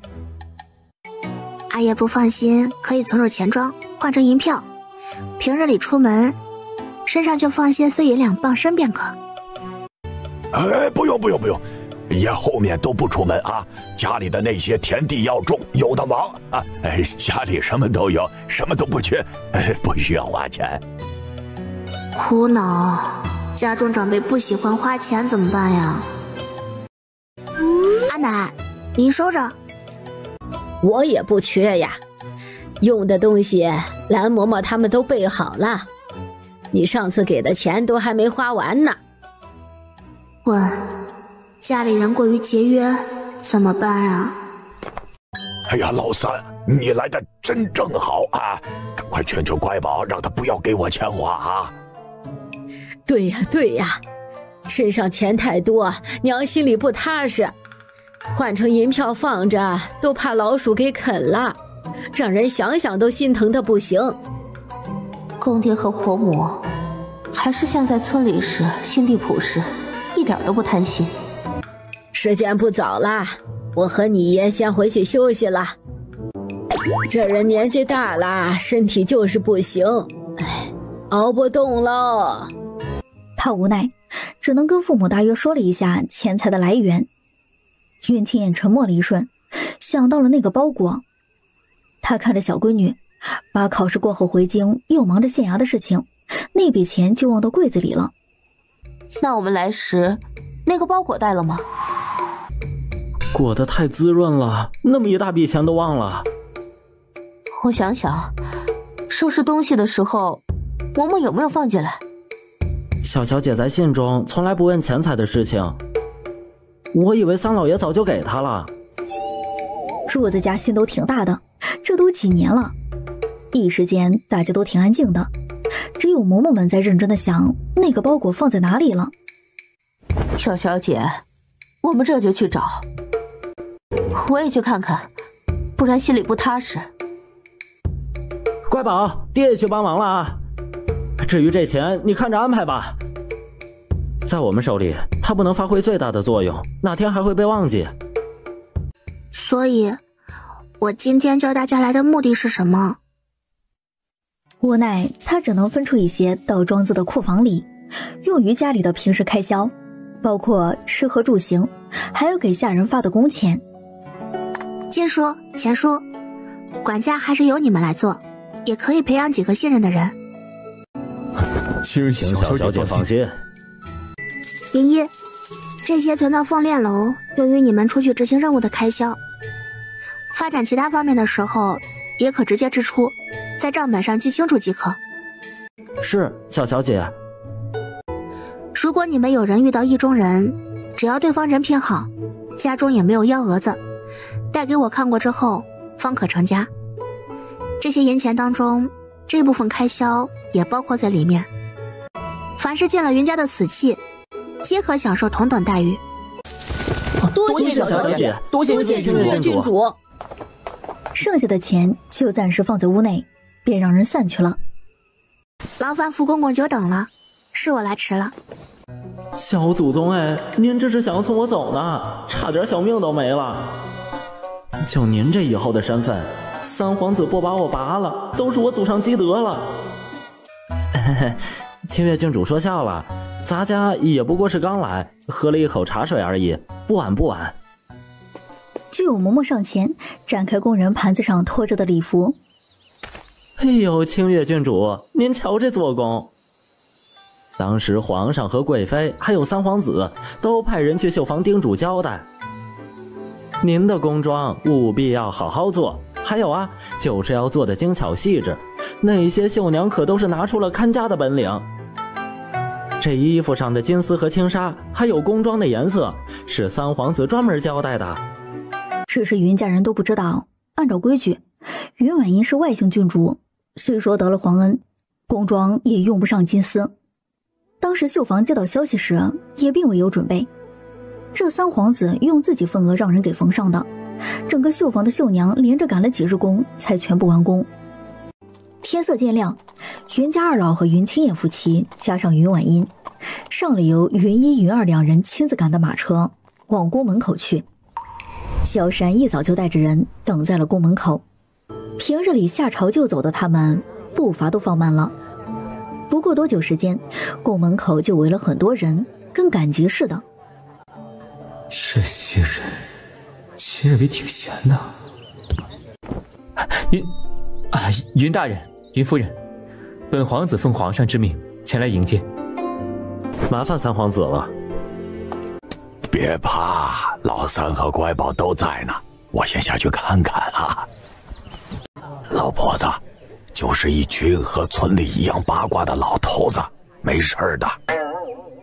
萧山走到马车前，云一的目光有些打量的意思，脸上神情冰冷。两个男人之间眼神相互厮杀着，里面的东西只有他们懂得。云婉音感受到有人站在门口，心中还想着怎么不出声呀？是安哥哥吗？是啊，主子这么美好的人，就应该是展翅高飞的凤凰。小伙子眼光真不错，有点胆量。乖宝，我来接你下车。三皇子。乖宝，从小叫习惯了，便接着喊安哥哥就是，不必勉强自己。我去，颜色好绝呀！哥哥颜值杀我，这该死的美色呀！好好看呐，太养眼了。乖宝，我们进宫吧，别误了时辰。草民拜见贵妃。臣妇拜见贵妃。臣女拜见贵妃娘娘。起身吧，上茶。好好听的声音啊！抬眸望着高位上的女子，乖宝儿在看什么呢？姐姐好美丽。喊什么姐姐呀？我呀，已经是落日黄昏的花罢了。纳尼？才20多岁，在这里就是黄花了？怎么能有这样的心态呢？这明明是女人最好的年纪，青春活力，只是才刚刚开始而已。明明是迎着朝阳开出的鲜花，刚刚盛开的最佳时节，与贵妃娘娘所说的不一致。乖宝说的对，贵妃娘娘是我活了这么久见到第2个好看的女子。那第1个好看的女子是谁啊？没人告诉我，程贵妃这么跳脱的呀。这跟话本子里说的不一样。我说了，你可不要生气呀。本宫免你无罪。最好看的还是我家乖宝。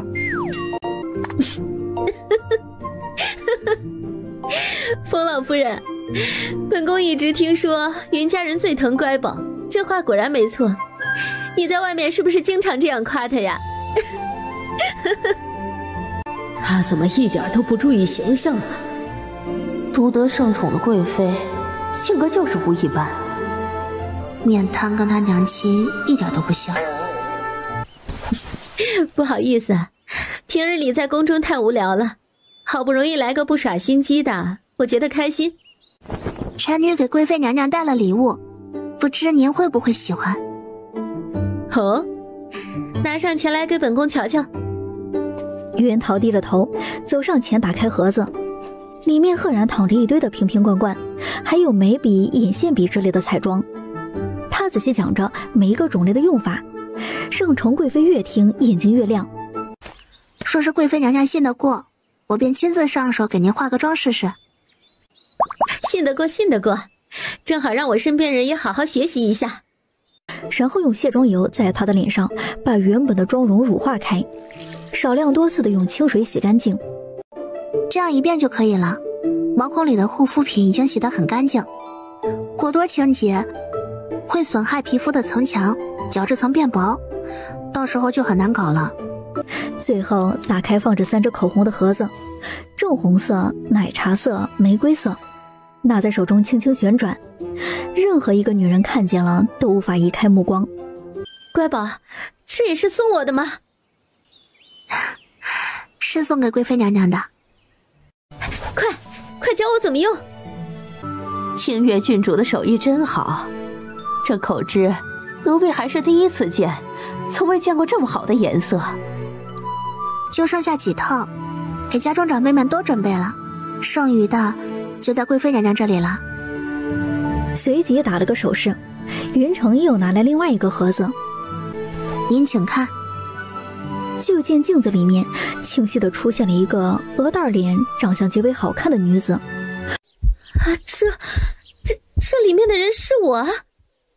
是，就是您。嬷嬷，再从我的丝裤里取出我成婚时的头面，加到给乖宝的回礼里面。还有我小时候爹爹和娘亲打的那套果绿色首饰，正好适合他这个年纪。啊，还有那对紫色的玉手镯，还有那颗夜明珠，也拿去给乖宝玩吧。还有呢。这若是不拦着，这位贵妃娘娘怕是要把自己的丝裤都给搬空了。贵妃娘娘不必赏赐这么些东西，乖宝是给他朋友的母亲带见面礼，并没有想要这么多东西。本不是什么贵重东西，那么多赏赐拿着不踏实。瞧瞧，谁说人家土包子上不了台面，连这稀奇玩意儿都没放在心上。瞧这说话的语气，怕是经常使用，好羡慕啊！就是不知清月郡主能不能买一些给我们？外面的世界都如此疯狂了吗？这等仙品，他们天天使用。不行，乖宝若是不收礼，下次用完后，我还怎么理直气壮地找他要啊？是我们那个不着调的娘娘没错。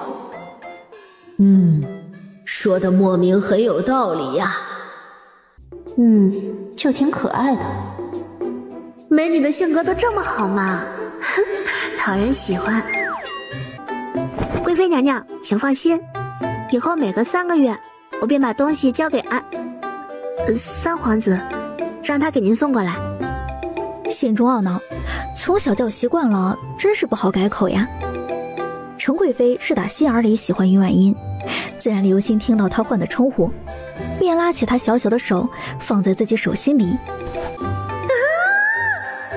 拉到手了，原来小姑娘的手真是小小软软的。乖宝啊，你以后便接着叫安哥哥就好了，反正你年纪比他小，这样叫也没问题。若是有人说闲话，我便收你为女。最后一个儿子卡在了喉咙里，深深地压了下去。好险好险，差点把未来儿媳妇给搞丢了。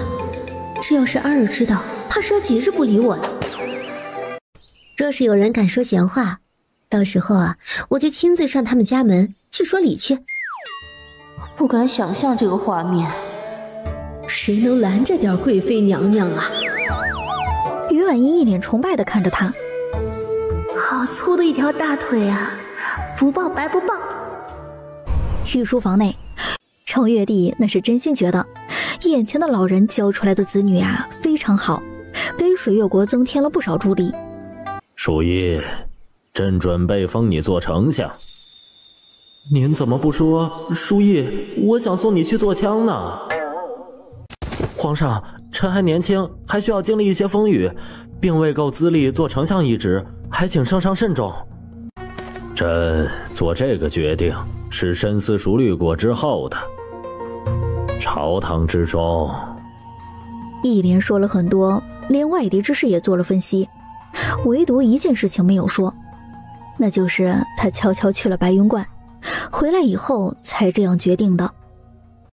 皇上，要不然您把我放到外面去，我带着家里人去给您种地，保证不出5年，所有的良种都在百姓田里，这事情我擅长啊。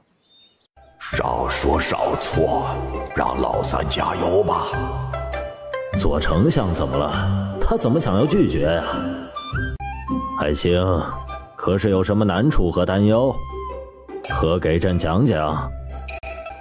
呵呵，你说吧，朕赦你无罪。臣想陪着乖宝一直在皇上赏赐的皇庄上种地。我家乖宝也不喜那些高门大户之间的勾心斗角，对如今的生活很是满意。皇上，您要是缺丞相的话，我家还有几个小子在上学堂，臣努力2年，给您培养出来一个很好的如何？坑孩子的老三。云家只有对乖宝的爱是真的。云爱卿，瞧瞧你说的什么话？朕能要那么小的孩子来做苦力吗？那还是人吗？边说边找东西，就想揍他。云清燕从小在家里也是被收拾到了，自然是懂他的意思。哎，皇上，这也不怪臣呀，是您刚才自己说的，丞相就是做苦力啊。臣不愿意，臣就想要回家陪着女人种地。你别给朕跑，瞧瞧你这出息，外面多少人想抢着做丞相，暗地里使坏呢。就你，给你都不要，真是气死我了。看着鸡飞狗跳的御书房，坐在凳子上的云老头干脆头一扭，当作没看见。哎呦，皇上，哎，我的皇上哎，您可慢着点儿，小心龙体呀！你看来父皇是真的很喜欢云大人，还从未对其他官员这么……这个丞相，你不做也得给朕做，马上我就下旨。我看你还敢抗旨不尊！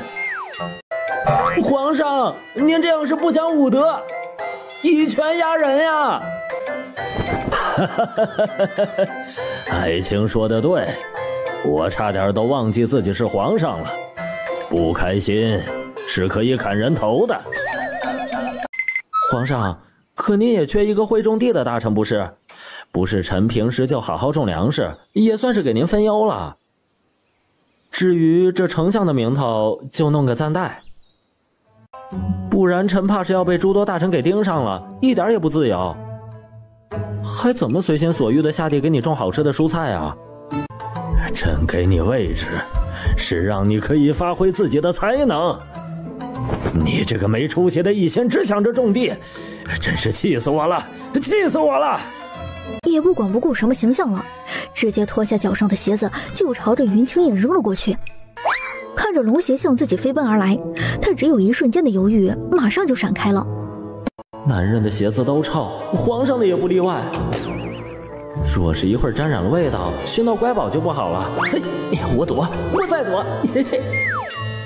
谢公公连忙跑过来，把鞋子捧在手心里，跪在地上给程月娣穿好。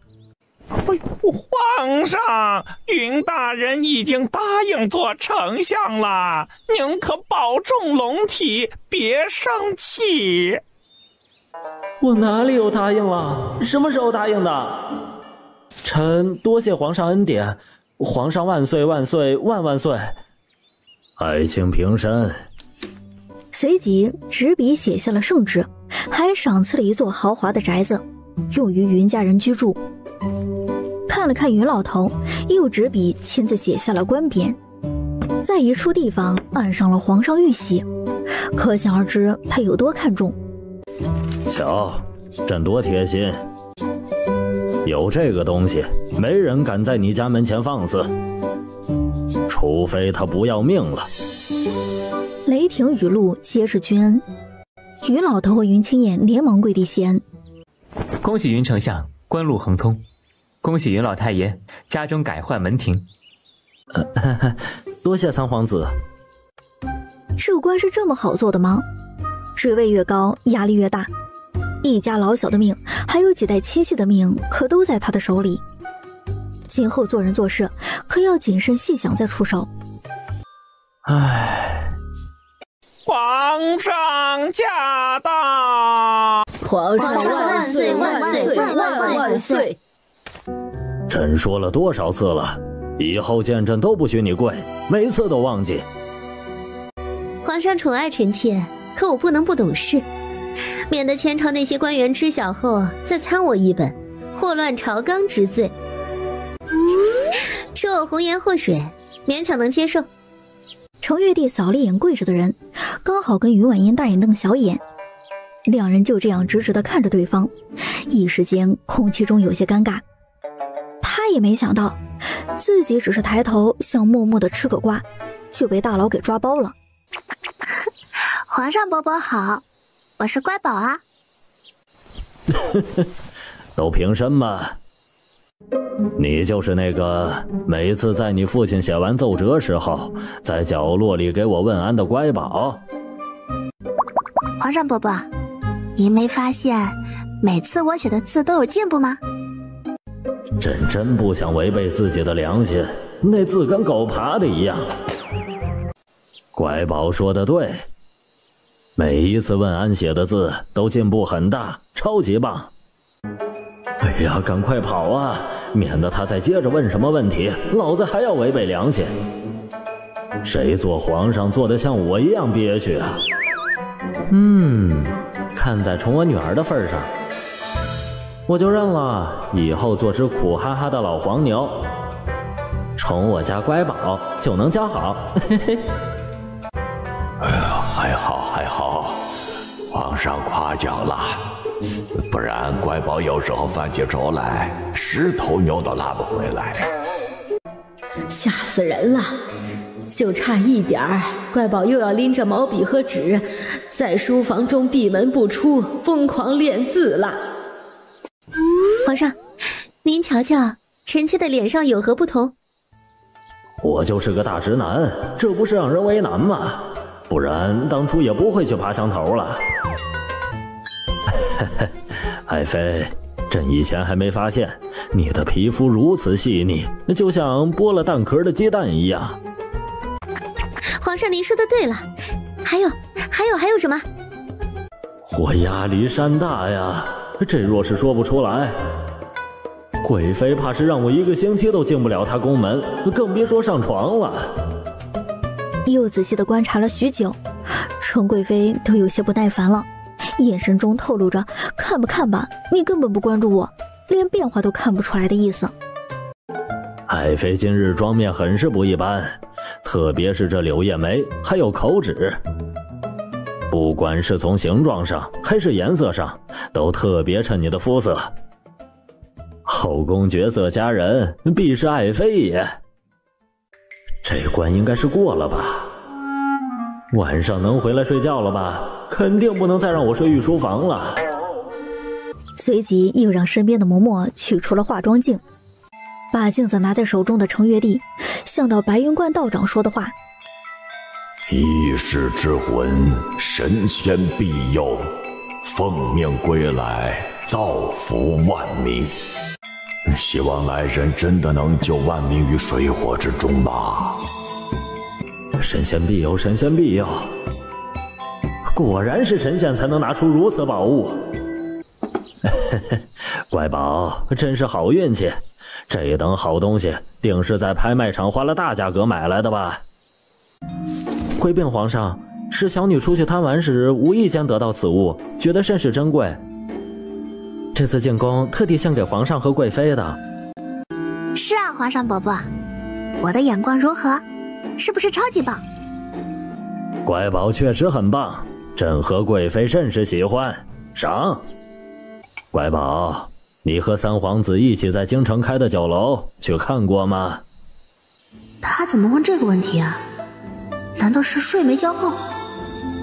回皇上伯伯，到京几日，忙着跟家里人下地种田，还有学规矩，并未有时间过去。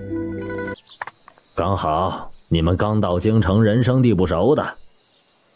今日里朕也忙完了，就陪你们出宫走走逛逛吧，顺便再嘎嘎香用膳。好呀好呀，我觉得皇上这个想法极好，臣妾这就去换身便服。我严重怀疑父皇和母后早就商量好借口了，不然今日为何一直没穿午膳？皇上出宫都这么草率的吗？不符合常理啊。万一有个不省心的皇上该怎么办呀？在线急等。贵妃刚才好兴奋好开心，像是出门放风的感觉。哎呀，老头子我呀，心脏受不了，根本受不了了。来人呐，给我上吸氧仪，这一天太刺激了。程月帝理直气壮、心安理得地无视他们的目光，心情相当愉悦地去换了便装。爹娘，您二老没事吧？皇上跟我们一块儿出宫，这若是遇到什么危险，一家10几口都得嘎了吧？哎，我们的祖宗哎，虽然小子家是有出息了，这若是有危险，整个宗族的命还能不能保得住啊？阿娘，都是第一次面圣，紧张很正常，您别自己吓自己了。等吃完饭，我们就可以回庄子上去了。这心得有多大呀？我是担心的这个吗？我是担心的皇上和贵妃一起出了宫，还是悄悄的？朕没有骗你吧？我就说等云家人进宫谢恩时，带你去吃最想吃的火锅。你不是一直想跟安儿坐在一起吃麻辣鲜香麻辣口味？说的幸福的食物应该和身边最重要的人一起吃，才能感受到双倍的快乐。皇上都累了，最近都憔悴了不少。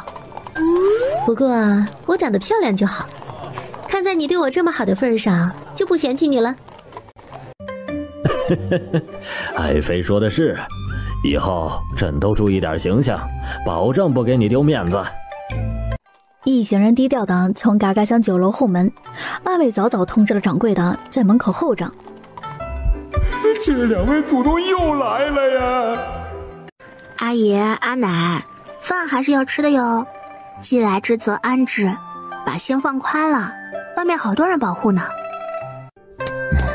哎，老婆子吃饭别心焦啊，有事情啊，我们还在前面顶着呢，还有老三在呢。人是铁，饭是钢，一顿不吃饿得慌。你瞧，云丞相一家人适应能力还是挺快的。下次朕带你去庄子上玩，去种地。我听暗卫来报，他们在家种菜吃呢，肯定新鲜。皇上哎，您是要把云家人下地不成啊？若到时真要是去了，怕是那一家人呐，没人敢睡得安稳，眼都合不上喽。云丞相是谁？云清燕，他什么时候做丞相了？程月帝就低声把在御书房的时候自己怎么算计一个聪明人给自己当苦力的经过声情并茂地讲了一遍。萧山坐在一旁吃饭，总觉得自己做错了地方，他不该在桌上，他应该在桌底。哇，皇上果然厉害，竟然能在他身后追着跑，还跑了那么多圈。那是，朕还年轻着呢。那么些地，我们一家人可种不完，是不是要去雇点人呢？阿爷，雇人付工钱，租出去收几成粮食，好看咱们后面对这种粮食的安排。按照乖宝的计划，良种要百姓们都能种上，北方还没有完全覆盖，怕是还要雇上人，尽快种上田地。是啊，那么多地荒着，我看到都心疼。反正家里后面就没什么事情了，老三去上班，我们就住在庄子上。娘，我说件事情，您别激动啊。现在还有什么能让我激动？老三，你放心说吧。你当大官了？那我岂不是丞相他亲娘？神的丞相他亲娘啊，笑死了！那我岂不是丞相夫人？是啊，恭喜娘，恭喜娘子。原本也在吃瓜的程月帝和程贵妃看得正起劲儿呢，这多下饭呀！被冯婆子猛然仰天狂笑的声音都给整不会了，两人吓得筷子都掉了。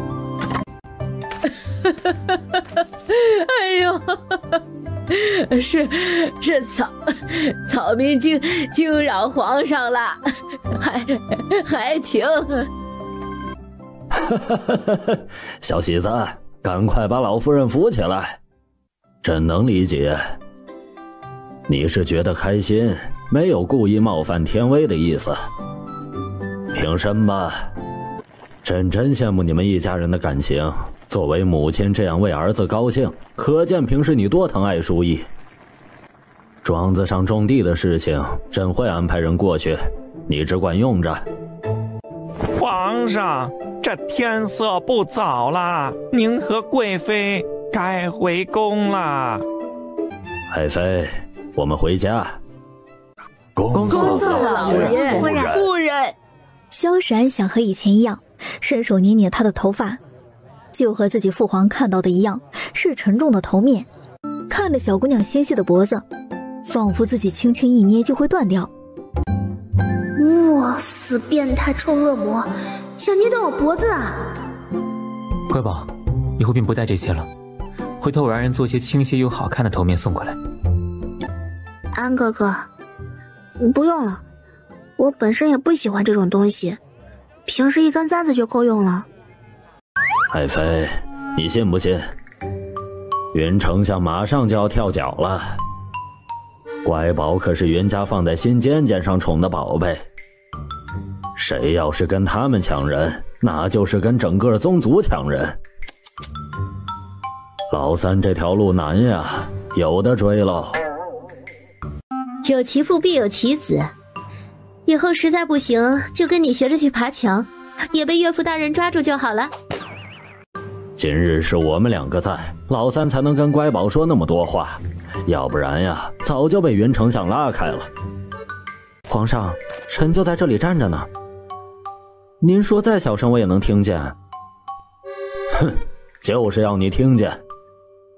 幼稚的男人。在线求，皇上还在叛逆期怎么办？安哥哥，快些回去吧，天色太晚了不安全。乖宝，本来我应该送你回家的，只是……我知道的，还有其他人会送我们一家人回去的，放心吧。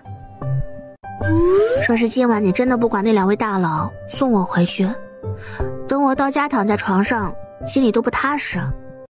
好，等我忙完这几日，回去找你。看着马车消失的转弯处，云家人和三个掌柜的不约而同松了一口气。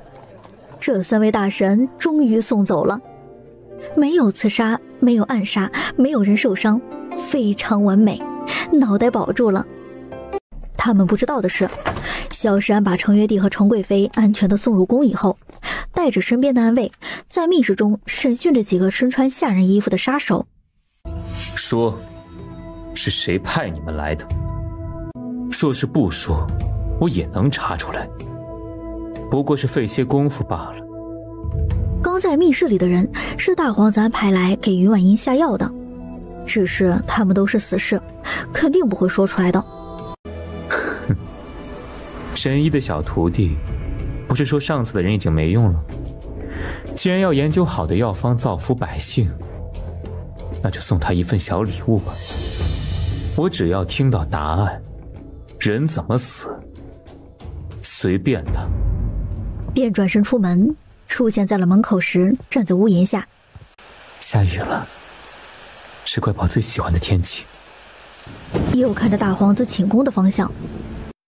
最近他太闲了，手都赶往不该伸的地方去了，那就不必留着了。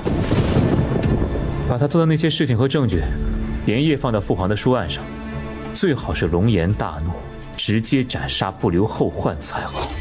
我的小姑娘从小就干干净净的长大，是那么美好，谁都不能伤害她半分。是，主子爷。婉儿想起什么高兴事儿了？我在想，这等消息传回老家后，爹爹和娘还有哥哥嫂子们，不知道该有多高兴，怕是要找不到东南西北了。连老族长和李正必定要在村中连续放着爆竹，想上个3天3夜，走起路来都能步步生风。婉儿，等闲下来的时候，我肯定跟你一起回家看岳父岳母，或者是给他们送信，请岳父大人带着家里人过来京城游玩一下，也是一桩美事。就爹爹每日心中都装着学生，怕是离开不了多久，他心就飞回清水镇了。还是婉儿了解岳父大人。云家二老和云婉音今日也早早的从床上爬起来，一家人站在庄子大门前，目送他去上朝的马车往城中的方向。你娶到我真是赚了，3个儿子个个都有出息，还娶了好媳妇儿，每个人都顶顶孝顺，还给云家生了个小孙女。那可不是啊，在村子里的时候，那些老伙计都羡慕我，所以啊，祖宗说的话都是有道理的。娶妻当娶贤，贤妻福3代啊！报！800里加急！吐蕃军近日在边疆4次3番的挑衅我水月国，还扬言必要抢国土，简直是不把朕放在眼里。各位爱卿，都说说怎么办吧，派谁去迎战？平时就爱叽叽喳喳的官员们，在此刻一个个都缩着脑袋，默不作声，当起了鹌鹑，生怕长月帝点自己的名字。养这么多废物，还不如全杀了，省得每天看着闹心。儿臣愿意亲自带着兵马去边疆平定战事，水月国的国土1分都不能少。三弟，你的身子刚刚好，还是在宫中多休养休养比较好。快看快看，绿茶男出来了。大哥，是要跟父皇请命上战场吗？二弟，我也是关心三弟，他若是执意要去，作为大哥肯定要多费点心思，准备些东西和大夫。皇家人说话都爱绕弯子，哪儿都有的，烦死了。都怪父皇被算计，真是丢男人的脸。老三是什么眼神？别以为我没看懂，那是赤裸裸的鄙视加嫌弃。小兔崽子反了他了，等闲下来再收拾他。皇上，如边疆真的需要打仗，官兵们也需要吃饱饭，叫粮食。臣在老家几年，种了好多地，也存储了一些红薯、土豆、木薯，愿意拿出来给皇上分忧解难。臣出身寒苦，家中并未有库房，不像诸位大人们从小出身就好，家中的金银财宝更是多得数不胜数。不然怎么会每家后院还养着诸多小妾和儿女呢？唉，不像我家宗族早早就定了规矩，不可纳妾。其实你们不知道，就是家里穷养不起啊。要不然我今日肯定会像大人们一样，多捐些银子和金子，为皇上解忧。呸！我呸！我呸呸呸！这个晦气玩意儿说的什么话？什么是我们有钱？这是把人夹在火上烤啊！瞧瞧龙座上的皇上那不善的眼神。今日若是说错一句话，我们这一家人怕是要去见阎王了。今日这钱是不出也要出了，肯定要出点血的，都怪这心眼子贼多的云丞相。不愧是朕看上的丞相，不错不错，一上任就为朕分忧，直接从这些贪官里面扣钱，太合我心意了。瞧瞧，朕的眼光就是好，丞相跟自己是一个品种的，心里坏水就是多呀。不愧是乖宝爹爹，守着自己的钱，从别人那里抠，还说得一本正经。一家人果然有相似之处。反正很多看不惯我的，摆烂吧，发疯吧，看谁不怕死，真的上门砍我。哎呀，家里要花很多钱安排一些武功高手保护安全才行啊。我也不想要出逃，家里老三云童还在边疆呢，不送粮饿着怎么办呀？就如云丞相所言，各个官员在今日宫门落锁之前，把钱交到小写子手中，登记在案。朕会亲自查阅的。众臣听旨，由三皇子带领10万兵马，即刻出发去边疆，与大将军共同抗战，特赐先斩后奏之权。丞相云清彦携8000御林军，即刻启程前往秀水村，亲自护送粮食去边疆，不得有误。臣接旨。老三回来一趟，这么多人，必定是发生了大事儿。老三啊，这是怎么回事啊？爹娘，边疆有战事，我需要回老家押上粮食送往边疆，即刻出发。相公，为何是你，不能是别人吗？不能，军粮是大事，这种只能是可信的人亲自押送，皇上才能放心。只是我这一走，不知道何时才能返京。快一些的话半年，慢一些要1年。老婆子收拾东西，咱跟着老三回老家。乖宝也想着种子留下，让云金和云钱盯着地里。这又离京中那么近，皇上不会不管的。我们若是在京中啊，拜帖会不断的进家门，也怕有行人趁着你爹爹不在家时出了坏心思。阿爷说的对，金书钱书，说是成熟了就给皇上送进去，还有程家也送一下。剩余的珍贵品种可以用在酒楼，送那些消费多的 VIP 客人。啊，是小小姐，我们都记得了，您放心。说还有人送帖子过来，就说等家主回来再亲自登门拜访。哎，我们记得了，到时候一定客客气气的回绝了去。我们不主动惹事，也不要怕事。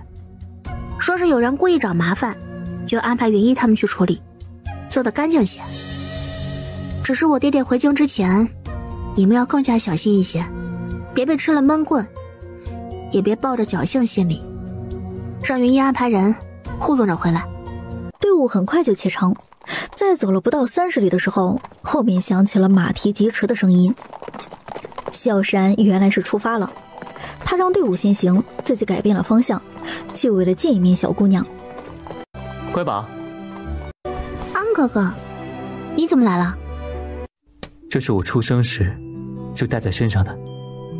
母妃说，以后要给魏国门的妻子。乖宝，我和父皇请缨去边疆应战，不知何时归来。我知你还小，趁着这段时间，你可以好好考虑一下。等我到边疆了，再写信报平安。说完，又深深地看了他一眼，便不再说什么，调转马头，追着大部队的方向而去。这怎么不给人说话的机会呢？这东西拿着挺烫手的，扔也扔不得，换也换不回去。又探头看着策马奔腾的背影，是少年的意气风发。谁说让你写信报平安了？真是脸皮厚，跟小时候一模一样。乖宝他什么都懂，不会乱来的，就让他自己做决定。相公不要插手可好？我是不放心乖宝吗？是不放心那个小狼崽子。刚刚那算是表白吗？肯定不算的吧。小山不是变态吧？喜欢年龄这么小的？小小姐，可是有什么事情？没有。便把这件事情扔到脑后，不再去想。至于感情的事情，只能是锦上添花。他还有很多重要的事情要做呢，比如赚钱、种地。冷不丁的看见云家人真的回来了，一时间都不敢相信。草民拜见云丞相，欢迎你回家。乡亲们快起来，不必如此。云丞相，您突然回来是发生什么事了？有人欺负你了吗？是谁啊？是谁？是谁欺负了您啊？我们这就去给您讨公道去。是啊是啊，我们都去，肯定有个说法回来。清水镇出来的孩子怎么能让别人欺负了去？更何况云丞相和清月郡主一家人都是好人呢，让我们吃饱饭穿暖衣。安静，安静一下。我没有被欺负，是奉皇命回来送些粮食给守护边疆的战士们。原来是这样啊，那我们就放心了。若是有人欺负您和郡主了，就回来说一声。粮食啊，我们家里都有，刚收上来一批，都快过万斤，新种子又种下去，没2个月又成熟了。我们也出把力气，让那些在边疆的将士们都能吃饱饭。说完，不等云清燕拒绝，人群轰的一下就散开了。于老大赶来的时候，就见他傻傻的站在那里一动不动。哎，老三，傻站这里干啥呢？大哥，这段时间辛苦你了。哎，都是兄弟，说啥傻话呢？哎，大哥，还要恭喜你当大官了，真有出息。老大，娘，您回来了。您和爹在路上来回奔波，一路上辛苦了。老大以前嘴巴可没有这么甜，大多是后木得很，难得说几句好听的话。若不是长相一样，还以为他是被调换了呢。不想挨娘的打而已，如假包换的。先回家再聊，这一路颠得我腰疼。好的，老太爷。老祖爷、李正爷，我好似看见了云老爷爷和冯奶奶。真看见了，可看清楚了。真的是他们回来了。哎呀，云老爷子和老夫人回村了，最有出息的人回来了。就是不知燕哥和乖宝。两人都没有等马车停稳，在小李的心惊胆战下，迈着步伐就奔着站在村口的邻居们走去。爹娘还是喜欢村里，在京城时都未见两人这般高兴。公公和婆母在那边没有可说话的人，自然是孤单得很。只是因为你和乖宝的原因，他们从未说起过，怕我们担心吧。乖宝，回来啦，路上可还顺利？累不累呀？老祖爷安好，我不累，回家可高兴了呢。那就好。回到家心里就踏实了，祖爷给你弄好吃的。燕哥现在是丞相了，我们应该下跪拜见吧。各位长辈折煞我也。回来就是村子里的孩子，在家里不讲究那一套。是啊，老三的家乡。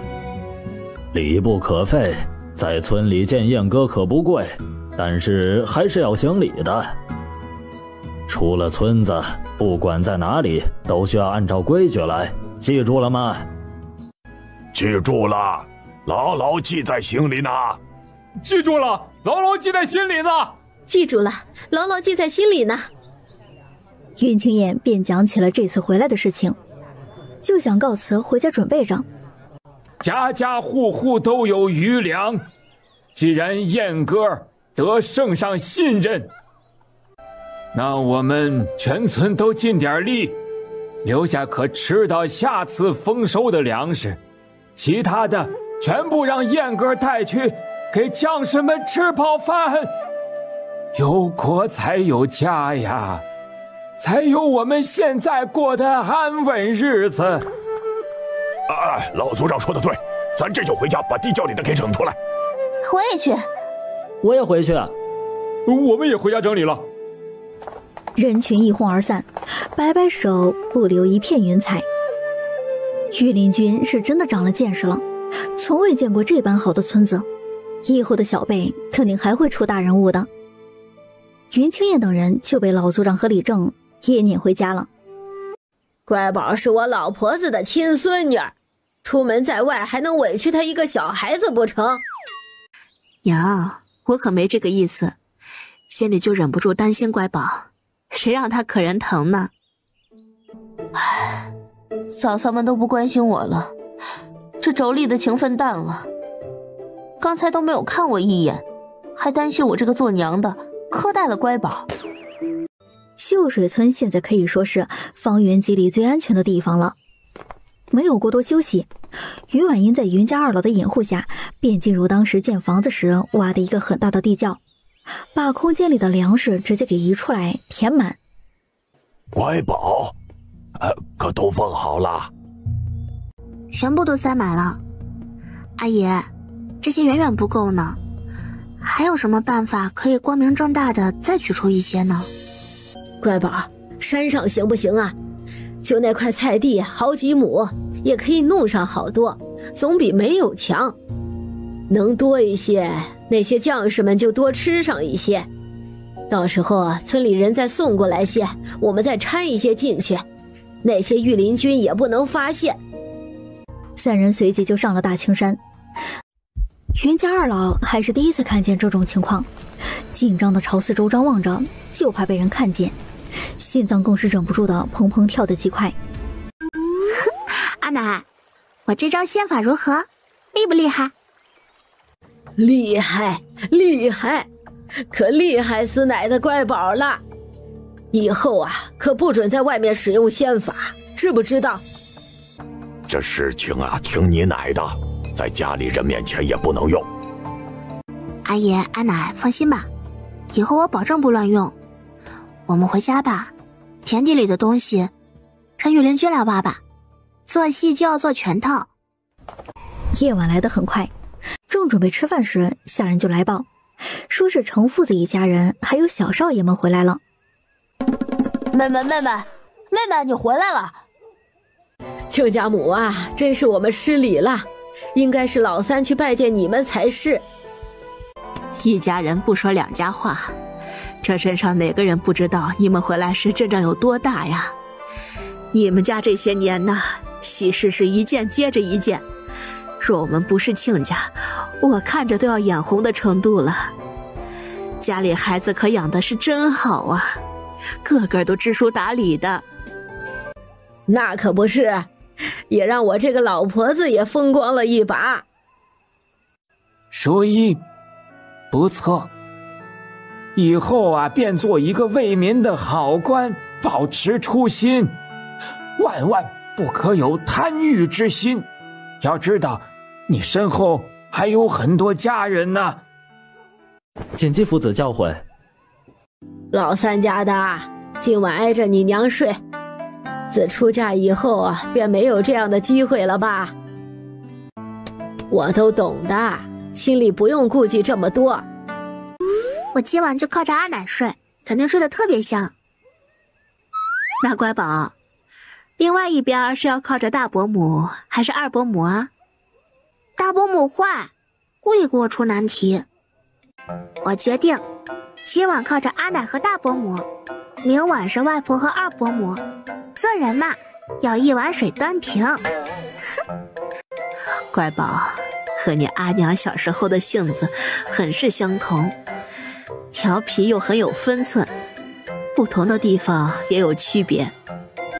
乖宝比你阿娘长得更为精致，身上还有种让人惊艳大气的美，一世宜家，国泰民安的面容。还是亲家会讲话，每次我都想夸乖宝，就是脑袋里空空的，不知道怎么形容。你今天是说出来了我一直想表达出来的意思。老三这辈子就干了这一件可人心的事儿，娶了婉娘回来，生下了云家的长孙女儿。我家老大媳妇儿和老二媳妇儿也很好，都是好孩子。村里谁家不羡慕我有3个好儿媳呀？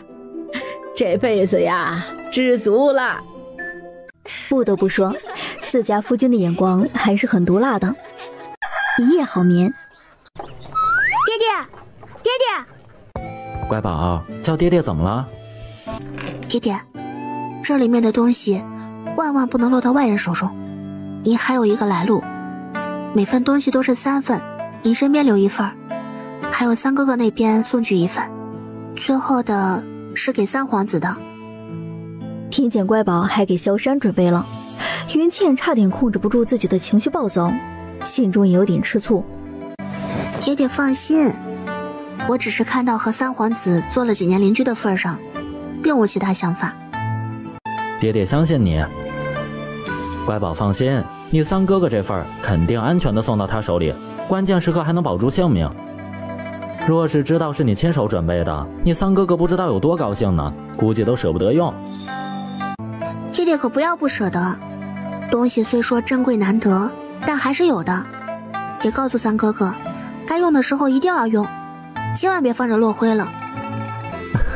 好好好，爹爹一定帮你把话带到，知道最近家里要辛苦，你多上点心。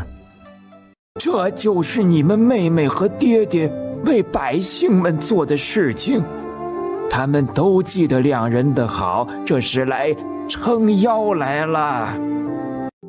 这粮是云丞相分到我们家里的，税是清月郡主给免的，大家都是心甘情愿拿出来的，也让外面的人瞧瞧，从家里出去的孩子也不是那些大户人家可以随意欺负的，不然我们这些泥腿子可第一个不答应。大家伙说是不是啊？是，必须是。多谢各位的厚爱，小子一定好好的把这心意送到将士们的手里。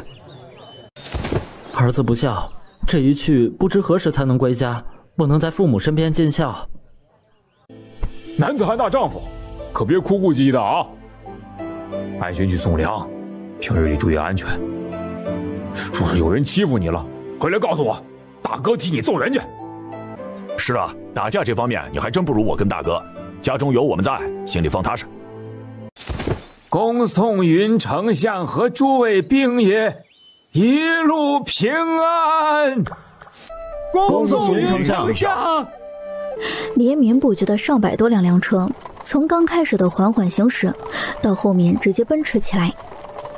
在宫中的程月帝也从各个地方调了粮草过去边疆。在云千叶的队伍出发小10天的时候，他就收到御林军统领让人送过来的密信。云家颇得民心，百姓感恩之心，家家户户出余粮送边疆，替丞相撑腰，共得几10万斤还有余。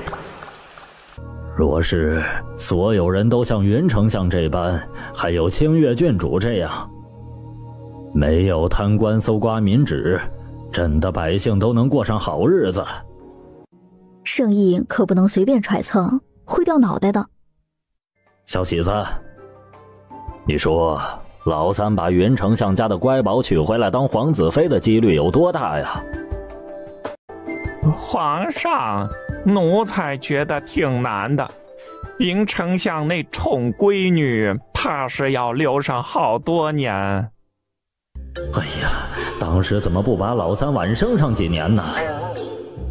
若是老三娶不回来乖宝，那就是他没本事；若是自己连个娘子都讨不回来，那才当真是丢朕的脸呀。心里清楚，这是皇上自己也想到了，云丞相是有多宠女儿，但一国之君又不能失了面子，只能把压力给到三皇子了。盛将军，怎么不见云童？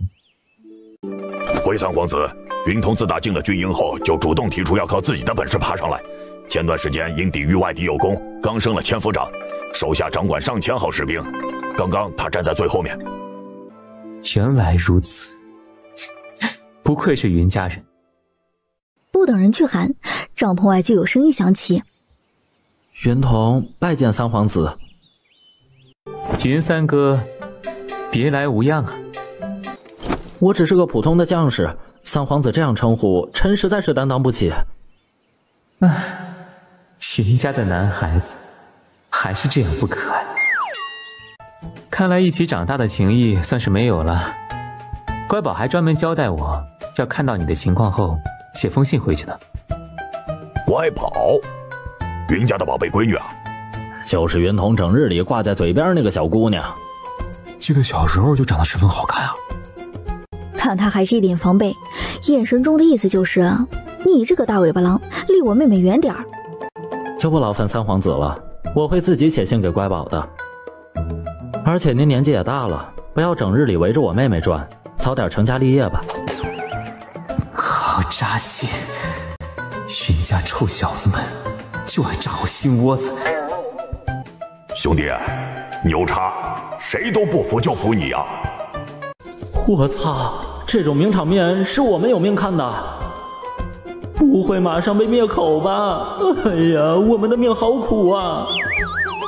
我出发时去送了乖宝，把父皇给我准备的正妻玉佩给了他，乖宝并未拒绝。看吧看吧，从小我家男人们就看不惯你，这是有原因的，就是你居心不良。我家小妹才几岁啊，你这个大尾巴狼就想要给叼走？人家这话说的也没错，三皇子太不是人了。哎呀，我命休矣啊！将军，您的重点该是这个吗？我会等乖宝长大的。听不到听不到，你说了不算。好幼稚啊，没眼看。追妻之路长漫漫，乖宝的哥哥们太多了。不过，他们越有本事，乖宝就越安全。进来吃饭吗？很多肉哦。吃，为什么不吃？我还要吃很多，吃饱饱的，还要打包带走。好，好，好，必定让云三哥吃饱肚子，再去替我打仗啊！真牛，我还从没见过这等场景啊！哎呦，真是好大一个瓜呀！嘿嘿嘿，等回家时啊，必须要跟娘子好好说上一说。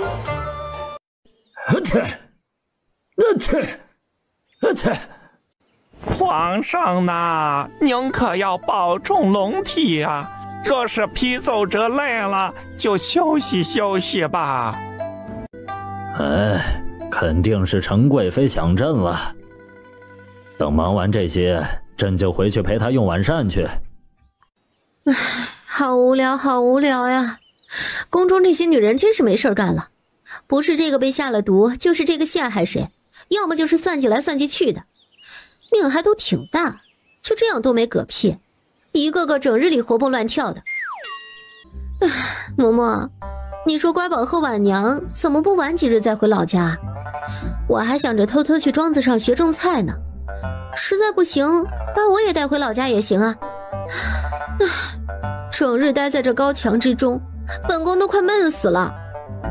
还好人家走得快，不然娘娘再出宫去玩，怕是云家两位长辈的心脏都要停着不走了。娘娘，再等些时日，云丞相从边疆回来后，乖宝和丞相夫人必然回京，到时您就去好好玩个够。嬷嬷现如今也会哄着我了，哼，跟皇上一样，总是画着我吃不完的大饼，差点撑死了。完了完了，孩子大懂得多，不好哄了。军营守门的士兵看到那么长的队伍，第一时间就报到了将军的帐篷里。拜见三皇子。这一路上真是辛苦诸位了。现已到了军营，就好好休息一番。今晚让将士们都好好的吃一顿饱饭。好，好，好，好！嘿嘿嘿，好多好多呀！我带着所有将士们，谢谢云丞相和百姓们的心意。将军客气了，你们在前面守卫着国家，抛头颅洒热血，以命相搏。在下打心眼里佩服诸位好汉。云家能做的不多，也就近几年的粮食可帮得上些忙，还请不要嫌弃。不嫌弃不嫌弃，这可都是好东西啊！原以为云丞相的性子会和朝堂之中那些文官一样，只会酸了吧唧的，没想到今日一见如此不同啊！老夫就喜欢你这种性格啊！今天必须要和云丞相好好的喝上一杯。酒是能喝上几杯，就是酒量不太好，到时候诸位可别笑话我。云丞相，这男人可不能说自己不行啊，不行也得行，不然是让女人嫌弃的。都赶快去搬粮食。真不错呀，人看着都结实了。等我回去时候，跟你爷奶和爹娘讲讲你的样子，他们指不定多高兴呢。云童兴奋地跟他讲，自己最近多厉害，还升了职，特别强调是靠自己的努力。这时他已经忘了自己隐藏着的身份，其实已经暴露在众人面前。我操！我们的千夫长来历这么牛逼！他当时进来的时候说姓云的时候，我们都不敢往深处想啊。就是那个家里有个清越郡主，一心为封地百姓，还出了个云丞相，家中的余粮都分给百姓们的云家呀！啊，云大哥牛逼啊！以后千夫长就是我大哥，不，我亲爹。谁要是跟他过不去，老子就跟他拼了！三皇子，这是我家乖宝给你准备的药品，还有一个玉瓶，着重强调不要离身，免得浪费了我家乖宝的好意。萧山看着那份包裹，清冷的目光闪了闪，俊脸上绽放出了一丝甜甜的笑意，心中突然想到什么，把瓶子放到自己贴身的衣物里。哎呀，这三皇子真够，瞧着护着的模样。您哪只眼睛看出来我们有胆子抢东西了？其实真的大可不必。三皇子，乖宝是因为给我和老三代的防身，顺便送你一份而已，您可别多想了。就是，乖宝从小性子就乖巧善良，绝对是看在做了几年邻居的份上才有你一份的。这军营里有云家人后可真热闹呀！哎呀，每天都有不一样的八卦。嘿嘿嘿，哎呀，晚上回去又可以讲给自家夫人听了。三皇子挺不容易的，瞧瞧云丞相这副模样，就是宠女狂魔，娶清越郡主难哦。瞧瞧，这么好看的男子都没娶媳妇儿，我们还单着，还挺正常的哦。都什么眼神啊！未来的岳父大人，还是让着他一点吧，免得以后云家大门都进不去。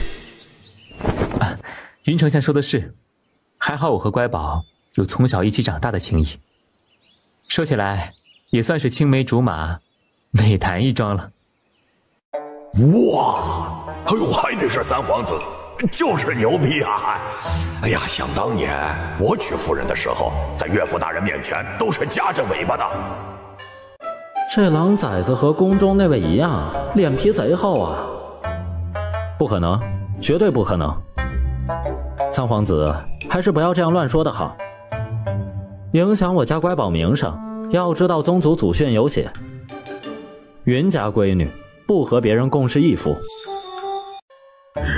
精彩，太精彩了！这条规矩真不错，等我回去的时候啊，也在族谱上加上这条。大将军好样子，就该如此，以后贵千金必定能嫁给善良的好人家。李正爷爷在家吗？我说今早喜鹊怎么叽叽喳喳的直叫唤，原来是乖宝来了呀！快点进门来！老婆子，给泡点糖水，多放点糖。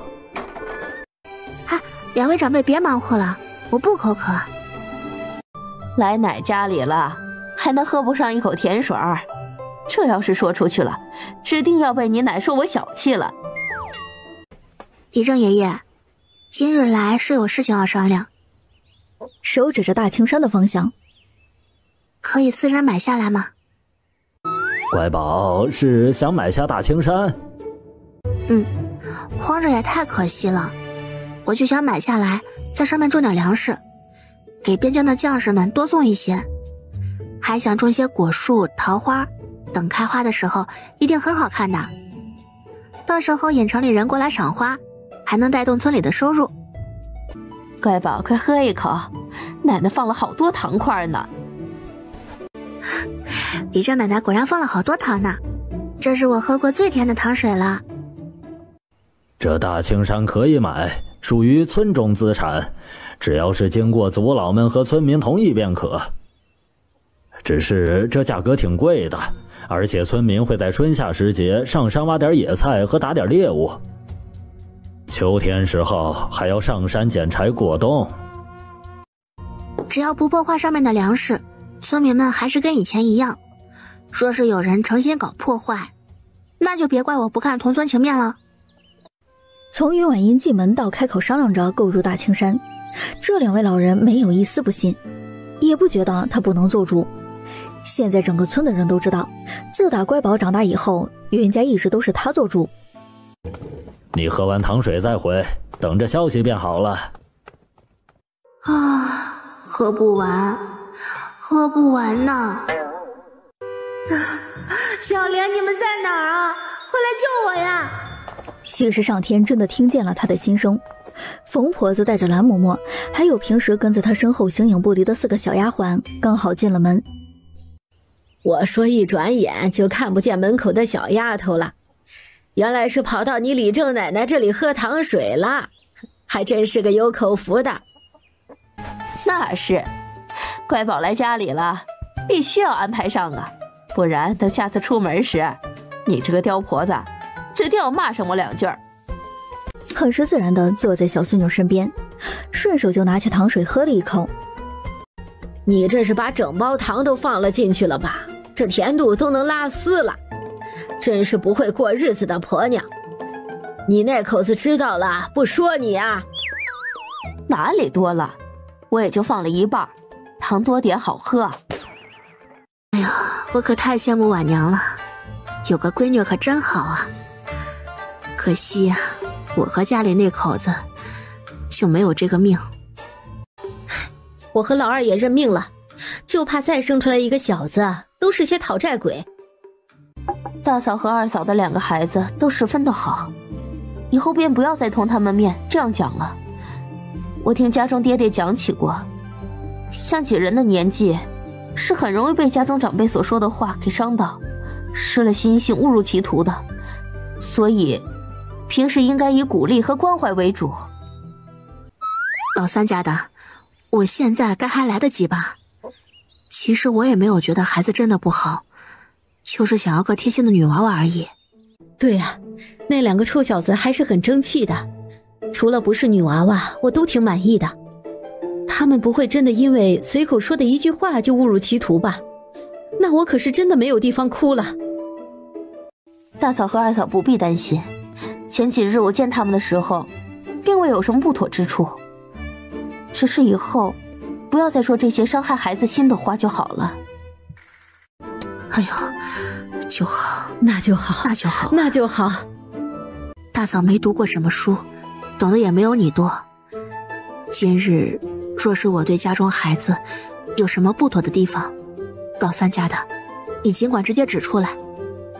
三弟妹，你不会不管我和大嫂吧？你这种眼神儿，给我拒绝的机会了吗？那若是我说话有得罪的地方，大嫂和二嫂直接告诉我便是。一家人坐在一起用饭时，我准备买下大青山，在上面种植东西。二伯父是想出门当掌柜的，还是在家里负责山上的事情？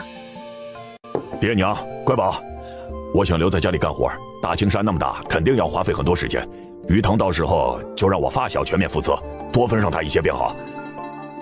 若我不进城去酒楼里，你就做不成掌柜娘子了。不做掌柜娘子也没关系，只要你在家，天天能看到你，我这心里也踏实极了，还不用担心外面那些浪蹄子把你勾了去。老二家的说的什么话呀？乖宝还在呢。大嫂，我可没其他意思，你可千万别多想啊。哎，你也知道我这张嘴啊，以后我再也不乱说了。得亏我信任你大哥，不然肯定是要吵架的。就烦你自己把衣服洗了吧，也长长记性。自从家里有了下人，你也是衣来张手，饭来张口，动动手也好，磨磨你这嘴上不把门的性子。娘，大嫂你们放心，吃完饭我就好好去洗衣服。先说好了，罚了我就不许再生气了。晚点我陪你一起去洗。既然二伯父都决定好了，以后便由你全权负责，利润就3-7分，如何？乖宝，太多了，你只需要给我发工钱便好了，大哥做掌柜的也是拿的工钱。从后面开始，我也准备让大伯父全权负责酒楼拿分成。我想把心思放在其他地方，或者开启养老生活。怎么了？我说的有什么不对吗？人生不应该要好好享受吗？乖宝，养老是不是太早了些啊？不早，不早的。我还准备带你和阿奶出去看看这大好河山呢。我觉得乖宝说的对，小孩子就应该好好长大，享受生活。整日待在家里老气横秋的，算怎么回事啊？再说了，等老三从边疆回来，他们娘俩肯定是要去京城的。老二接手家里的事情，以后出门便不用担心了。按道理来说，我们是老大，应该要守家才对。不行就让你大哥从酒楼回来，你去做掌柜的。大嫂放心，我不会心里不舒服。在酒楼要人际交往，实在是累得慌。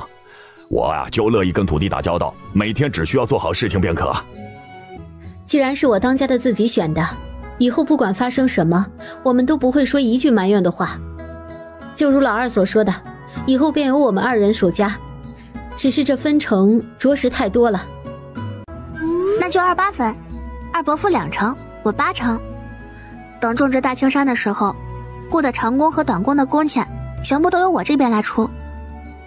2成也多，我只要工钱。咋的？都跟钱有仇啊？乖宝，就给你二伯父分上1成，就足够他们生活了。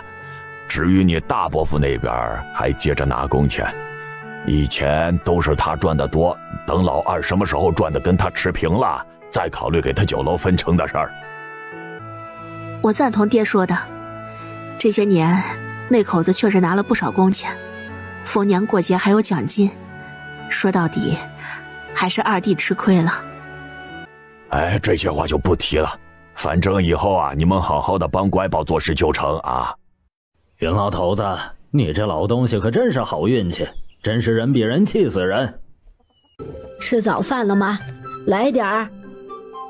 那多谢老嫂子了。大青山的事情搞定，若是乖宝着急，我一会儿去县衙那边请衙役们来丈量，只是不知道你想要多少亩山呀？于婉一想了想，大青山是座深不见底的深山，全买的话不知道要量到什么时候呢。以自己心中的蓝图，要个上万亩便行了。李正爷爷知道大青山有多大吗？以前并未丈量过，不清楚。于婉英走到院子中，看着连绵不绝的大青山，用手指大约从一边指向相反的方向。李正爷爷，麻烦您到时候多请些衙役过来，这些地方都要量的。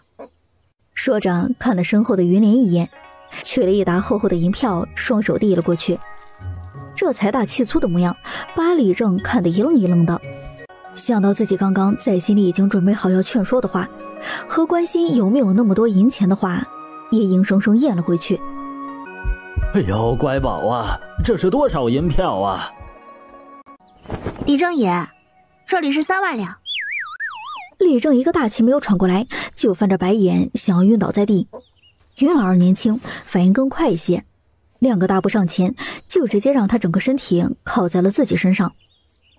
我没事儿，不用担心。你说咱们秀水村方圆100里的李正是不是都没有我厉害？他们可从来没见过这么多钱吧？等这件事情办成了，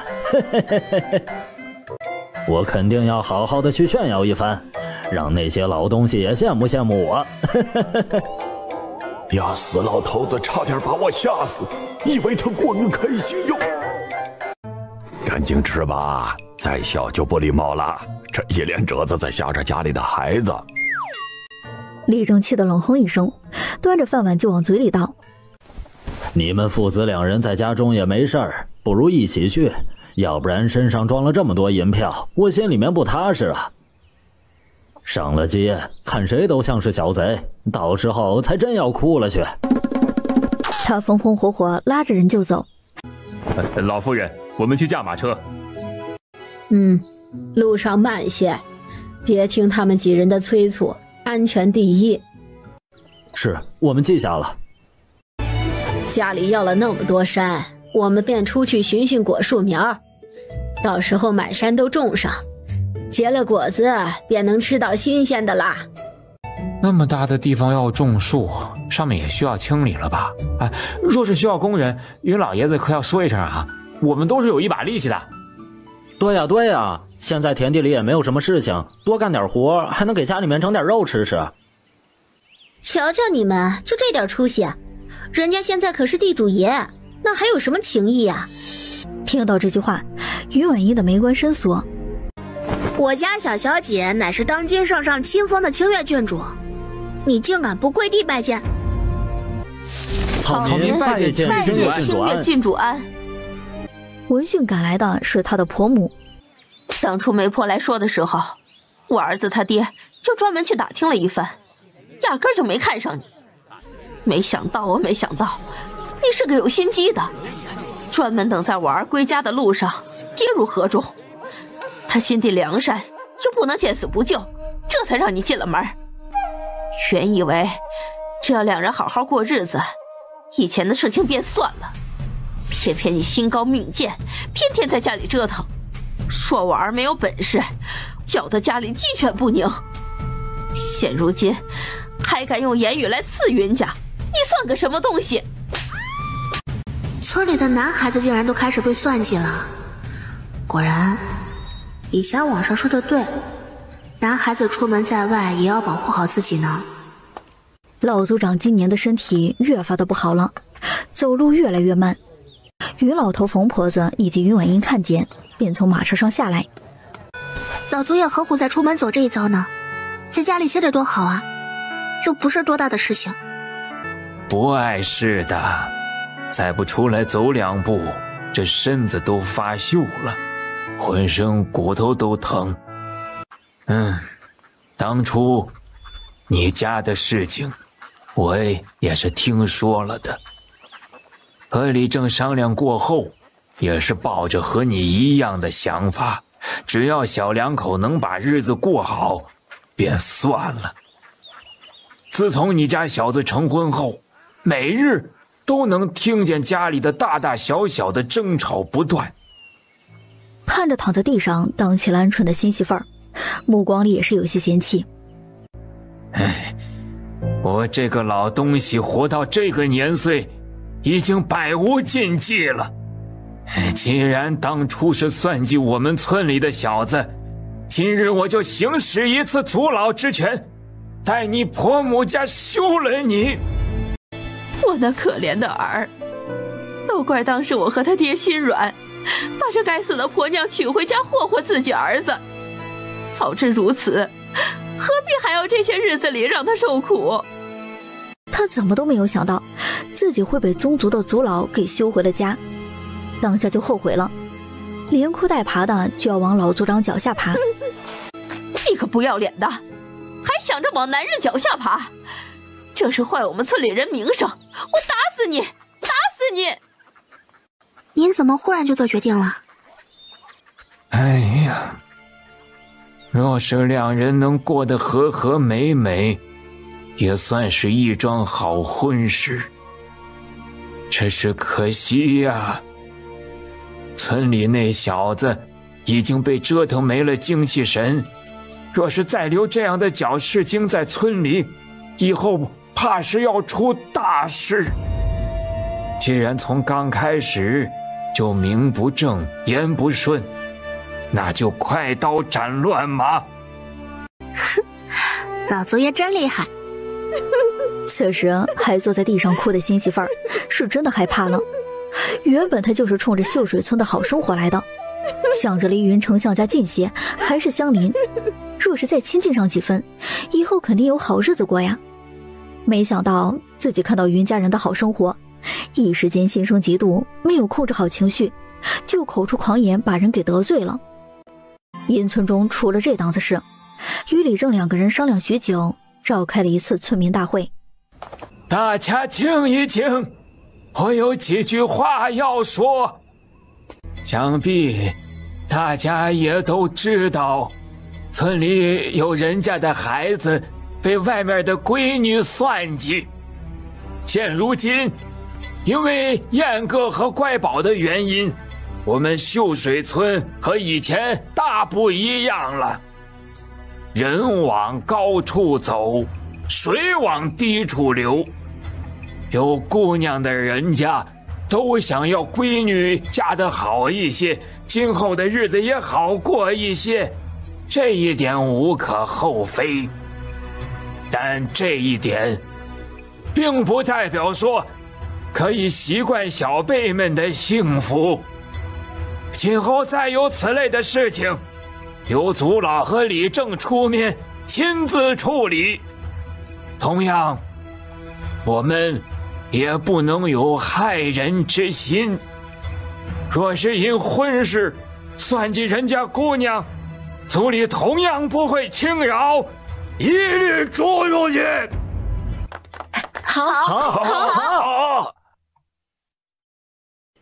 阿爷和二伯父明日里开始招村里的乡亲们，开始上山拔草开荒。这件事情最好要李正爷爷来负责。也知道了，一会儿吃完饭就去找李正。工钱就1天10个铜板，每天1节，不管饭食。不要担心花钱，等山上种上果树都结了果子的时候，在整个水月国都是独一份的，所以这开荒的速度越快越好。阿奶，平日里要多换几大箱子铜板，不然要每次跑太累了。乖宝放心吧，明日一早奶就去钱庄。那就辛苦阿奶了。大伯母、二伯母还有娘，你们就在家中保障后勤工作，每日收工时帮忙发工钱。家中不需要留这么些人吧？我就上山一起干活吧。我跟你二伯父一起上山做事，让爹娘在家休息。三弟媳妇儿就在家帮忙做饭，最近就辛苦你了。其实我也没有那么脆弱，只是你们以为而已。此话一出，就见大家一副不确定的眼神看着自己。近几年条件好了很多，每次吃饭的时候也是正常饭量，也没有见婉娘长胖，还是那盈盈一握的细腰，一点都不像是生过2个孩子的母亲。老三媳妇儿，你跟二嫂讲句实话，肚子上有一道一道的纹路吗？二嫂，什么纹路？还是和以前一样啊。是和成婚前一样吗？没有二嫂说的纹路。当时婆媳3人心里都要变成柠檬了，酸得很。看他皆是一副好事情都给你占了的模样。老大家和老二家的也在家里帮忙，等吃饭时去给你爹还有老二送饭。老三家的识字，等乡亲们来领工钱的时候记好名字，我负责分铜板。于老头和于婉音都觉得这样不错，赞同的点点头。主子们是不是忘记我们了？若是三夫人做饭，我们也上山。阿奶，您这是还没从之前的生活里出来，整日里想着做饭的事情。真是，活了大半辈子都是自己做事情，这脑子呀，总是会忘记家里如今不一样了。小小姐，三少爷从边疆送回了信，老爷子和老夫人可开心了。还有您的。不知道谁能给自己写信，看着那一手好字带着锋芒。乖宝，想你平安到家，云三叔带着的药品已经收到了，能被你这样关心，我觉得好开心，实在无以回报，只能以身相许，还希望乖宝不要嫌弃。直到收到你的回信。看着这里的云婉音，一脸的问号。这男人在脑补什么东西啊？上面的内容并不多，但每一个字都让他觉得无语。看过之后撇撇嘴，随手就放入了梳妆盒内，就忘记了。边疆的军营里，自从萧山写了信寄了出去，他就每日里在算日子。军营里专门负责送信的人看见他都怕了，每次都绕着他身边走，生怕再被拦下来，那眼神冷得让人不敢直视。秀水村内今日挤满了人，这不，看着乌泱泱的人群，还有隔壁几个村的里正都是为了能做工而来。大家静一静，听我说，凡是秀水村的人，每家每户出2个人，剩余的老小就在家里面做饭。丑话先说在前面，偷懒耍滑的不要，混日子想讹钱的不要。李正放心吧，这么好的事情我们肯定好好开荒。他满意的点点头，又看着相邻的几个村里正，只要正儿八经做事情的人，一家要1个人，那些有小心思的还有搅事情的不要，别到时候钱没赚到，再伤了我们之间的和气。云婉音、云老头以及云老二站在山脚下。阿爷，从这边开始清理，连土里的石头都要清理干净，先整出一片地，把果树苗种出来一些再说。祖孙3人站在这里好一顿比划，把先后清理的顺序刚安排好，转头就看见李正昂起来的头像这斗营的大公鸡一样雄赳赳气昂昂的，身后还跟着上百号人，看起来还挺唬人的。清月郡主安，云老爷的安，云老爷的安，云二爷安。起身吧。事情都安排好了，就准备回家里陪阿奶。这时，清月郡主，您等等。只是刚才一眼，他就能看出这个小姑娘眼神不干净，里面是满满的算计。有何事？大丫是隔壁村的，看着她高贵的气质，恨得牙痒痒。我看郡主总是一个人，肯定很孤单，就想着陪你说说话。这人有什么毛病吧？都不认识好吗？这是内涵我们村生不出女娃娃，好气呀！什么人都敢往乖宝身边凑，万一是坏人。乖宝什么身份？轮得着他来显摆？能的他。你算什么东西？还想跟清月郡主攀关系？我看你心挺大的。早些时候啊，老婆子就知道你是个不安分的主儿，没想到胆子这么大，是诚心让我们找不到活计做吧？清月郡主，救救我！求您大发慈悲，可怜可怜我，别让我奶打我了。我去，竟然有人想道德绑架我！他还没有来得及说话，秀水村的乡亲们不乐意了。这是哪个村的野丫头？怎么扯着嗓子乱说话呢？是啊，这关我们乖宝什么事情啊？你要管教孙女就回家管去，别在这里咋咋呼呼的。我不过是让清月郡主高抬贵手，千万不要不给伙计做。他只是说句话的事情，怎么就不可以？我们乖宝从头到尾可没有说一句话，都是你在这里自说自话。哼，是啊，我家招工本想让大家在这种季节能有些收入，家里的老人和孩子也能吃上几口肉。怎么你一上来就跟哭丧的一样啊？家里有人先去了？我没有，我不是那个意思，我只是想跟清月郡主说说话，在身边当个小丫鬟。不用，不需要。我身边的4个人都是从小一起长大的情谊，谁都比不了。若不是没有小姐发话，我都想一巴掌呼在她脸上。哎呀，有人想抢我饭碗，还这般的光明正大，收养！下次别让我遇见你，不然指定揍得你满地找牙。大牙看着一主四仆离去的背影，很是不甘心的咬咬牙，又冲着云婉音跑过去。这次在暗处的云桃闪身出现，一脚把他踹出去老远。凭什么？凭什么？凭什么是那人不可以是我？宋官，好好处理。谋害郡主，按照当朝法律可诛，此人会交给县令大人来审问。看着你家小姐被欺负，就这么开心呀？小小姐，您可是冤枉奴婢了。我这是因为听见您说是从小长大的情谊这句话开心呢。没想到奴婢在您心里这么重要呢。是啊，你们4个对我来说都很重要，你们3人也是，一个都不能少。以后我们的命就是小小姐的，以后一定要保护她。以后我们的命就是小小姐的，以后一定要保护她。云家宅子里，女人们在厨房里做着油炸辣子。阿奶，我们装一些，再弄些肉干之类的，给爹爹还有3哥哥寄点过去吧。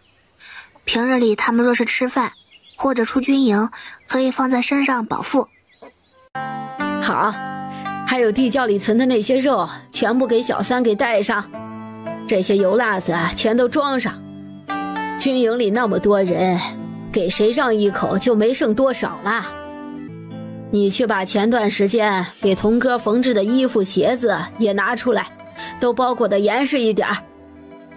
哎，好的娘，我这就去。哎呦，这是做什么呢？把人都要香死了，每次走到门前都拔不动腿。家里做了些肉酱，熬了几罐子，就等着给在军中的童哥给送去呢。自家的孩子出门在外，怎么能不心疼呢？我和他娘啊，整日里都担心他吃不好睡不好，只好做点这些好保存的。哎，确实该送一点，咱们在家日子过得去，嘴巴里节省一点，孩子就能吃上几口肉。不过呀，现在丞相他娘可不需要这样抠搜了，可要多放点大肉块啊。出发那日，云家的马车上被塞得满满当当的，几乎没有什么空隙，让押镖的队伍也是看得一愣。自己家里做的，路上可以添个味道，可别嫌弃。哎，老夫人您客气了。哎，您放心吧，这东西肯定分毫不少的送到3公子手中。找不到我们家童哥，给老三也行。燕哥现在也在军营里。在军营里等信的萧山，近日里那是看谁都不顺眼。三皇子，您每天这样黑着脸，都吓着我手下的兵了。这样下去容易扰乱军心啊。有什么解决不了的，您说一声，我帮着分析分析。盛将军，如果您给一个人写了信，对方一直没有回怎么办？在家的云婉音，阿奇，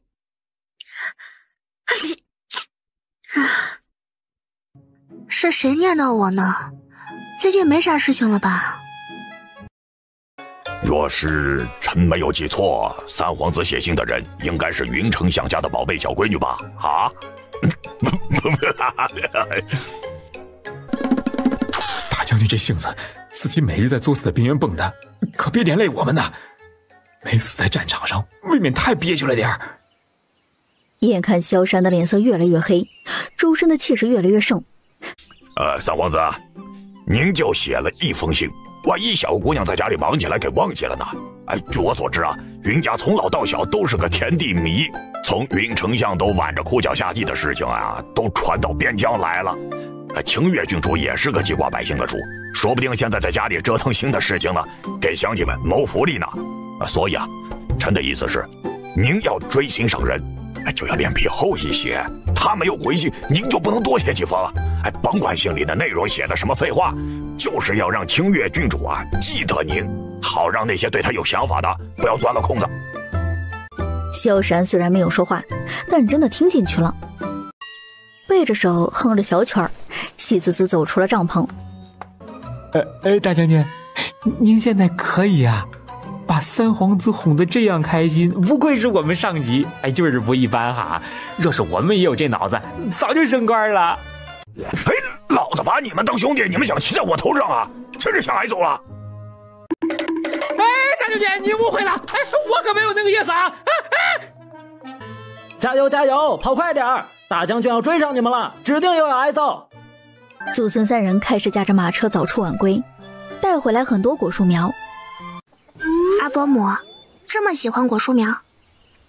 是啊，你二伯父每天都在耳边念叨着，早点收拾好一块地，就可以把树种上。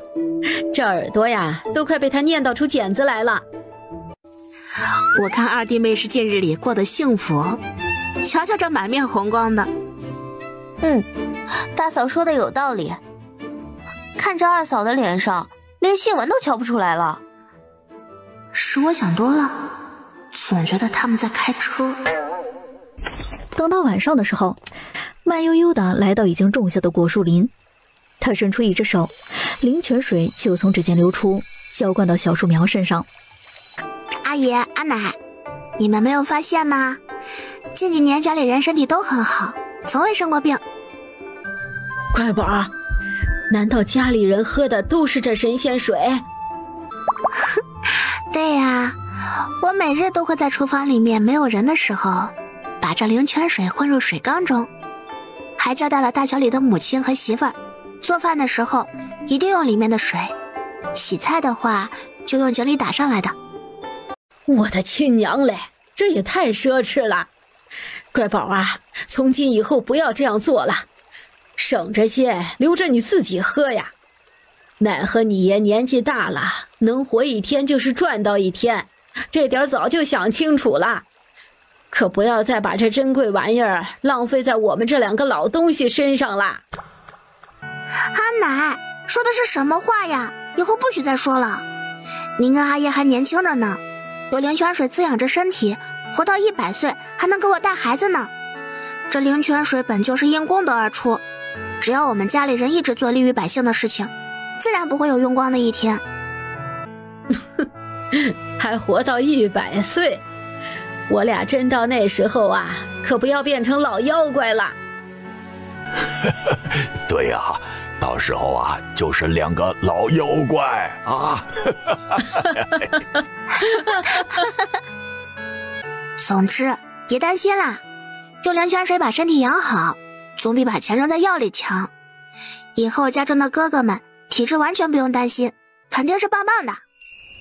今日里是秀水村的大日子，因于婉仪买下的一片山属于村中资产，按照法律规定，需要给衙门交一定的税费，剩下卖山的钱便是由村中里正和族老分配。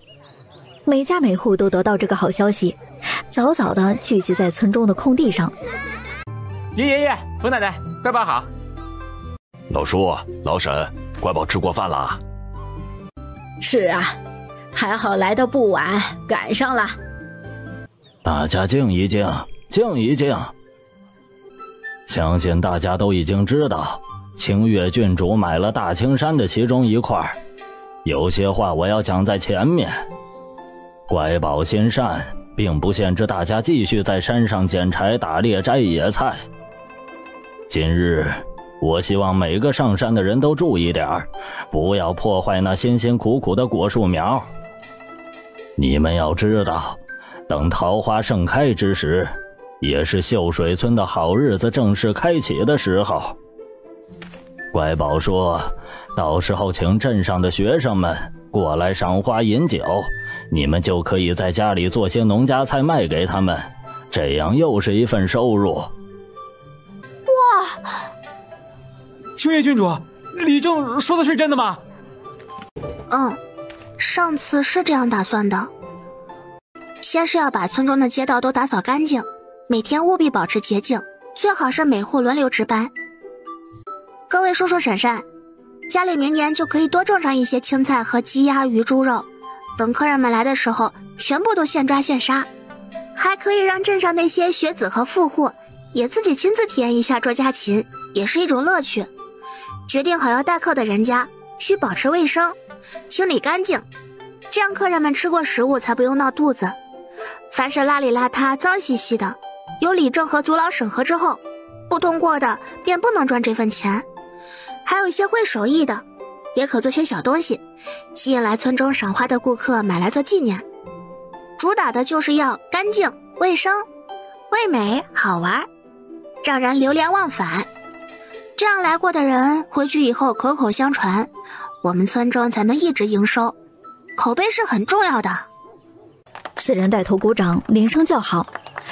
乖宝就是能耐啊！瞧瞧这小脑袋瓜，新的就是好用。家里的那些臭小子，哪个能比得上乖宝哦？秀水村的乡亲们也不傻，几乎全部都听明白了。他们明白，以前闪闪发光的小姑娘刚才讲的每一个字，都是在为村里人谋福利的。不如这理政就给云老头做，反正跟乖宝是家人，做起事情来更为方便。哎，你个老东西，从小到大算计我不计较了，现如今还想让我家乖宝来给你做苦力啊？这真的是……这可让李正突然清醒了过来，连忙往一边跑。你有本事说话，那你别跑啊！那我揍不揍你？瞧瞧，这两人呐，从小关系就好，一直闹到老。真是666啊！哎呀，老东西你别追了，刚才就是说顺嘴了。我心里可真的没有那么想，哪能让乖宝做这样的事情啊？这可是你自己说的啊！村里能不能赚钱就看你的了，以后别来烦我村院。哎呀，坑爹的发小，这么大一口锅就扔给我了。一个瞬间，脸上就带着贼兮兮的笑，刚准备开口，闭嘴，老鼠皮想都别想！我还要给乖宝看山上的树苗呢，没时间搭理你。我可太难了，这老东西越长年纪越精，一点也不好哄，没有小时候老实。呸！不然被你哄着做苦力吗？坏东西！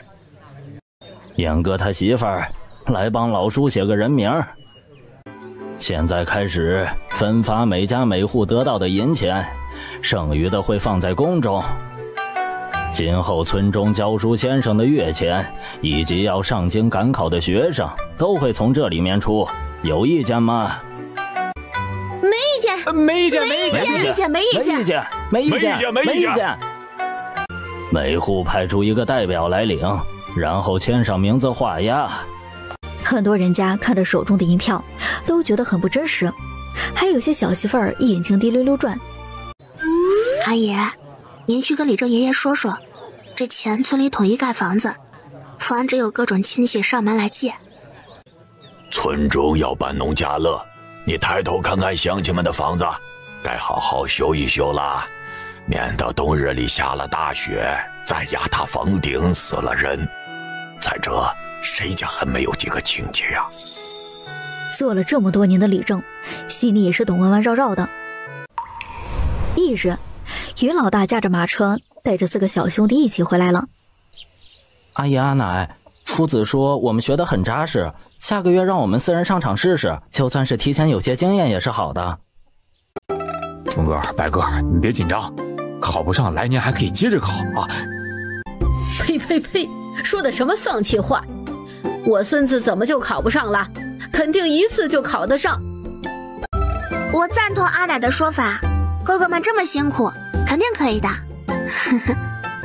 既然已经决定要下场，最近便辛苦些。我把相公以前的笔记给翻出来，几位哥就好好学习吧。有什么不懂的，可以问我，或是村中的教书先生。多努力一分，胜算就更大一些。那就辛苦燕哥儿媳妇儿在家里的时候多操点心，等几个小子回镇上的时候，就让亲家辛苦一些。是，爹。云老大带着账本和银钱，就和云婉音去了偏厅。他把账本合上去。没有问题。这是所有的收入，大家收好了。大伯父说的什么话呀？无规矩不成方圆。既然是在乖宝手下做事情，就应该遵守规矩。不光是我，以后家里的哥哥们也应如此。好，就听大伯的。在外面可以这样，在家中可不行哦，不然会有种生疏感，会让我觉得很难过的。好，好，好。我家乖宝还是像小孩子一样啊。大伯，我呀，去外面给你接着攒嫁妆了。小小姐，边疆来的。三哥哥不是寄过信回来了吗？怎么还有啊？小小姐，奴婢觉得不是三少爷的，应该是安少爷的。乖宝，许久不见，不知你在家中过得可好？云三叔来到军中后，父皇下了圣旨，让他作为军师压阵。你放心，不会让他受伤，也不会让他上战场。我会保护好乖宝的爹爹。我知道，乖宝最看重家人了。他更在乎的是，亲亲爹爹原本送来军粮就该返回京中的，现如今留在了边疆。想到远处战火四起，自己的家人就在其中，他就坐不住了。没我的吩咐，谁都不许入内。是，小小姐。他会这样着急，是因为想到在那个时空有上下几千年传下来的文化。如果没有记错，这2本书都是在营地里，果然被他找到了。那，即刻发去边疆，一刻不要停留。看着小丫鬟奔跑出门的身影，他很庆幸萧闪写信给自己，他才能知道这件事情。此时于婉英的心里只惦记着家里人的安危，把给在等着回信的萧山又望到了九霄云外。军营里送信官最近是叫苦连连，盛将军看着眼前的送信官都瘦了一大圈，也有些不忍心。三皇子年轻嘛，没经验，还在摸索的路上，你们都担待些。我们也没有媳妇儿啊！我能怎么办呢？给你们抢些回来。云婉英看着自己眼前的一大摞信，都是给我的。对啊，小小姐，您这是把我这辈子收信的数量都给得了。小小姐您真厉害。我和萧时安又没什么关系，不回信很正常啊。笔墨又不是他买的。这人呢，过日子就要勤俭节约的，钱哪里有那么好赚呢？你很好赚啊，框框都是几10万两，空间还有金块。我不听，我不听。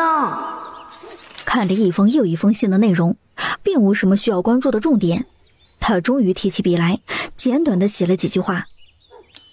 安哥哥好，后山买了下来，种了很多果子树，最近甚是忙碌，未及时回信，还请不要怪罪。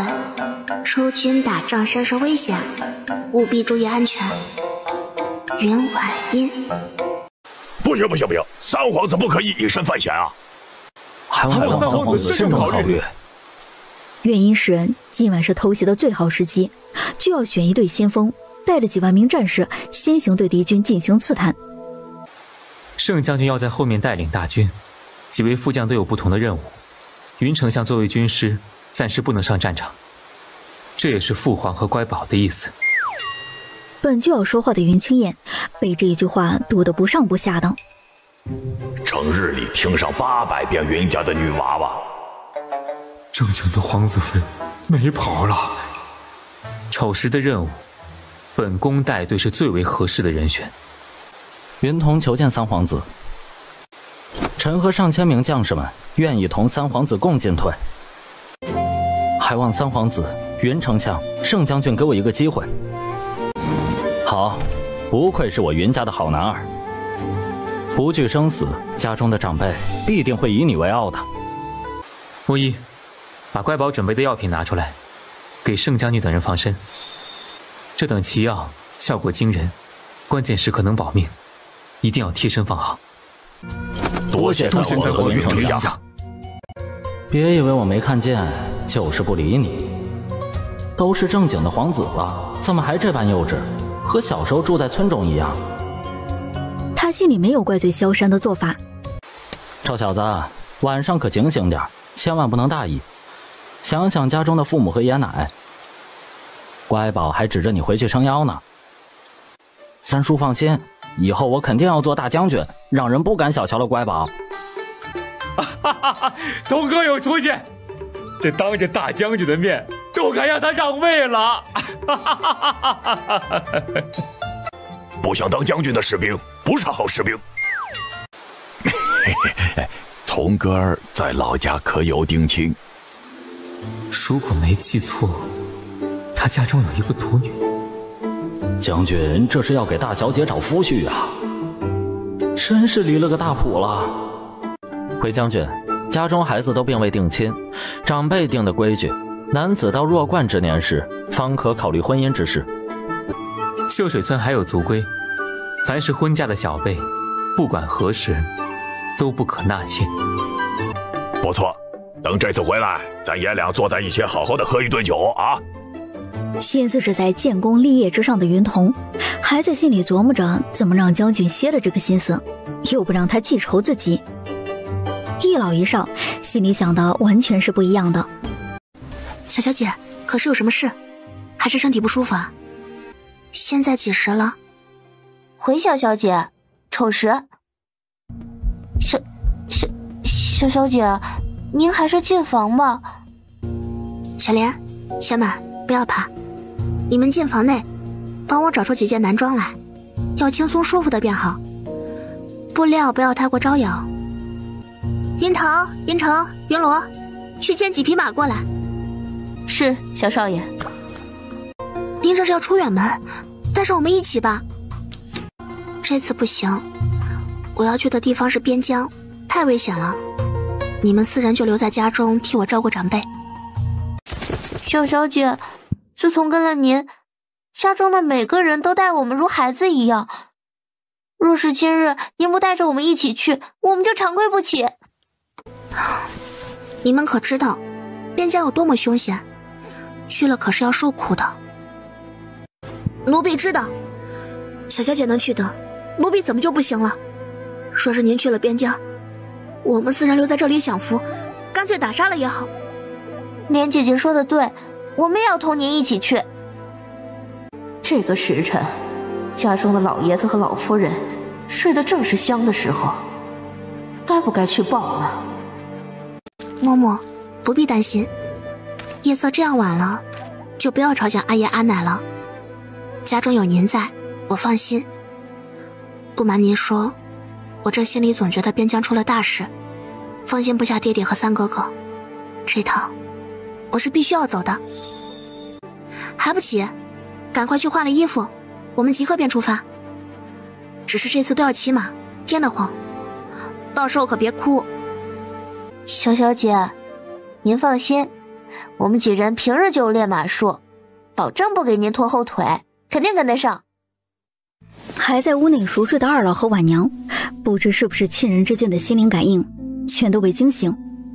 冯婆子打开房门的时候，蓝妹子，这么晚不在屋里睡，可是发生什么事情了？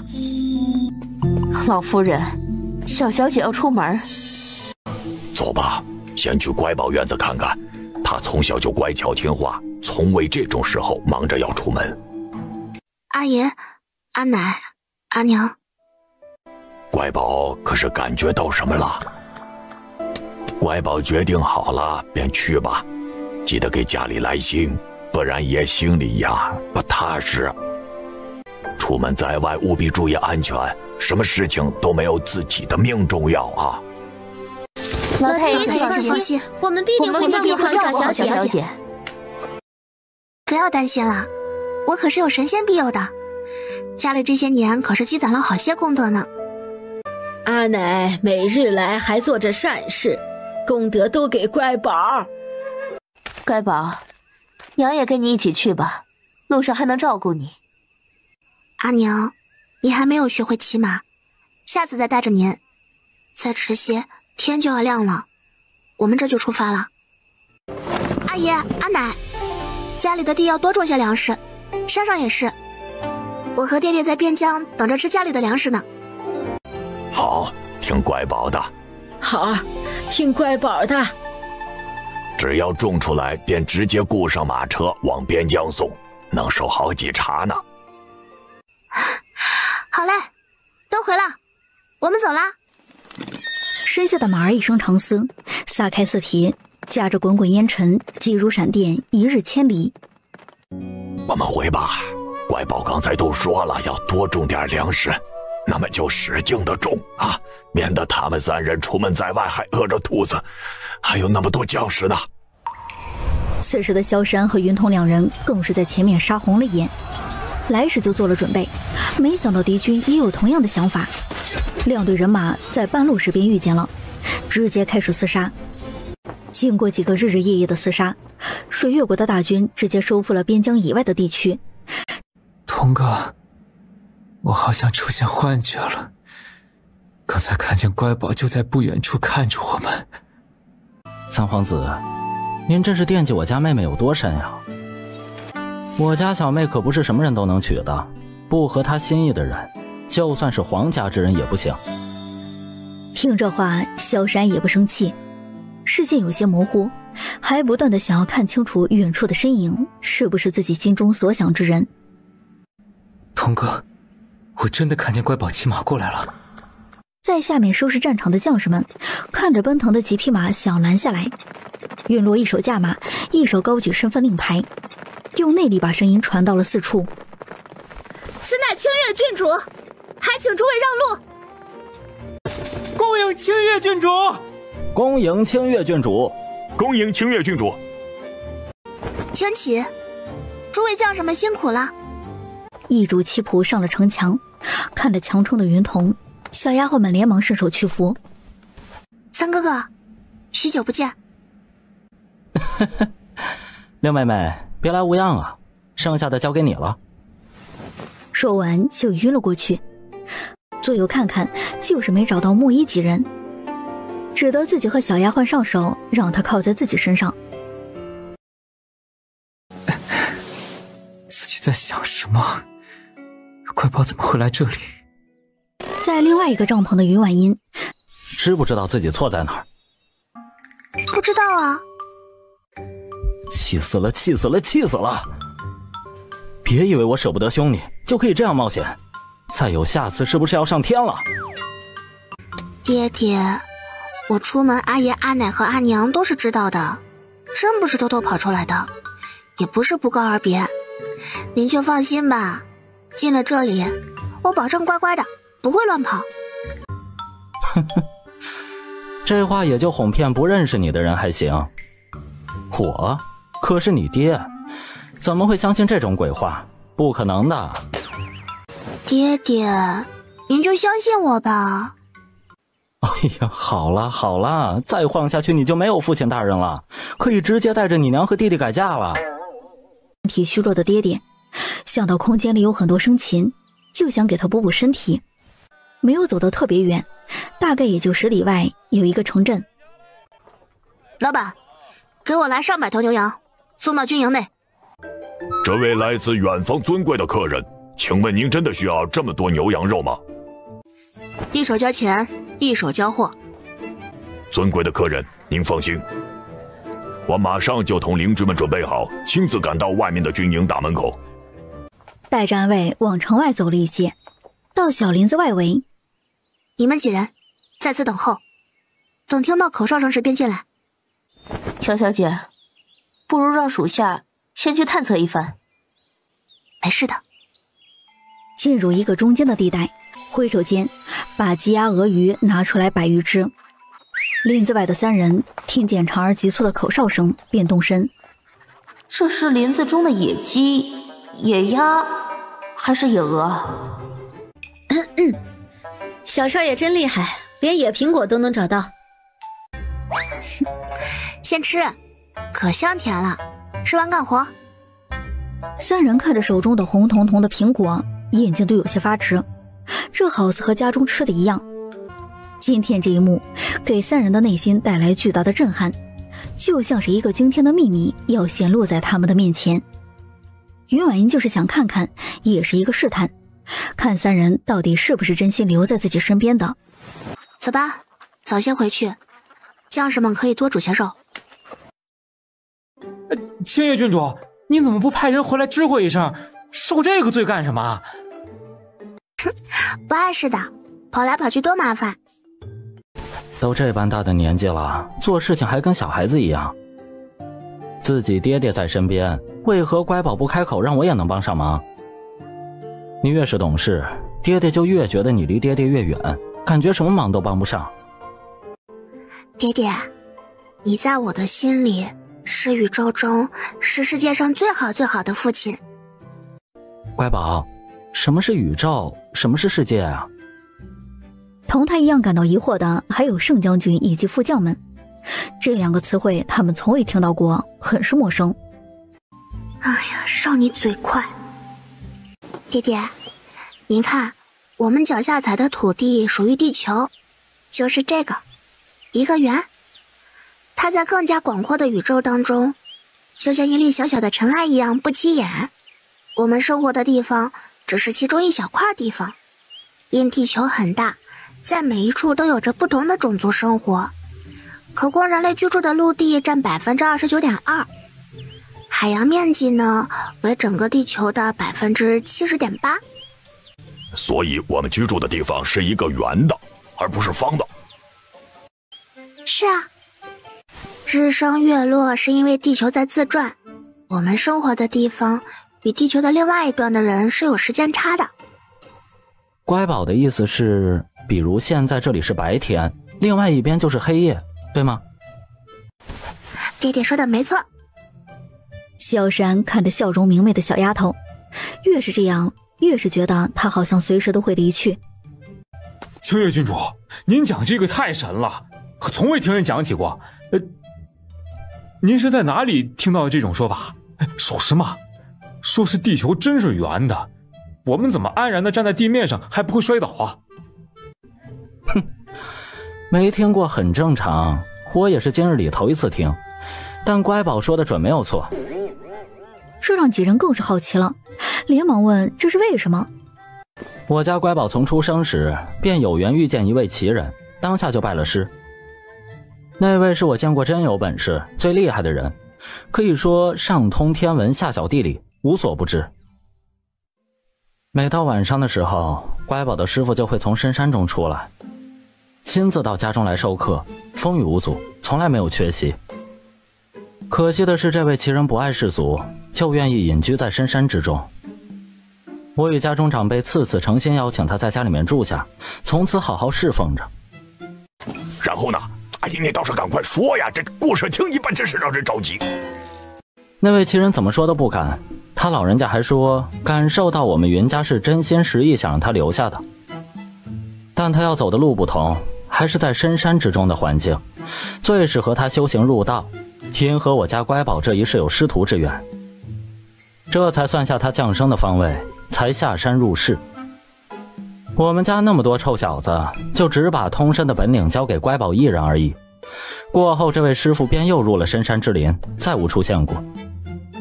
临走时只留下了一句：若是有缘，还有再次相见，不必挂怀。我爹爹现在越来越牛了，都会讲故事了，还挺有意思的，有头有尾的。我信了你个鬼！家附近都是暗卫，那些年从未夜半时分来报有人进入云家小院。难道是那位奇人武功奇高？原来地球是圆的呀，真神奇！哎呀，赶快养好伤，回去跟娘子分享一下，她肯定会瞪大眼睛表示震惊。嘿嘿嘿嘿嘿嘿。辣眼睛，一个大男人总是笑得这样淫荡。什么地球圆不圆的？我只关心将士们能吃上多少肉。麻烦您和将士们把今天买的牛羊家禽全部都宰了，咱们炖肉吃。一会儿我让身边的小丫鬟给您送些火锅底料，辛辣开胃，放进去一起煮着，肯定很香的。这豪横的手笔让大厨愣住了，有些不敢相信，又眼睛看向默不作声的三皇子。既然是清月郡主自掏腰包犒劳的将士们，便听他就好。好，多谢青叶郡主，您可真是人美心善呐。今晚的饭菜保证给你做的香喷喷的。大厨笑着来到主帐篷里。三皇子，大将军安。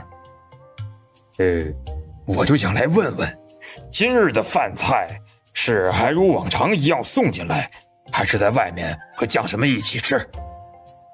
便在外面搭上几张桌子，我们与将士们共同庆祝。青月郡主的桌子就放在我的旁边。怪不得云家人防着他，这小狼崽。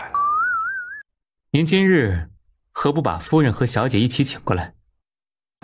不是想考察考察女婿吗？还真是。哎呀，这新脑子真的好用。哎，让夫人看看也好。安哥哥，你来的正好，鸡汤马上就好了，也不用让人再给你去送了。那就麻烦乖宝了，这鸡汤闻着就很香。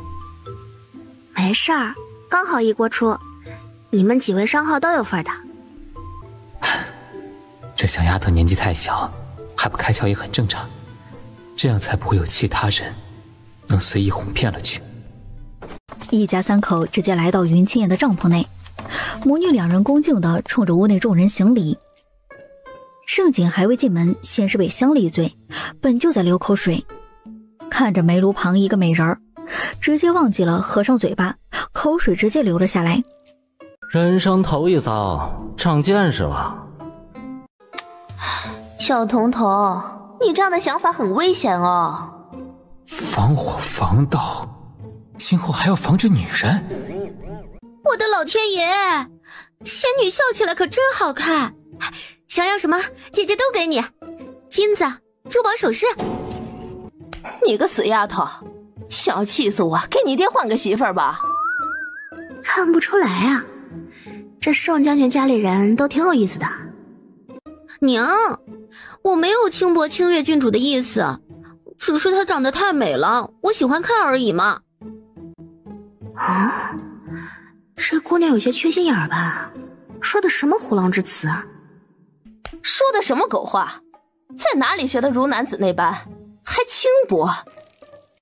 盛夫人别生气，我知道盛小姐没有坏心思，您坐下来休息一会儿吧。清月郡主，我带小女给你赔个礼。锦儿从小便在边疆长大，身边都是将士们，没有什么玩伴，性格就粗爽一些。只是她心思是好的，绝对不是不敬您的意思。没关系的，我很喜欢桂仙姐的性格，大方爽朗，秀色难掩。真美啊！娘，我就说吧，清月郡主是我见过最美的女子，天上的仙女也不过如此。娘，你说了这么多话，竟然没有觉得累，也不像以前那般喘得不行了。夫人，你觉得身体可好啊？仔细地感受了一下，果然如女儿所说这般，没有那么累了，比以前呼吸更顺畅了。岳婉英看了他几眼，便感觉此人血虚得很，才会如此不舒服。几位来得正好，我用师傅留的千年参须炖了鸡汤，正好一人喝上一碗补补身体，对盛夫人的身体也是有好处的。听师傅大老人家讲，这可是他在深山老林里面一个神仙去了都觉得好的地方得到的，蕴含了天地之灵气，是难得可贵的人参。多谢清月郡主，老夫说句实话，这鸡汤能让我夫人身体变好，我真的无法拒绝，但我也不能占您便宜，盛家会送上贵重物品表示感谢，还请不要拒绝。什么时候这样客气了？不过是一碗鸡汤而已。我家乖宝本身就是给咱几个熬的，说是要好好养一下身子，一个大男人这样磨磨唧唧，都不像你了。赶紧趁热喝了吧，别白瞎我闺女这份心意就行。只有盛将军和盛锦父女两人没有动面前的那碗鸡汤，心里都想着让盛夫人多喝上一碗。赶紧喝吧，盛夫人身子虚，不宜进补特别多，只能慢慢来。等一会儿我让人煲上一份人参和灵芝带回去，每日里只需掰上一点煲汤，慢慢就回来了。虽然他没有把脉，但敢这样说的原因，便是空间里的药材是用灵泉水浇灌着长大的，本就不同。清月郡主，虚的话我也不会讲，多谢您舍出这么珍贵的药材，今后您就是我的亲姐妹，盛家有的东西也有你一份。不必啦，我的财产多到自己数都数不清了，每日看那么多钱可辛苦了，连跟在我身边的人都不愿意碰了。你家的东西呢，还是自己留着吧，有东西傍身总归是好事情。难得遇见的人参能让你们看见，真是靠运气。可谁让我有个逆天的师傅呢，多得数不过来。篝火四起，将士们早就按耐不住激动的心情，都端着饭碗等着呢。开宴。有骨头的全部捡出来，放在干净的盘子里，递过去。乖宝，慢慢吃，不过还是有的。三皇子，小女的东西还是由我这个做爹爹的负责就好，您就安心吃饭吧。好嘞，记忆中的场景又开始攻击我了。云丞相说差了，我和乖宝从小到大就是这样，没有什么不妥当的。这些肉我能吃得完，你别担忧了。这三皇子一直惦记着云家小姑娘呢，可云丞相一家从不是贪富贵之人，对乖宝更是疼惜的不得了，都是捧在手心里的，总是防着三皇子。这种场面经常发生，三皇子总是吃瘪，可精彩了呢。嘿嘿嘿嘿。这三皇子有的熬喽。云家的族规在清越郡主出生后经过几次更改，都是村中族老和乡亲们一致通过的。乖宝这样好，自然值得更好的。娘，要是嫁给他能当乖宝的嫂嫂，我愿意。我给三哥哥找了媳妇儿，这盛家小姐姐真是牛逼啊，我喜欢。好气好气，防女人，一定要防女人。盛家夫妻二人无奈的扶脸，怀疑今后还怎么见人呢？盛家小姐，多谢你对我家侄儿的肯定，只是婚姻大事不是儿戏。家中对小辈婚姻第一个要求便是两情相悦，作为长辈都不许以任何理由干涉他们的婚事。若是盛家小姐真心想了解我家侄儿，那真是他的福气。有什么问题或者想要怎么了解，随时都可以找他本人。此事应我主动才是，免得落了盛家小姐的名声。今日在的诸位都是自己兄弟，还望……不等他说话，人群中大喊：“那可不是！今日我们看到千夫长自己哭着闹着说要娶盛家小姐呢！”此话一出，人群爆笑，不断起哄。盛家夫妻二人不动声色地点点头，做事情极为有分寸，也有男子汉大丈夫承担责任的能力，确实很不错。后知后觉的盛锦也有意识到自己的不妥之处，心中暗暗地骂自己，平时恃宠而骄，差点把爹娘的面子都丢到2里地外去了。刚才还这般大胆，原来是个纸老虎啊！古代的相亲满大会这么快？盛家母女临走时，云莲抱着2个并不出彩的盒子，双手奉上。盛夫人，我也没有放这的盒子，您自己到家之后换个便好了，做法就像之前所说的。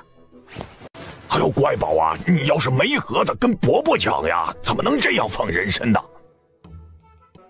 哦，还有盒子装啊，我平时都是随意放的。习惯就好，毕竟是真的。我们也不知道乖宝到底有多少珍贵药材。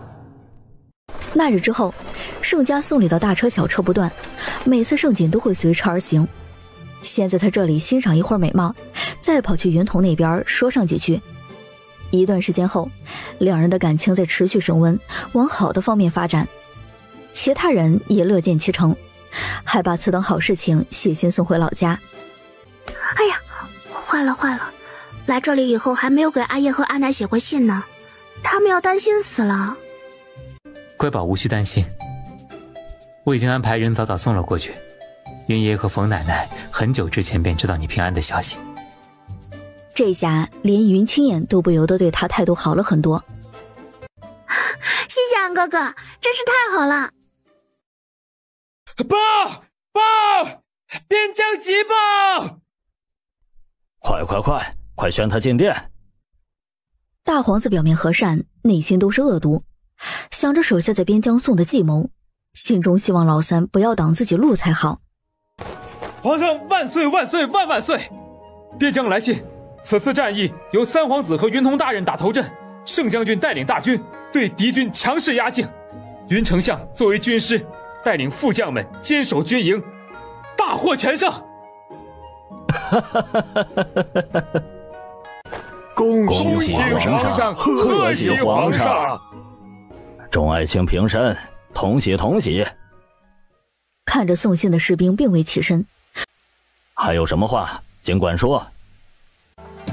皇上，此次虽是大军赢了，可三皇子、云丞相、盛将军等人接受了重伤，差点一命呜呼。还好年纪尚小的清越郡主从老家日夜兼程，不敢停歇的只身带着7个小丫鬟赶到军营，带了上好的伤药，才救了几人。当时情况甚是凶险，若是没有他及时赶到，怕是……又是云丞相的小姑娘，真是哪里都有她。这般有能耐，听闻长相比程贵妃还要美上几分的人儿，怎么就落在老三手里了？父皇，儿臣觉得军营重地，一个女人家的怎么可随意入内？实在是此行为很是不妥当。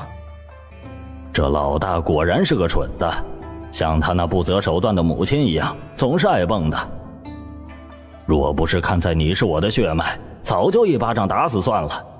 像我这般英俊神武的明君，岂料因为女人的算计而留下了黑历史。瞧瞧老三，自打在娘胎里就如此优秀，长得是如此的俊美，不愧是我跟程贵妃的宠。老三棒，老三真厉害，几个儿子当中最像我，这次赏点什么好呢？清越郡主玉质殊慎，才德兼行，从无恶名，其爱国英勇，当属天下女子之表率，特封为福乐公主。赏赐金银珠宝若干，封地命则即日备典。三皇子此行带朕出征，英勇善战，是故邦家仁孝纯深，早闻瑞者，朕亲承景业，司隆正序，可立时安为皇太子。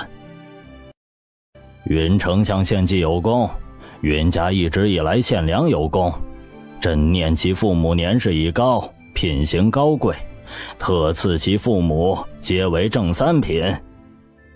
云童能文能武，少年英俊，才华出众，血战沙场，护皇太子有功，特封为御国将军。盛将军一门忠烈，常年镇守边疆，朕甚是心疼爱卿，特封为镇国威武大将军。其女品貌端正，孝心醇厚，特封为郡主，以示皇恩。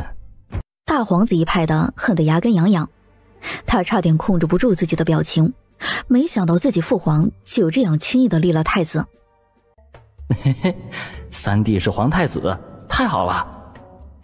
以后就算我整日在外面游玩，也不用担心母亲在宫中受委屈了。凭什么？凭什么？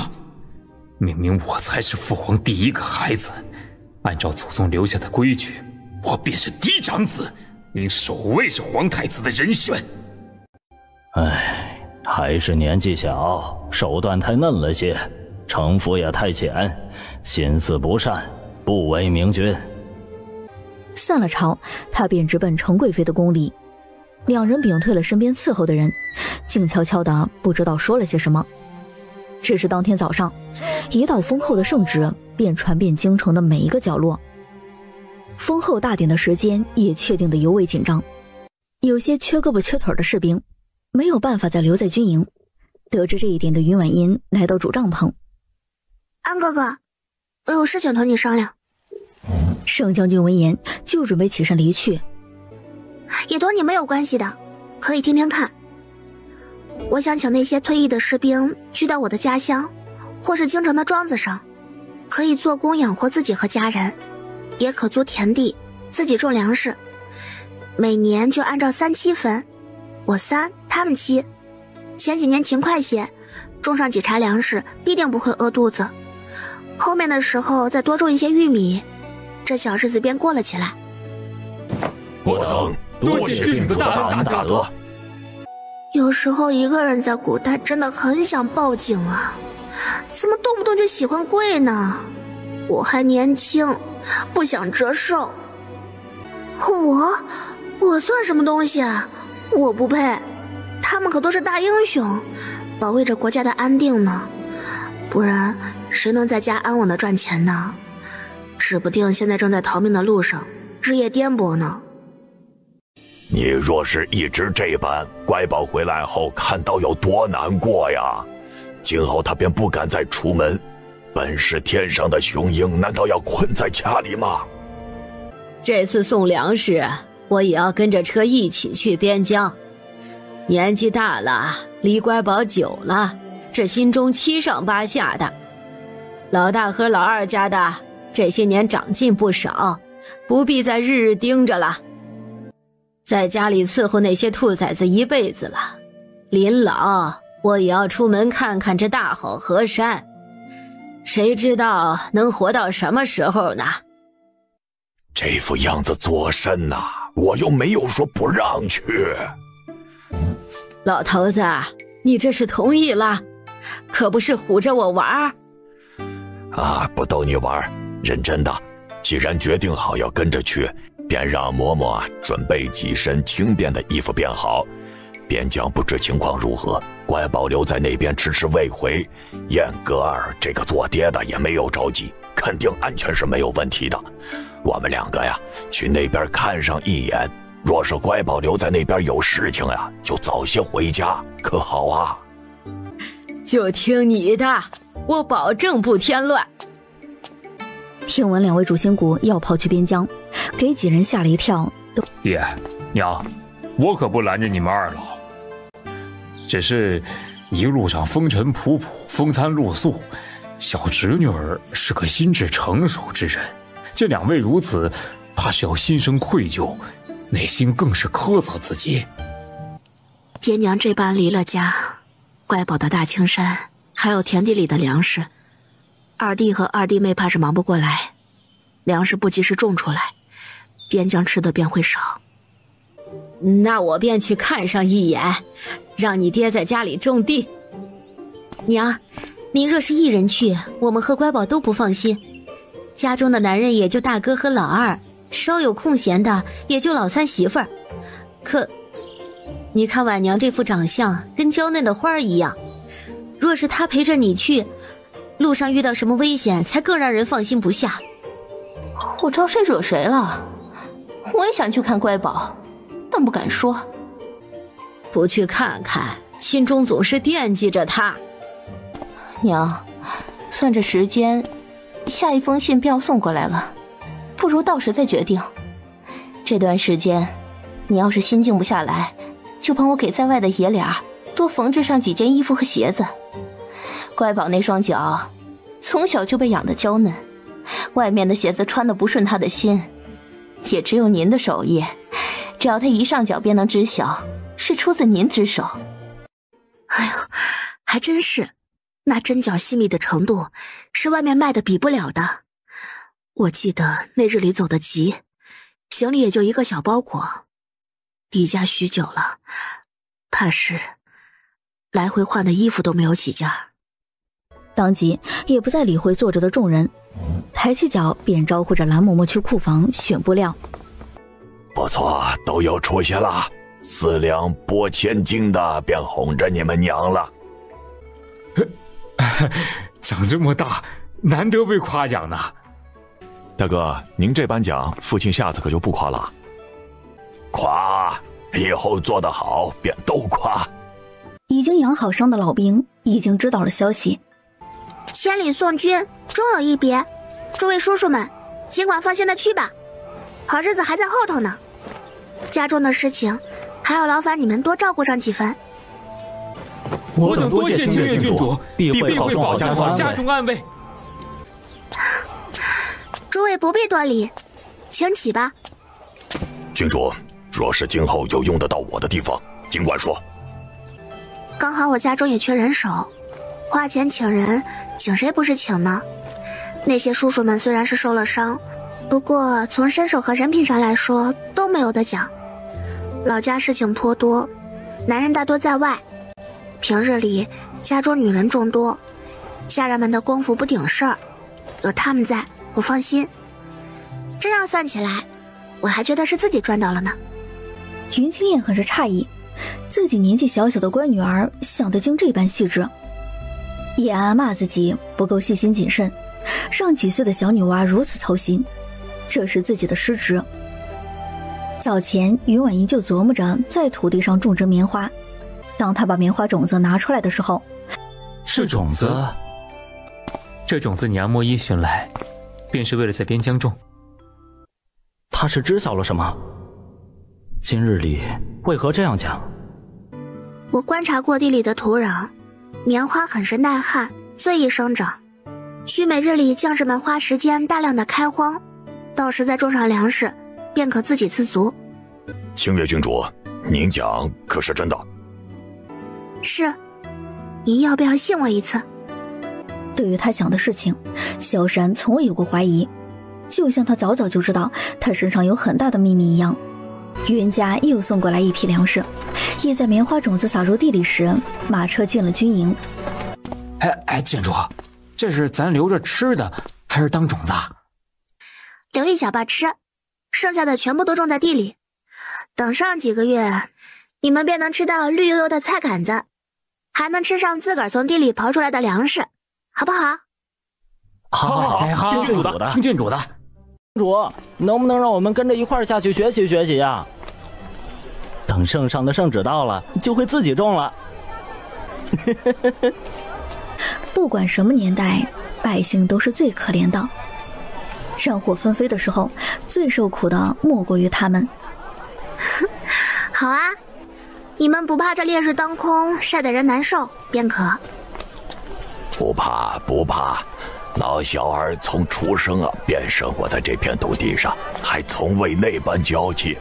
这会儿的天气已经凉快许多了。这还凉快？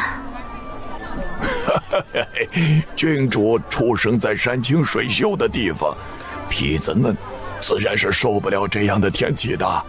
像我们身体早已适应了这种气候，是不一样的。我还真是不如你们呢。这大热天的，在外面待久了，感觉骨头都要热化了。您快回去歇着吧，也不急着一时半会儿的。乖宝，爹爹和你三哥哥便都会种这些，你就没必要再下地了。于婉莹刚准备开口，头顶上便有一把伞，比平日里下雨时用的伞要遮掩很多。仔细看，就能发现针脚很是粗糙，像是第一次做针线活。早些几日，萧山便发现他受不住边疆的热，就按照记忆中母妃的样子，捡了一件自己的衣服，缝制了一把伞出来。乖宝，听话，我同云三叔一起去，忙了这些时日，就在军营中休息。若有什么不懂的地方，再差人来请教。好啊，剩余的便交给你们了。刚好我也偷个懒。偷懒好啊，我们就怕你闲不住的。是啊是啊，到时候可别偷偷跑到地里。便是真想去，也要等着太阳落山。今日看守大门的兄弟们可是要看好了，别让这只调皮的小猫给钻了空子偷偷跑出去了。三皇子您放心，咱们兄弟打起12分精神，肯定好好守着，保证一只猫都跑不出去。不管是军营里的将士们，还是附近的百姓，连着数日都是情绪高涨，都自发地过来以开荒的田地，一起弯着腰种粮食，没人喊一声累。圣旨到的前一天，边疆乌云密布，竟也飘起了绵绵细雨，刚好滋养着已经入土的种子。这清月郡主真是个有福气的呀，她要种地，老天爷便下雨，说不定呀，这次咱们还真的有盼头，家家户户都能有存粮。百姓之间的消息传播最为迅速，不过片刻功夫，整座城里的人都认为郡主是天上的仙子，是救苦救难的活菩萨，更有甚者，扬言要回家去给清月郡主立长生牌。奉天承运，皇帝诏曰。为人很是客气，看着跪在地上的清月郡主，连连恭喜。嘿，我没跪，我只是蹲在圈子里。这皇上每次都赏赐很多东西，怎么就不知免了我的跪呢？恭喜福乐公主，贺喜福乐公主，咱家给您见礼了。这是公主给诸位喝茶的喜钱，在大喜的日子，公公可不许拒绝。开始就被喜公公两人不断的叮嘱，千万不要拿强，对云家人要客气礼貌。公公便不要推拒了，以后免不了，这打交道的时间还多着呢。那位公公先是看了一眼站着的三皇子，看他点头，才伸手接过了红色钱袋子。咱家就替一同前来的兄弟们谢过福乐公主了。整日里捧着那2本军书在帐篷里研究，萧山和盛将军过来时，他都没有听见动静。你们2个人进来也不说一声，这是私闯帐篷。被书中所讲戏眼的2人也不同他计较，一心看着里面的内容。老弟，你这书是哪儿来的？这么厉害的人物，能不能来军中当军师啊？老哥呀，你再用力我可就废了。对不住啊，我刚才太激动了，没控制住。还好我在家时也锻炼身体，今日换成平常书生，真的就嘎了。这是乖宝的师傅前不久拿出来的，才让送信的送过来。我也是刚刚才开始试看，不得不说，这位神龙见尾的师傅真的是厉害之极。何止是厉害，若是他本人有意皇位，任何一国的皇位都会属于他的。乖宝师傅无心于此，不然也不会引入那荒无人烟的深山之中。做一个闲云野鹤的人，沉浸于修道的心境中。这次许是怜悯百姓，不愿看到水月国的百姓流离失所，才出手让人送来2本至宝。云三叔不必紧张，我说那句话本就是事实，并未有怀疑那位前辈的心思。书都送到军营里来了，他的心思已经很清晰明了了。三皇子说的对，还好这位前辈是乖宝的师傅，若是其他国家的人与我们为敌，才是最不乐观的事儿。哎呀，还是乖宝厉害，福气也好。我家夫人今日里来喝着人参宝的汤，已经不渴了，脸色明显红润了许多呀，也不需要整日里在床上躺着避风，天气好的时候还能在院子里走上一会儿。以后乖宝就是我老盛家的亲闺女儿。我家夫人今日里来喝着人参宝的汤，已经不渴了，脸色明显红润了许多呀，也不需要整日里在床上躺着避风，天气好的时候还能在院子里走上一会儿。以后乖宝就是我老盛家的亲闺女儿。切，惦记我家小侄子就算了，现如今盛将军连我小闺女都惦记上了。你怎么不说我云家的整个儿郎全部都是你家的呢？哎，老弟啊，你这话就不对了啊！什么是你家的我家的？以后盛景跟云童成了喜事，咱们哥俩可是正经的一家人呐。乖宝就是景儿的妹妹，迟早不就是我闺女吗？啊！谁说将军都是虎的？这人就很聪明啊，还极其不要脸。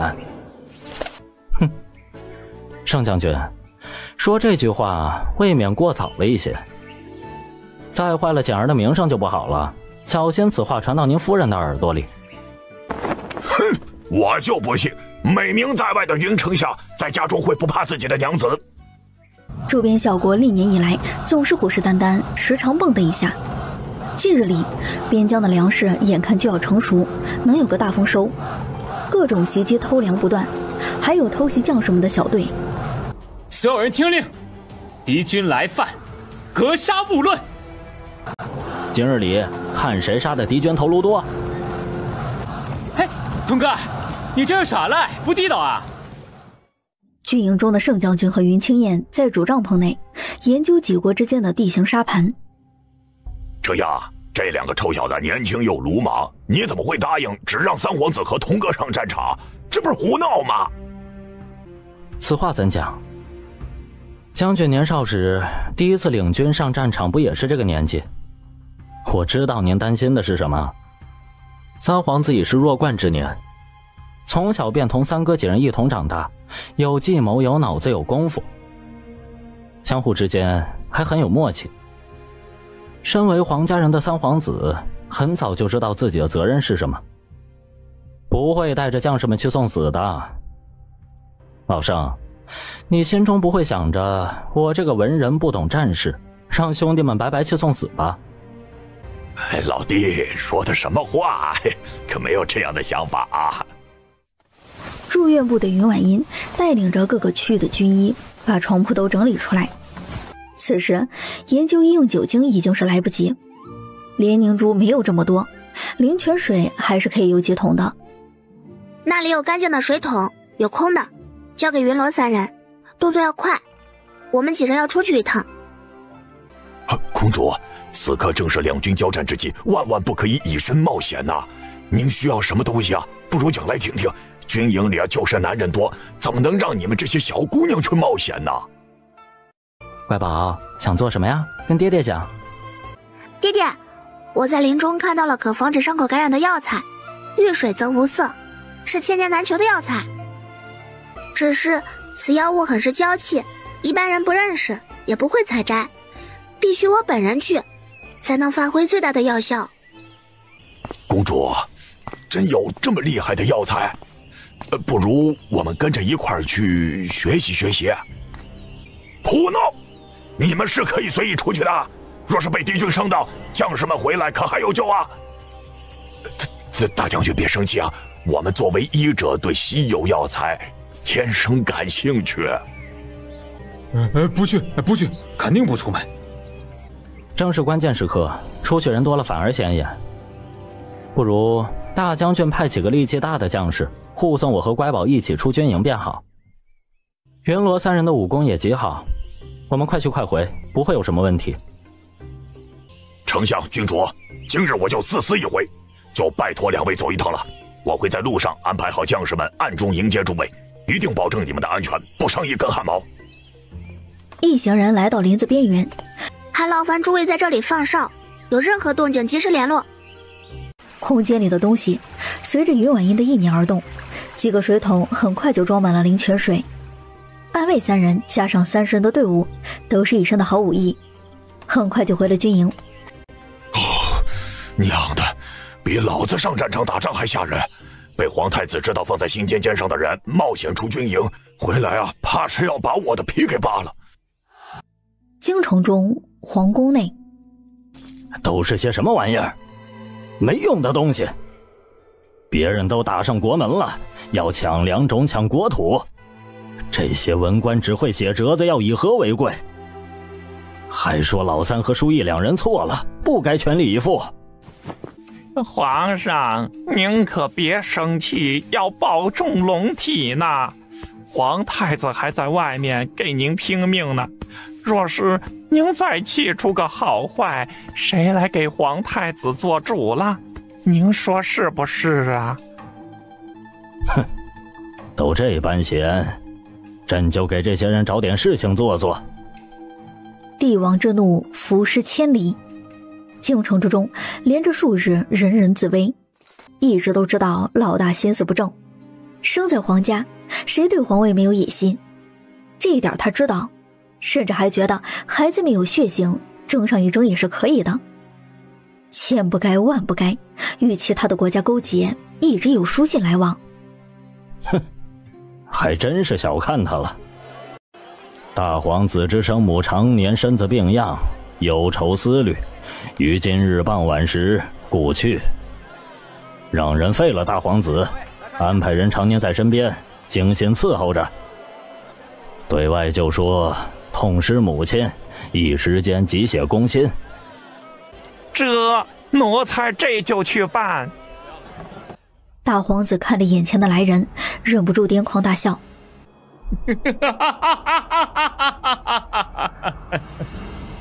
老三可真是好福气，有个好娘，生来就得父皇的喜爱，从小到大就他过得最好。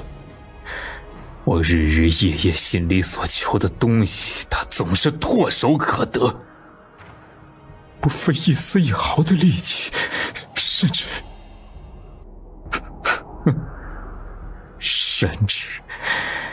这水月国的皇族，父皇都会帮他扫清障碍，只为没人能挡他的路。程月帝所说的废掉，并不是毒酒和白绫，而是由暗卫将使用武功震碎他全身上下所有的骨头。父皇，你好狠的心呐！宫中出了这么大事情，后宫的娘娘们自然早早收到了风声。那位从未进宫时就开始步步为营，每一步都算计在前面，让如今的皇上都摔了跟头。出了那档子事，差点与皇位无缘。谁让他爹爹在太上皇在位时是个有本事的，不知用了什么方法让他进了后院。只是不管是太上皇还是现在的皇上，哪个都不是任人搓扁的性子。今日这般，早已是10几年前那场算计里定了局。小姐，现如今人已去，便不值得多惦记什么。这后宫清静了，你也轻松些。皇上说了，云家最心疼女儿，我若是早些把后宫料理干净了，儿也能早些得心上人。到时我和皇上就出门游山玩水，想想就开心。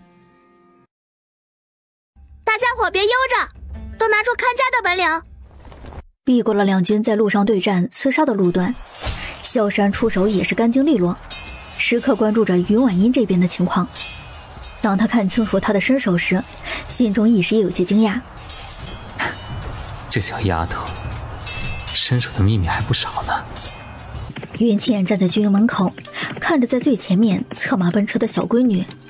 你仔细看，乖宝表情没有痛苦，怕是其他人的血。云婉音和萧山动作很是利落，下了马。爹爹，您没事吧？脸色这般苍白，是身体不舒服吗？你给我回帐篷里去，闭门反思。没有我的允许，不可以出门。谁都不许求情，我管教自己的女儿，亲生的。小姐，三老爷看着您一身血回来，差点站不住，这是真心疼您呢，语气才这般差。您可难过？不开心就说出来吧。赶快准备热水，让我清洗清洗吧。皇太子，今日就是你不对了，遇到这种情况怎么不让乖宝避一避啊？他才多大，还未有10岁吧？这种打打杀杀的场景，刚入营的士兵都受不了。哎呀，还是让军营开点安神汤，免得晚上做噩梦。2个月之后，京城之中，凡是出门的百姓都知道云婉音在边疆的事迹，连那些在后院的小姐们聚在一起时，福乐公主真是女子之楷模，我好生喜欢。这等性子必定是个好相处的。待她归京之时，若我还未出阁，定要送张请帖，好好的看一眼这等妙人。切，这等粗鲁的女子还是乡下来的，怎么上得了台面？特别是在边疆之地、军营之中，如此多的男儿郎，这名声……道不同，不相为谋，怎可随意拿一女子的名声说事？我与这位小姐没缘，送客。云丞相早在前几年便被程月帝几封圣旨连催着他回京去了。皇上，同僚们说的也没有错，臣的家乡重教育，日后会有更多饱读诗书的小子们走上科考之路。据我所知，还有些在家中嚷嚷着要去军中找童哥当大将军呢。那些叔叔伯娘并未第一时间拒绝，以后大家要见到很多秀水村的孩子。淑一，你这是在告诉朕，要动手早点动手，直接杜绝了那些小娃娃们的路。等乖宝嫁给老三，我们就是一家人，还分什么你家我家的？完蛋喽！殷丞相又要生气喽！皇上，谁说我家乖宝要嫁人的？我家招婿。臣退了，皇上您忙吧。丞相，不留下吃饭呀？水月国36年秋。皇上万岁万岁万万岁！皇上万岁万岁万万岁！皇后娘娘万福金安。皇后娘娘万福金安。乖宝，过来朕身边。哎呦，辛苦你了。我可是准备了很多好东西，就等你回来抬回府呢。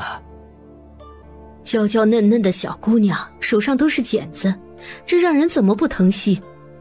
乖宝啊，今后便不出来，那些事情还有个高的在前面顶着呢，我们就在家里好好休息。他也知道，看得出他们对自己真心疼爱，乖巧的点点头，笑得一脸萌萌的。程皇后看着心里软软的，看着未来儿媳妇儿，怎么看怎么满意，恨不得马上就给拐回去天天见。好啦，赶快去跟你娘说几句话，不然她要哭成泪人了。爹爹，娘亲，女儿不孝，一走多年，为侍奉在左右。我的闺女儿啊，该心疼死娘了。我日日夜夜向满天神佛祈祷，保佑你平安归来。人平安到家是好事，你再哭下去，乖宝也要哭了。家中祖父祖母给你备了许多好吃的，走，我们这就回家去。拜见云三叔、云三婶。都长这么高了，平安回来就好。有时间去家里吃饭，做点你爱吃的。夫人，皇太子在宫中好吃的很多，不差家里那一口。帝后特准他回家与家人团聚，其他人则是去宫中参加宴席。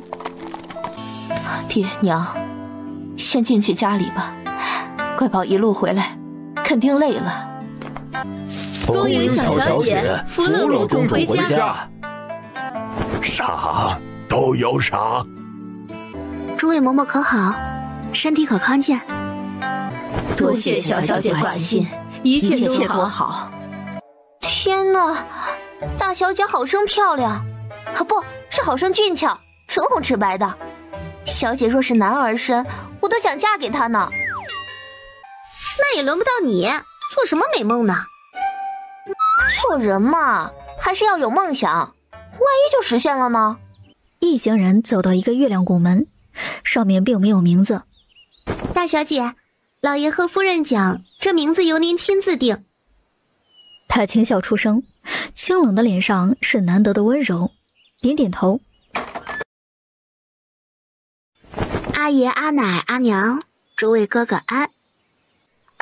乖宝如今也是大姑娘了，大哥在外这么多年，还从未见过比你还要好的容貌。我现在明白了，刚才进城时，乖宝为何穿的男装了。说是穿女装，府上的门槛此时已经被踩破了。回头得让金书、钱书多备上几个才行。跟谁学的坏毛病？这副模样，这大秋天的扇着扇子，你也不嫌冷，还敢调侃你妹妹？我看你是想挨揍了。哎呀，我的老祖宗哎，你老可别动气，是孙儿错了，孙儿该打。家中就春哥你最为调皮，看见谁都要调侃一声。二嫂当时最不放心的就是你，再三叮嘱，一定要看顾好，免得你出去招惹是非。三婶，瞧瞧我这哥哥和弟弟们，一个个都是话语极少的人，家中的老祖宗们总需要一个嘴巴甜的哄着不是？乖宝很漂亮，以后想怎么穿便怎么穿。哥哥护得住你，我看谁敢骑。听说小哥哥得了状元郎，真是厉害。这等好消息都传到边疆去了，你都不知道京里的叔叔伯伯们如何羡慕我，都在私下打探你这个脑子是怎么长的，怎能如此聪慧，让他们羡慕极了。也没有那么好。其实学习是最简单的事情，用点心便好了。两兄妹低着声音，交头接耳的模样，家中人看到都觉得很开心。瞧，妹妹偏心尔哥不是？说什么悄悄话呢？跟哥哥们也分享分享。三位哥哥也是，如今这般年纪了，还要和我小妹争宠。记得小时候，我总是抢不过你们，只能捏着拳头暗暗生闷气，现如今长大了，还是这副模样。你长大了，哥哥也长大了，怎么还能争不过呢？二哥，你就认命吧。于婉莹被几人围在正中间，听着哥哥们讲的趣事，笑起来的模样像是百花盛开。家中的饭菜也就是几人，看着满满一桌菜色，于婉莹便知道这是长辈们亲自下厨了。阿爷阿奶都是老祖宗的人了，怎么还下厨房啊？伤到怎么办？我随便吃点就行，不挑的。乖宝，快尝尝，是不是和以前一样？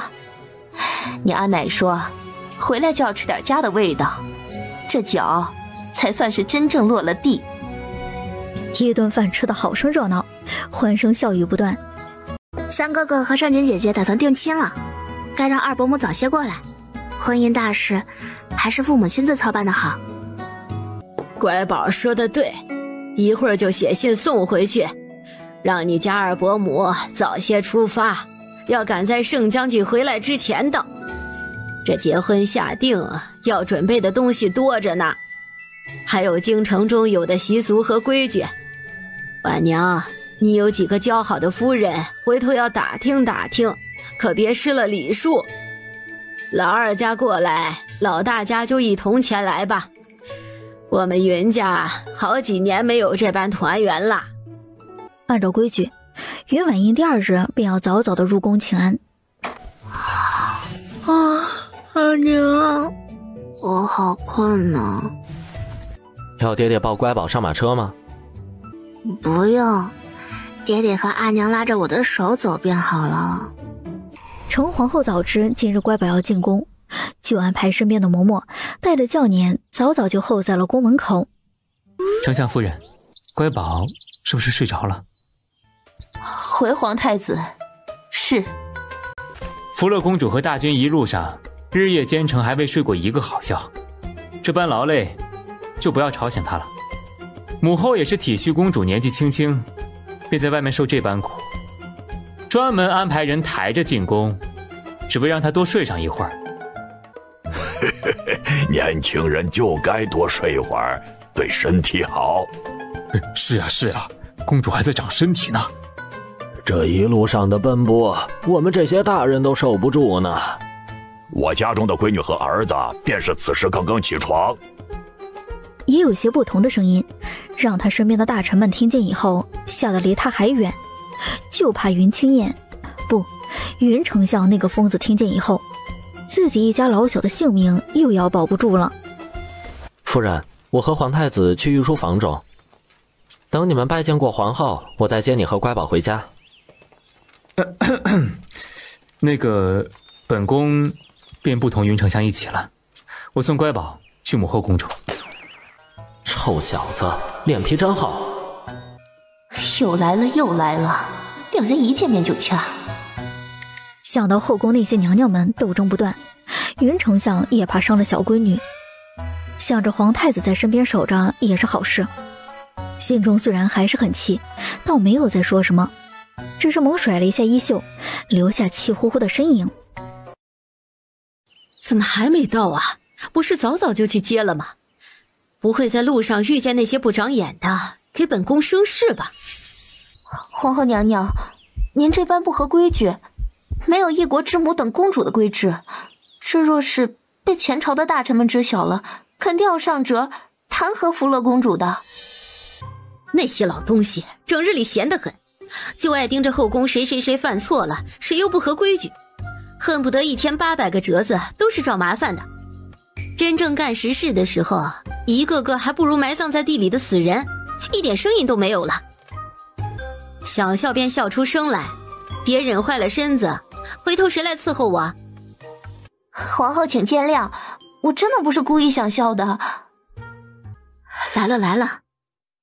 于婉莹也慢悠悠醒来，自在的伸伸懒腰。乖宝，醒了吗？康哥哥，我醒了。入来门便看见母后一脸焦急地看着轿子，她摇了摇头。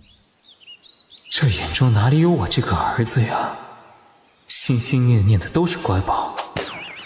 母女二人下了轿子，还没有来得及行礼，便为程皇后摆摆手：“别来这套虚的，都是自己人。”皇后娘娘心善，臣妇知晓，但礼数不可废，免得回头又惹是生非。行，就按照你的来。天哪，乖宝怎能这般漂亮啊！以前京中都说我是水月国第一美人儿，瞧瞧站在我们乖宝身边一比较，都让我羞红了脸了。亲昵的模样被不了解的人看见，还以为这是程皇后所出的亲闺女呢。皇后娘娘可别一个劲儿夸她了，不然呢，乖宝怕是要当真了。得了吧，我还不了解你吗？哪里会真心觉得乖宝不好啊？我要真说一句，你还不得跟我拼命啊？哪敢，您可是一国之母，借我800个胆子，臣妇都不敢。不过婉娘啊，我是真心觉得小丫头真会长，挑着你们夫妻2人的优点长得这叫一个精致，我一个女人瞧着都心动。哎呀，这要是我闺女该有多好啊！我肯定把好东西都给乖宝。皇太子无奈扯了扯嘴角，里面的辛酸只有他自己清楚。这么多年，只是守在乖宝的身边，两人还未真正的确定心意。母后，乖宝和云三婶便交给您了，我去御书房找父皇，等吃饭时再过来。去吧。行吧，乖宝没来之前还是心肝宝贝呢，来了之后，我便是一根草。皇上，那些同僚说的话也对，皇太子的年纪是该娶妻生子了。其他人家的孩子，这个年纪孩子都2、3个，遍地会跑了。还不是你不愿意乖乖嫁给老三？每次一说，这头倔驴就嚷着喊着要辞官回家养老。年纪轻轻的养个屁老，就是威胁我。丞相要是撂挑子不干了，朕去哪里找这般合心合意的苦力呀？啊呸，不是，这般一心为国为民的好大臣。哎，做皇上太难了，好难呀！老三也是个不中用的，在边疆这么多年都没哄着乖宝的心，白瞎的长了副好皮相，真是浪费了。还有我这个好父亲，一把年纪了，担心他的人生大事，有合适的人选吗？比如……皇上，此等大事情是一国之重，臣不便参与，相信皇上一定会为皇太子选最合适的太子妃，到时候臣必定随个大礼。他明白，丞相这是故意气皇上呢。神仙打架，小鬼躲好，免得伤及无辜。我呸！还随个大礼？我稀罕你送的大礼吗？我们一家3口稀罕的是乖宝。丞相啊，你想想，乖宝嫁给老三，朕许诺的是正妻之位，你就变成国丈，谁还敢来惹你啊？这是好事。皇上，臣不惦记什么国丈的位置。皇上若是不喜臣，臣便回家种地去，走得远远的，保证再也不出现在您面前。瞧瞧，这个狗东西不知好坏，每次都这样气我。这天下除了他，谁还敢这样跟我讲话呀？换了其他人，早就被拉下去砍头了。哼，就是仗着朕宠他，肆无忌惮，无法无天。话也不是这样说，乖宝多好的姑娘啊，嫁到别人家吃苦，你舍得吗？这不是肥水不流外人田吗？皇上，您有所不知，我们秀水村的族谱上专门记载了一条有关于女子出嫁的条件。哎，爱卿你要说的话，朕都知道。若是我答应老三只娶一个正妃，后院再无他人，云丞相还愿意乖宝嫁入皇家吗？萧山刚进门，就听见父皇说的这句话，内心也是震惊的。儿子，多谢父皇成全之恩。我该跟皇上说句实话，若是乖宝愿意，我们家里自然不会阻拦。这要问过他本人才行。家中孩子的婚姻大事，家里都是要听孩子的建议。婚姻之事，媒妁之言，不都是听父母安排的吗？怎么云家就这般不同啊？云丞相笑着把云家二老的想法说了一遍。屋内众人听着连连点头，觉得甚是有道理。父皇和云丞相放心，我肯定会问过乖宝的意见。若是他真的不愿意，我也不勉强，我今后便守在他身边一辈子。若是他愿意，我便红毯铺满城，迎娶她归家。好，不愧是我儿子。说到这里，云清燕也不能再说什么，脸色还是很不爽的点点头。这么多年来首次同意。吃饭的时候，就见程月帝和萧山心情极好，实在是皇上今天的笑容像是拐到小红帽的大灰狼，让他忍不住背后发凉，总觉得有人在背后算计自己。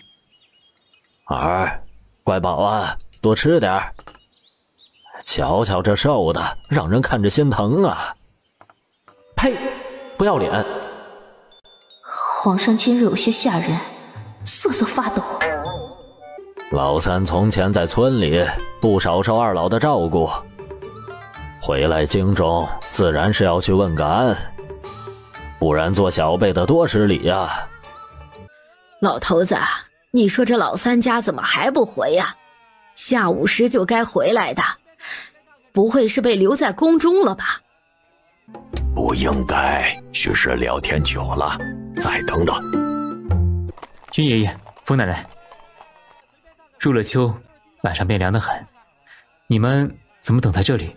小心再伤了身子。年纪大的人眼睛便不好使了，看不清老远的人。是安小子吗？哎，是我。刚才还叫我安小子，如今便要行礼。小子，我这村里日日蹭饭，那些是白吃的吗？在京中不知道多少眼睛盯着呢，有些规矩的好。爹娘，没事的，便听皇太子的。我看看谁敢去上折子参我一本。正好，皇上说国库紧张，实在不行便找些大人谈谈心，为皇上分分忧才好呢。隐在暗处探查消息的人，别人是真的贪心，这位丞相贪心是要命还要钱呀。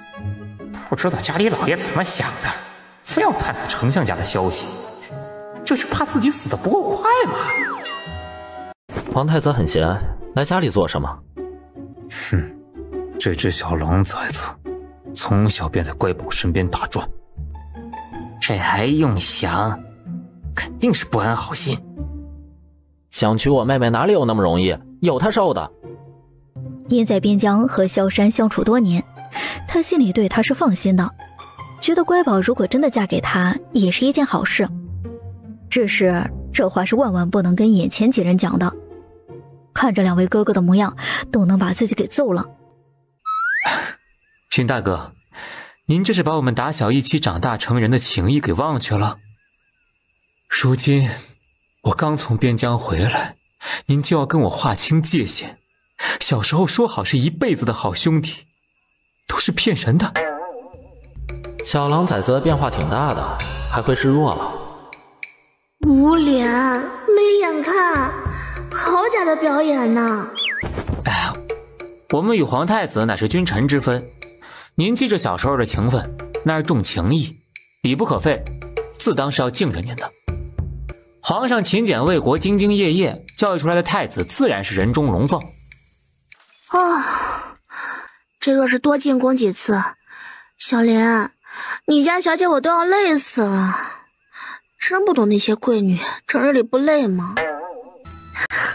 小姐，说是别人有您这副美貌，怕是整日里都要打扮得漂漂亮亮的，也就是您生性不爱这些罢了。小满，现在奇人这么多了吗？连和氏小雨都提前这么多掐算出来。小小姐，并未听到过，难道是我们凤恋的消息情报出了问题？云婉一摇摇头，她并不怀疑一手建立起来的情报局有什么问题。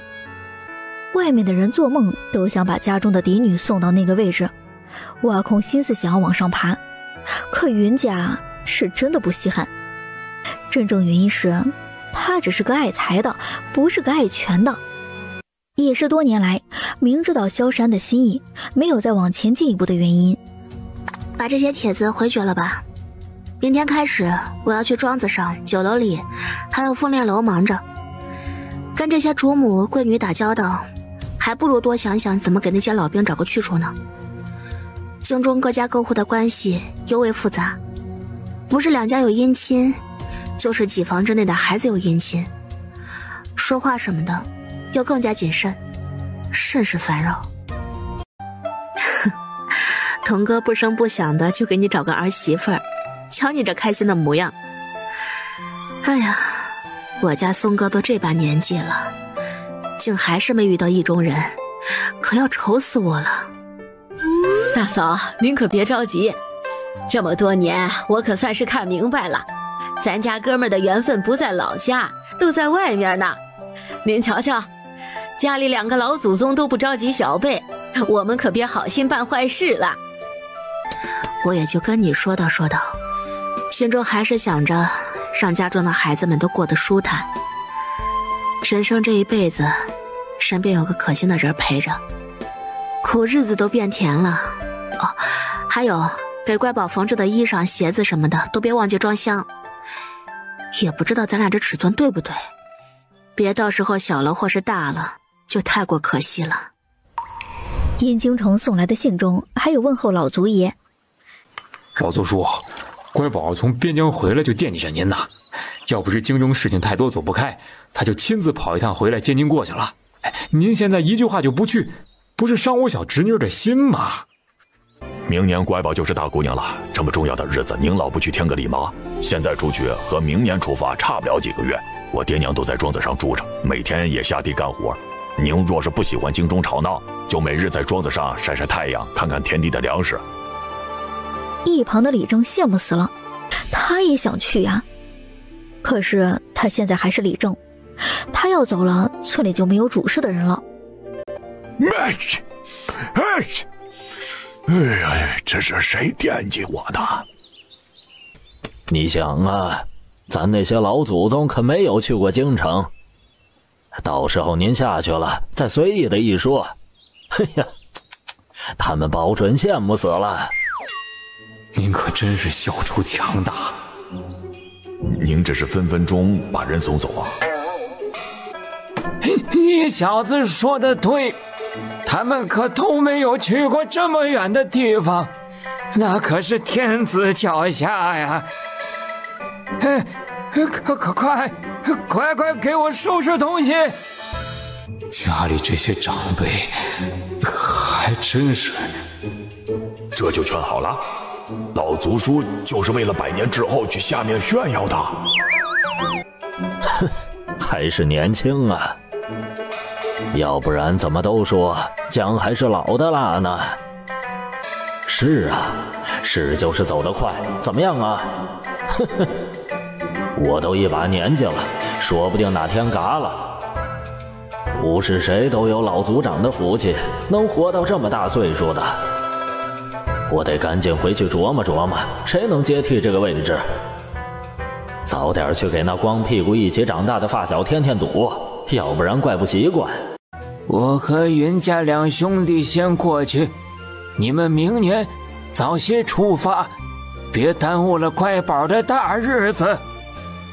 在家中和李正多留意这些云家祖宅的动静，主人家不在，只剩下人了，别让有些不懂事的以为没人管，在心大了生出不该有的想法。山上那些果子树也要放在心上，老大和老二要每日里上山看看，就当替老云家看管一段时间，等从京城中回来就好了。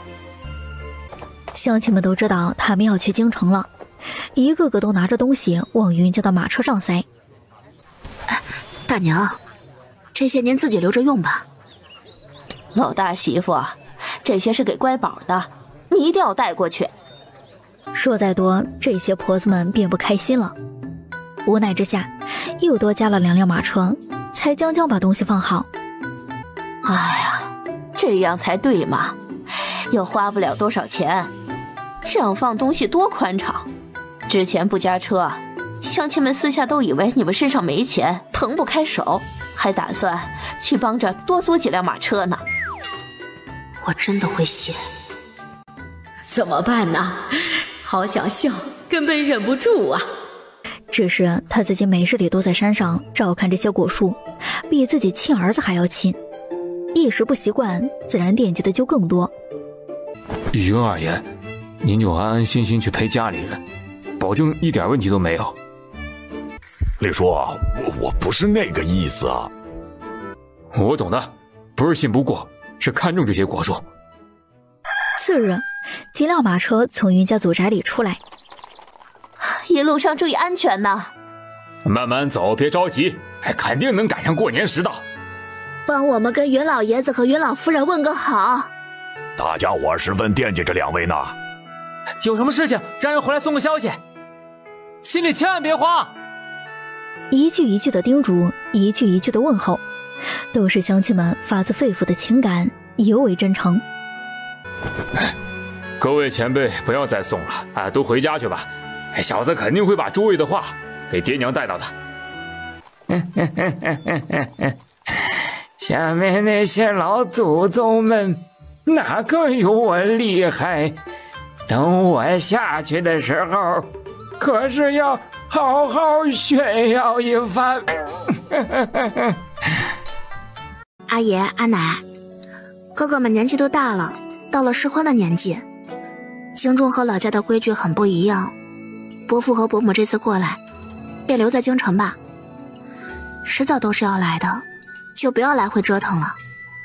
真要是有喜事，伯母们也能第一时间见到未来儿媳妇儿，很多事情都要母亲一手操办的。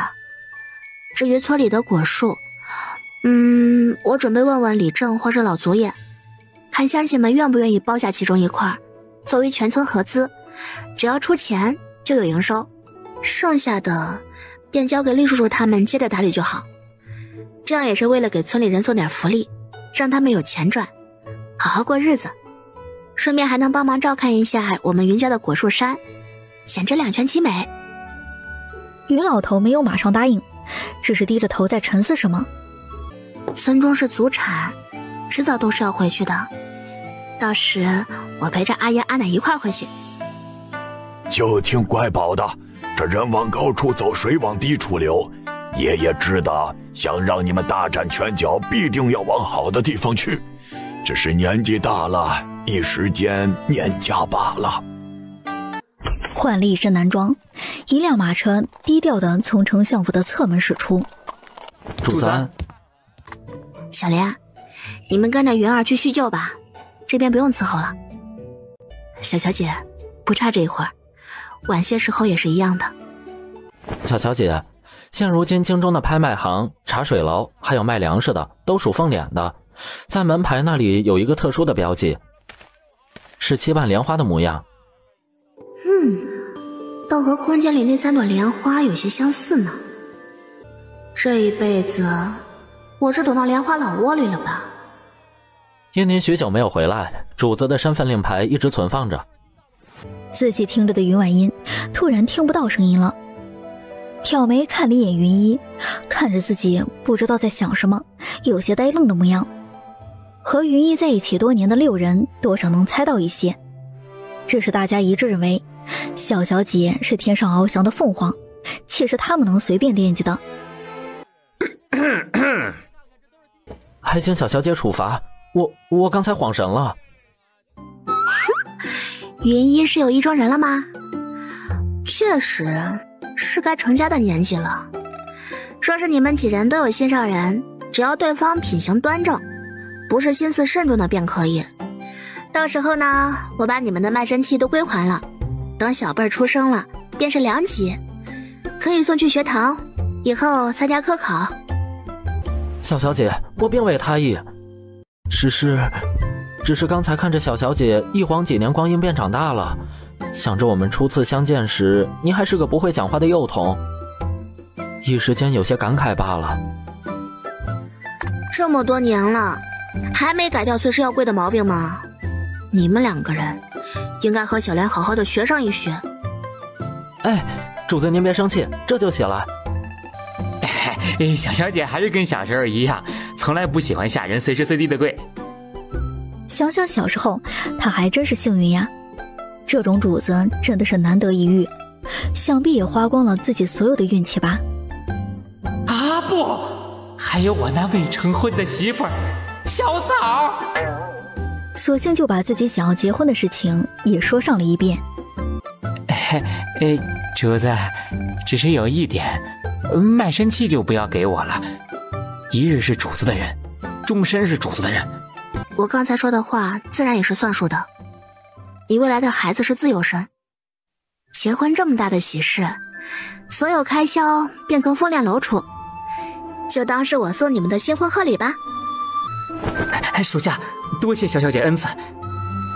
出了门，他并未让马车回丞相府，直奔庄子上去，脸上带着开心的神情，全部跑过来就要下跪。今日来是看看各位兄弟的，可不是什么公主身份。你们若是要跪，我现在就走了。不跪，不跪。这位哥哥好生漂亮，真的好美好美。我以后也要长成这样。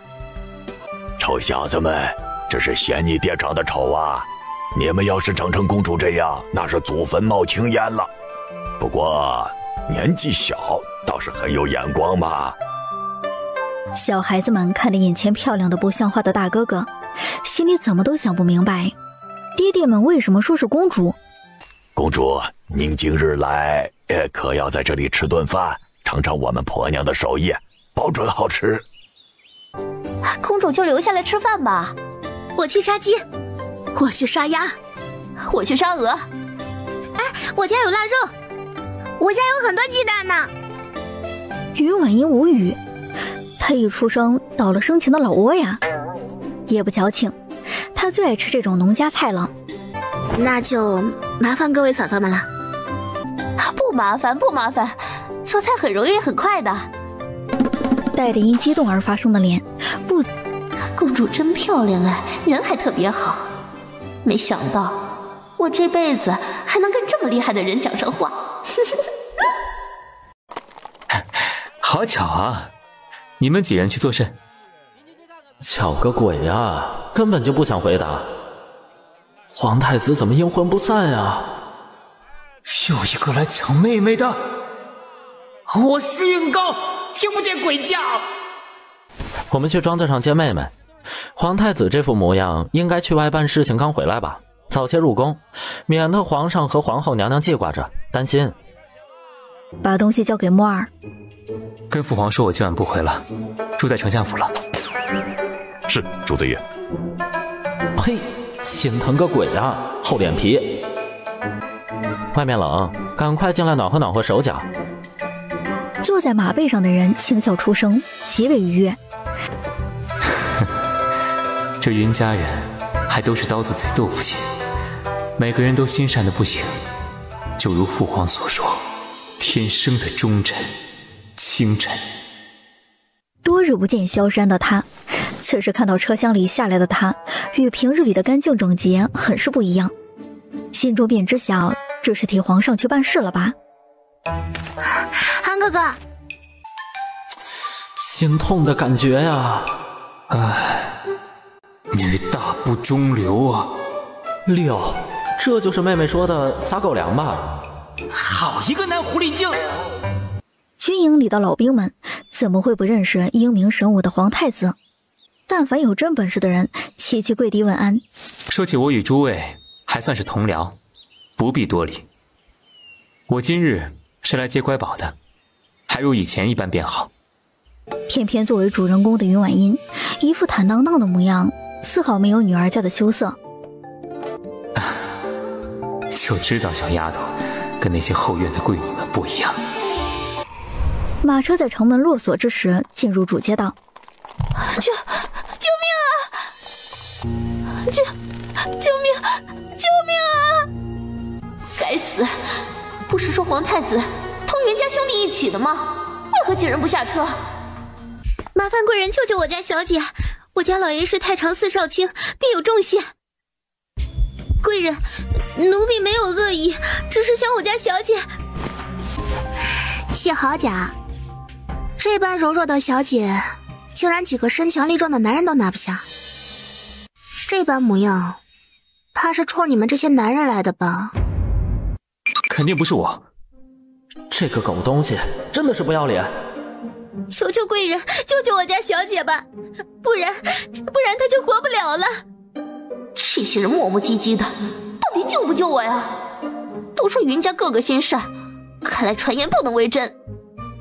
云城，救下这位小姐，就当日行一善了。多谢贵人相助，还请留下姓名，我家小姐必定上门感谢。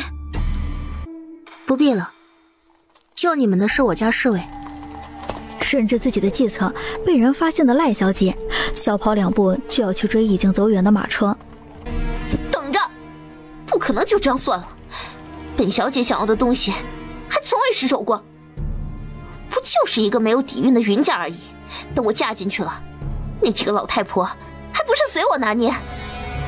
第二日，云丞相下朝回来以后，身后还跟着一辆马车。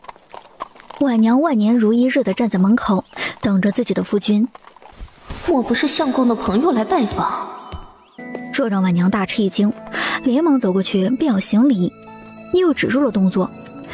淑仪的夫人也不是个傻的，很是聪慧，怪不得能生出乖宝这般的好女儿。皇老爷和夫人特地来看福乐公主。皇老爷安，皇夫人安，皇夫人安。爹娘，你们怎么会来这里？怎么不在家里待着？臭小子就是不懂得心疼人，自己在外面过得潇洒，吃香的喝辣的，哪像我整日在宫里家里待着。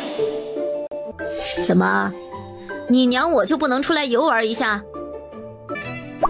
当然可以。儿子的意思是，娘要出来，我应该亲自去接才是。唉，还是我欠皇后的。于老头和冯婆子这是第2次见皇上还有皇后，此时从惊讶中缓过神来，暗地里使劲掐了一下自己大腿。哎呀，真痛啊！是真的皇上来我们家了。嘿嘿嘿。老头子，等皇上和皇后娘娘走了，把茶杯给供起来，以后便当成传家宝，留给子孙后代们。等以后我们下去了，老祖宗们肯定会夸奖我们干得好的。心里又觉得2位老人真的是很淳朴。萧山知道自己父皇有多么喜欢云家，特别是乖宝，已经是2人心中内定的儿媳妇儿，自是不会怪罪2位长辈的，给了云婉音一个安定的眼神。这一幕落在帝后的眼里，却变成了：瞧瞧，老三这是已经和乖宝商量好，那我们岂不是很快就能喝上媳妇儿茶了，再抱上2个乖乖巧巧的孙辈？越想越开心。不知皇老爷和夫人是否用过早餐？那就麻烦云丞相了，多备上2个碗筷吧。你们吃什么，我和夫人便吃什么，不用特别准备什么。老头子，记得把帝后用过的碗筷也收起来，又多了一份传家宝。喜公公还立在身后，准备给皇上布菜。赶快下去吃东西吧，这里不需要你伺候。老爷，奴才先伺候过您再去吃。不用，去尝尝云丞相家的饭菜好不好吃，到时候打包一些回家。看我像大冤种吗？来我家吃饭，我担惊受怕的，还连吃带拿呀。今天的早餐是早茶，一笼笼冒着热气的点心很快就上了桌。程月帝身后便有人拿着银针上来要验毒，被他摆摆手制止了。老爷，这不合规矩。不等小太监再说什么，程皇后便夹了一个虾黄饺，咬了一口。我替老爷试过了，没问题。老爷，快吃，特别好吃。我们又跟皇上坐在一起吃饭了。哎，我们两个可太有出息了，嘿嘿嘿，哪个老祖宗能比得了啊？您和乖宝的口味一样，平日里他能一人吃上好几份儿，这就让厨房多准备上一些，您吃慢点儿。真好，婉娘，你以后就是我的亲姐妹。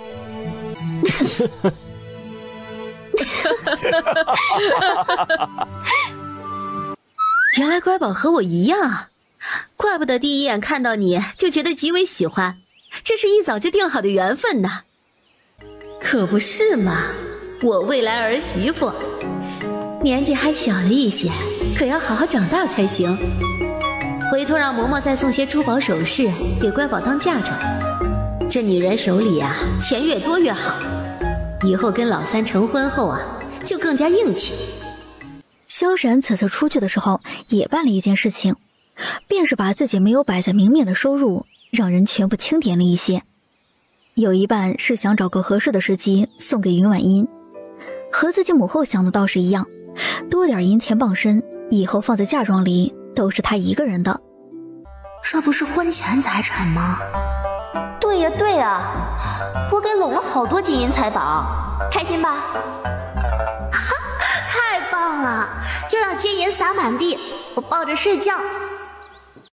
夫人，您快些去前厅看看吧，有位赖小姐说家中少爷昨晚救了她，特来报恩。皇上，您在这里休息一下，臣去看看。平日里都是大臣们看自己笑话，现如今这么好的机会放在自己面前，程玉帝怎么可能会错过？淑仪，不必这般麻烦，朕与你一起去看看。皇上这是等着看云丞相八卦呢，瞧瞧这走的如此之快。别以为我看不出来，皇上真的是很闲呀。等两人到的时候，并未直接进门，而是站在门外一个侧面，刚好能挡住身影，还能清晰地听见里面的对话。婉娘和云婉音进来时，被引入正厅的太常四卿夫人姓范，和自己女儿悄悄地多看了几眼。怪不得皇太子对福乐公主如此痴情，人家有这资本，还有能力。唉，人果然不能有比较，不然呢，人比人气死人。请问范夫人，今日里前来所谓何事？丞相夫人，今日里我和母亲上门，为了报答贵府上少爷出手相助。这赖小姐嗓子没有什么毛病吧？难道是生病了？不要传染到我家乖宝才好。淑仪，你信不信？他们肯定会说，救命之恩无以为报，只能以身相许。你不知道丞相府未婚嫁的孩子在外面有多抢手。皇上呢？您脸上幸灾乐祸的表情，能不能收一收啊？我知道了，不理皇上便好。若是夫人不嫌弃，我愿意以身相许报恩。报啥恩？他要以身相许，许给谁啊？这人怕不是个傻子吧？这母女两人是当别人傻呀？这算盘珠子都要崩人脸上了。一国之君，幼稚。皇上这副开心的样子，许久没见过喽。正厅里一时间没人说话，十分安静。来小姐，请起身吧。昨晚家中的孩子回来时，已经到了城门落锁的时间。那个时间，任何姑娘都清楚，孤身一人出门肯定是危险的。虽说我不知晓赖小姐那么晚在外面做什么，但我家孩子心善，既然碰到，肯定不能让你名声受损。至于嫁不嫁的，便算了。丞相夫人，你有所不知，我家闺女是个孝顺的。昨日里是去城外的庙里为我和她父亲烧香祈福，这才晚了些。不是我多嘴，赖小姐那么晚没有归家，范夫人没有多派些家中的下人去找一找？昨晚我和几位哥哥一同从庄子上回来，我记得当时赖小姐身边只有一个小丫鬟，并没有马车。就是马车入城后又坏了，家中驾车的马夫就想着回去喊人来接，没想到马夫前脚刚走，就从暗处走出几人，想要……这家小姐身子怎么如此虚弱？难道是家中苛待她吃食？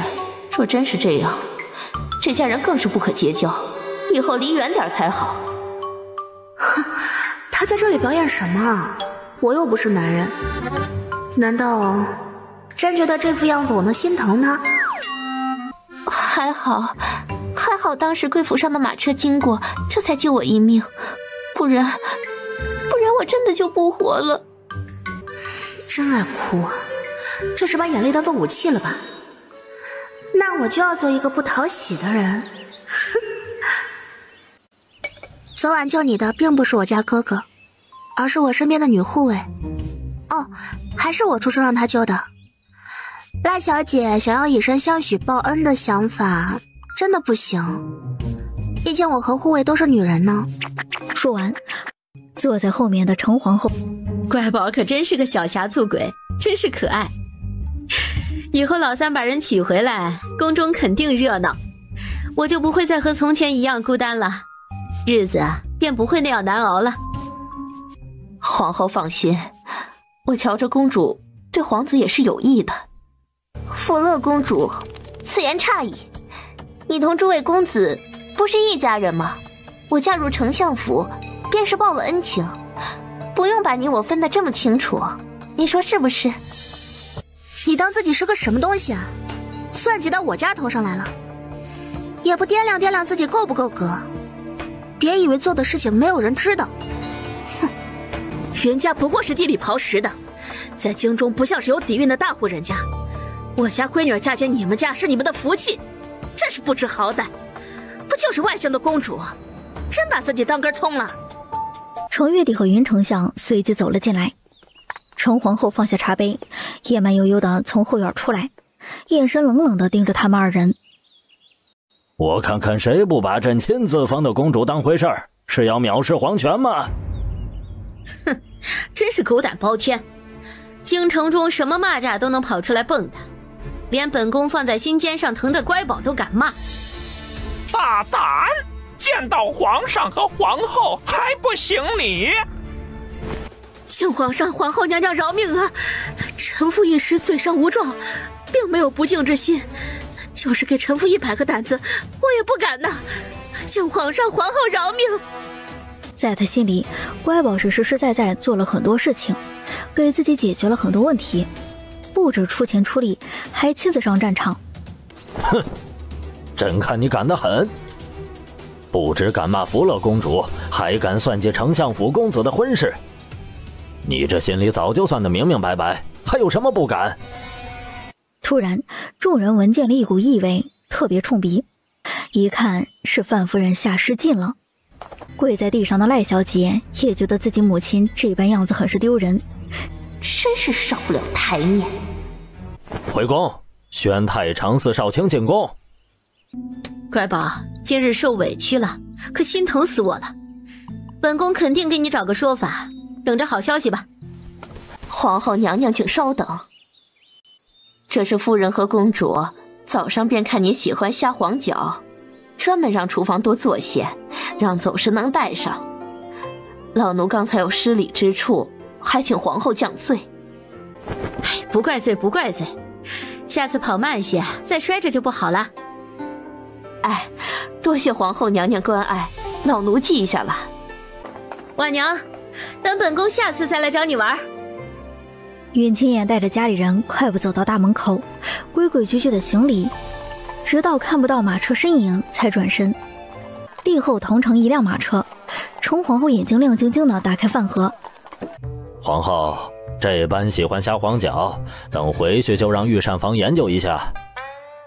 我不是只喜欢吃食，最主要的是云家人得我喜欢，跟他们一家人吃饭有种幸福的感觉。很快宫中就出了消息，太常寺少卿因兢兢业业的做事，全是被家中的妻儿拖了后腿，皇上就罚他1年俸禄，在家里闭门思过1个月，还要备上厚礼，亲自上丞相府给福乐公主道歉。范夫人和赖小姐被皇后训斥过后，直接送去庙中清修，为水月国百姓祈福。门外好奇的百姓也在下人们故意散播出来的消息中，大家都觉得好人真难做。老族叔，咱们运气真不错，急剧降温的时候就到京城了。是啊，还好路上没有怎么停歇，不然这鬼天气，怕是路不好走呢。太好了，太精致了，不愧是京城，皇上住的地方。大嫂，你看那家布料店上放的花布真漂亮哎，还有街上的人穿着打扮，就是比家里气派。我穿这样，不会给乖宝还有家里的孩子们丢人吧？二弟妹，心思想窄了。咱家是什么样的就是什么样的，家中的孩子都是我们看着长大的，不是嫌贫爱富的主儿。只要不错了规矩，不给老三和乖宝添麻烦，也万万不能出门仗势欺压别人。当然，大嫂这话也不是让你受委屈，若是有些不长眼的故意找麻烦，就狠狠地揍回去，咱可不受那窝囊气。大嫂放心，我都记在心里了。知道老家的孩子最近就要到了。爷奶，乖宝和三婶婶还在后院呢，要不要等一下？不等不等，我们先出去在大门口等着，乖宝知道消息很快就回来。都是一家人，不讲究那么多规矩。让厨房备上红糖姜水，还有泡澡的热水也都烧起来。这一路上走过来，必定是辛苦的。还有老族长的身体能不能吃得消？等了半刻钟，终于看到马车队的影子。爹娘，我们来了！儿子不孝，儿子不孝，没有在父亲母亲身边尽孝。云家妯娌2人也赶忙下车，随着自己夫君跪在地上。说什么傻话呢？娘怎么会怪你们呀？哎呀，可算是到家了，不然我和你爹晚上都睡不安稳，就怕路上遇到什么事情。辛苦老大家的老二家的操持家里了。不辛苦娘，家里那么多人帮忙呢。大嫂可厉害了，我呀只管吃了睡，可省心了。原本有些伤感的气氛，被他这样一说，都忍不住哈哈大笑起来。乖宝啊，可算是见着你了，看着你没有受伤，大娘就放心了。你个小丫头真是狠心，都没有等天亮时跟我和你大伯母见上一面，半夜悄悄的就走了。你不知道，这几天一到晚上，我们这心里就闷得很，生怕你出了什么事情。大伯母、二伯母，是我不对，以后再也不会了。云家5个兄弟，你看看我，我看看你，都无奈地耸了耸肩。习惯了，习惯了。只要有妹妹在的地方，爹娘怎么可能先看到他们呀？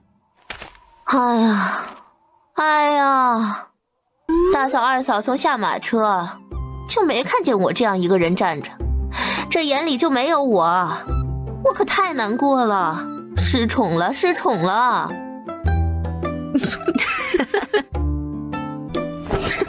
你个小醋侠鬼，这般年纪了还跟乖宝争宠啊？传出去也不怕人笑话。还有，大嫂终于想起我这个3弟妹了。哼！亲亲热热聊了一会儿，云老儿猛地拍了一下脑袋，连忙走到马车前，把老族长搀扶下来。就觉得不对劲儿呢，原来少了个人呢。老祖爷，您一路上辛苦啦。乖宝啊，您是他爷，行个晚辈礼没问题。快，别站在大门口说话了，都回家。陈家人到了京城，就不陪皇上下棋了。看着像是告假，只是不等程月帝说话，他便跑得极快。哎呀，这个丞相，朕不就是休沐的时候让他陪朕下个棋吗？你瞧瞧他这副样子，就差说朕勉强他了。还是皇上宠着丞相大人。哼，如今你也敢打趣朕了？皇上饶命，奴才哪里敢呢？哎，老天爷呀，这宅子真大呀！没想到我有生之年还能进来大宅子瞧上一眼。一路上肯定吹了风，先喝点姜茶暖暖身子。就是我家夫君被叫进了宫，估摸着要晚些回来。哎，燕哥忙的都是大事情，没事的。在京中待了这么久，时间多着呢。阁老爷，爹娘晚安。儿啊，过来给娘好好看看，你们这些臭孩子，一个个都是不省心的。娘，别哭啊！您看我现在好好的，还是个大将军，没有给您和我爹丢人。儿子好样的，比你爹厉害，真有出息。等云倩从外面回来，还未走进来，就听见了这等笑声。老族叔，大哥大嫂，二哥二嫂，我回来晚了。燕儿哥，与以前真的不一样了。再不一样，在您的面前还是秀水村的小辈。听着您喊声燕儿哥，我心里就格外的踏实。哎，好小子，真有出息！这要是在街上碰上，大哥都不敢相认了。是啊，咱大哥说的真没错。以前就知道老三会长，挑着爹娘的优点长得好看，在京中待了几年，更是不得了了，比二哥小上2岁而已，现在更像是还未成家的大小伙子呀。怎么样，羡慕不？二哥可要好好保养，小心得了二嫂嫌弃。好啊，你个老三，都打趣到二嫂头上了。啊，不敢，做弟弟的哪里敢呀？房间都是收拾好的，热水也都备好了。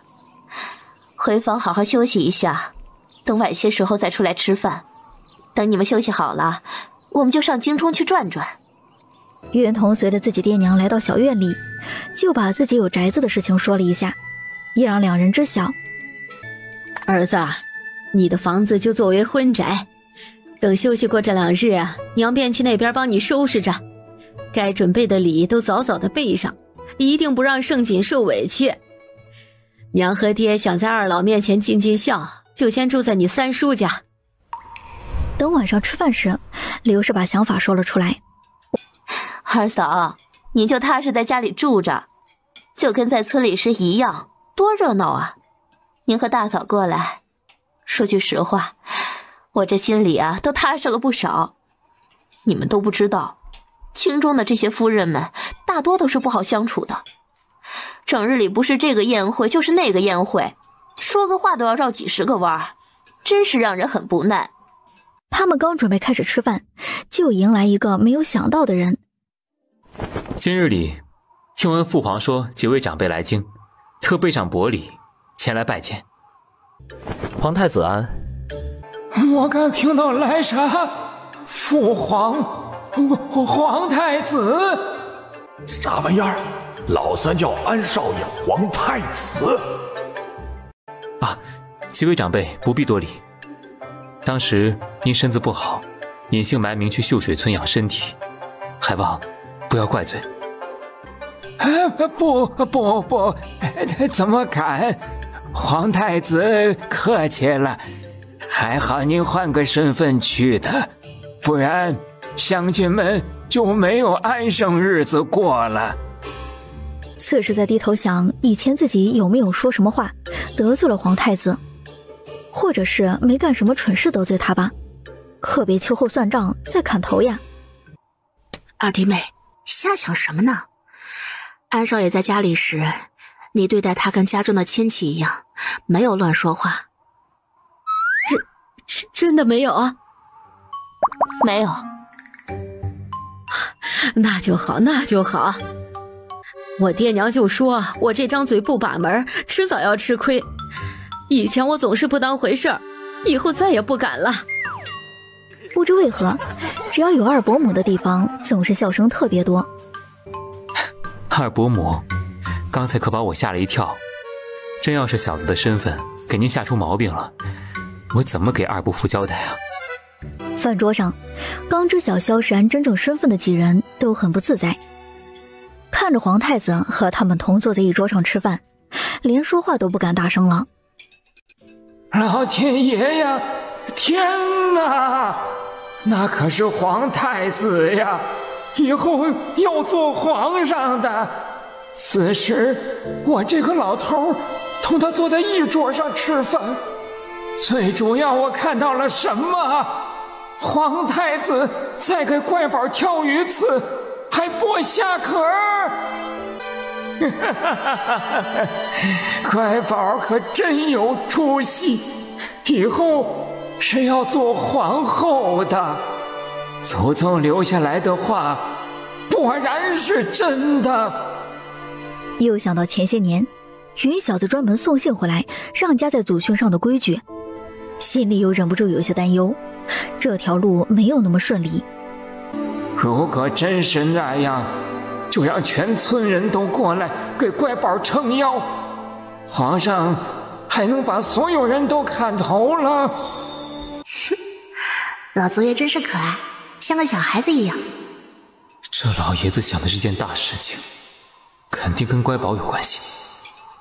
细细回想了一下，就想到祠堂的祖训，就了然了。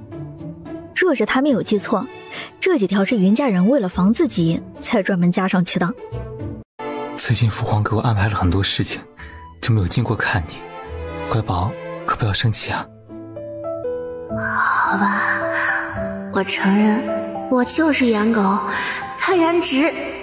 哎呀，帅哥好帅啊，帅哥杀我呀。我才没有生气呢，是安哥哥想多了。乖宝，我心悦你，我也说不清楚是从第一次见到你开始，还是从心中开始惦记你开始。那时候我也是小孩子，还分不知晓情爱，只知道见到你便开心，见到你便想笑。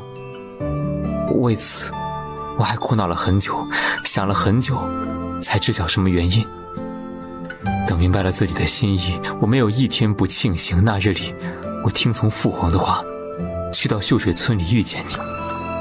突然的告白让云婉音都懵了，她只以为他今晚过来还是像从前一样的送东西而已。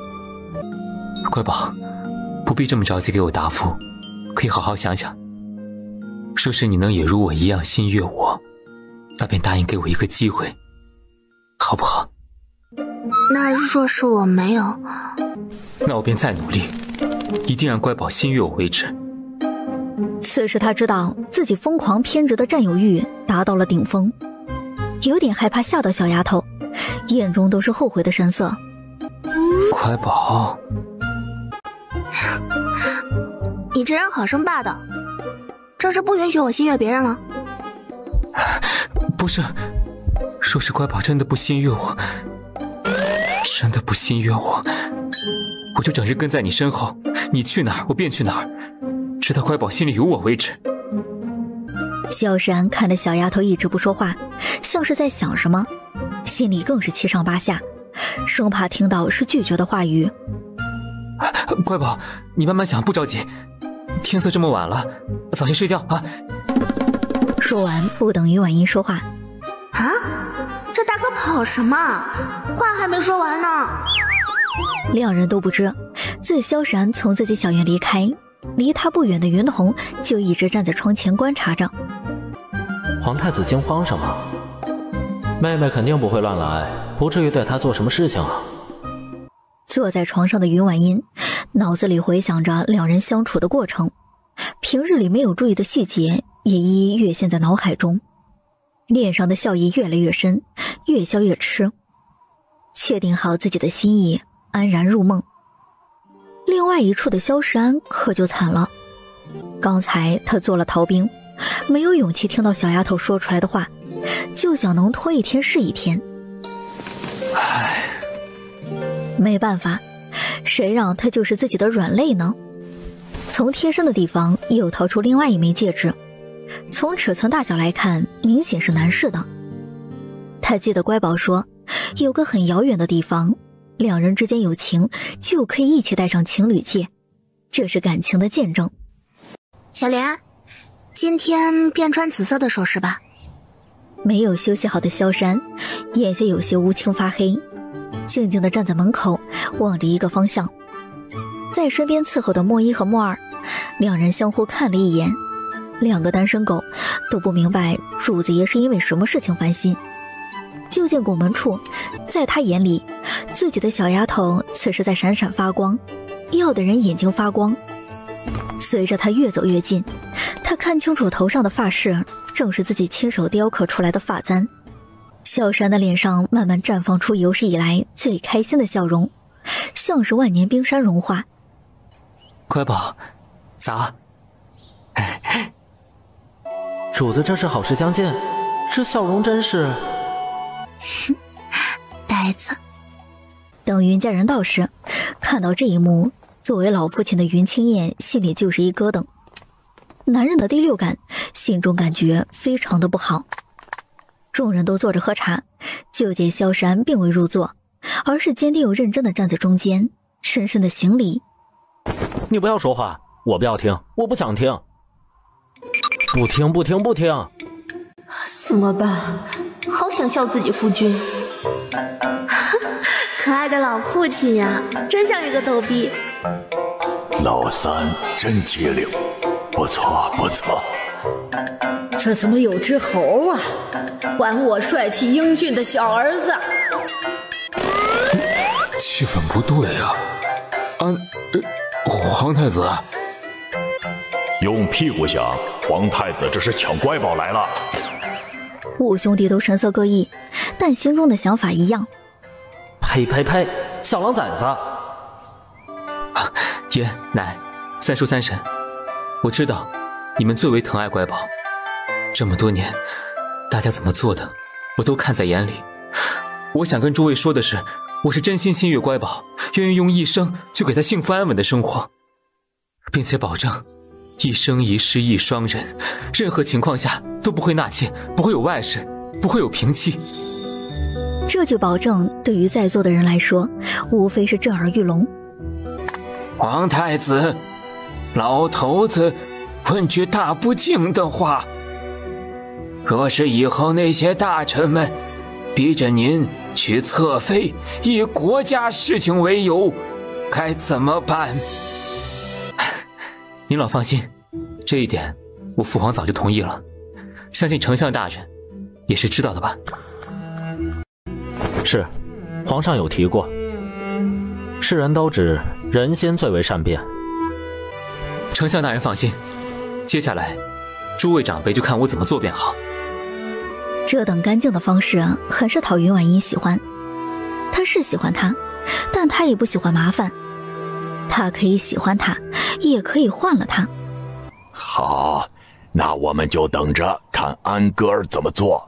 若是我家乖宝受委屈，我们全家就都回村过安稳小日子。爹爹说的是。爹爹说的是。全凭爹做主。我们听爹的。听爹的。谨遵长辈教诲。疯婆子看着一大家子的力气都往一块使，脸上笑成了一朵花，连声说好。饭后，云家女人们就准备出门。乖宝，晚些我便去找你。我让莫一送些银票给你，遇到喜欢的便买回来。还有家里的长辈，就算是我的心意。哇，有男人给我送钱？网上不是说一个人爱不爱你，就看他给不给你钱花？啰里吧嗦的，肯定是不爱你。谢谢安哥哥，我很喜欢。乖宝是个小财迷，刚好我有很多钱。皇太子不去早朝吗？被自己爹爹这样看着，云婉音也有些不好意思，很干脆的转身朝着阿娘的马车跑去。他在身后看着小丫头果断的模样，无奈又宠溺的摇摇头。这是多信任自己能搞定宠女狂魔的丞相大人呀！加油，小老三！连平日里都是骑着自己的爱马，今天直接坐入了丞相府的马车里。这臭小子是看不出来多么让人讨厌吗？好气啊！哼！我说今早起床时，喜鹊叽叽喳喳的叫，还真是有贵客上门。刚开大门便来了。诸位好，我姓刘，可以随意看看，有喜欢的可以上2楼试穿一下，满意了再买。都挺好看的，花色也不一样，都买吧。反正老二也能赚钱，趁着年轻多穿着俏的颜色，别心疼。娘说的对，别省这点钱，给童哥撑撑场子。这让刘氏有些心疼，一件衣服就10几20两银子，让他觉得肉疼。心疼自己相公，在老家时风吹日晒的，冬天时冻得脚上都是冰冰凉的。买吧，没有多少钱，这衣服颜色很衬你。还有很多衣服呢，不着急，夫人们慢慢看。他便放下茶水，起身在屋内转。一圈下来，店铺里女伙计的手上便拎满了衣服。乖宝，这些够了，哪里穿得过来那么多衣服啊？大嫂二嫂，就这些，怕是还不够出门呢，不多。二嫂担心什么？二哥还给你多买几件呢。好啊，三弟妹如今都学坏了，都学会调侃到嫂子身上了，看我如何惩罚你。二嫂，莫不是被我说出来才如此羞愤的模样？你这是此地无银300两。娘，您瞧瞧三弟妹，这是笑着骂出来的话，让你皮，一点都不吓人。拜见福乐公主，我奉太子之名来给您送银票。太子还说，您只管开心的花钱，可千万别给他省着。嚯，这人还真有钱。你家主子爷这是把全部的家当都给我了吗？也不留一些。主子说，男人身上不需要有钱，不然会变坏。让公主您务必辛辛苦苦，一定要把钱给管好了，让他身上1分钱都没有。今后太子府的掌管大权就在您这里了。天哪，天哪，果然是公主啊！我这貌美如花的殿下，怎么看都让人喜欢。还有，我刚刚听到什么皇家秘闻？这是我能听的？不会被莫名其妙的咔嚓了吧？谁要管他花钱呢？还是要他自己管。最后在云婉音的坚持下，用自己在空间里取出来的银票付的钱。至于萧时安的银票，也全部被他扔进去保存了。接着就是去京中最有名的金楼。哎呦，几位贵人里面请，小店里有金器、银器、玉器，应有尽有，款式和花样还很多，都是自家老师傅亲自操刀的精品。哎，若是有图样的，还可定制。真是的，现在什么阿猫阿狗都能进来了。来者便是客，我们店对顾客都是一视同仁的。你刚才是在骂我们吗？对啊，就是说你们。瞧瞧你身边的2人，穿的布料一看就是不值钱的，还敢往金楼里来。有钱嘛，不会只看不买吧？看到这一幕，云婉音就更加生气了，都不用她开口，云满云池2人直接上前，就是几巴掌，使了10成的力气。你竟然敢打我！你个小贱人，信不信我扒了你的皮？瞧着你就是狐妹子的长相，不安分。你算个什么东西？敢骂我孙女？敢骂我家乖宝，看我不打死你！哎呀，下手真准呀！本来就不好看，现在更丑了。啊，我想起来了，这不是福乐公主吗？哇，公主好美啊！进楼的掌柜就连忙过来行礼，想着小厮来报的情况，额头都要冒出冷汗了。下了早朝的萧山用几句话的功夫，便把他和乖宝的事情说了一遍，特马过来寻人。太子安，都起身吧，我就是来寻人的。这是怎么了？太子，这个女人好狠毒的心，你快救救我吧，不然我就要被她打死了。我刚动手了吗？这个鬼东西在说什么胡话呢？明明是我们打的人。这人脑子不好使啊，竟敢辱骂公主。太子，你看看我呀，别被这个狐狸精给骗了，他肯定是……不等他说完，斩！金楼的掌柜看着自己主子爷，也不敢说话，就怕被秋后算账。毕竟福乐公主刚才就是受了委屈。哎呦，我可太难了！阿奶英勇的模样，不减当年呢。阿娘、大伯母、二伯母也是，真是让小女佩服至极。诸位请到后院好好整理一下吧。这让于婉英想到刚才帮忙讲话的小厮。刚才多谢你帮我讲话。不用，是我该做的。萧然看见小丫头冲着别的男人笑，心里酸酸的，像是喝了一大缸醋一般，神色不是特别好看，散发着冷意。皇太子，我什么想法都没有啊，就觉得公主跟我说话开心呐。一个大男人怎么跟小孩子一样？伸出手轻轻地拽了一下萧山的衣袖，给他一个甜甜的笑容。就见前一秒还绷着脸的男人，后一秒笑得跟二傻子一样。这男人还真好哄。并把一楼的金器银器挑选了一部分，让人送上来供他们挑选。乖宝，有一套更好的，是我画的图，专门给你做的，等晚些时候便送到你府上去。当时做好你今日身上戴的首饰，大言不惭地跟老师傅们说，那副头面也要自己做，差点把上好的翡翠给破坏了，可把那些人给心疼坏了，还被老师傅们笑话了很久。不过他们的手艺都是极好的。哼，韩哥哥真厉害，我觉得是天底下最好看最亮的首饰，千金不换。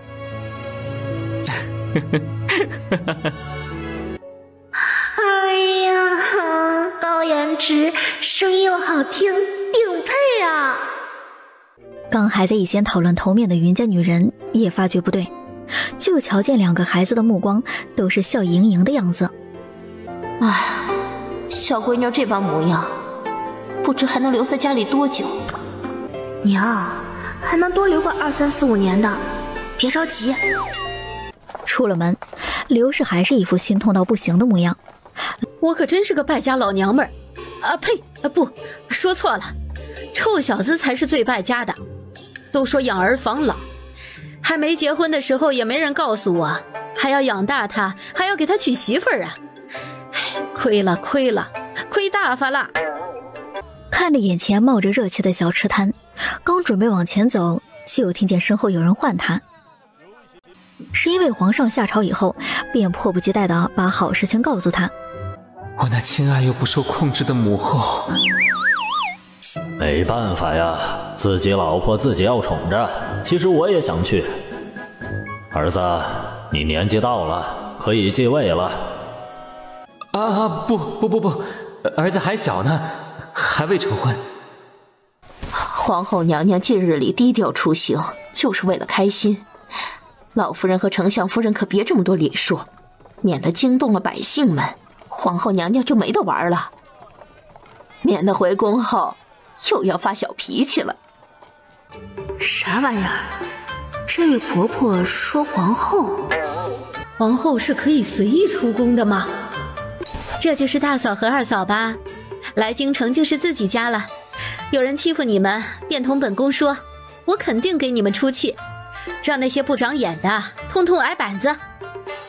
我那心里年纪一直不大的母后啊！被程皇后拉着手的两人，瞪大眼睛看着自己的手，激动的脸都有些红。是我冒犯了。不是，我和大嫂都太开心，这可是皇后娘娘拉过的手啊！我决定从今日开始便不洗手了。儿子，娘要整个草垛子。我就知道这不省心的母后没那么简单。带回去给你爹尝尝。等一人一个糖葫芦后，连刚才的小孩子都分上一个，都是很有礼貌的连连道谢。只有萧山扛着草垛子，本身就出众的长相，即使扛着糖葫芦也是一副美人画。云家几个女人也好不到哪里去，只能使劲憋着。身后跟着丫鬟嬷嬷们也捂着手怕偷笑。乖宝，嫌弃我，还笑话我。安哥哥，我没有笑话你，只是觉得你这个样子很难见的，很是可爱，有种反差萌。后面那句反差萌，萧山没有听到，但是乖宝夸他可爱呀。原本阴雨的天气，脸上神色马上就变得晴朗。这男人真好哄啊，这就好了。瞧瞧主子爷这不值钱的模样。哎，论主子是个恋爱脑，怎么办？儿子真是一副傻样，跟他爹一样，果然不值钱。把几条街逛完，女人们体力也消耗的差不多，都有些累了，干脆就回了府上，再让人去茶楼把男人都叫回来。进了家门，母后，今日里开心吗？很开心，很久没有这般痛快了。今日里能早些吃晚饭吧？自然是能的。想吃什么，让厨房去准备。老夫人是这个世界上最好的了。我想吃麻辣火锅，还要很多那种薄薄的肉片，还有水晶晶的虾黄饺。看着自己母后在丞相府极其自在的模样，萧山便知道她是真心喜欢跟云家的女人们在一起相处。小煤炉上的锅里，油乎乎的红锅底已经在火的温度下翻滚。哎呀，这是背着我吃什么好吃的呢？给皇上请安。皇上，您怎么出宫了呢？臣妾还想着回宫时给您带上一些，绝对没有吃独食的意思。不信你问儿子，我还给你买了一整个草垛子的糖葫芦呢。萧山无奈的点点头。哼，朕若是今日不来，皇后吃的火锅肯定不会跟我讲吧？没有的，不存在的，皇上，您来的真正好，多吃点。皇上，您要小酌一下吗？给朕也来上几杯，尝尝味道。皇上，您可要注意身体，这酒啊伤身呐。小喜子，你赶快下去吃口热乎饭吧。在舒义家，你们就不用担心朕了。若是被下毒，丞相府上下所有人都跑不掉，毕竟外面很多人都想要云丞相的命。我谢谢你全家呀，皇上。这是皇上，这是皇上，哎，得罪不起呀。得嘞，我这个老东西便不在这里烦人了。喜公公，今天日里天冷，全府上下都是吃火锅。公主说这样大家伙也暖暖身子。哎，您和诸位的锅子全部都是新准备好的，缺什么诸位尽管招呼的。一进偏厅，西公公就感受到里面暖乎乎的。怪不得那么多人挤破头都想进入丞相府，这等好事情，我运气真好。喜公公每次来这丞相府都能吃上干净热乎的饭菜，在其他府上可没这种待遇啊。不得不说，这云家人就是不一般，从上到下都照顾得妥妥当当的。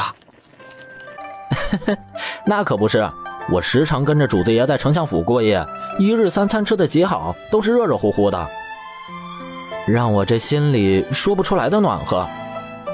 记住他们的好，他们把我们当人看，今后便多护上一些。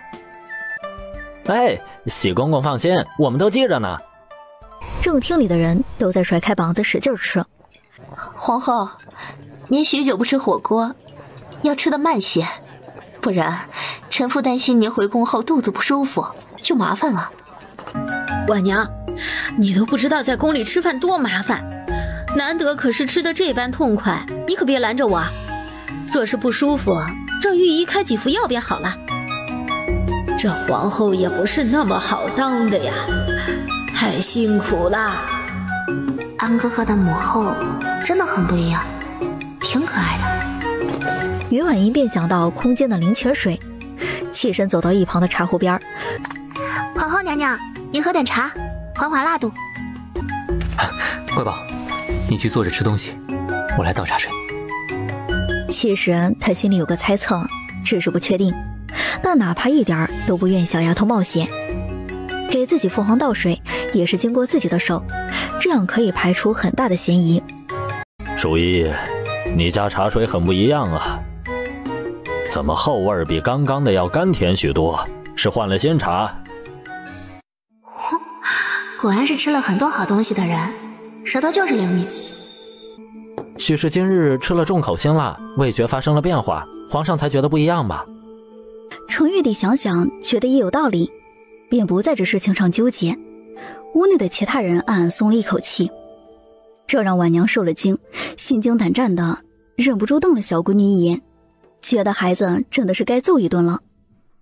小喜子公公也不敢慢悠悠的吃，感觉到肚子饱了，便赶紧过来。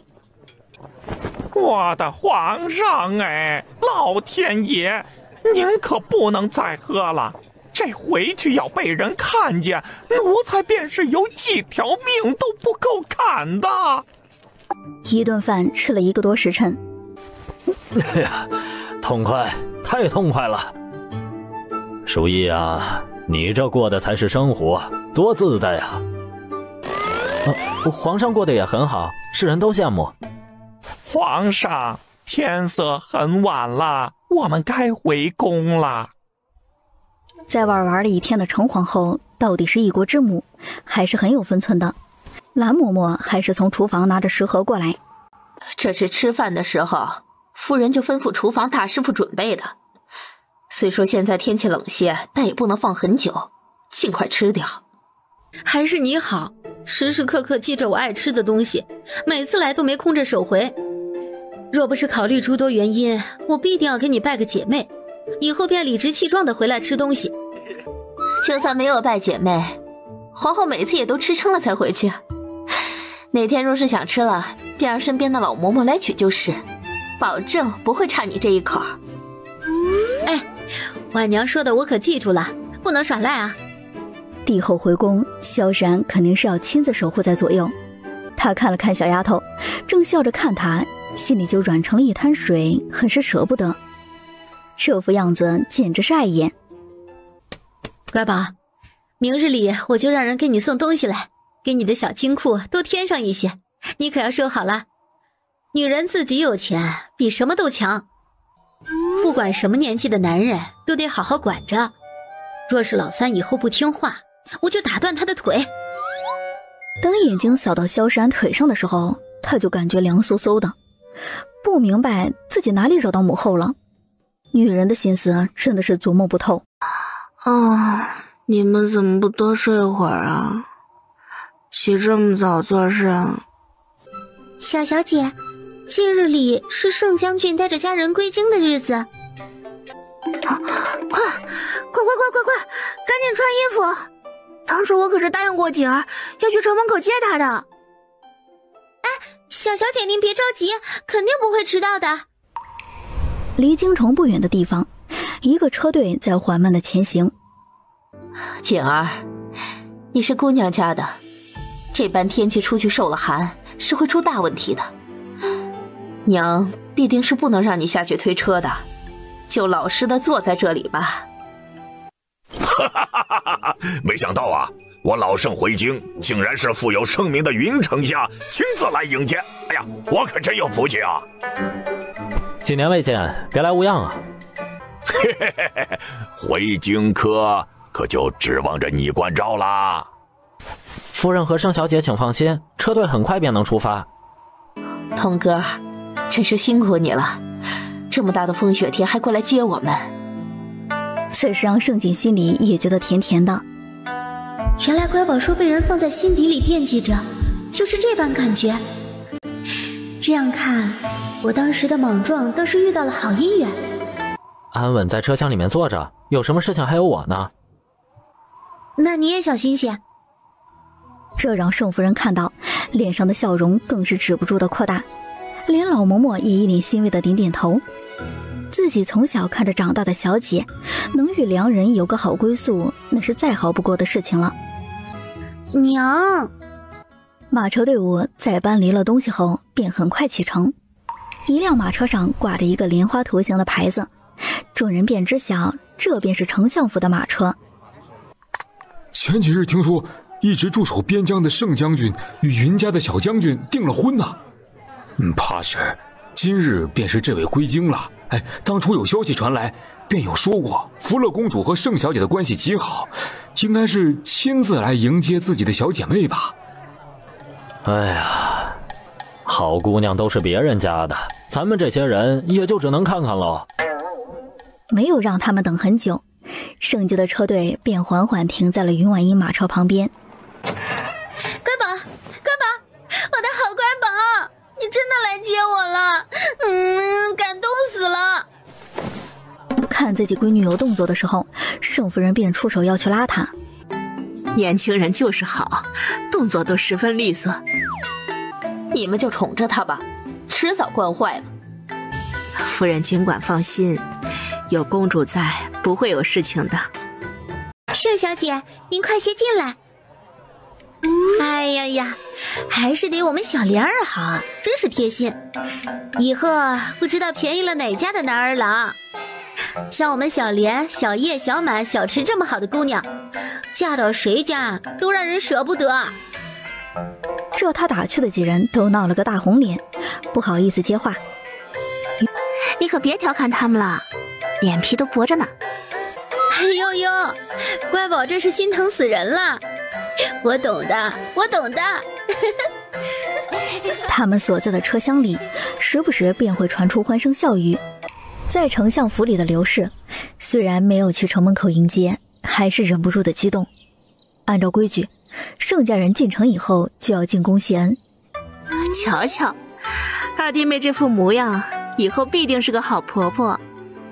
对呀，二嫂性格很是爽利，对儿媳妇肯定很好。嫁入家里当媳妇，娘就没有搓磨我，这日子过得十分顺心。有咱娘这盏明灯在此，我怎么都不会当恶婆婆。我和我当家的都商量过了，等童哥成婚后，这边事情就忙完了，我们两个就回村里，不和年轻人住在一块儿，也让小两口过过小日子。这不当家就不知道柴米油盐贵，让他们两人自己折腾去吧。二嫂，这般打算可有跟哥商量？嗨，跟童哥说什么呀？难道我和他爹想回老家，他还能绑着人不让走？可怜天下父母心啊！刘氏和云老二两人私下里悄悄说过，很担心他们留在京城不懂规矩，再做错了事情给家里的孩子丢人。最先回来的便是云婉英和盛姐。丞相夫人安，严大夫人安，云二夫人安。挨个叫过人，猛然想到什么，脸色一下红透了。姐儿，都怪我，刚才聊得太过于开心，把你和三哥哥的事情忘记了。当时只记得你们刚回京，回府中肯定是换的，就邀请你过来家里，却忘记。我家那小子真是好福气，这是祖坟冒青烟了。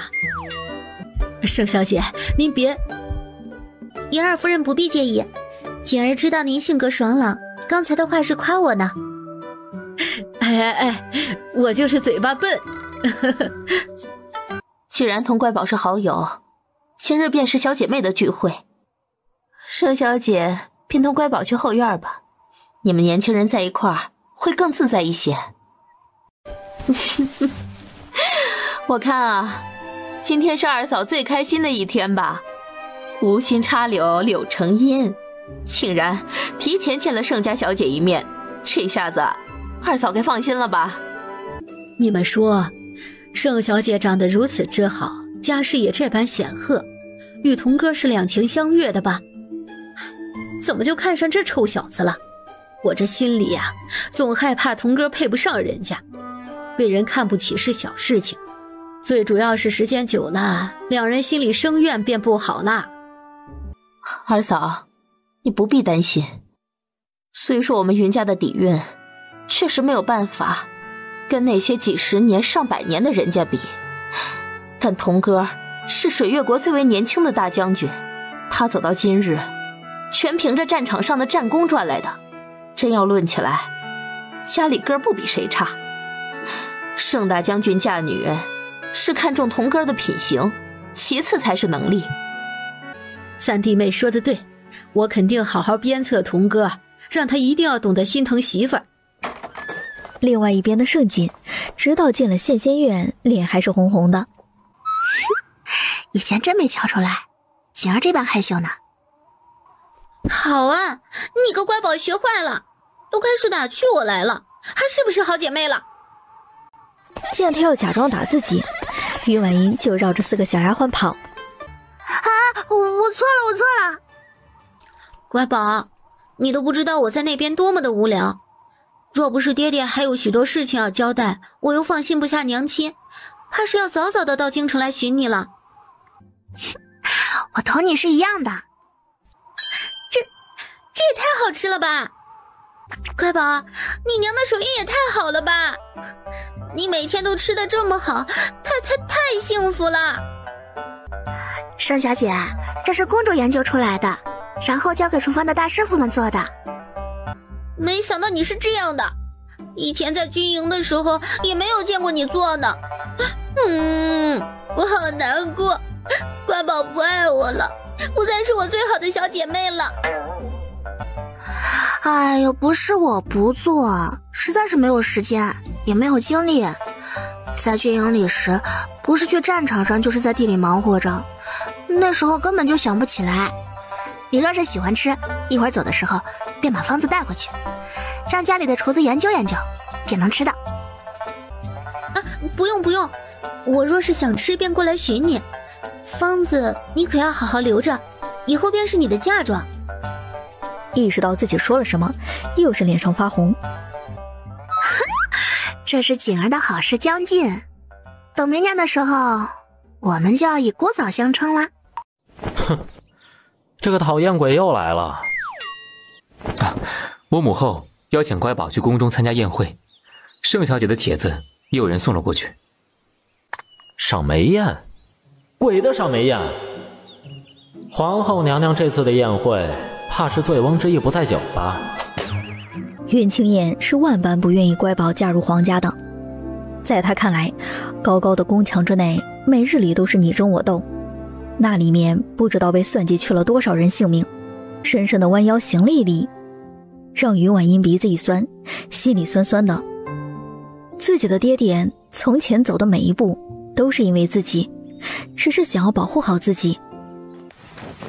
云三叔，你这是作甚？皇太子，你也知道臣就这一个姑娘，从小到大我都舍不得让她受任何委屈。我只想求一个，若是皇后娘娘真的有什么打算，还请提前告知我和她母亲一声。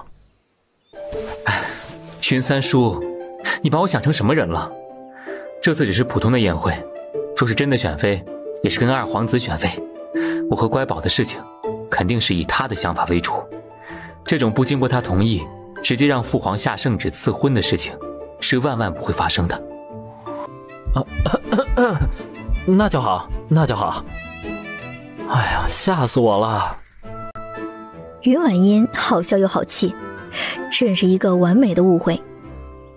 但自己亲亲爹爹疼爱自己的心是真的，是任何东西都无法比较的。明年，乖宝变鸡鸡了。你，小狼崽子，气杀我也！乖宝，等宴会时便来接你入宫。大雪虽然停了，但是化冻时候最为动人。我给你整了很多狐狸皮，让最好的绣娘给你缝制成大衣，穿上肯定暖和，手脚就没有那么冰凉了。等做好的时候，我便给你送过来。只是他没说的是，为了凑到一件上好狐狸皮大衣，他近日里都会抽出时间，在冰天雪地里狩猎。他的爱意不是挂在嘴边的，是细致的，是心疼的。好，小莲几人把我照顾得很好的，你就放心吧。我走了。天还未亮，已经收拾好的晚娘。这般冷的天儿，乖宝出门怕少生病，不如让马车赶到后院门口，这样小小姐就不用走这么多路了。夫人在看什么呢？赶快上马车，里面烧着小炉子，暖暖烘烘的。为夫带着你去接乖宝。等云家的马车从府内出来时，萧山已经站在了外面。乖宝，乖，外面太冷了，吹了风就不好了。这披风等下马车的时候一定要穿上。母后也安排了轿辇在宫门口接你。乖宝，终于见到你啦！若不是连日里一直下雪，我早就跑到丞相府去找你玩了。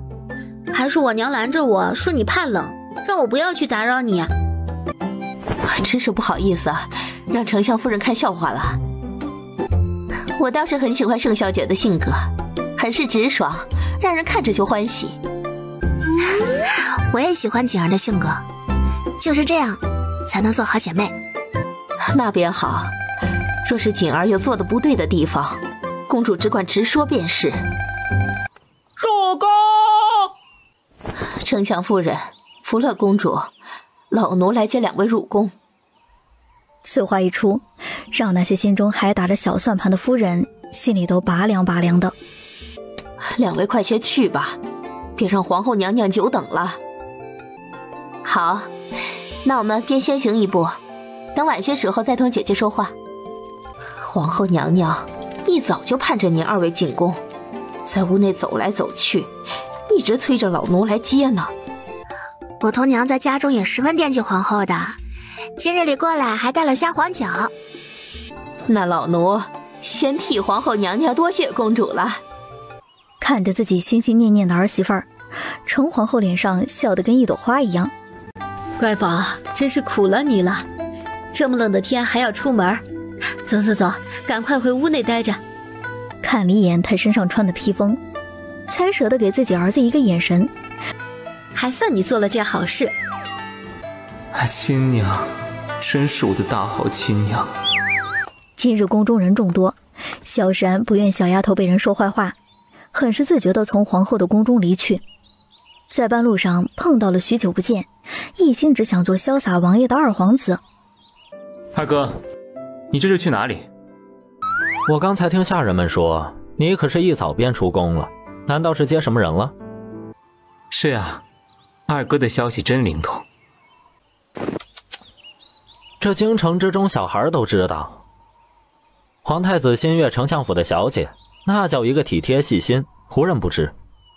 丝毫不在意这些传闻，只要不说乖宝坏话，什么都可以。小丫头便是他的逆鳞。对，我去接她入宫。今日是二哥的大日子，要选皇妃了，可有心悦之人？若是真的有，便同母后讲上一讲，人品可行便可娶，不然这几十年的人生过得该有多么的无趣啊！多谢三弟提醒。太子，这怕是月心池传来的声音。三弟，咱们去瞧瞧，哪家小姐这般不小心？这么冷的天，怕是要冻坏身子了。非礼勿视，别看到了什么不该看到的，小心被人赖上，让你负责任。喂，你怎么这般毒舌？听得人怪害怕的。这人刚进宫就上演这一出，谁给他送的消息？宫里的眼线还真多。哼，想算计我，真当我在宫里做了这么多年皇子是白做的。你带着人上去，把掉水的人救上来，直接下去便好。站在两人的地方稍微一侧身，便看到一个女孩子看着他们的方向在水里扑腾。岸上的丫鬟一边喊着，一边看着他们叫救命。好恶劣的操作，二哥也不是个省油的灯。这游戏你慢慢玩，我还要回宫，有些事情。哎，三弟，你去哪里啊？这宴会都要开始了，你还往自己宫里跑？办什么大事情啊？不要去保护着云家小姐，万一被人欺负了怎么办？主子话真的多，还嘴碎，真怕哪天自己就死在他这张嘴上。我去让小厨房做些热乎的点心，晚些时候外宝就可以吃上一些，不会饿肚子。宴会上的食物，从御膳房到赏花的地方，肯定都凉透了，还怎么入口？三弟，还真没有瞧出来，从来不知道你这般细心，还体贴。那得看对谁，分人的。皇后宫里，还好今日你们进宫了，不然我就要无聊死了。我前些日子去求皇上让我出宫玩，都被圣上以天气不好为由给拒绝了。这是看我整日里不开心，皇上才想出这个法子，让宫里办个宴会。正好，也该给二皇子选选正妃。今日里你们母女两人什么事情都不要管，只管吃好玩好就是。另外一处赏冬梅的院子里，这丞相夫人和小姐果然是不一般。闻言，只要是两人进宫，便会有轿子接送，从宫门口开始，便是一步路都不会多走的。众人纷纷好奇，是谁这般傻，敢在宫内送人头？看了一眼说话的人，很是无语。见没有人接自己的话，这位小夫人也有些尴尬，又觉得有些羞愤。要我说，丞相的小姐也就那样子吧，两个眼睛一个鼻子的，没有什么不同，肯定是耍了什么手段，才让相貌俊美又如此出众的皇太子整日里围绕在身边。什么呀，真是没教养。这是哪里来的傻嘚儿啊，连归京的盛家人都不认识。你这人好生无礼，先是败坏公主的名声，随意乱说话，此时还敢说我没教养，我看你是欠收拾。站在门外的程皇后一脸兴奋地拉着云家母女二人，就想在门口看热闹。我就是说了，如何？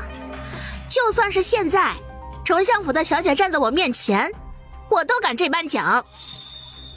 皇后娘娘到！好一个拥有着恶趣味的皇后娘娘，就挺无语的。皇后娘娘安。瞧不出还真是有厉害的人儿，连皇上亲自封的公主都敢有人嚼舌根子。皇后娘娘，饶命啊！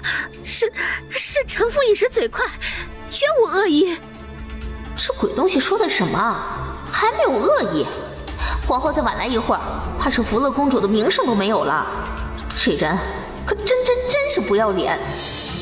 今天本宫就好好跟你说一说福乐公主一人在战场上的事迹。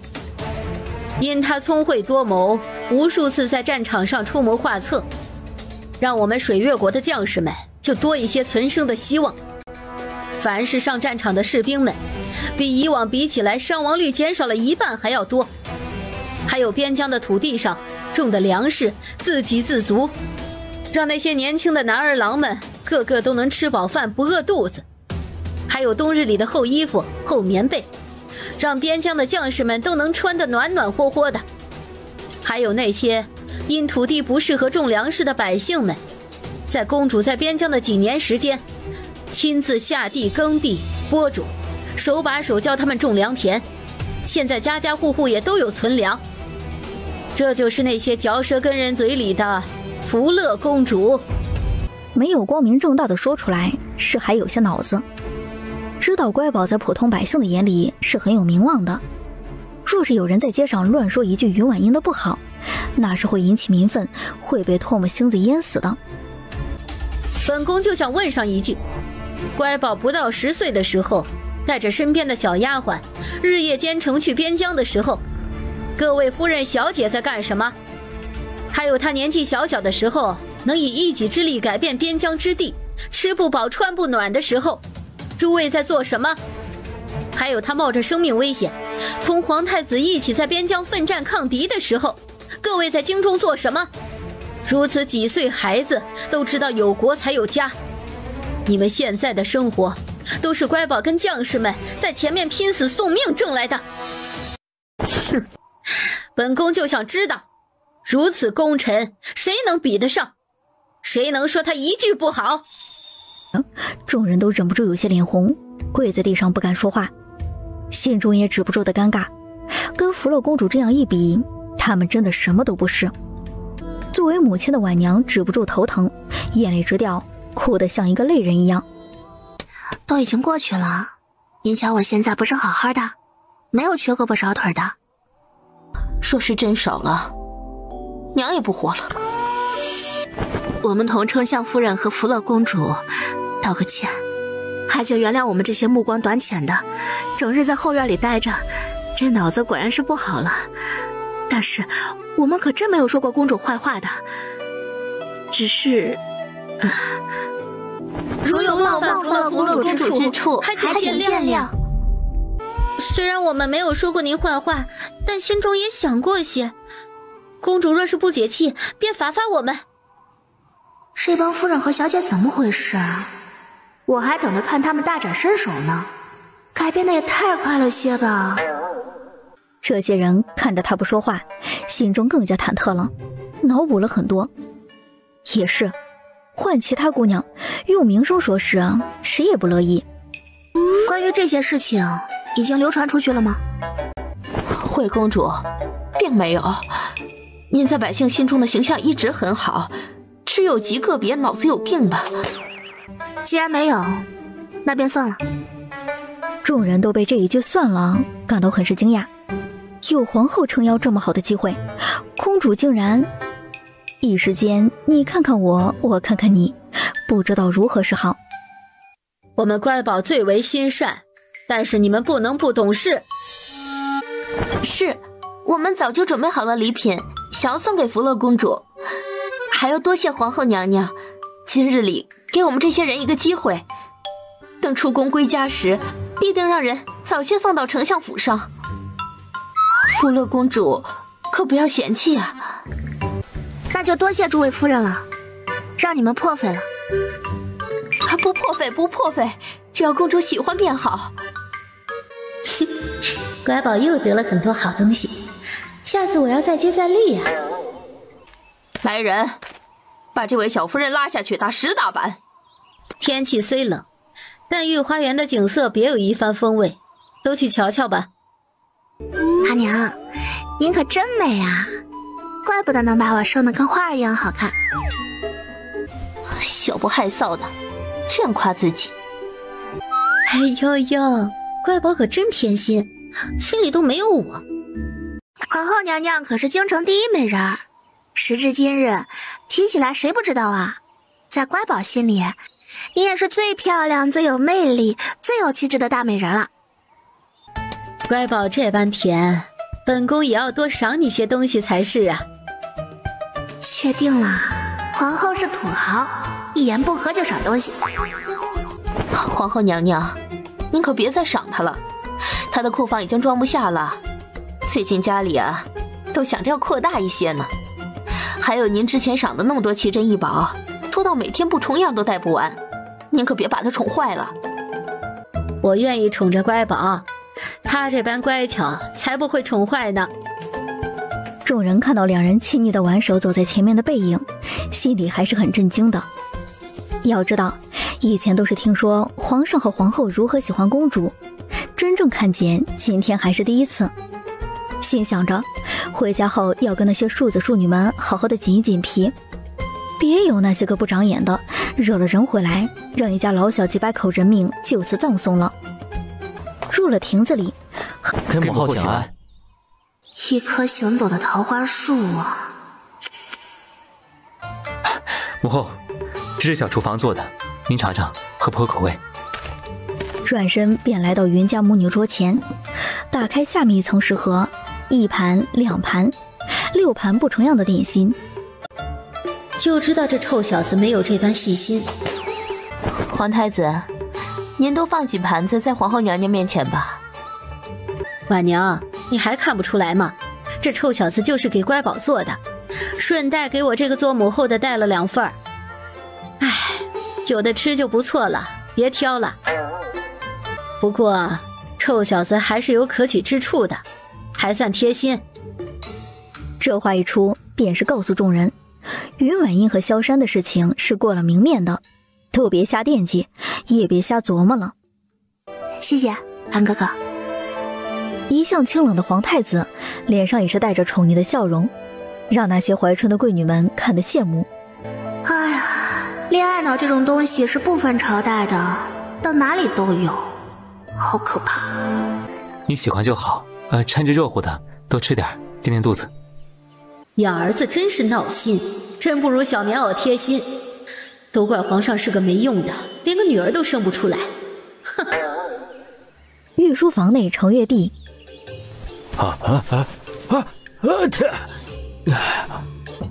皇上哎，您可注意身体。没事儿，肯定是皇后想朕了。哎，三弟，你整日都往丞相府跑，也带上我呗，我也要去外面玩。二哥想去便去啊，等我做甚？我也想啊，这不是跟云家人不熟悉，那几位才子也没有接触过，贸然只身前去，太失礼了。既然知道，便留在宫里好好挑选一下母妃给你选的妃子画像吧。说完，不等他回话，便是用轻功一下子跳得老远。臭小子，就这般没良心！哼！以后别再想让我帮他跑腿干坏事。我没听见。御书房内，小喜子，宣皇太子来御书房。皇上，皇太子今日不在宫中，一早就去丞相府啦。什么臭儿子，他倒是有福气，最好是早些把乖宝娶回来，要不然，哼，有的他好看的。程皇后在自己宫内搜罗自己嫁妆里面的好东西，随口便吩咐身边的老嬷嬷，请皇太子过来。就听身边的人说，皇太子一早便出宫了。这儿子算是白养了，只求他有些本事，早些把乖宝拐回来。啊呸，迎回来。另外一边，云丞相看着整日来家里报道的皇太子，都没脾气了。你不忙吗？不忙，父皇母后让我过来帮忙，只要使力气的活我都能做。此话云丞相并不相信，一脸你把我当智障的表情。能怎么办呢？骂又骂不得，打又打不得，只能轰走，眼不见为净。去吧，都在厨房忙活着呢。好嘞，您在这里歇着。萧山跑得极快，大厨房里，乖宝儿，快吃，趁热吃最香。还真是第一次这样吃，这般好的面粉，以前还真不舍得。还是乖宝会吃。大伯母这话的意思是说我是爱吃鬼喽？唉，我隐藏的这么深的秘密都被发现了。厨房里一时间哄堂大笑，被他这个挤眉弄眼的表情给逗笑了。汉哥哥，来的刚刚好，阿奶刚炸出过的鱼块，快来吃。你们两人可是有口福啦。来的刚刚好，是呀，一切都刚刚好，刚刚好在他幼年时自己就在，刚刚好在情窦初开时便明白自己的心意，刚刚好我能有幸陪着他长大，刚刚好一切都刚刚好。跟家里几位哥蹲边上一起吃吧。等晚饭时候特别丰富，大男子每人都小酌上几杯，连萧山这个皇太子也被拉着一起热闹。云家老小有意想要灌醉他，便一直同他举杯。好像被针对了，哭得好大声。好在萧山的酒品还是很好的，即使喝醉了也是老老实实的坐在那里，也不动也不闹。安哥哥可好？没有收拾力气砸在桌面上，声响非常大，把于婉音都吓得一激灵。疯婆子狠狠地瞪了一眼家里的男人，受点苦怎么啦？就连一向好脾气的婉娘都用凤眸瞪着云丞相和家里的几个哥。没控制好，娘子今晚不会不让我上床吧？哎呀，云家5个哥都不敢看自己奶和娘的神色，只能看天看地，就是不看他们。莫一上前搀扶着自己主子，轻轻地把他放在床上。门关上的一瞬间，躺在床上的萧山眼睛瞬间睁开了，哪里有一丝醉意呀？想了想，直接打开窗跳了出去。当他落在羡仙院的时候，刚刚躺下的云婉音第一时间就感觉到了，抬头盯着自己的屋顶，等了许久并未见动静。不知道是不是喝了点酒的缘故，今夜很想离小丫头近一些。屋顶的男人躺在那里，睁着眼睛看着天空。屋内的女人躺在床上，死死盯着屋顶。等了许久，她都要睡过去了，就听见有人从屋顶下来，站在后窗那边，听见屋内的动静便想着离开。就见自己面前的窗户突然打开，迎面而来的便是刀刃。乖宝，是我。月亮都已中天了，这人怎么还不睡觉啊？真是一个狐狸精，真是长得一副好颜色呀！啊，深得我心，美男子啊！安哥哥，怎么出门也不穿上披风啊？这种天气，再冻感冒了怎么办？伸出一只手按在他的脑袋后，狠狠地吻上去。云婉音也懵了，都不知道作何反应。就见萧山不说什么话，便几个跳跃跑了。对，就是跑了，跑了，落荒而逃。我去，这是什么狗男人呐！哎，好气好气啊！盯着屋顶，脑子里回想着这些年萧山一直陪伴在自己身边，只要和自己有关的事情都是亲力亲为，事无巨细。坦白地听听自己的心声，只看颜值必定是喜欢，既然喜欢，就认认真真的去对待吧。想通这一点，便翻身直接睡着了。回到小院子里的萧山躺在床上，感觉自己的心跳极快，翻来覆去的睡不着。乖宝没有拒绝自己，没有拒绝我，没有拒绝我，那是不是也意味着小丫头也是心悦我的？翌日，他和云丞相早早出门上朝的时候，顶着2个熊猫眼。皇太子，您这是身体不舒服吗？没事，就是没休息好。主子爷，您真的没事吗？要不要请御医看看？没事没事，我们赶紧进宫吧，下早朝还要回来吃早饭的。吃早饭？回来吃早饭？云丞相扭头看看挂在大门处的门匾。算了，看在昨晚喝醉的情况下，吃早饭就吃早饭吧。实在不行，我去找皇上要伙食费，要不然光靠着我的俸禄，怎么能养得起他儿子呀？不只是他们发现，连今日里上早朝的程月帝也感觉到了。坐在高高的龙椅之上，不断朝着下面看，心里琢磨，以老三的性格，从小到大便没有什么事情让他如此开心。如果真的有，那便是跟乖宝有进展了。不愧是老子的种，最后你家闺女还是要嫁给我儿子。皇上这般又是闹什么疯啊？当官可太难了，想回老家种地。想着下朝以后找老三问问情况。等喜公公去请的时候，萧山早就跑出了宫门，连背影都看不见了。哼，也不知道这臭小子像谁，这般疼媳妇儿。这不是跟皇上您一模一样吗？皇太子最像皇上您，须是看您这么多年以来对皇后的爱护吧。乖宝，昨夜是我不对，我要先道歉。什么？这狗男人还想不认账？我应该经过你的同意再吻你的。这狗男人在说什么混话呀？可我不后悔，要感谢昨晚那些长辈们和哥哥们灌我酒，不然不能这么早知道你的心意。你别瞎说，什么心意啊？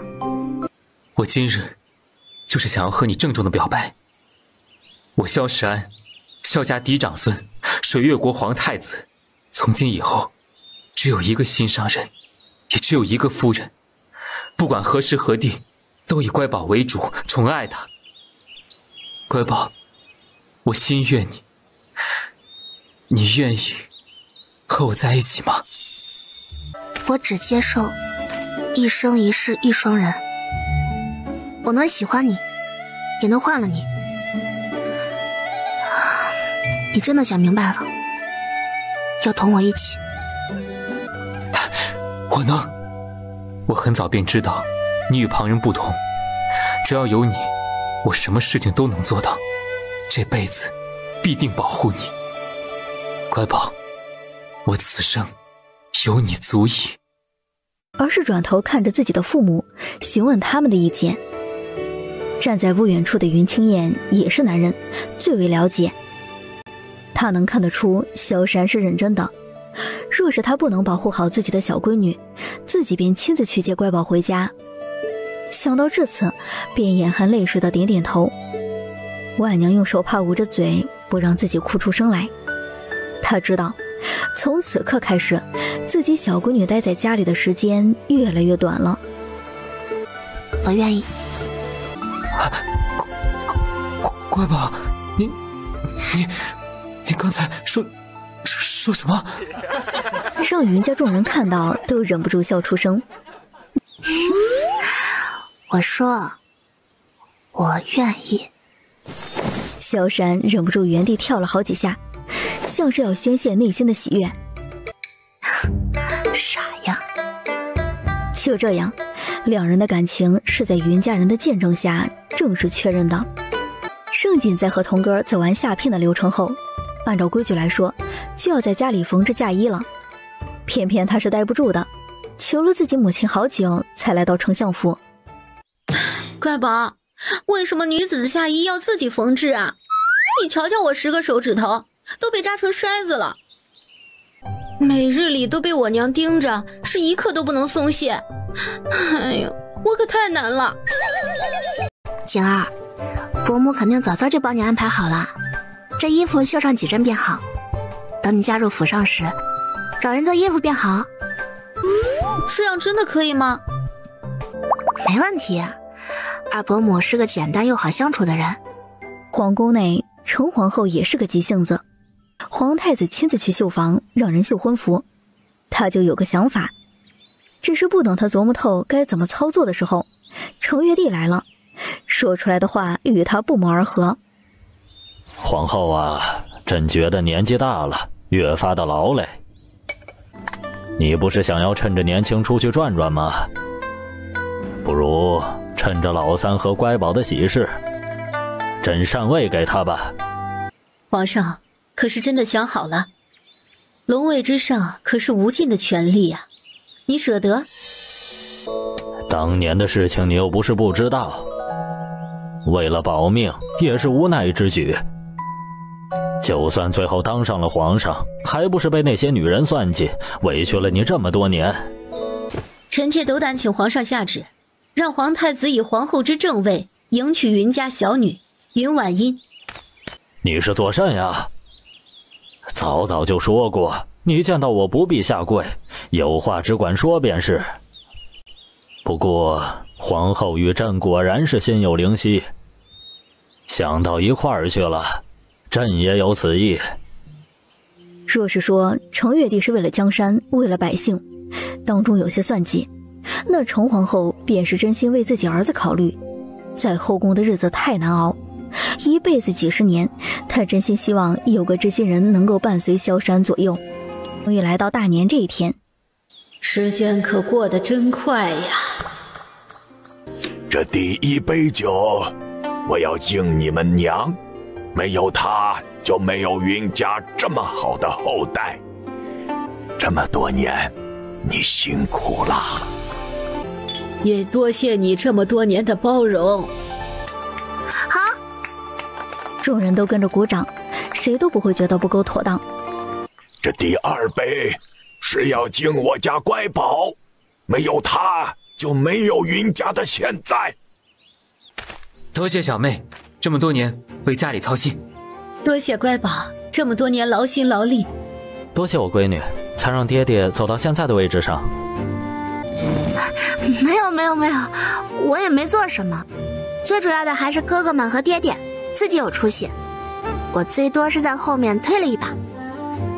他真的没有想到，一向不苟言笑的阿爷会突然站起身敬自己酒，这放在任何时候都让人觉得不可置信。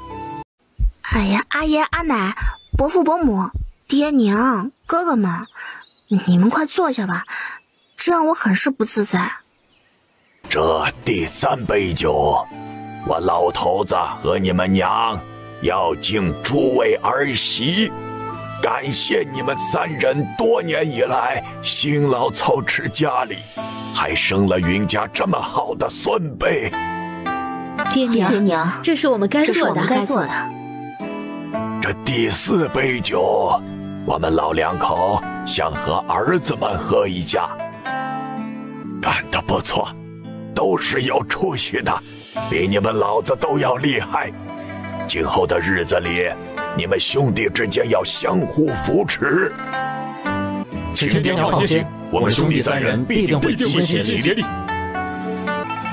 这最后一杯酒，要和孙子辈的共饮。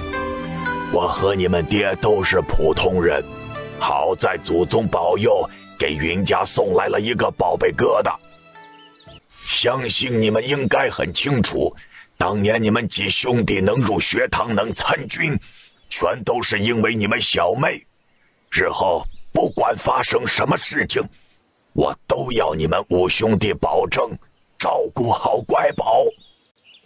我们一起尽力发誓，任何时候都护好小妹。看到这里，云婉音早就忍不住泪流满面了。这是阿爷和阿奶担心自己身体不好，不能陪自己太久，敲打家里人呢。还有就是皇太子表明心意后，他们担心自己今后受欺负受委屈，给自己铺后路呢。爱哭鬼！阿爷和阿奶要陪乖宝一辈子的。那还得了，岂不是要变老妖怪啦？阿爷说的不对，明明是老仙君。被他这样一打岔，屋内又响起了欢声笑语。今日里的年夜饭深刻地留在每个人心中。因云丞相官职高，提前吃过年夜饭后，妻小去了宫宴。只是在宫中的年夜饭上发生了一件大事。当晚程月帝便直接出了2道圣旨，一道是禅位皇太子萧山，命礼部即刻准备登位大典；一道是云家小女以皇后之位入宫。朝臣们哗然，连带着知道消息的百姓们都不敢相信皇上年纪轻轻的便要退位做太上皇。乖宝，我就快登基了。韩哥哥真厉害，以后便要靠着你撑腰了。我要做只螃蟹，横行霸道。云婉音觉得这声音是在勾搭自己，差点有些把控不住自己。看着他单薄的嘴唇中了邪一般探头过去，当两人气息交织在一起时，萧闪也是一愣，从未想过他会这般主动。在远处看到这一幕的童哥，一时都不知道说什么好了。算了，今天我什么都没有看到。天气这么冷，还是早点回去休息吧。其实于婉英刚才也是被美色勾引了。爱美色没有什么错，我也喜欢。你给我一个有貌有才的美男子，看我亲不亲？我只能表演个么哒。乖宝，不要害羞，我很喜欢。登基大典终于到了，萧山戴上皇冠那一刻，天上七彩霞光洒满了整个皇宫，众人看到有龙的影子在云层之中飞跃。这是祥瑞之兆啊！还好，自己是真心想让老三继位的。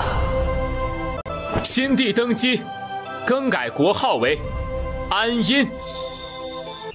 时间总是在人们不留意的地方悄然而逝。正是盛夏的时节，空气中都透着炙热烫意。小姐，天气这般热，今日您要不要在家里躲躲热气啊？便再去今日，剩余的时间便不再出门了。小小姐说的，可是自己要记得哟。再说，有丞相府标志的马车慢慢停在地头。老祖爷精神真好，看见我还想去迎我呀，真厉害。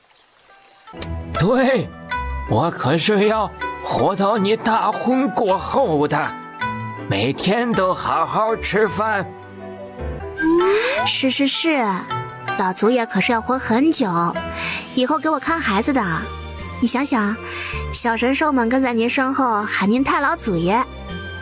云家二老从田地出来，乖宝儿，这大热天的在家避暑多好啊，小心出嫁时候晒黑了，有你哭的。晚些我们自己恢复就好，还让你多跑一趟来接做甚呐？哎呀，这不是一天不见如隔三秋吗？我太想你们了，就忍不住出门来接啦。是云家的几位哥儿，给诸位长辈请安。这若是走在马路上，我们都不敢认了，真是大变样子呀！诸位长辈，乖宝现在不方便出门，特地让我和诸位解释一下。没事儿，我们都知道他现在不方便，跟以前不一样啦。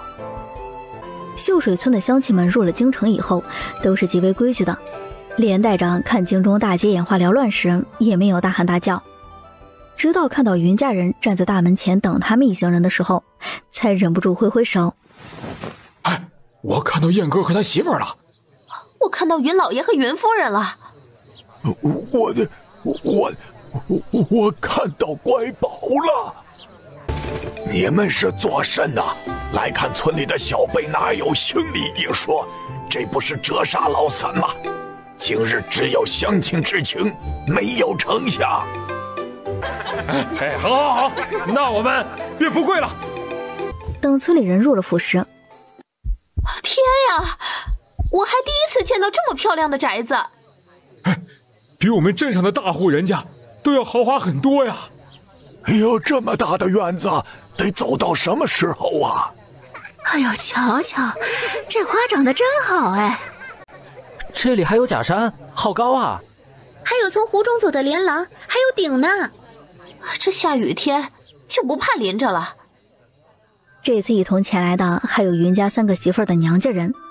私下的时候，两人都是好好敲打了两人一番，再三叮嘱让他们不要被外人挑拨了，放着好好的日子不过，真要被舍弃了，到时候哭都来不及。原本程夫子也想带着家里人住客栈，小妹整日惦记着外祖母外祖父，在家中早就已经收拾好。诸位乡亲们，许久未见，别来无恙啊！老天爷，我出去了，我看上安宁国最厉害的3个人啦！太上皇圣体安康，皇太后万福金安，皇上万岁万岁万万岁！诸位乡亲们平身，请起吧。不过几年不见，诸位长辈就有我生分了。唉，我还是走吧。这两位开始养老之后就放飞自我了，没眼看没眼看呀！又来了，又来了。他吩咐身边的嬷嬷接手喜公公从宫中带来的银碗筷。是的，为了蹭饭方便，又让身边伺候的人保住小命，太上皇退位以后，专门让人打造了几套银碗筷，包括酒杯，这样便不用让人验毒了。那我们可以同你们一起用膳。可以，太上皇、皇太后、皇上，请入座。喜公公看着嬷嬷摆餐具位置的时候，连忙把皇上的碗筷放在云婉音身边，这让他看着好笑。等他一副很是自然的样子坐下来的时候，在桌子下轻轻拧了一下萧山的腰。只是他不知道这番动作对男人意味着什么。乖宝，别着急。云婉音一脸的茫然，不懂他这话是什么意思，在心里仔细琢磨了一下，耳间便不受控制泛起了红晕。真心为乖宝感到高兴。看皇上的态度啊，是真心稀罕他，还给他夹菜呢，态度也很温柔。成婚后啊，应该也不会过得太差。直到宴会散去，回客栈的时候，秀水村的村民走路都是轻飘飘的，躺在床上，心中激动的都无法言表，很多人都没有睡好。很快便来到了云婉音及笄这一天，按照规矩会有一个全福夫人给自己簪发簪，还要请关系好的小姐妹过来添礼。因她往年都不爱社交，便只给盛景一人送去了消息。让她没有想到的是，京城之中凡是在宫中参加过赏梅宴的贵女们，今日里都带了礼物而来。公主可不要嫌我们不请自来啊，就算有，看在这些礼物的份上，不要把我们赶出门啊。哪里会啊，多谢你们能来。公主今日好美啊，若我是男儿身也想娶回家，整日里看着这张脸都要多吃下几碗饭呢。这些人有心要同他交好，他便在脑子中开始过凤莲楼搜罗的各种消息，对应每家小姐的描述，便知晓自己该怎么应对。是个优秀的孩子，真是云家老祖宗积德了。云老头，我们这些老东西只要给乖宝守好老家，有事情他便回家。多谢祖叔，这个好老婆子我记下了。及笄礼毕，迎新帝后大婚，三哥哥和盛景的婚礼按照规制需要推后，连带着普通百姓家里的喜事都是需要另外更改时间的，就是怕冲撞到皇家喜事。要问京城什么时候最热闹，那便是今天，是上圣皇上给未来皇后娘娘送聘礼的日子。大街上早就被消息灵通的百姓们给围得水泄不通，连带着路边的茶楼早早就被人预定了。一大早上，从皇宫门口开始，绑着红绸的聘礼箱子陆陆续续的从里面抬出来，一直走到丞相府中的时候都看不见尾巴。站在路边上的人都数着，一直到下午的时候，有人就喊了：一共880台。一是觉得宫中果然有很多好东西，还有的觉得安阴国国库有钱是件好事情。他们都不知道，这只是皇上的私库，没有动宫中一分钱。在自己小院中的云婉音听下人来报，满头黑线。这家伙怕不是家里都给掏空了吧？大婚的前一个晚上，婉娘来到她的小院中。娘很久没有跟乖宝一起睡了，时间可真快呀，乖宝已经是大姑娘了。娘和你爹对你没有其他要求，只希望你婚后过得开心幸福。若是不合心意便回家，我们养着你。娘，您放心，安哥哥若是对我不好，我便收拾包裹离家出走。此时京城大门口聚集了很多从四面八方来的百姓，还有军营里的将士们。朕听说诸位来给皇后贺喜。是皇上。我们都是因为福乐公主还有云家才能吃饱饭。听闻今日是她大喜之日，我们特地从老家带着贺礼而来。上圣皇上，万岁万岁万岁万岁！那安全问题便交由边疆的将士们，能不能做到？能。丞相府内灯火通明，云婉莹被身边的4个丫鬟从床上拔了起来。为什么要起这么早啊？众人也不管她醒不醒。公主是老婆子见过最漂亮的女子，这皮肤吹弹可破，一点瑕疵都没有，实在是太美了。冰肌玉骨，姿容绝代，光艳逼人，艳冠群芳。夫人，大喜的日子也不能掉眼泪，赶快吃上一口，剩余的时间便不能再进食了。前院的云金、云前2位管家看到街上的情景，也赶忙汇报给云丞相。那些种子真是起了大作用了，就凭外面乡亲们的心意，比什么都值钱。哎，皇上亲自出宫迎亲了。上圣皇上是历史朝代上第一个这样做的人，这是多稀罕福乐公主啊！嗨，谁不想媳妇儿？这位兄弟，可别说你跟皇上不一样。媳妇儿确实得自己娶，都要向皇上学习。周围又是一阵哄笑声，到处喜气洋洋。云春远远地看着他们，便跑进大门大喊着：关门！关门！秀水村的兄弟们可都准备好，别让他轻易闯关啊！他站在一侧，只需要一个眼神，便有几人先从高墙之上翻入了院中。不过几息之间，丞相府的大门便从里面打开。安哥，耍赖！春哥，这身板还需要再练练。便转身来到院子中，最后一关是由云松、云儿2人设置。希望你能善待我们全家的心肝宝贝儿。若是有朝一日你不想同他在一起了，便送信回来，我们接他回家。是，我们接他回家。小小姐，可不能再哭了，小心妆花了。家中都看重您，以后奴婢保护着您呢。肯定不让任何人欺负您。到时候奴婢就狠狠地揍他们。不可能有那么一天的。我以自己的皇位发誓，今生今世只有皇后一妻，不设后宫3000佳丽，不纳妾，不纳妃，不添后宫，一生一世一双人。好，皇上不要忘记今日之言。君子一言，驷马难追。云婉英的婚房内都是静悄悄的，听到外面人说的话，心里都是五味杂陈，不知道该说羡慕还是嫉妒。茵茵，我来娶你了。2位新人先到正厅给家中的长辈跪拜敬茶。爹娘，请喝茶。我必定会好好照顾好茵茵。小哥哥，以后家中就靠你多多照顾了。妹妹放心，什么时候想回家，让人送信过来，哥哥接你回来。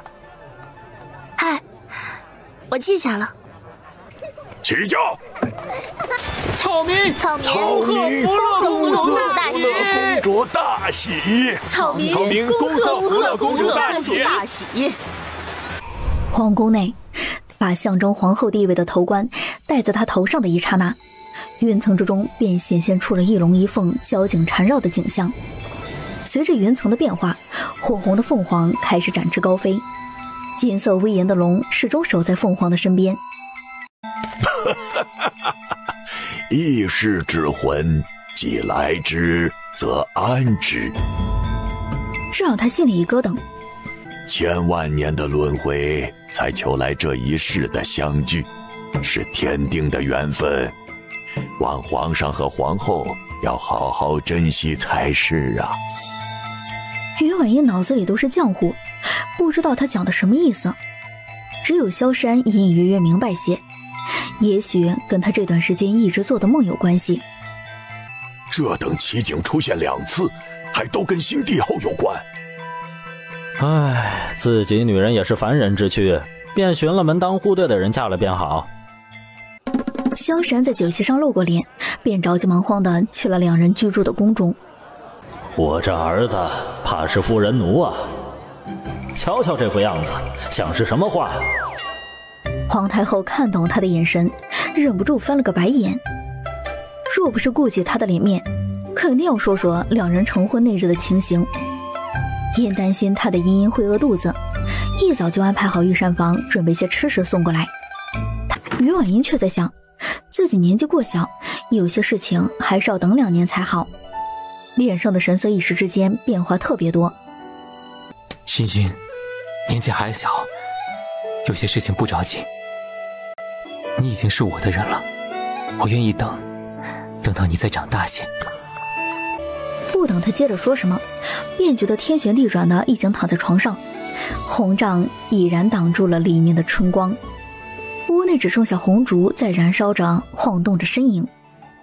一晃3年过去了，御花园内成婚几年，上圣皇帝真的如大婚时说的话，后宫并未纳人，甚至有些人看劝不动皇上，便把心思动到养老的太上皇和皇太后那边。怎么手都伸到后宫来了？我看你是太闲了，送去边疆吃吃苦头吧。哎，皇上不急太监急，真是讨人嫌。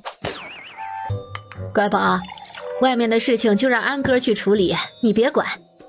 想当年你们父皇子嗣也单薄，那些朝臣们也弹劾我呢，说我祸乱后宫，各种吓死人的名头就要装在我头上。母后，我可没往心里去。瞧瞧，你们婆媳2人关系好的，让我这个亲娘都吃醋。这还得多谢婉娘，让我无痛当娘，才能有这般可心的小棉袄。这几年有乖宝在宫内，你不知道多好玩呢，比那些年在宫中数着砖有多少块好玩多了。母后，岳母，茵茵，总觉得自己好像要躲不过去了，毕竟眼前可是一只饿狼。还有就是他也忍了这么久，真的算是好男人了。他是愿意的，就是没有做好准备，想起来有些害羞罢了。难道今晚要懂事一些，站远一些？是不是很快就能有小主子了？啊，小主子，我为皇上皇后摇大旗，冲啊！用过晚膳以后，4大丫鬟早早就备好了热水。皇上安。 4个丫鬟起身退出去。这是我的丫鬟吗？跑得真快啊！哇，美男如玉啊！让我看看，谁不喜欢看？温泉中的水花随着两人的动作越发的大，不知道过了多久，两人才回到了寝宫内。不要让人打扰他。恭喜我家小小姐！去小厨房炖点鸡汤去。离见到小主子又近了一步。该准备些布料，小衣服准备起来。在外面披着奏折的萧然听到动静便进来了。茵茵，怎么不多睡会儿？韩哥哥，没去御书房吗？我一早便过来守着你，帮你上了药。下次这种事情我自己来便好。那怎么行？茵茵自己肯定不方便，还是我来吧。而且以后我会注意些的。真的不想跟他争论这个话题，他便直接摆烂。为了躲他，今日起床以后，看着窗外的阴雨绵绵，于婉英决定要回家探亲。不多时，两辆马车悄摸摸地从宫门驶出。皇后不在，真批奏折的心情都没有了。没动力，不想工作，朕也想去岳父岳母家。还好那些大臣们不知道皇上私下里是这个样子，要不然肯定又要上奏折骂皇后，还要在宫中撞柱子，以死明志了。不如皇上赶快做完事情，出宫时候还能赶上晚饭呢。不愧是跟在朕身边的人，就是聪明。赏，重重有赏。丞相府守门的小厮很是机灵。小小姐回来了，小小姐回来了。哎呦，奶的乖宝可想死奶了。乖宝啊，终于回来了。奶想的你吃饭也不香了，睡也睡不好。你不在家，这心里总觉得空落落的。回来就好，回来就好，先进去再说。程姐姐就当来自己家，别客气。这几年没少来你家，早就不把自己当外人了。你有这时间，还不如多安排些好吃的。还有，备上那些果酒，我们姐妹二人喝上几杯。您就放心吧，保证一样都不会少。奶，天气这般好，我们也去晒晒太阳吧。在他们不知道的地方，老大，这是个好机会。一起出来的3人都是上圣皇上最为重要的，若是能把他们一举拿下，安阴国必定会大乱。张老三没有说话，低着头不知道在想什么。老大，这么好的机会，若是错过，下一次就不知道是什么时候了。等等，我再去丞相府周围探探动静，其余人回去等通知。带着一脸憨笑的张老三，先是在担着东西在京中逛了一圈，才慢慢的往丞相府那条街去。守门的小厮看到卖货郎在朱雀大街也有些疑惑，想着家里还有3位大佬在，这不管谁出事儿都是他们承担不起的，便直接带着守门的小厮来到凉亭。皇太后、老夫人、夫人、小小姐，大门外有个奇怪的现象，我们担心会出什么事情。你们的担心是对的。想想在朱雀大街上住这些年，也从未见卖货郎来过呀。今日正好他回来，便有人来转悠，这是来打听消息了。很多年没有遇见刺杀的了，是谁？是谁？要刺杀我吗？这位姐姐又要找乐子了。哎呀，头开始痛了。我这亲爱的母后大人又找到好玩的了。冯婆子眼皮直跳，总觉得不踏实。不等他们反应过来，皇太后便提起裙子跑了，只是没有2步便被裙子给绊倒。皇太后，皇太后，您怎么样了？都起来吧，别害怕啊。我没摔倒。婉娘还是安排人去煮了醒酒汤。醒来的皇太后实在是太丢脸了。嬷嬷，我在小姐们面前还有儿媳妇面前丢人了，我这端庄大气的形象啊，怎么就这次没有节制，便把自己喝醉了？您莫要担心，也就是摔了一跤。是真的吗？对方就认真的点点头。浪费粮食是可耻的，云老爷和老夫人这般节约是对的，宫中现在吃饭也不会有180道菜。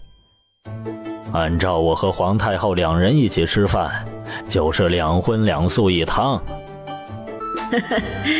等我回村里养老的时候啊，跟那些婆子吹牛，看谁能不羡慕我老婆子。哎，吃的还没有我在老三家的伙食好啊。好吧，我吃的确实没有丞相府好，主要是人家的吃食都新鲜的很呢，次次都不一样。哎呀，心里苦，但是我不说。等着他们都吃完，撑着肚子在喝茶，都没有见有人来。鼠疫家的生活才像是在过日子，哪里像我以前天不亮就起床了，半夜才睡觉，过得不如打鸣的鸡，连睡个懒觉的时间都没有，生怕那些乱臣贼子以为我要嘎了，时刻撺掇着兄弟3人篡位呢。萧山一脸幽怨地看着父皇，他也不想做皇上。开玩笑，好不容易找到这个冤大头，我呸！好儿子接手皇位，我才不会傻乎乎的再去当老黄牛。还好我这心脏已经被太上皇锻炼出来了，不然啊，总担心知道的太多，害怕被看透。有意思，有意思，吹牛皮资料加111。婉娘从来不知道皇家人这么嫌弃皇位吗？太上皇，臣那时候比您起得更早，哎不，现在也要起很早上早朝。哎呀，身体越发的不好了，不如……不，丞相大人还年轻呢。朕觉得这朝堂之中没有您不行啊，岳父大人一定不会抛下小婿一人操劳，拍拍屁股走人吧。我倒是想，你们两个周扒皮也不放人呀。不会。萧山一般在这种时候只能用身份压制他，若是用女婿身份，哼，信不信明天早上丞相府就空了，见不到一个人。这帮男人怎么回事啊？真是没眼看。哎呀，淑仪，你就别想着回去种田了。若是你走了，那些不要脸又要上奏折骂乖宝，谁能帮他出气呀？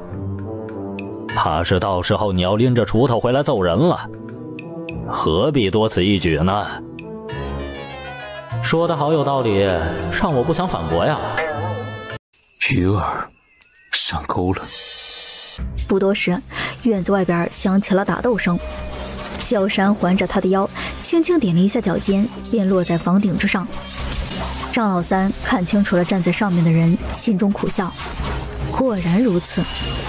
民间传说，安阴国的皇后娘娘出生时便天生异象，是有大福运之人，怎么可能会被自己轻易斩杀？仔细想想，从进入丞相府以后就特别的顺畅，怕是早就盯上他们这些人，就在这里等着呢。老大，我们中计了！所有人听令，全力截杀皇后！啊！为什么杀我？手上的动作更是快过脑子，在杀手们冲过来的一瞬间，便从空间里取出来一些迷药粉。张老三等人意识到他做了什么的时候，刚准备咬下嘴里的毒药，便晕了过去。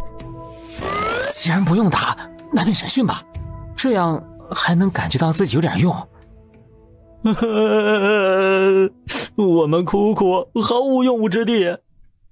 茵茵话到嘴边又停了下来，不知道该怎么开口问。早在10几年前，他便意识到小丫头的神奇之处。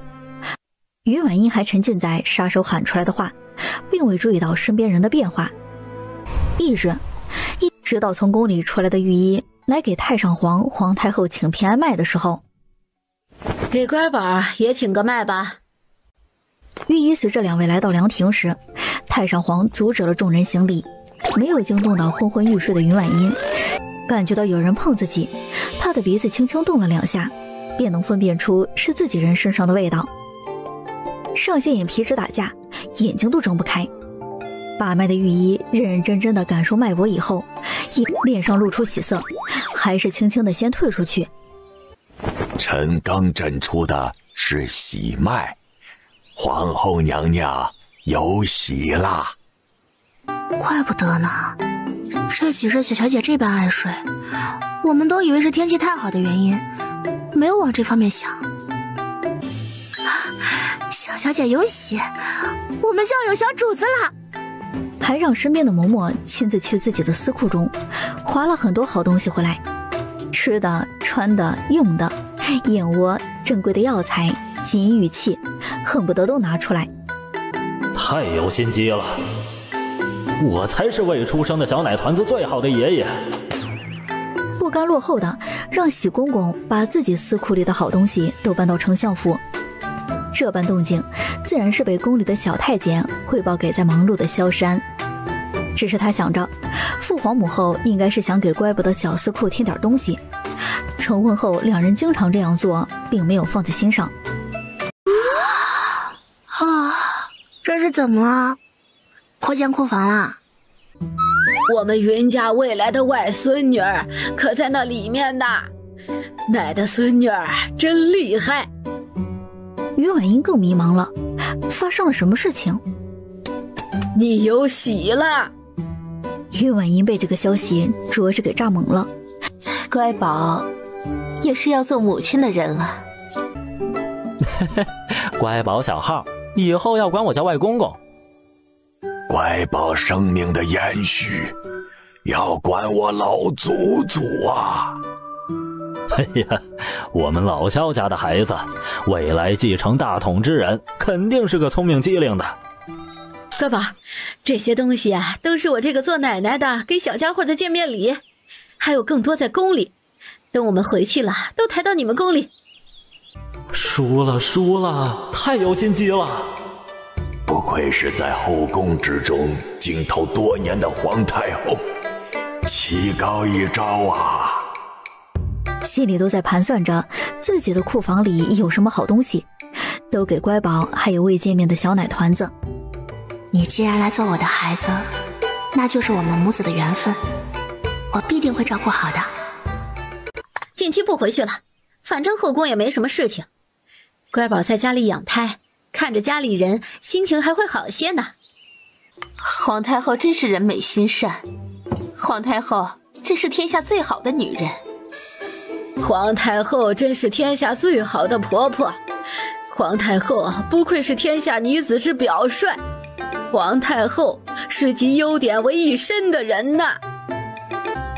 哎，咱们来些实在的，老夫人和丞相夫人这是真心感谢我，那便多给我做些好吃的吧。这般善良的人必定不会搓磨乖宝的，今后必定都是甜滋滋的小日子。皇太后放心，必定让您吃得舒舒服服的。你和太上皇回宫后也无聊，就安安心心在家里住着。就这样，云婉音开启了养胎生活，家里从上到下都十分谨慎，奴婢和小厮都主动请缨，最近便不放假回家了，留在府中做事，就是因为他们担心有人心怀不轨，会在他们放假回去的路上把他们绑架。替我谢谢他们，然后再给每个人都增加一些赏赐。府中有喜事，与诸位同喜。老祖宗说，娶妻当娶贤，承不起我。等到萧山处理完皇宫里的事情，疑惑着三人还未曾回宫，赶来接人的时候，看见他，原本热闹的众人一下子安静下来了，连云婉音都忍不住拍了拍额头，终于想到自己忘记什么事情了。安哥哥应该不会生气吧？这些人是做了什么对不起我的事情，还是亏心了？父皇、母后、爷爷、奶奶。剩余的人很是自觉地走开，其实也都是心虚，怕被萧山秋后算账。毕竟所有人都知道了，连在外地给云家兄弟报喜的信都送了出去，唯独忘记了通知孩子的父亲。安哥哥，我有话要跟你说。茵茵要说什么？那我说了，安哥哥先保证不要生气。我跟茵茵保证，肯定不会生气。又偷偷摸摸地观察了一下他的神情，发现是认真的，才红着脸吞吞吐吐地把事情说了一遍。被巨大的惊喜砸到头上，一向聪慧冷面的上圣皇上也有呆呆傻傻愣愣的一天。安哥哥，你不开心吗？茵茵，我们生个闺女吧，以后把安阴国给宝贝闺女继承，让她做女帝。臭小子什么的最讨人厌了，哎，你说好不好？这家伙什么脑回路啊？什么闺女女帝的，生男生女是男人决定的，这种事情我也没有办法呀。安哥哥，还有好几个月才知道是男是女呢。皇后娘娘，您现在可是双身子，任何东西都要更加注意一些的。不管是不是在家里，这入嘴的东西需要我们试过毒才行。我的小主子由我来守护。还我以前的丫鬟，这个不是。莲姐说的对，我们做奴婢的没有第一时间知道主子有喜，便是犯了大错。皇后娘娘心善不责罚，我们只能照顾得更加仔细些赎罪，保护皇后，保护小主子。我真是好日子过多了，不是一个合格的好奴婢，差点让我的小主子受大委屈了。小主子太可怜了。那颗小黄豆可怜什么呢？你心里只有小主子。都是我们太虎了吧唧的，小小姐也虎，千盼万盼的小小主子。我为小主子扛大旗，扛大旗。老族长，老族长啊！京中来信，皇后娘娘有喜了。这下可以放心了，快宝的位置必定坐得稳稳当当的。我们村里走出来的孩子可不受什么委屈。等我老头子下去跟祖宗们商量下，多给乖宝送几个孩子。我老头子呀，希望善良的乖宝一生幸福美满安康。想到这里，老族长的气息已经没了，身体慢慢开始变冷。屋内的众人呜咽着，都知道他在等人生的最后一封喜信。他等到了。下葬的时候，李正把收到的那封信在老族长的坟前烧了个精光。老爷子，这信给您送下去，让您在祖宗面前显摆显摆。可别再说我们这些小辈们不孝顺了啊！肯定不能了，老族长下去啊，肯定得坐上高位了。新立起来的石碑烧着纸钱的火花，在众人一落后，燃烧的火焰轰一下升起老高。这时老族长已经收到信了，恐怕此时正揣着信纸跟老祖宗们炫耀呢。今日里御医又来请脉，只是眉头皱一下又松开，皱一下又松开，众人的心脏跟着七上八下的。这位御医呀，到底是闹哪样啊？恭喜皇后娘娘，恭喜太上皇、皇太后，皇后怀的是3胎。什么鬼？3胎？这是当猪仔生吗？奶的乖宝，心疼死我了。爷的乖宝，这是要受多大的苦啊！连着生过孩子的皇太后都震惊了，活了这么多年，从来没有听说过有怀3胞胎的。太上皇眉头紧皱，一时间不知道是该开心还是忧愁。他不是不懂寻常生活的帝王，民间女子生产每年都有不少人送命，这些事情他也知道。没事的，我身体素质好，肯定不会有问题的。只是月份大的时候要更加注意些才行。太请放心，我以自己的性命保证，皇后娘娘的身体很好，绝对不会出问题。不过还是请太上皇多准备些御医才好，最好是能跟臣一样随时都在皇后娘娘身边，这样便能随时知道皇后娘娘的脉搏情况。臭小子就是不可爱，这样折腾我茵茵，等他出来肯定要狠狠地揍屁股。美男看着我落泪，天哪，这谁能看着不爱啊？云婉仪内心土拨鼠尖叫，都别拦着我！怪不得前世网上有说找对象一定要找个好看的、颜值高的，不仅可以在生气的时候看着那张脸就会心情变好，最重要的是若是生小闺女，颜值是取决于爹爹的。看来我前世今生都是一个实打实的颜狗。茵茵这个笑容看起来有些猥琐。茵茵，要不……萧山记得在有本杂书上看到过，夫人怀多胎，身子受不住，可以挑选名医进行减胎的事情。不行，坚决不行！以我的身体素质，这3个吞金兽肯定能好好长大的，更何况我还有法宝啊！在府中的云家二老自从送信出去以后，便整日里盼着回信，这左等右等一直没有收到。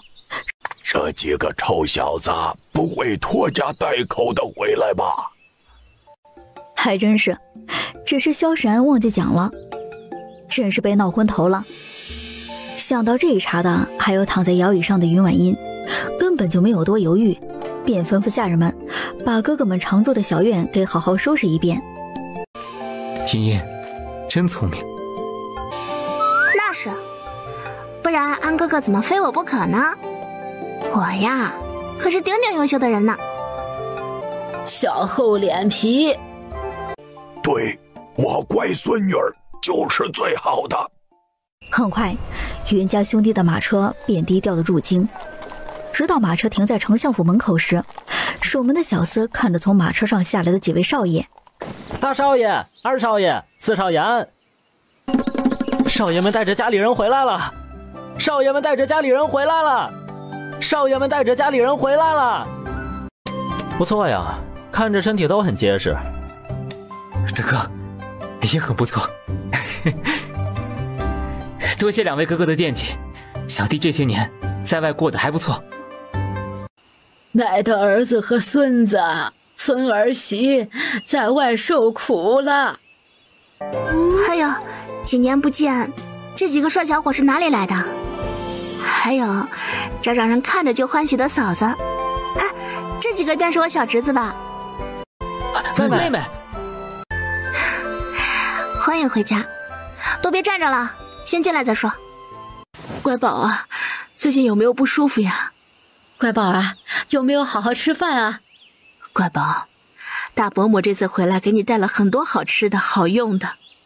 乖宝，二伯母也带了很多礼物啊。乖宝，乖宝，连这4个小侄子都眼睛亮晶晶地看着自己。过来，姑姑这里。得到父亲和母亲的点头，4个小可爱走到离他还有1步之遥的地方，便停了下来。这是在马车里听到自己小姑姑现如今已经有孕了，过不了多久，他们便会有小弟弟、小妹妹了。一定要保护好小姑姑，万万不能冲撞了她。这把孩子教的也太好了些吧！嫂嫂们真厉害，把家中的哥儿都教养的特别好。没有，平日里主要还是你大哥教的。我和皇太后听闻云家兄弟回来了，我们2人也凑个热闹。连带着家里的云松、云柏、云春都不知道这2位在这个时间会在丞相府，先是一愣，赶忙行礼。行了，别跪了啊！跪来跪去多麻烦，一会儿我还得出声让你们起来。这便是3位哥娶的新媳妇儿啊！哎，早知道你们成婚，我就撺掇着婉娘陪我出去玩一趟了，真是可惜了。是臣的不对，下次成婚，不是，等下次臣的孩子再有弟弟的时候，一定给2位发请帖。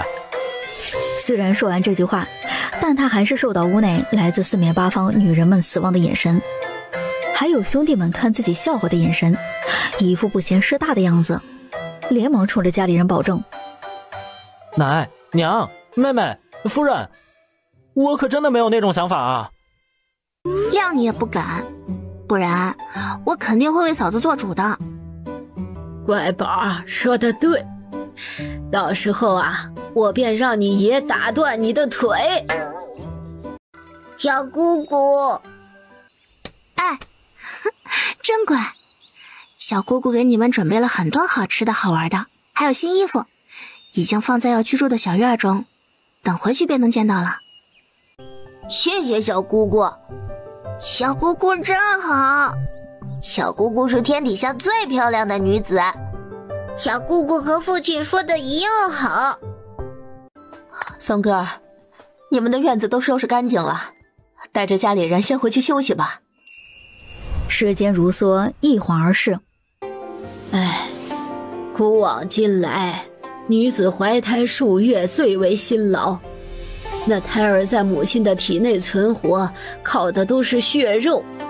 乖宝也没少吃，怎么不长肉呢？同样发愁的情况也有其他房内的人。夫君，我今日瞧着皇后娘娘的肚子又大了些，吃的东西都没长在自己身上，实在担心她气血跟不上，不长肉可怎么办啊？到时只能求着入宫多看看乖宝。他纵使心疼妹妹，可君就是君，臣就是臣，皇命难违。唉，等明日我便多去找一些名医给妹妹瞧瞧。那我便多盯着点厨房，做些好吃的菜，哪怕是皇后娘娘能多吃上一口便是好的。翌日，乖宝啊，奶喂你吃。小姑姑吃多多。闺女儿，来，这个好吃。妹妹多吃一些。小姑子，你试试那个，合不合你的口味？她吃的真心不少，只是身上都不长肉，只是小腹大了些，这对她来讲绝对是好事情。一早迎皇后娘娘回宫的仪仗队是萧山亲自过来接的。岳父岳母放心，小婿会每日里都在茵茵身边，必定不会让她一个人的。乖宝啊，一定要好好吃东西，有什么事情就让人给奶送信。有什么特别想吃的，千万别委屈自己，娘一定给你做了送进宫。太上皇和皇太后已经恩准，家里人会每半个月就去看你。袁丞相这一刻无比后悔自己的乖乖女儿嫁入皇家，若是嫁入寻常人家，自己便能寻个理由让乖宝一直在家里养胎。萧山纳闷，他又哪里惹到自己的岳父大人了？皇上，皇家子嗣尤为重要，臣有一美人儿。皇上，祖宗都讲多子多福，您也要。皇上，臣认为皇后娘娘身边不便，特请示送家中嫡女为您分忧。皇上，皇上，皇上！翻来覆去看的便是这些奏折，让萧山的脸色一黑再黑。哼，朕看这些人闲得很，手都伸到朕的后宫里来了。瞧瞧这上面说的什么话，还替朕分忧，这皇位给他们做好了。这事情也就是袁丞相不知道，不然呢，他这么疼爱皇后的人肯定不会善罢甘休。朕就快要喜得贵子了，以后便是要继承这天下之人，这国库怎么能空虚呢？只能麻烦朕的岳父大人去抄几个家了，也算是给孩子们攒家底了。皇上英明。很快在家中的袁丞相就进了宫，再出来的时候身后跟着上千官兵。这是谁呀？又活够了，偏偏惹咱们这软硬不吃的丞相大人了。哎，走走走，跟人去看热闹。哎，肯定是要去抄家了。还记得很久之前袁丞相抄家，可是从这些大官家里面搬出来好多的箱子，都是值钱的东西。本官听闻有人上奏折，说皇后娘娘身体不便，要送美人进宫分忧。我记得帝后当年大婚的时候，整个京城10里红妆，到现在都让人记忆深刻。当今圣上在新娘门前保证过此生只有一妻，这誓言还犹如在耳前。你们这是要置皇上失言失信，做一个不忠义之人呀！云丞相，你这是想在安阴国独掌大权？你的女儿是入了宫，是这天下最尊贵的女人，我们不过是想送女儿入宫，又犯了什么错？本官倒是想让自己心尖尖上的宝贝儿只嫁入寻常人家，时常回家小住上几日，可皇上非娶她不可。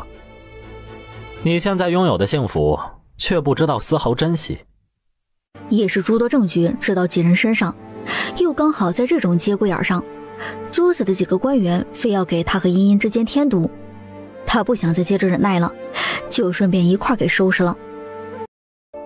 安哥哥，欣欣，唉，其实做皇上真的是太难了，不管什么事情都是被人盯着，一举一动，连着夫妻两人之间的情感交流也是。今日里怎么样？3个崽崽们乖不乖？有没有闹你？这种话题在他回宫以后每日都会发生，让他觉得好笑。现在才多大呀，怎么会闹？饭后，怎么过来了？有事情让下人来唤我，你自己身子重还走过来，也不怕累着？还是要多走动走动，不然到后期不好生产。御医每日都请平安麦，身子好着呢。母后，不要担心。又过了1个多月，哎，我的皇后娘娘，你可慢着点儿，走得慢一点，慢一些啊！阿奶，娘亲，皇后娘娘万福金安。阿奶娘亲，你们赶快起来，这是做事，这不是折我的寿吗？奶的心肝宝贝儿哦，这都多大的人了，还掉小珍珠呢，还真是不怕别人笑话。国有国法，家有家规，我乖孙女儿坐在一国之母的位置上，是我们云家多大的荣耀，只是有些规矩不能破。乃是担心外面那些坏心肠的人欺负我乖宝。乖宝，怀孕了可不能这样哭啊，伤身子，还会伤着孩子。看你这样哭，娘心里难受。阿奶，娘亲，你们怎么这么好啊？不对你好，对谁好啊？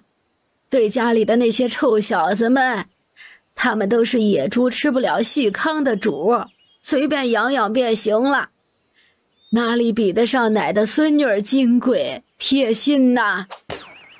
眼睁睁看着两人往小厨房走去，迈着小碎步紧跟其后。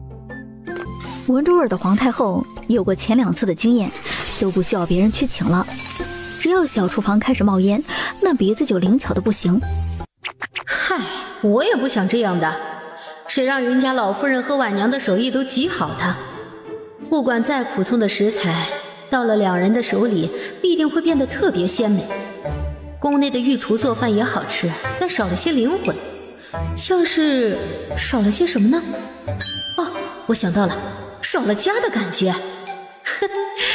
还好已经把亲家处成了姐妹，现在开小灶心里都踏实了很多。至于太上皇啊，他肯定在宫里抓肝挠肺，他倒是也想吃，只是现在都是女人，他出现也不合适。就等着我打包东西回去给他呢。娇气鬼，以前可不是这样的，又不是不见了，再过半个月，奶和你娘还这般早的入宫陪你，可不许再掉金豆豆了，奶是真的担心你伤着身子。听着关心的话，于婉英把眼泪使劲憋了回去。她知道若是自己再哭，阿奶和阿娘回去以后，晚上要躺在床上睡不着了，肯定要担心她的。我不哭了，我不难过，就是控制不住。阿奶、阿娘，不要担心我，每日里吃好睡好，替我跟家里人问好，让阿爷也要注意身体，等着抱曾孙吧。好好好，到时候啊，奶给乖宝照顾孩子。于婉英站在宫门口，看着丞相府的马车慢慢的走远，看不见影子的时候，哇的一声哭出来了，眼泪像是止不住的洪水一样。不想哭，但是眼泪很多，失禁了。身边伺候的人都慌了一团，云莲、云野、云满、云池想着办法想哄好他。我没事，哭一下对身体更好的。好在萧山早就猜到这一点，便赶了过来，看到小丫头哭得鼻头都红红的，心中又是怜惜又是酸涩，更多的是哭笑不得。还不知道小丫头还可以一边哭一边打嗝一边说话，忍不住便调侃她，闹得云婉音有些不好意思，故意甩脸子不理她。萧山有时候真想扇自己，犯这个贱做什么呀？没事惹这位小祖宗作甚？自己惹出来的祸只能自己收拾，好声好气哄了许久。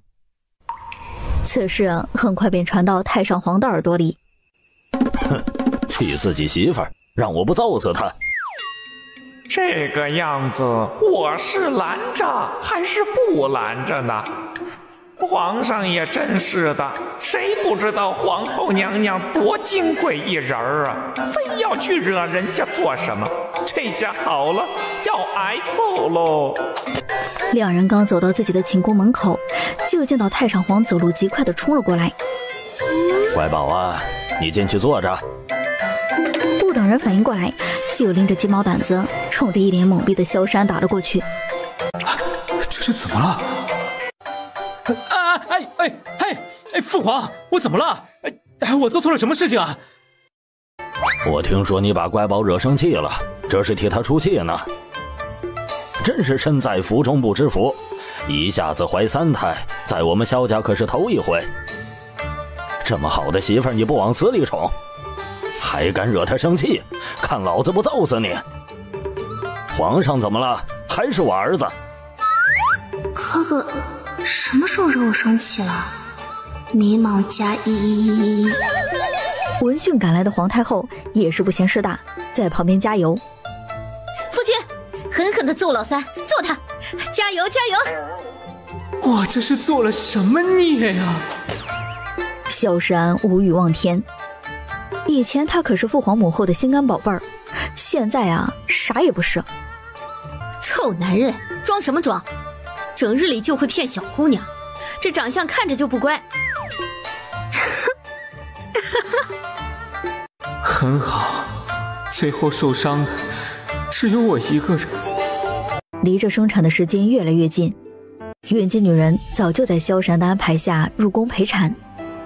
正在院子中慢悠悠散步的云婉音突然感觉身下一股热流，低着头一看，羊水泼了一地。云婉音懵逼，没有反应，好猛呀！快，都动起来！热水、御医、接生婆。帝后居住的寝宫内瞬间鸡飞狗跳，兵荒马乱的。往外跑的小太监连着摔了几个跟头，都不敢耽搁1秒，爬起来接着跑。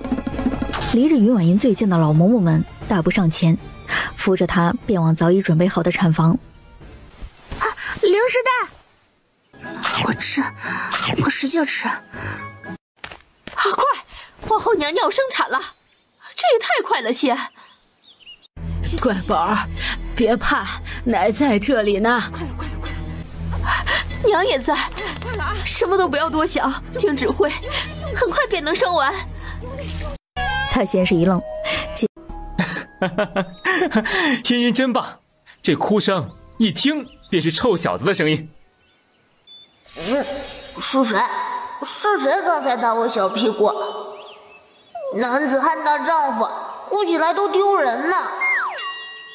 刚才的声音是老大说的，这眼神亮得吓人，不是说刚出生的婴儿都看不见的吗？伴随着一声哇啦哇啦的哭声，比哥哥还要响亮几倍的声音，老二也出声了。吵闹的二弟弟来了，哎呀，就是可怜我这娇嫩的耳膜了。我漂亮的娘亲，为何这种眼神看我？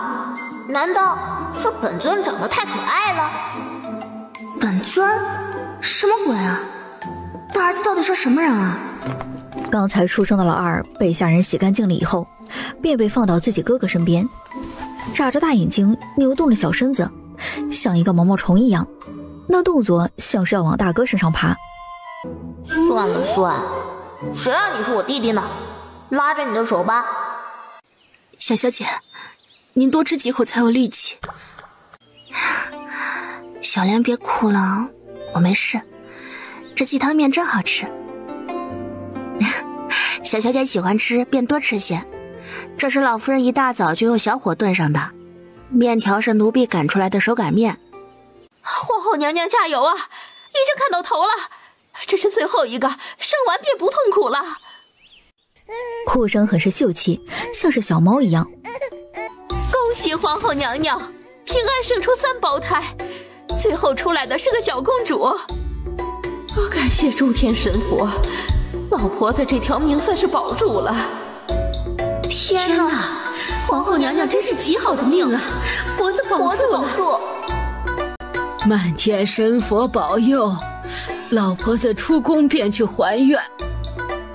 还好，母子平安。连着生了3个孩子，还是消耗了很多体力。她只是看了一眼孩子，便开始昏昏欲睡。她没有先去抱孩子，直接便进了产房。皇上，您不能进去啊！这女人的生产不吉利。哼，真是无稽之谈。若是不吉利，朕怎么会出生？朕的孩子怎么会出生？不顾下人们的阻拦，轻手轻脚地来到床前，看着脸色苍白、一脸疲惫的小丫头，心里酸涩的难受。同时在心里做了一个决定，以后不要再生了，3个孩子足够了。确认过他没有问题后，才出去抱抱小家伙，直接掠过2个儿子。乖宝宝，我是爹爹。长得真像你母亲，不过没有她漂亮。我爹爹真狗。听到声音的萧山左看看右看看，觉得这声音甚是陌生。怎么还带着夸一个踩一个呢？2个小婴儿用10级童语乌拉乌拉交流了一遍。瞧瞧这眼睛，看着就机灵，不愧是大哥呀。看出来爷爷真有眼光。不得不说，这人家的爹娘长相真不错，还算配得上本尊在那里的美名。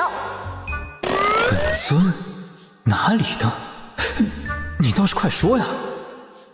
此时他便能确定自己听到的声音便是自己大儿子的，只是看着小小一坨的人儿躺在父皇的怀里，也没有张嘴说话，心中有个大胆的猜测，自己听到的是他的心声。还好，到目前为止，老二和小闺女是正常的。我人家的爹爹一直看着我干嘛？同时他还留意到，只有自己能听到老大的心声，身边的其他人都没有表现出不妥之处。作为折腾的老二，是个有些作精的闹腾孩子。我那吵闹的二弟弟一点都不乖，小妹妹最乖了，在肚子里也是不吵不闹的。等她长大了，肯定也是像母亲一样的大美人。此刻萧山不知道该用如何态度指示自己的大儿子，但很是赞同老二是吵闹了些，还不如自己怀里的乖女儿乖巧呢。一直抱着闺女的萧山摆出一副有女万事足的样子，连带着太上皇找他要时他都不撒手，气得他爹又想拿鸡毛掸子揍人。在父皇虎视眈眈的眼神下，不情不愿地抱着老大，一脸幽怨的眼神，父子俩大眼瞪小眼。我爹爹还是个重女轻男的，不过若是我也得了一个这么乖巧漂亮的闺女，我也喜欢。能理解，妹妹就是要宠着。此话让萧山很是满意的点点头，连带着看臭儿子都要顺眼了一些。无形之中，2个没有交流的父子在这一刻很是默契的达成了一致。皇太后，二皇子应该是饿了。我才不要吃别人的奶水呢！这些凡夫俗子怎么配得上当本尊的奶娘？亲亲娘亲那里有奶粉，用热水冲开了便能喝。我在肚子时就听见娘亲说过的，谁来救救本尊呢？这奶什么粉，应该是茵茵从神奇的地方拿过来的。神仙的东西肯定比人的要好了。先让皇后身边的伺候的丫鬟用热水冲泡奶粉，给小皇子小公主喝。我爹爹万岁！做臭小子的爹还不错嘛。不错不错，今天娘亲空间里都是好东西。这奶粉滋味很不错，奶香奶香的。二弟弟喝起来跟一头小猪崽一样。哎呦，小妹妹真乖，喝奶也秀气。老二吃东西很是邋遢，自己这个亲爹都忍不住有些嫌弃。他知道自家这个大儿子肯定来历不凡。好一个周扒皮！哎，你听说了？三胞胎平安降生了，母子都平安。听接生婆说，可顺利了。皇后娘娘可真厉害，哎，也是天生有福之人。这下我看那些大臣们，谁还好意思把自己女儿送到后宫去？瞧瞧，人家这一胎省了多少事儿。不过，不是谁都有这种福气，咱普通人还是一胎生安全些。早些年前还在后院中的贵女们，现如今也嫁了人，成了主母。还真的是跟外面人说的一样，真是个有福气的。这老天还真是偏心，把什么好东西都给了他。现在啊，让人嫉妒都嫉妒不起来。罢了罢了，我们终归是普通人，不像那两位生来便是天命之人。小山进来时，茵茵，辛苦了，怎么不多睡一会儿？身边人都照顾得很好，我睡饱了才坐起来。丞相府中，被宫内突然送来的喜讯给砸晕了头。嘿嘿嘿嘿，老头子，我是要赠孙女儿的人了。哎呀，终于是平安生产了，我这颗心总算是落下来了。就是不知我若是把小外孙女哄来府中养着，皇上会不会让人追杀自己啊？哎，我做舅舅了。以后便有软软糯糯的小崽子，甜甜的叫舅舅了。云婉音就在自己阿奶和阿娘的监督下，开启了60天的月子日子。她可是有空间的人，这种事情偷偷摸摸的解决便好。我这人间的娘亲，偷偷去空间洗澡了。臭小子什么的，真是不可爱，连我最大的秘密都知道了。这人到底什么来头，让他很是好奇。也不知太奶奶和美人外婆什么时候能发现。还好是灵泉水滋养着，对娘亲的身体恢复也有好处。当他看过去的时候，就见大儿子表面还是一本正经的模样。若不是能听见他的心声，必定是不知道小小的孩子还有2副面孔。哎呦，让娘看看，大儿子是尿裤子了吗？啊？哼，敢说本尊尿裤子，这等小儿才会做的事情，一定是故意这样说的，想让我丢脸。哎呦，大儿子在遛小鸟呢。这什么娘亲呢？仙气飘飘的美人娘亲，怎么能说出这样的话？我的心碎了一地。哼，臭小子，蛮识趣的呀。哎呦，是为娘会错意了，干干净净的，大儿子可真棒。那是当然，也不看看本尊是什么人，天上的地里的，哪个不看我脸色？你倒是说呀，说呀，到底是谁呀？3个吞金兽虽然性格不同，但都极为偏爱最小的妹妹。连带着闹腾的小老二，吵闹的时候，小妹妹把手放在他的脸上，便会闭上嘴巴，一点声音都不带露出来的。发现这一点的云家人看着小小的一团子，得了云家人的遗传，是个疼妹妹的主。一看就是自家人。真是个聪明的小子，长得真好，比舅舅们小时候漂亮多了。哎，没想到有眼光的都是外婆家的人，把本尊夸的都有点不好意思了。真会聊天，那就多聊几句吧。进了院子，想要去看茵茵的萧时安，听见大儿子的心声，脚就转了个弯儿。他想来看看小丫头说的自己大儿子表面一本正经，其实骚话特别多的时候是个什么样子。父子俩大眼瞪小眼。我爹又发什么癫？是本尊露馅了吗？不能够啊！凡间的帝王就是龙气浓郁，其他应该……这小子果然同茵茵说的一样，太好笑了，是闷骚。茵茵总结的很是到位。我人间的爹爹为什么要这么笑？总觉得我背后发凉，不会是马甲掉了吧？好想知道为什么，快告诉我啊！小崽子，从前再厉害，这辈子还不是得给我叫老子。大面瘫和小面瘫，旁人都不知道两个面瘫父子之间的你侬我侬，相爱相杀。